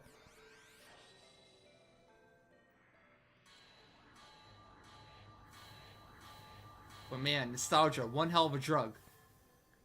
Because when I think of salvage, I don't think about the pain and suffering involved. I think about, like, the pog moments. I think about, like, seeing a 35 Mori body in the pool after doing, like, 100 fucking runs of Arpago and Quaker and Treasure Hunter, you know? Or finally seeing a 35 body drop from Citadel, or finally seeing a BNM pop in from the Remnant Zone, the Rampart Zone. Sorry.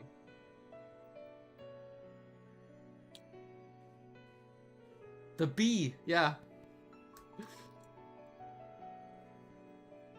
The B.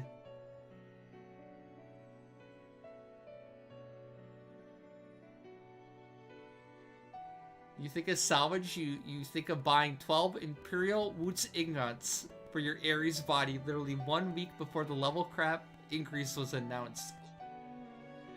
I got you beat there, Bacon.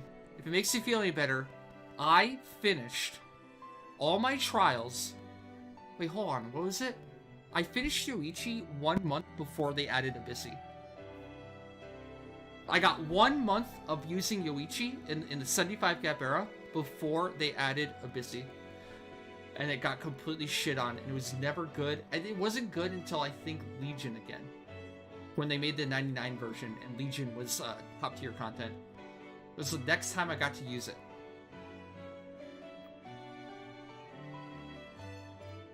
Yeah, I was not a happy camper.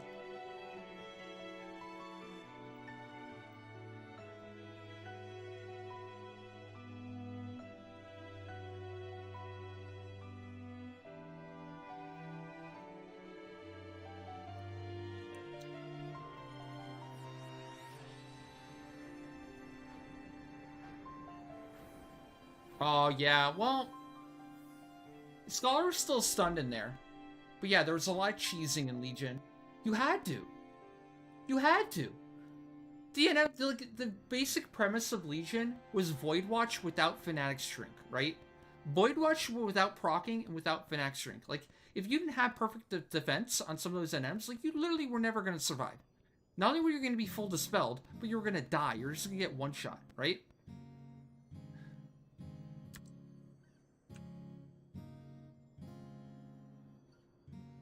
I love Legion, though. I love Void Watch, and I love Legion.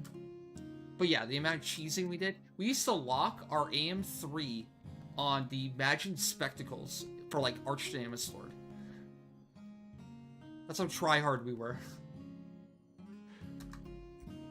Every time we'd kill an Archdynamis Lord, we'd summon the Imagined Specs and the book or whatever, and then get in the cutscene so our aftermath would last longer. And buffs, too.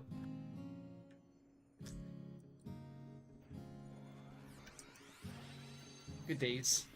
I would argue the 99 cap era is one of the most underappreciated, best content eras we've ever had in Final Fantasy XI. It always gets overshadowed by the 75 cap era. People always think back to. I don't think a majority of 11 players even experienced the 99 cap era. They kind of missed out.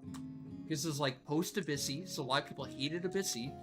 But like, really? Like, in reality? Like, the 99 cap era, the post Abyssy content is exactly the content that a big Hyper Renaissance show would have fucking loved. Stuff like Legion, stuff like Voidwatch, stuff like Neonazul Isle, stuff like Salvage 2, Libis 2, Meeble Burrows, Arch Sword. Oh my god, Arch Sword was so much fun.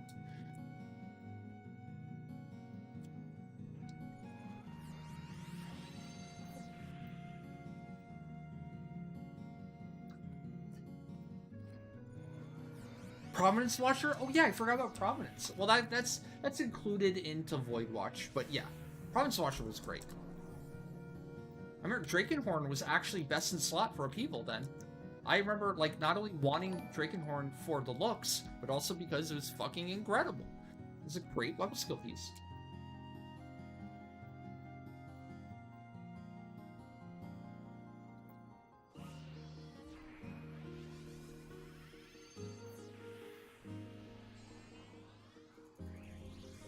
Nikash, thank you for the follow. Welcome, welcome.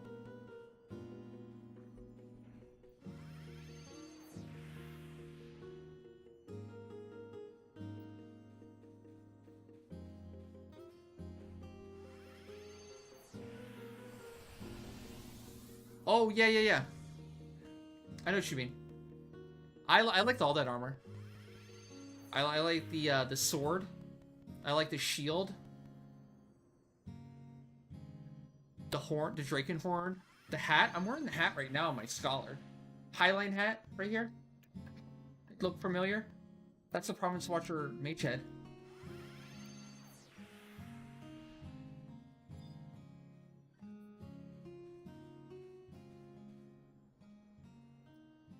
Damn, all the way from the UK? How's it going?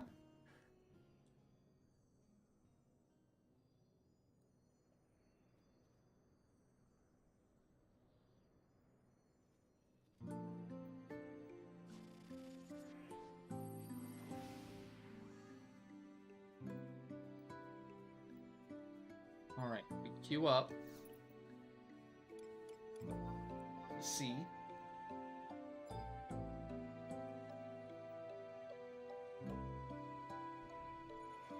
Do a regen. Use food.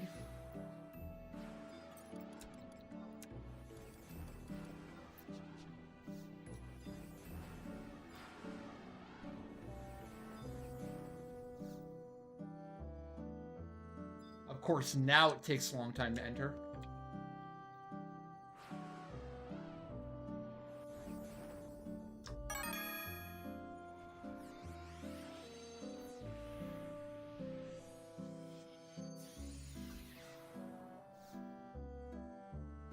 I didn't like staff much. Yeah. I like the sword and shield way more. I feel like I'm forgetting about something. Yo, Cajun, what's up? How's it going? Thank you so much for the tier 1 and the 56 months of support. That's a boomer right there. Old boomer reporting in. That's an old Twitch boomer.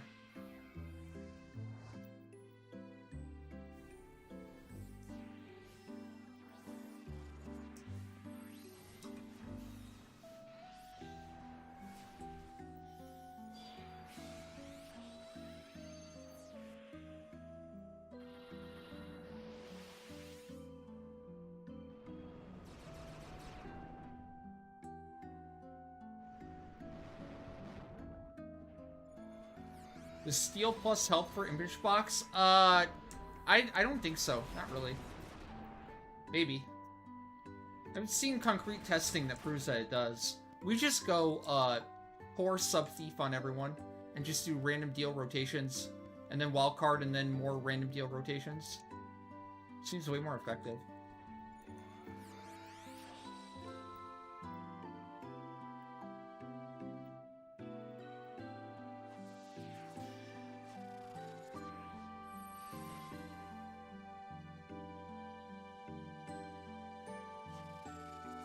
Damn it.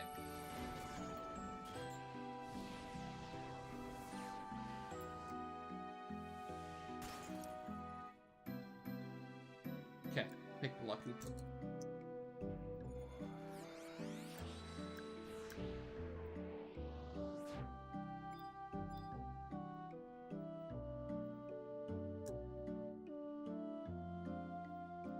Soul Flare. Fuck. Whoa.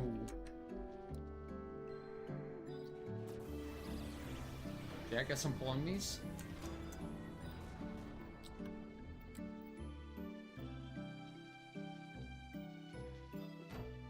Damn it.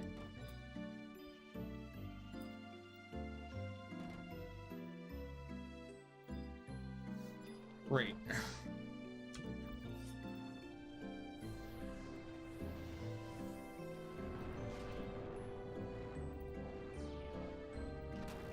He fucking slept everyone.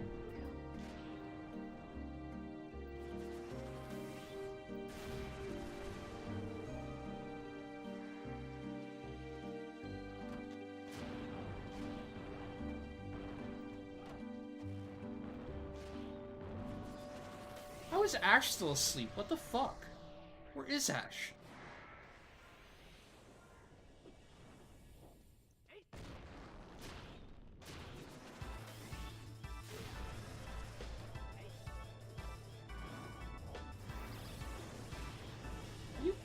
Are you kidding me? Are you actually kidding me right now? With this bullshit.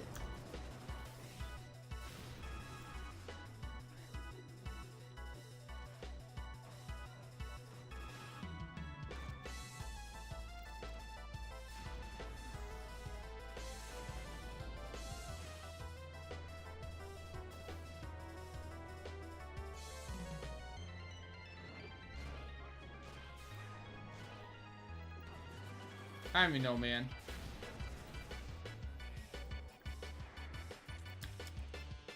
Bloody, you can go ahead. You can move ahead until the Halo.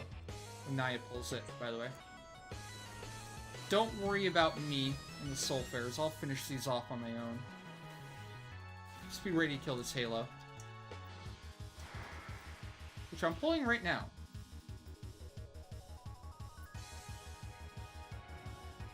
Hopefully you're good to go.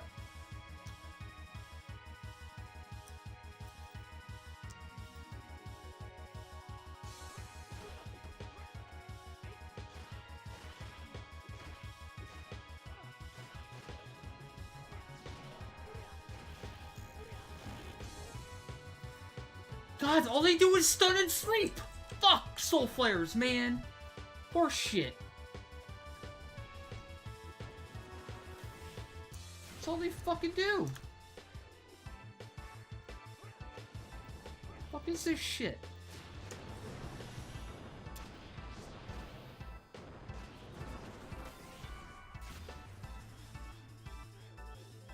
Give me a break. Give me a break. Break me off a piece of that. Get fuck.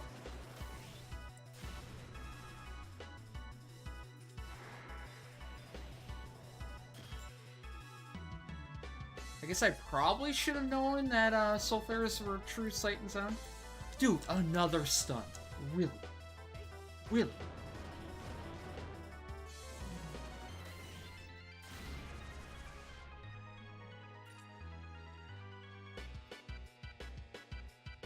Oh, thank you. Yeah, we finally lucked out. We got a message right last night. We refarmed our set today, so hopefully we can get another one tomorrow. We're lucky.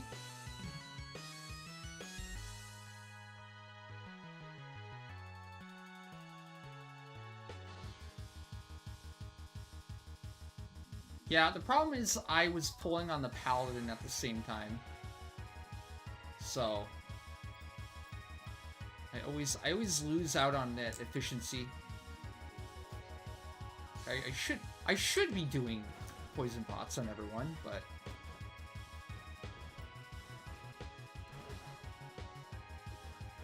generally I don't.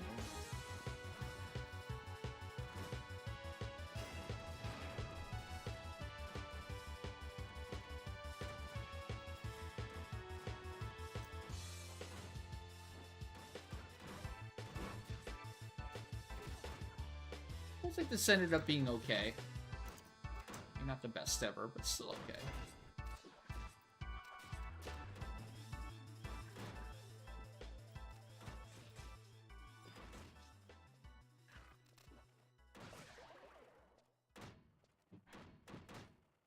Another sleep.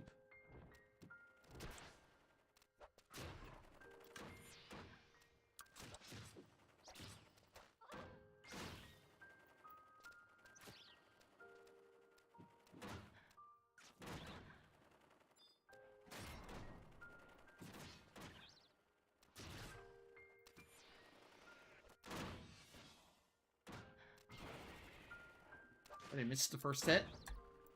That's... as you can see, Needy, look. Merits capping quick.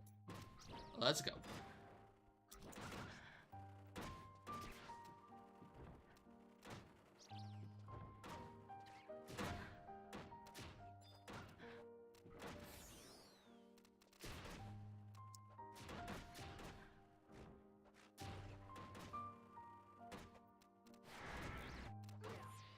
What?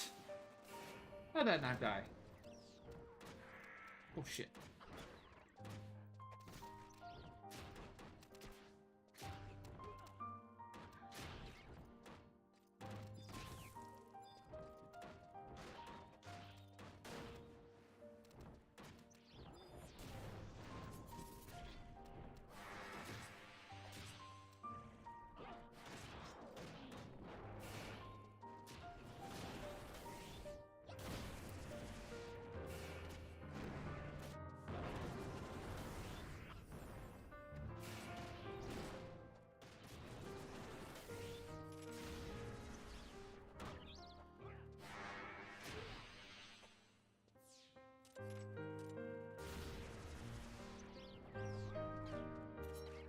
He's gonna take my food?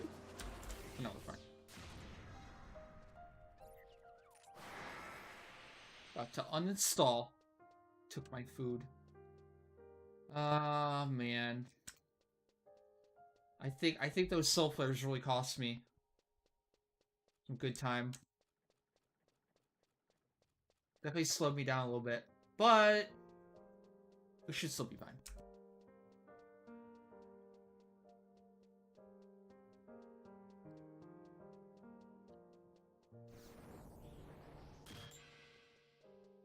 Worm. Okay, good. I couldn't have pulled these anyways. I skipped the Maritat and Worms. It's not, I guess, not worst. Dude, somebody aggroed? Who the that was me? Zoid? How?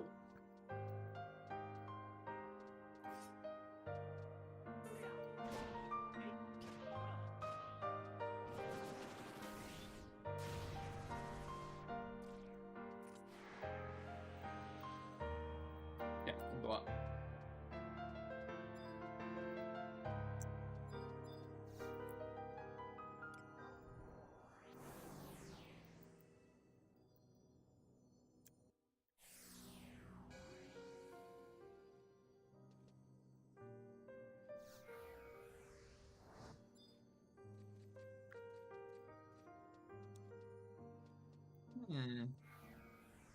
Okay, good.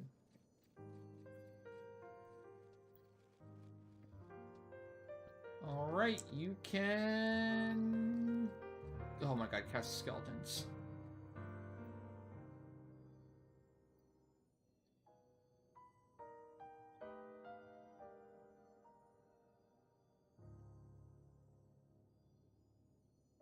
Okay, you can kill the halo. Watch your HP around the cast skeletons, by the way.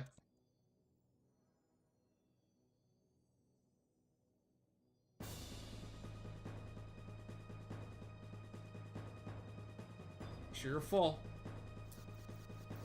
You did not watch your HP around cast skeletons. Just go to camp. Over here.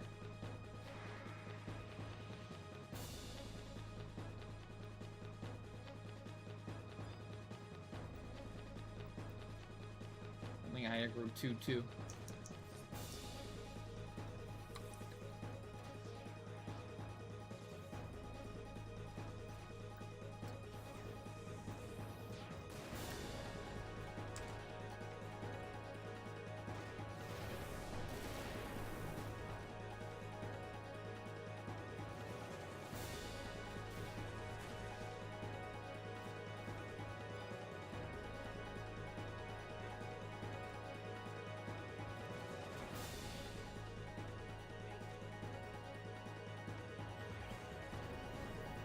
Oh no.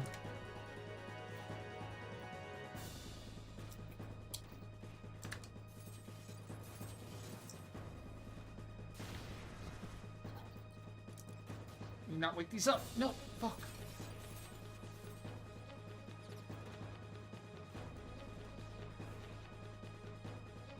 Please tell me I'm in range.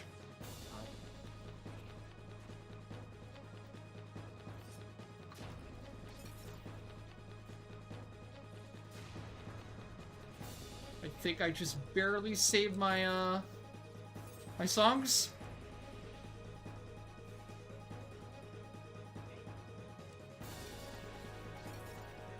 What does it look like, Sora? You ever notice, you look at the graphic or what? What do you see?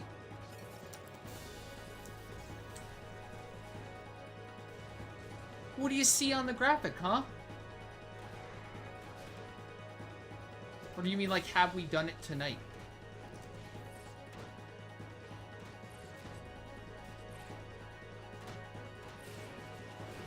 Yeah, you do. Look at the graphic. I put it all there. Trying to help out. But still.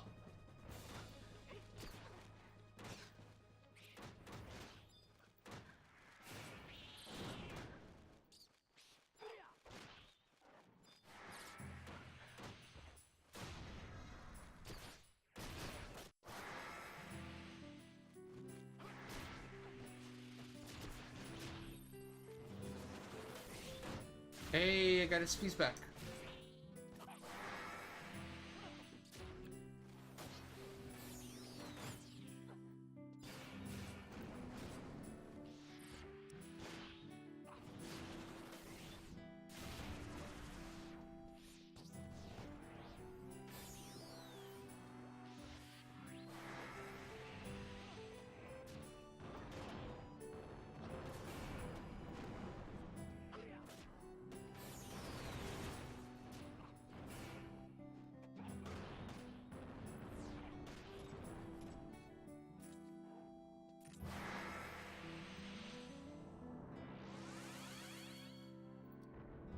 Okay.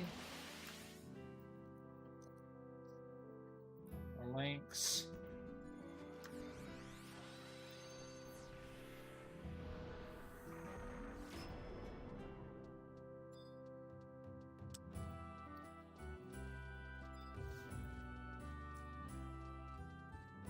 Dang it.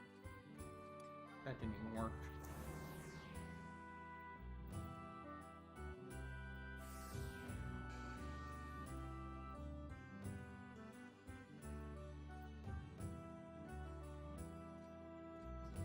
We killed 4 Ambuscades tonight. Yep. And we got 1 message right. That's all it could mean. That's all it could possibly mean. You got me. Checkmate.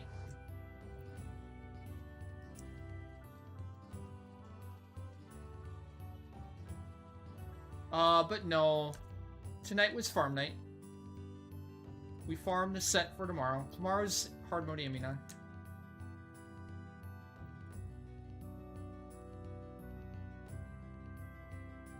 Have you tried getting good, Heretic? You can kill the Halo now?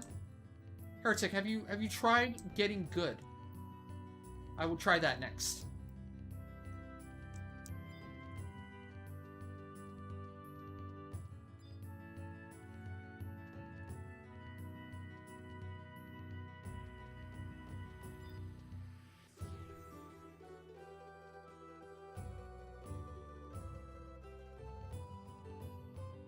Whoa, I'm dying. What am I dying for?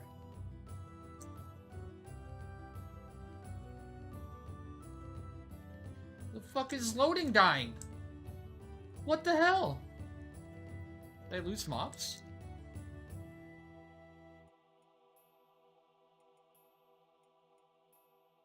Well, that can't be good. Wait, you died to the Halo? Oh, never mind. I see him now. That, yeah, okay. I don't know how I missed. I mean, I ran through it all. I don't know how I missed two, but that's my bad. Makes sense. Or maybe due to lag.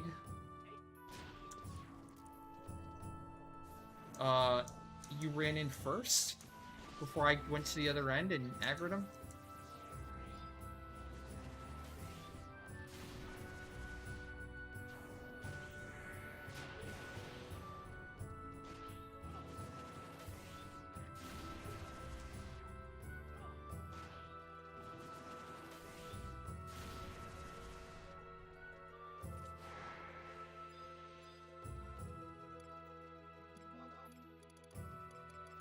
I think I can do Curator now.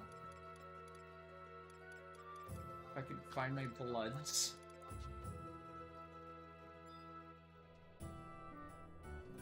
No. Another! Ah, get intimidated. Bish.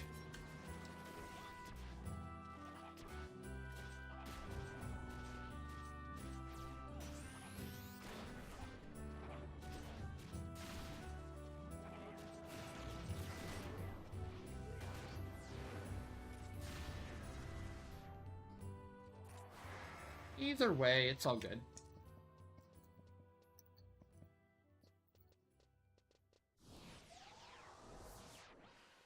I still have Tabula. I can still redo Soulboy songs. It's not actually the worst ever. Yeah, my HP is above 0, Heretic. Thanks for asking. Thanks for checking in, though. Thanks for being a concerned citizen. Smartass. My HP's doing just fine, thank you very much.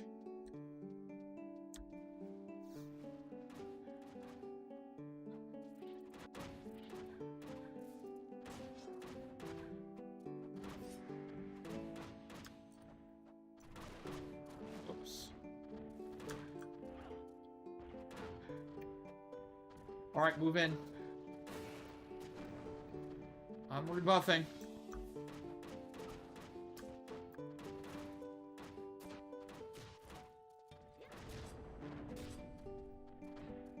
I'm dying.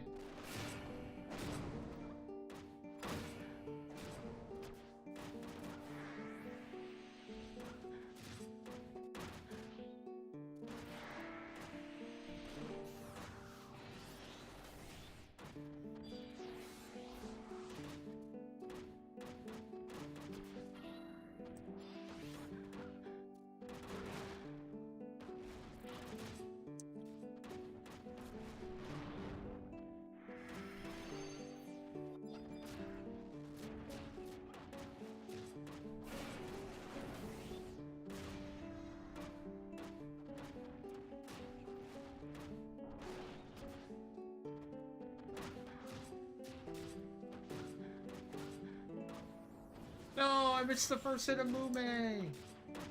Fuck that shit.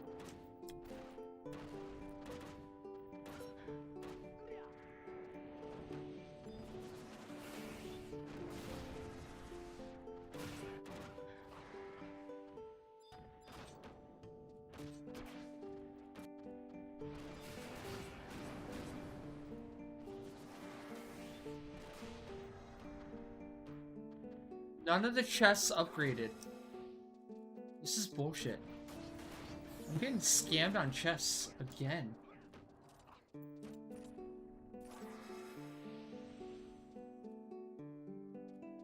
This is bullpucky.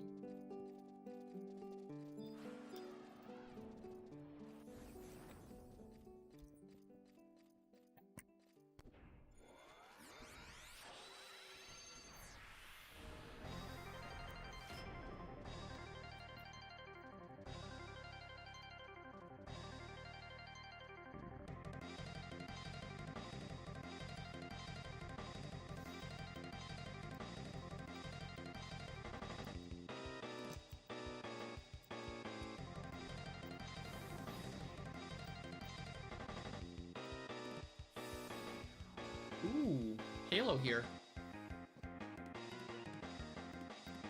And crabs.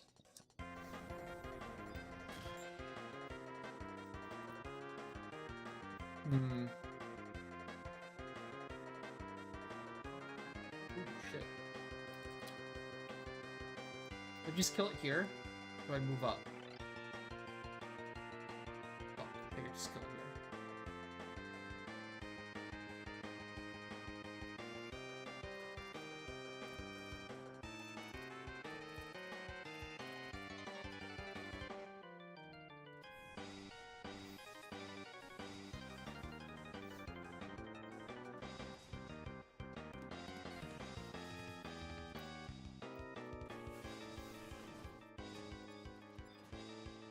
Just SP1 it. Just kill it. Just skill chain it. Multi-step it. Take it.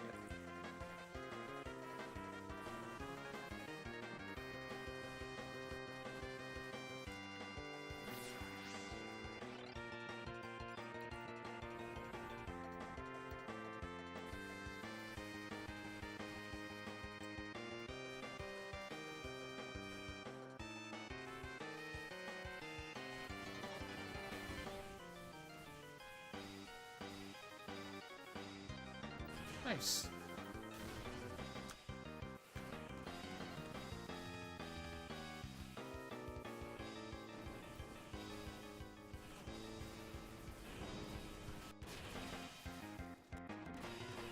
Fuck up this foot soldier with his own foot.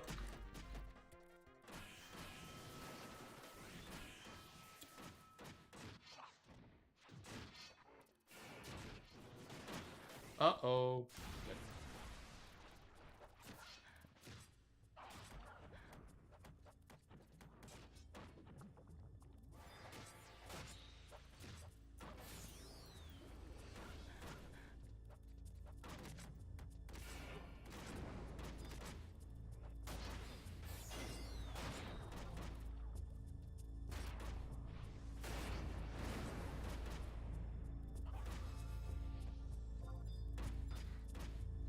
I hate our targets sometimes. Just kidding. I hate it all the time. Not some of the time. All the time.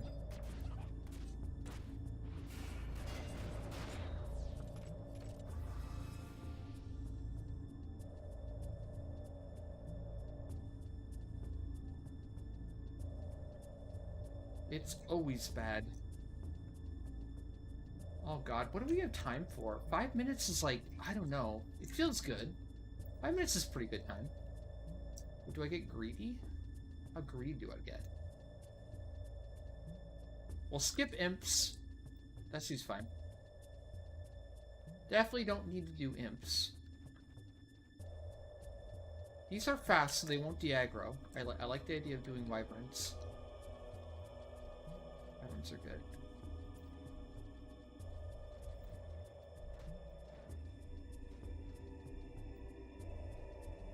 Bunkers are fine.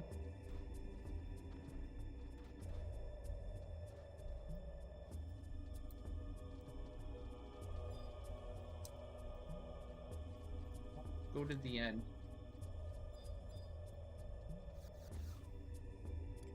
I'll skip those.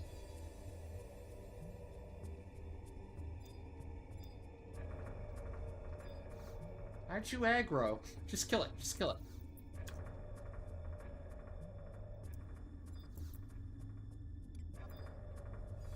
Just kill it before it kills you.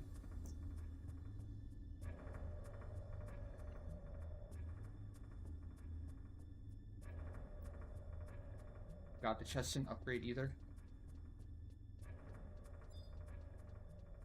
Why is EZAT so hard to spend?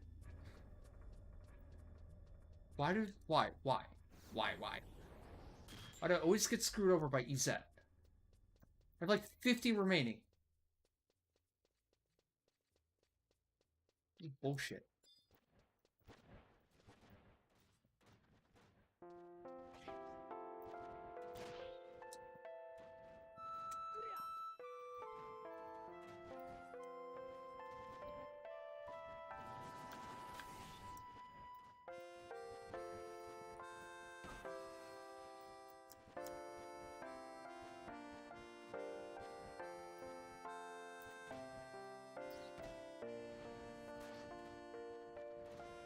This should be fine, right?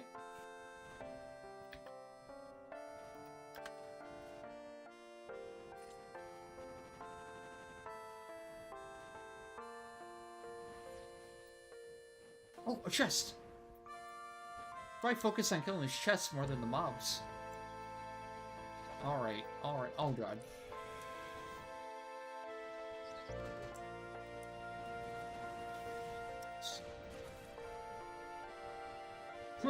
God damn it. It somehow aggroed like 5. Damn.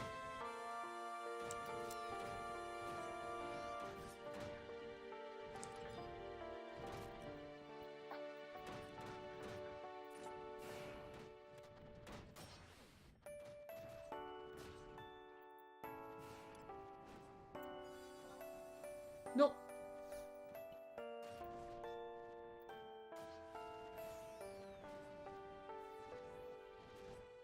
I went too soon. It's not gonna die.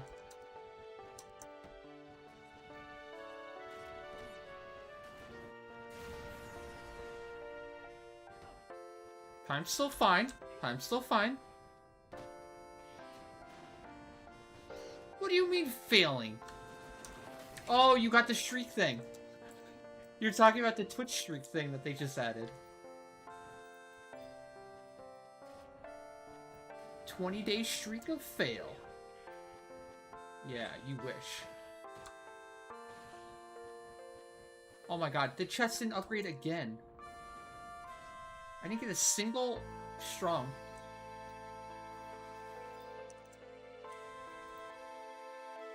Alright, can hit the end. You see more chests here?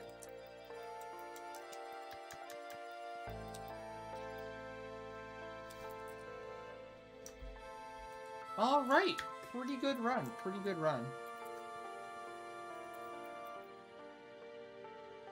Not quite a million gil, but we got close to 10k. So.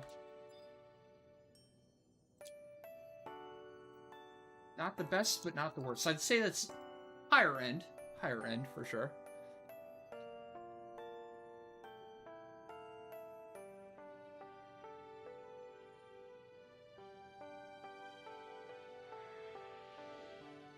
A solid run.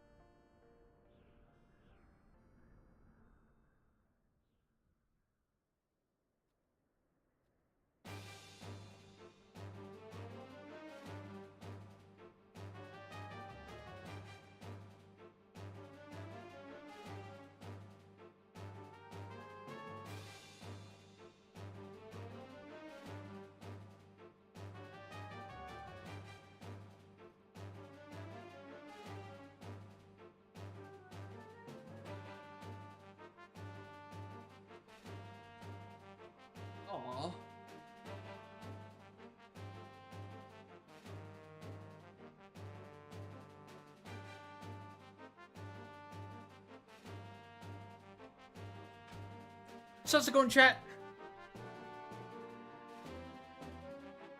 Everyone having a good Sunday? Everyone have a good weekend? Looking forward to Monday? On top of everything, I'm pretty happy with the multi-stream. It actually fucking worked. For once. We went the entire day multi-streaming on Twitch and YouTube. And, no technical issues, right?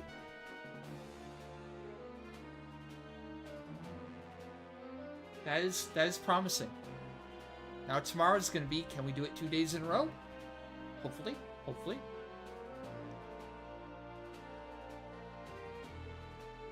For once. Yeah, this is the first time ever we've made it the entire stream without any issues. It's unprecedented. First time ever. What a day. Believers win end? We don't crash? And this stream doesn't break? Holy moly. Unheard of.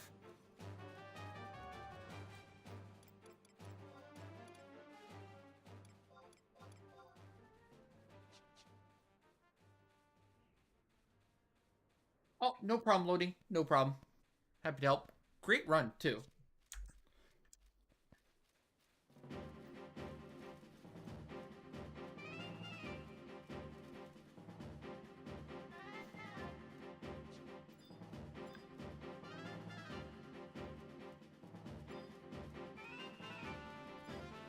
You gotta find me. You gotta find me first. I'll be hiding in Vanadil. There's no way you can find me. There's no way you'll know where I am. I'm a very good hide-and-seeker.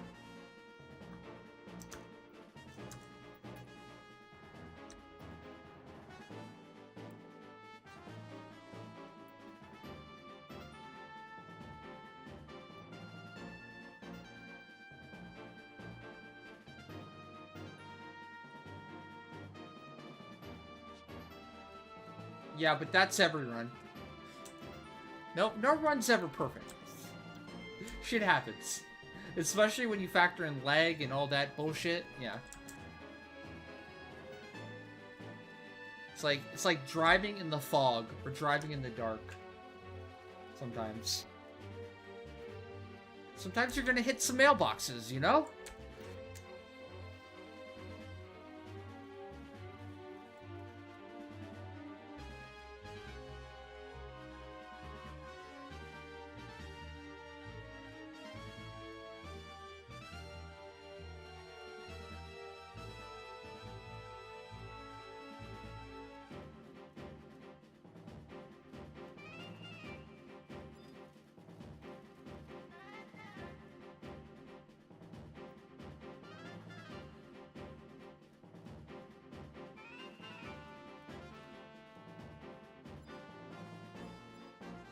Found a dunks. Hold on. I have some bats left over. These are my last bats of the night, dunks. I'm all out now.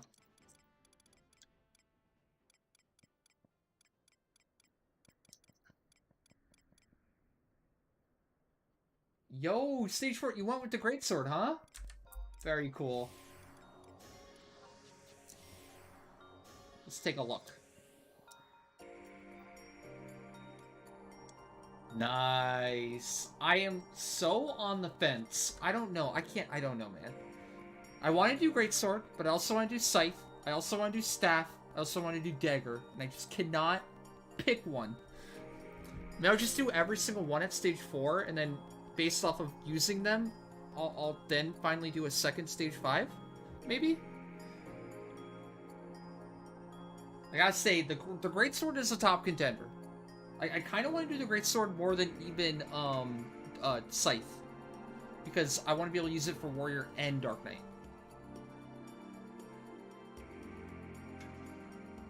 Yeah. That's what I was thinking, Snow. Something like that. Hey guys, how's it going?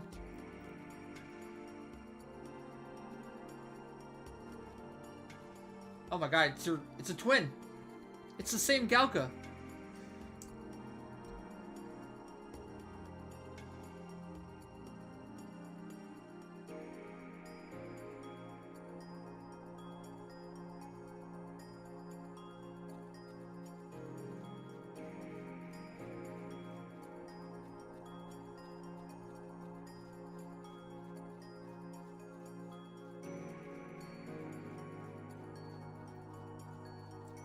Yeah, hell, maybe, I don't know.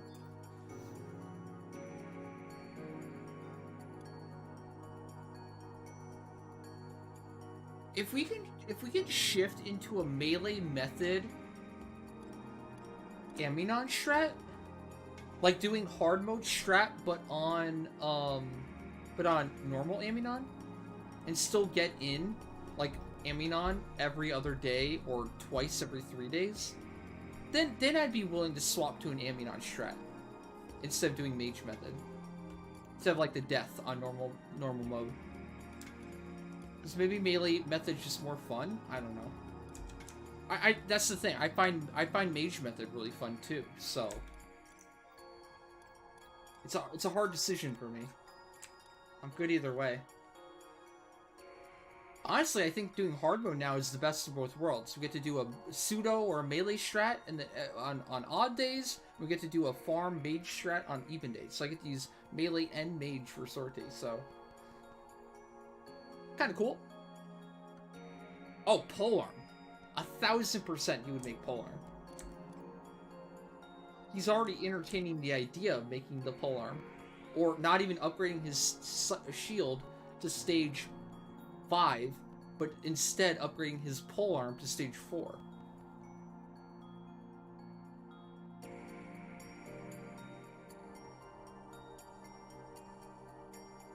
To that, I'm like, yes, that is the objective, practical thing to do. But the glow, right? Don't you want to glow? Is that the best part? Is to glow? The ultimate EP in town gear? To glow the new purple whatever? I don't know, man. I'm gonna have a hard time being talked out of glowing.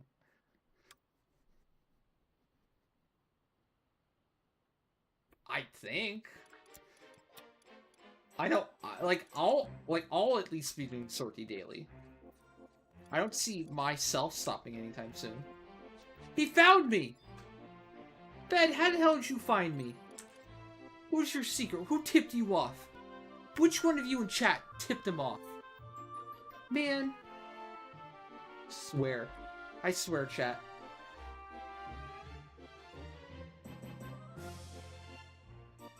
Tattletaling on me.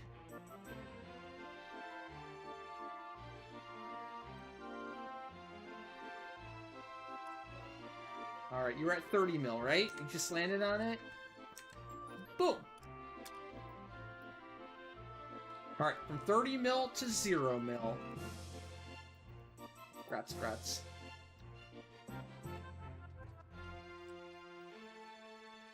Aw, shit! K-Club time! We got time for a little bit of K-Club runs. I don't know how many. It won't be a lot.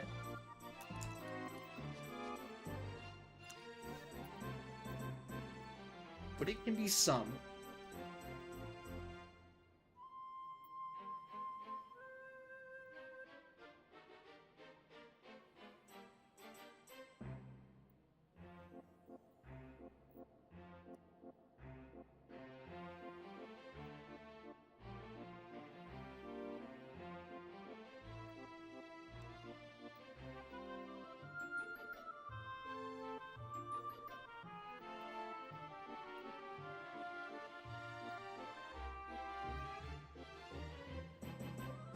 Uematsu was like the best at making charming music with like character.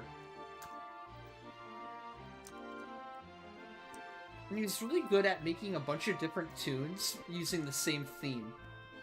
Like he'd have like a grand idea, like a grand like theme or melody, and he'd make a bunch of different tracks following that melody, right? He did it in like all of his greatest games too. Like To Xanarkand. Like how many tracks have the same like baseline melody as To Xanarkand, but were also great in their own right?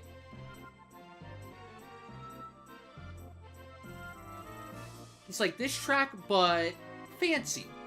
This track, but sad. This track, but upbeat. I like that. And like none of them feel too repetitive either. They're different enough to be good on their own right.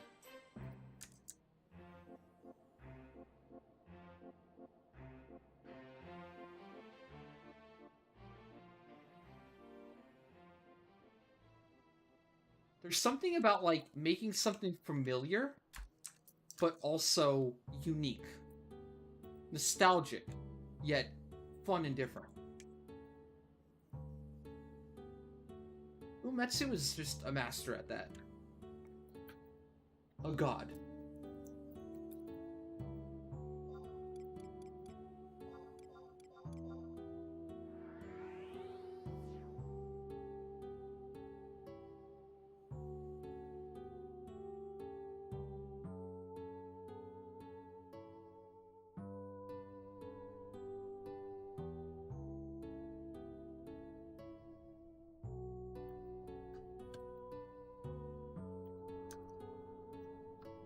Let's see, has anyone beaten my record yet? No shot, right? This record is untouchable. I can't even beat this record. I didn't even know how I set the record. I was in some sort of like dream state trance. Some rant trance that had me hyper focused, more focused than I've ever been before in my life. And I don't even know how I did it. When I'm trying hard, I can't even do it. No matter how hard I try hard, I still can't do it.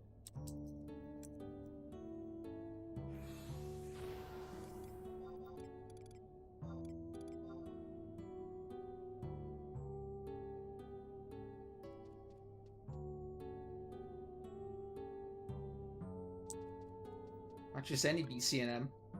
Quite possibly the most iconic BCNM of all time.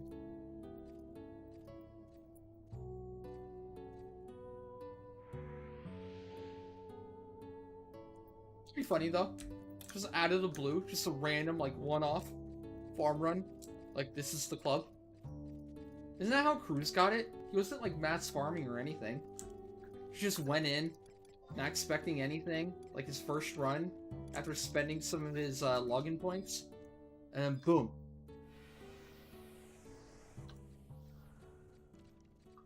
Do you think Peacock Charm BCNM is more prominent, more remembered than Kraken Club?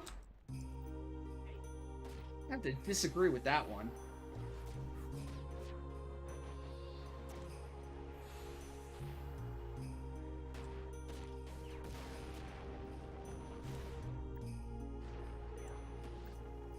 Nothing holds a candle to the Kraken Club. This club is so nostalgic and has so much fucking clout that this thing is still worth 1 billion gil now, and it's not even really good for anything.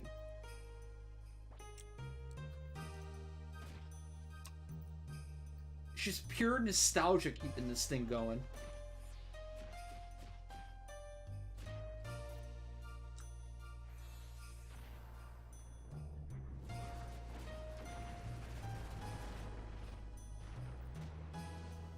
What? That didn't skill chain? How not? Why not? Some bullshit.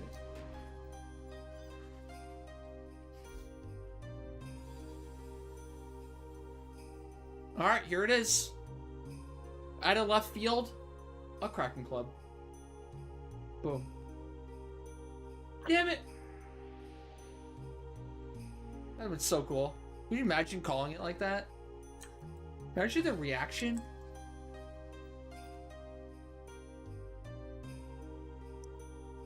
That would have been hog.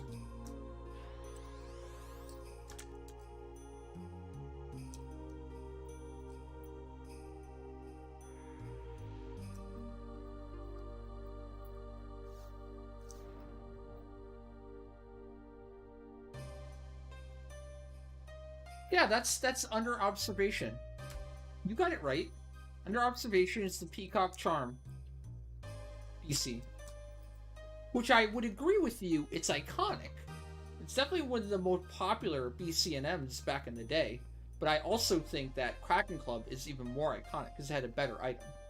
I mean, like Kraken Club versus Peacock Charm, like, come on. Not even close. In terms of, like, item value.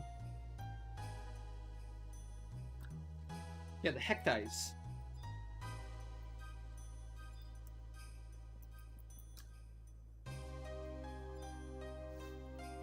Yeah, massively more rare, but that means people probably did more of the Kraken Club BC, right?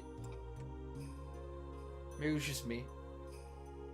Other iconic BCNMs that stand out to me are the slime one. The slime one, I did a lot of the slime one. Probably shouldn't have, but did a lot of the slime one early on. This is like very low level. This is like early Gil, actually. Neil was asking, like, how did you make Gil back in the day? I mean, that was another one. That's how I would swim my seals, is doing the slime one, I think. I think that was level 30 or 40, I can't remember. Royal Jelly. That's what it's called. Royal Jelly. Yeah. Royal Jelly. And then,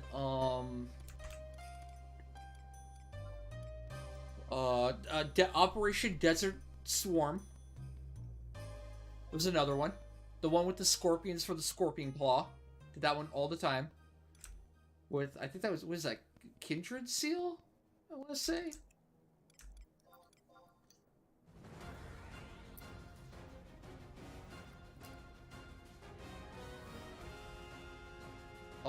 Under Observation, obviously. Up in Arms, obviously. The Charming one. The Charming Trio you guys talk about? Never did that one. Never. What is that? For Astral Ring? Is that the level 30 or 20 cap Astral Ring one?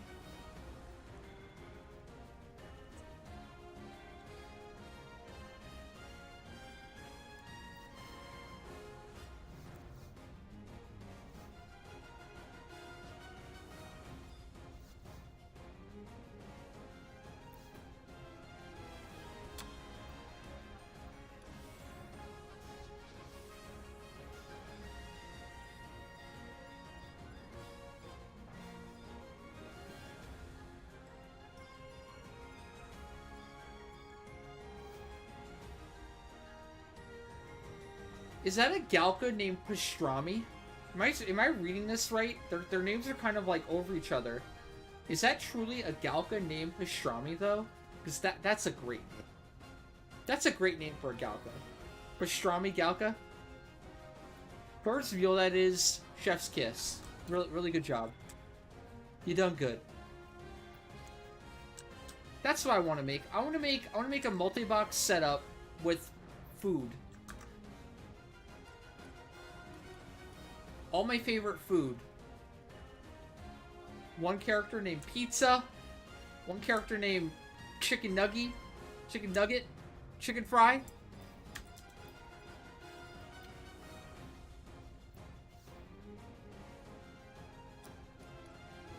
Meatloaf. Meatloaf the Galka. French Fry the Taru Taru.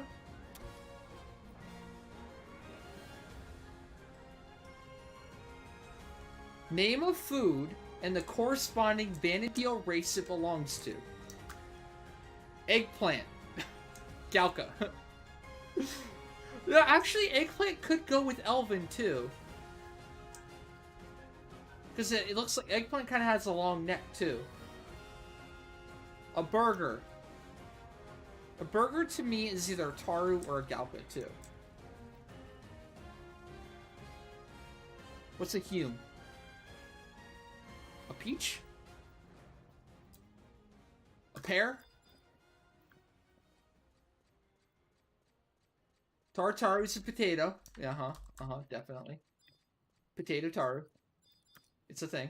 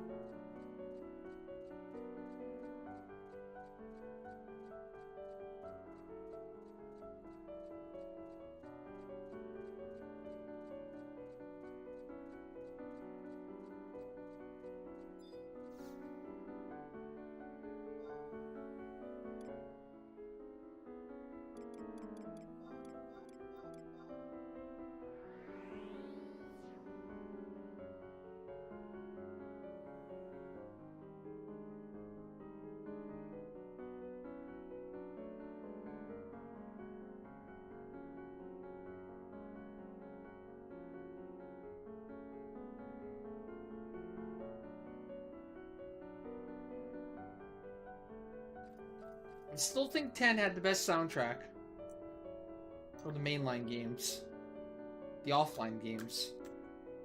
It's hard to compete with. But I also might be super nostalgic.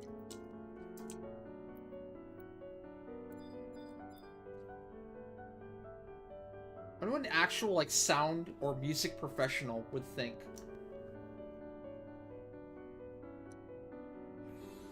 You think 6? 6 is good. 6 is pretty short in comparison, though. 6 is like 2.5 or 3 hours long, and then like 40 minutes of that is like one track, Dancing Mad. So 6 is actually kind of a short soundtrack. 10, I feel like, has the most variety out of any track Uematsu ever did. It has everywhere from upbeat, happy, to extremely depressing and sad, to melancholy. Look at the prelude track. That was pretty upbeat. 8's strong. 8's really good. 8 has a lot of great bangers. This is like a big difference with like older, like PS2 and older Final Fantasy games, and then PS3 and older Final Fantasy games.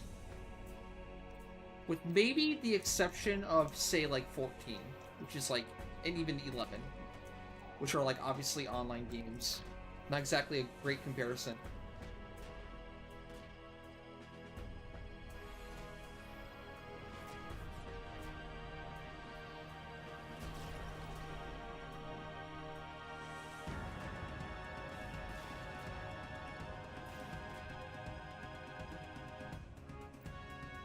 I feel like 13 had a lot of great tracks, but it didn't really have the game to go along with it necessarily, or at least the story to go along with it.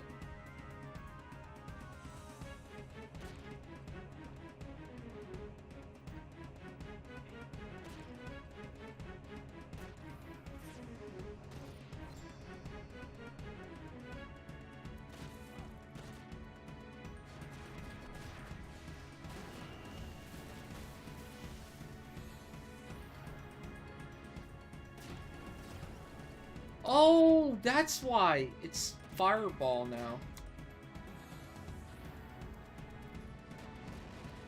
Oh, Rex, just in time. Look, Kraken Club. You owe me 100 million gil now. No, no. Look at the pool right now. You owe me 100 million gil. Fuck!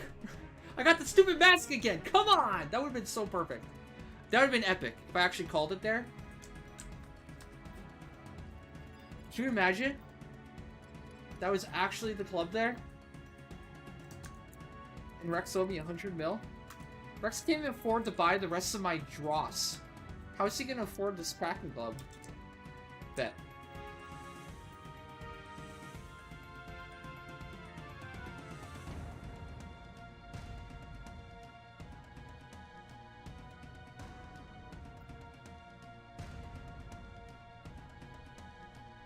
But back to my point before, like Final Fantasy 12. Final Fantasy 12 is a great example of like, there's so many great tracks in there, and when I'm listening to the soundtrack of 12, I'm like, okay, this is great. I like this, but nothing stands out. When you look at 6, 7, 8, 9, 10, like tracks just stand out. They're like the bangers of the game, whether it's chill music or the iconic music, the battle music, etc., the boss music. Like, holy moly.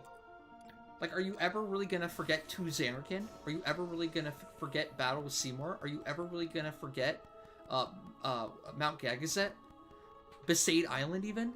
Blitzball even? Like, 10 just has so many tracks that just, like, are just very unique and stand out like a sore thumb as being, like, great. You can say the same thing with every, like, Final Fantasy game. Like, it's from 6 to 10. Whereas, like, I don't know. 12, that kind of drops off. Type 0 kind of drops off. 15 drops off. Now, 15 has a lot of great battle tracks, too. Similar to 16. Or, sorry, similar to 14.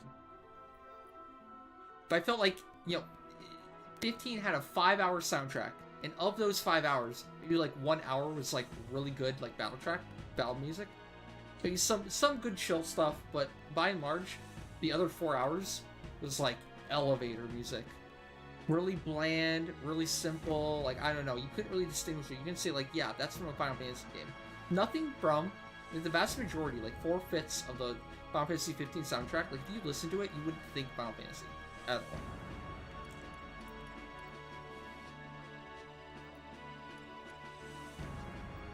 Whereas, like, even when I listen to Final Fantasy 12 soundtrack, I like, that's Final Fantasy to me. That's evilness, right? That's very distinct. Like, they set that up with tactics and 12. And even, like, Vagrant Story continued it.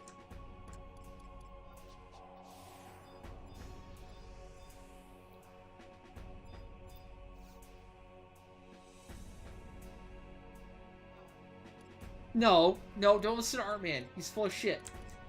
I would never do such a thing. We're gonna do 500. Don't you worry. We will get to 500. Cleared.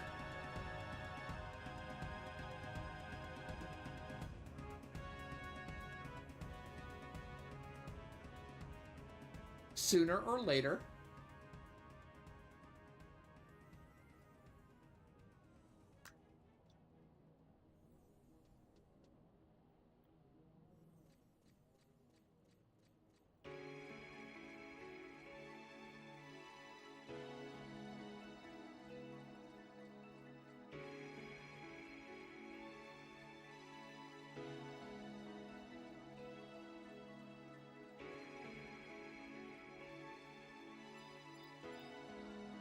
Oh, you said 501. Oh.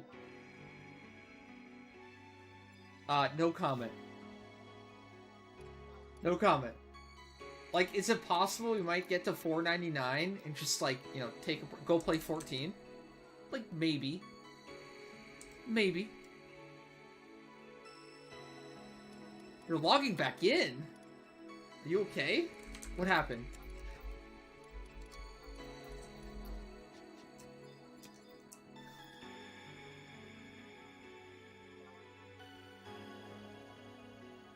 Is he logging in to finally buy my dross?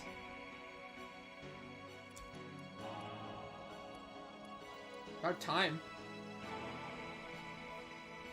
Ah, you hate yourself. Okay, fair enough, fair enough.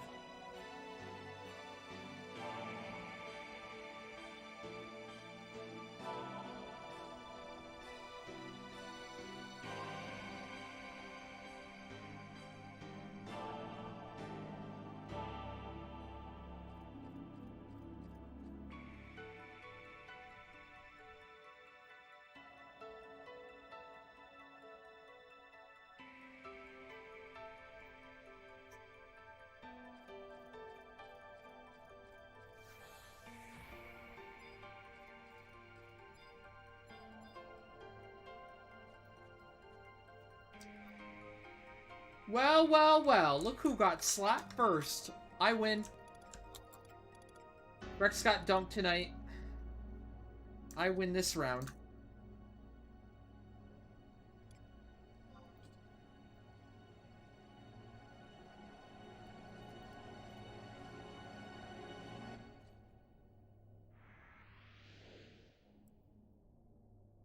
How would I trade you 20 mil? No. I don't believe you for a second. You said you'd buy my Rift Dross, and you still didn't buy my Rift Dross. Why should I believe anything you say?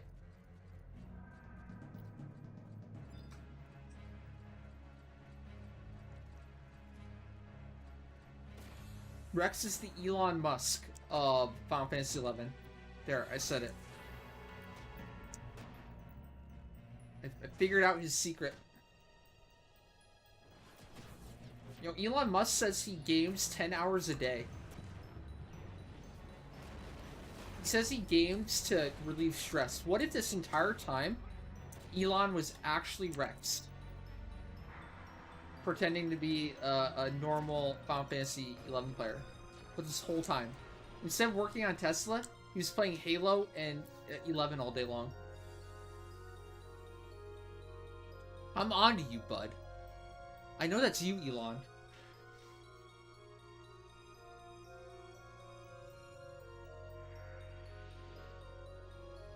Man.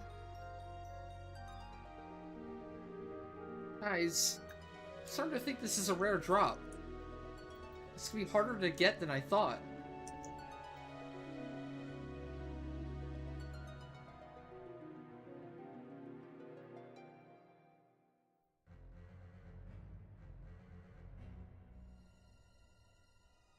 Chat, he did not buy 50. Okay. So I have 17 left. I only had 57. How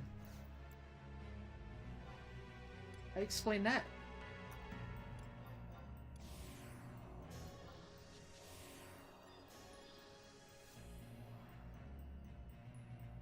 Oh shit, it's Kagura C. Remember the screenshot of the guy with the like 15 TV screens? That's him. He's back. I haven't seen him for a while, but I think he's back. He's playing again. That's cool. I think last time I saw him was a year ago, when they added Aminon for the first time. I think he did a couple, and then just disappeared. I guess he was not impressed with the original release of the Prime Weapons, but look at that, he's back. Like all addicted 11 players, they all come back. Sooner or later.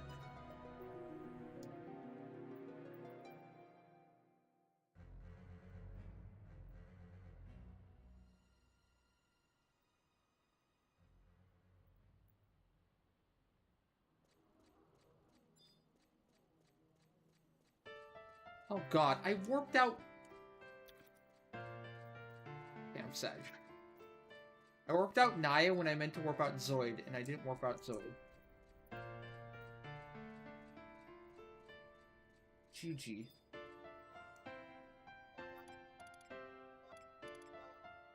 Also, I have been keeping count. I think that was the 3rd run of the night. This is the 4th. Maybe we can squeeze in 5?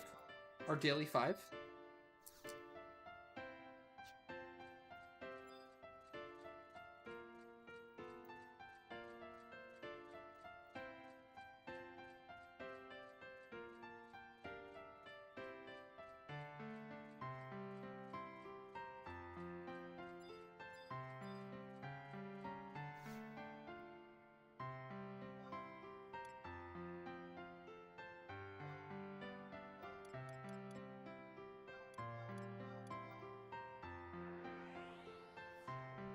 There's another iconic soundtrack, 9.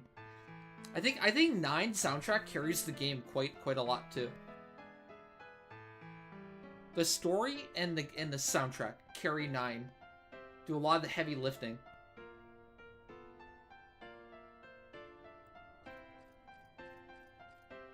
The gameplay itself is kind of mid. Did I forget the orb? No. Look, obtain moon orb. Are you blind? It's right there.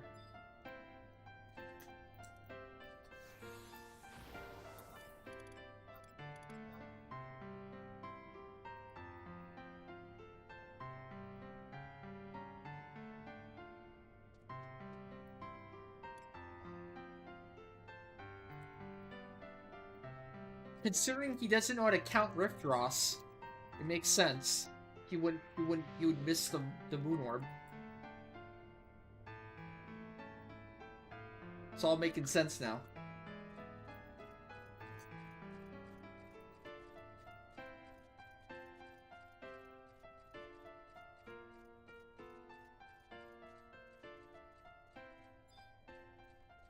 Can you believe there are fans out there that would rank Final Fantasy 9 a F out of S? An F tier game? I still can't comprehend that. I still cannot get over that. Ranking 11 a D tier game and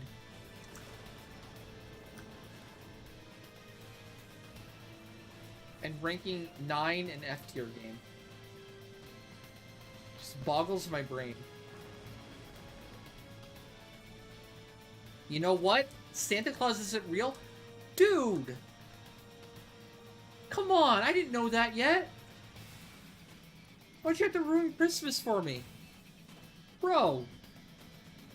Low blow.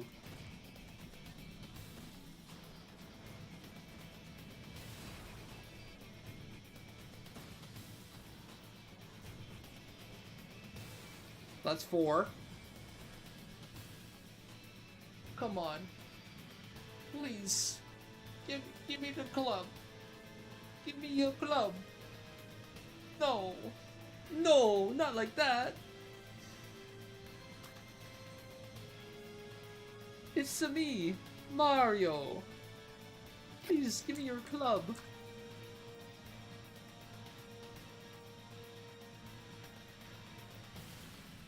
Never say never.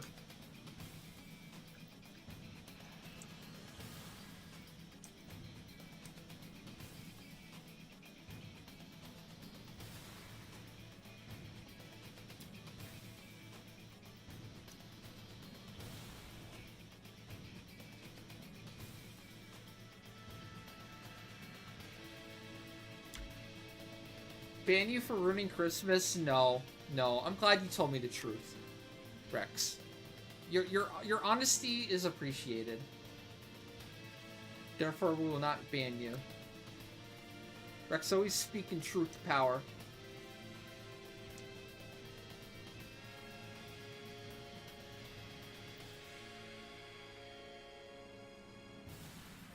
Yep, that's farming. That's grind for you. It wouldn't be so expensive. It wouldn't be so rare if it wasn't so, you know, rare. Kind of an important factor. If everyone got Kraken Club in the first 20 runs, then everyone would have a Kraken Club, right?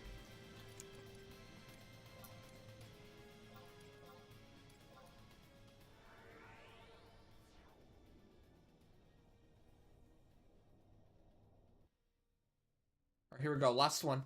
Hail Mary. Hail Mary, last run of the night. I believe.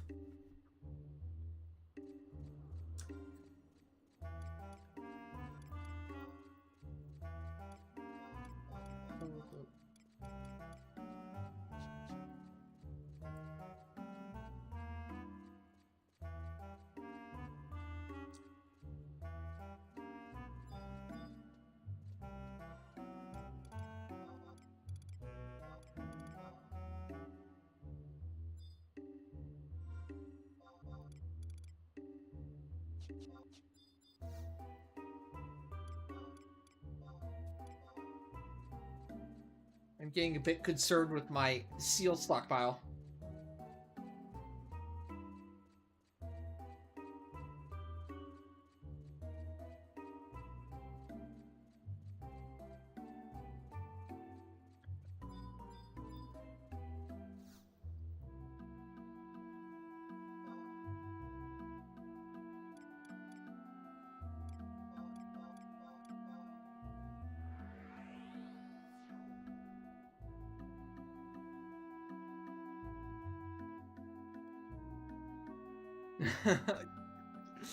True. There we go. We were thinking, I think Rex even brought this up the other day. We could add a thing on the wheel to ban Rex. Ban Rex for an hour could be a thing on the wheel. I doubt it. You did too. That was from you. You said why don't you just make the ban into a wheel thing? And I was like, oh, actually, that's actually not the worst idea ever.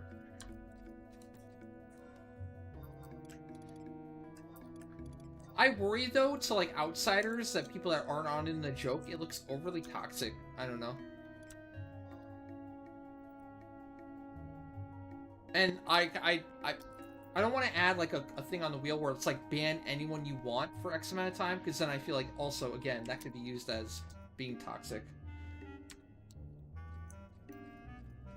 We had an incident back in the day where somebody repeatedly banned somebody over and over and over. A mod kind of abused their mod power, would ban the same person over and over again for like seemingly nothing because they thought it was funny, right? But then the person that was getting banned over and over again, they didn't think it was funny.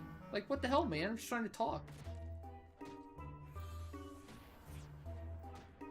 So it's probably Rex because he doesn't mind it, but.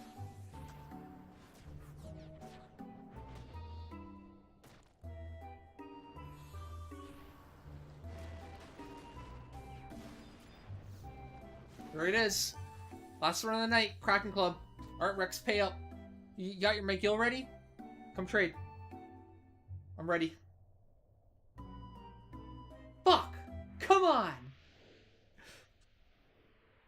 Alright, who took my club? Which one of you bastards took my club? Went over this.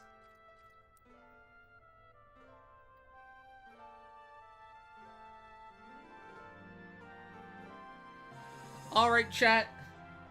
That is gonna do it for me tonight.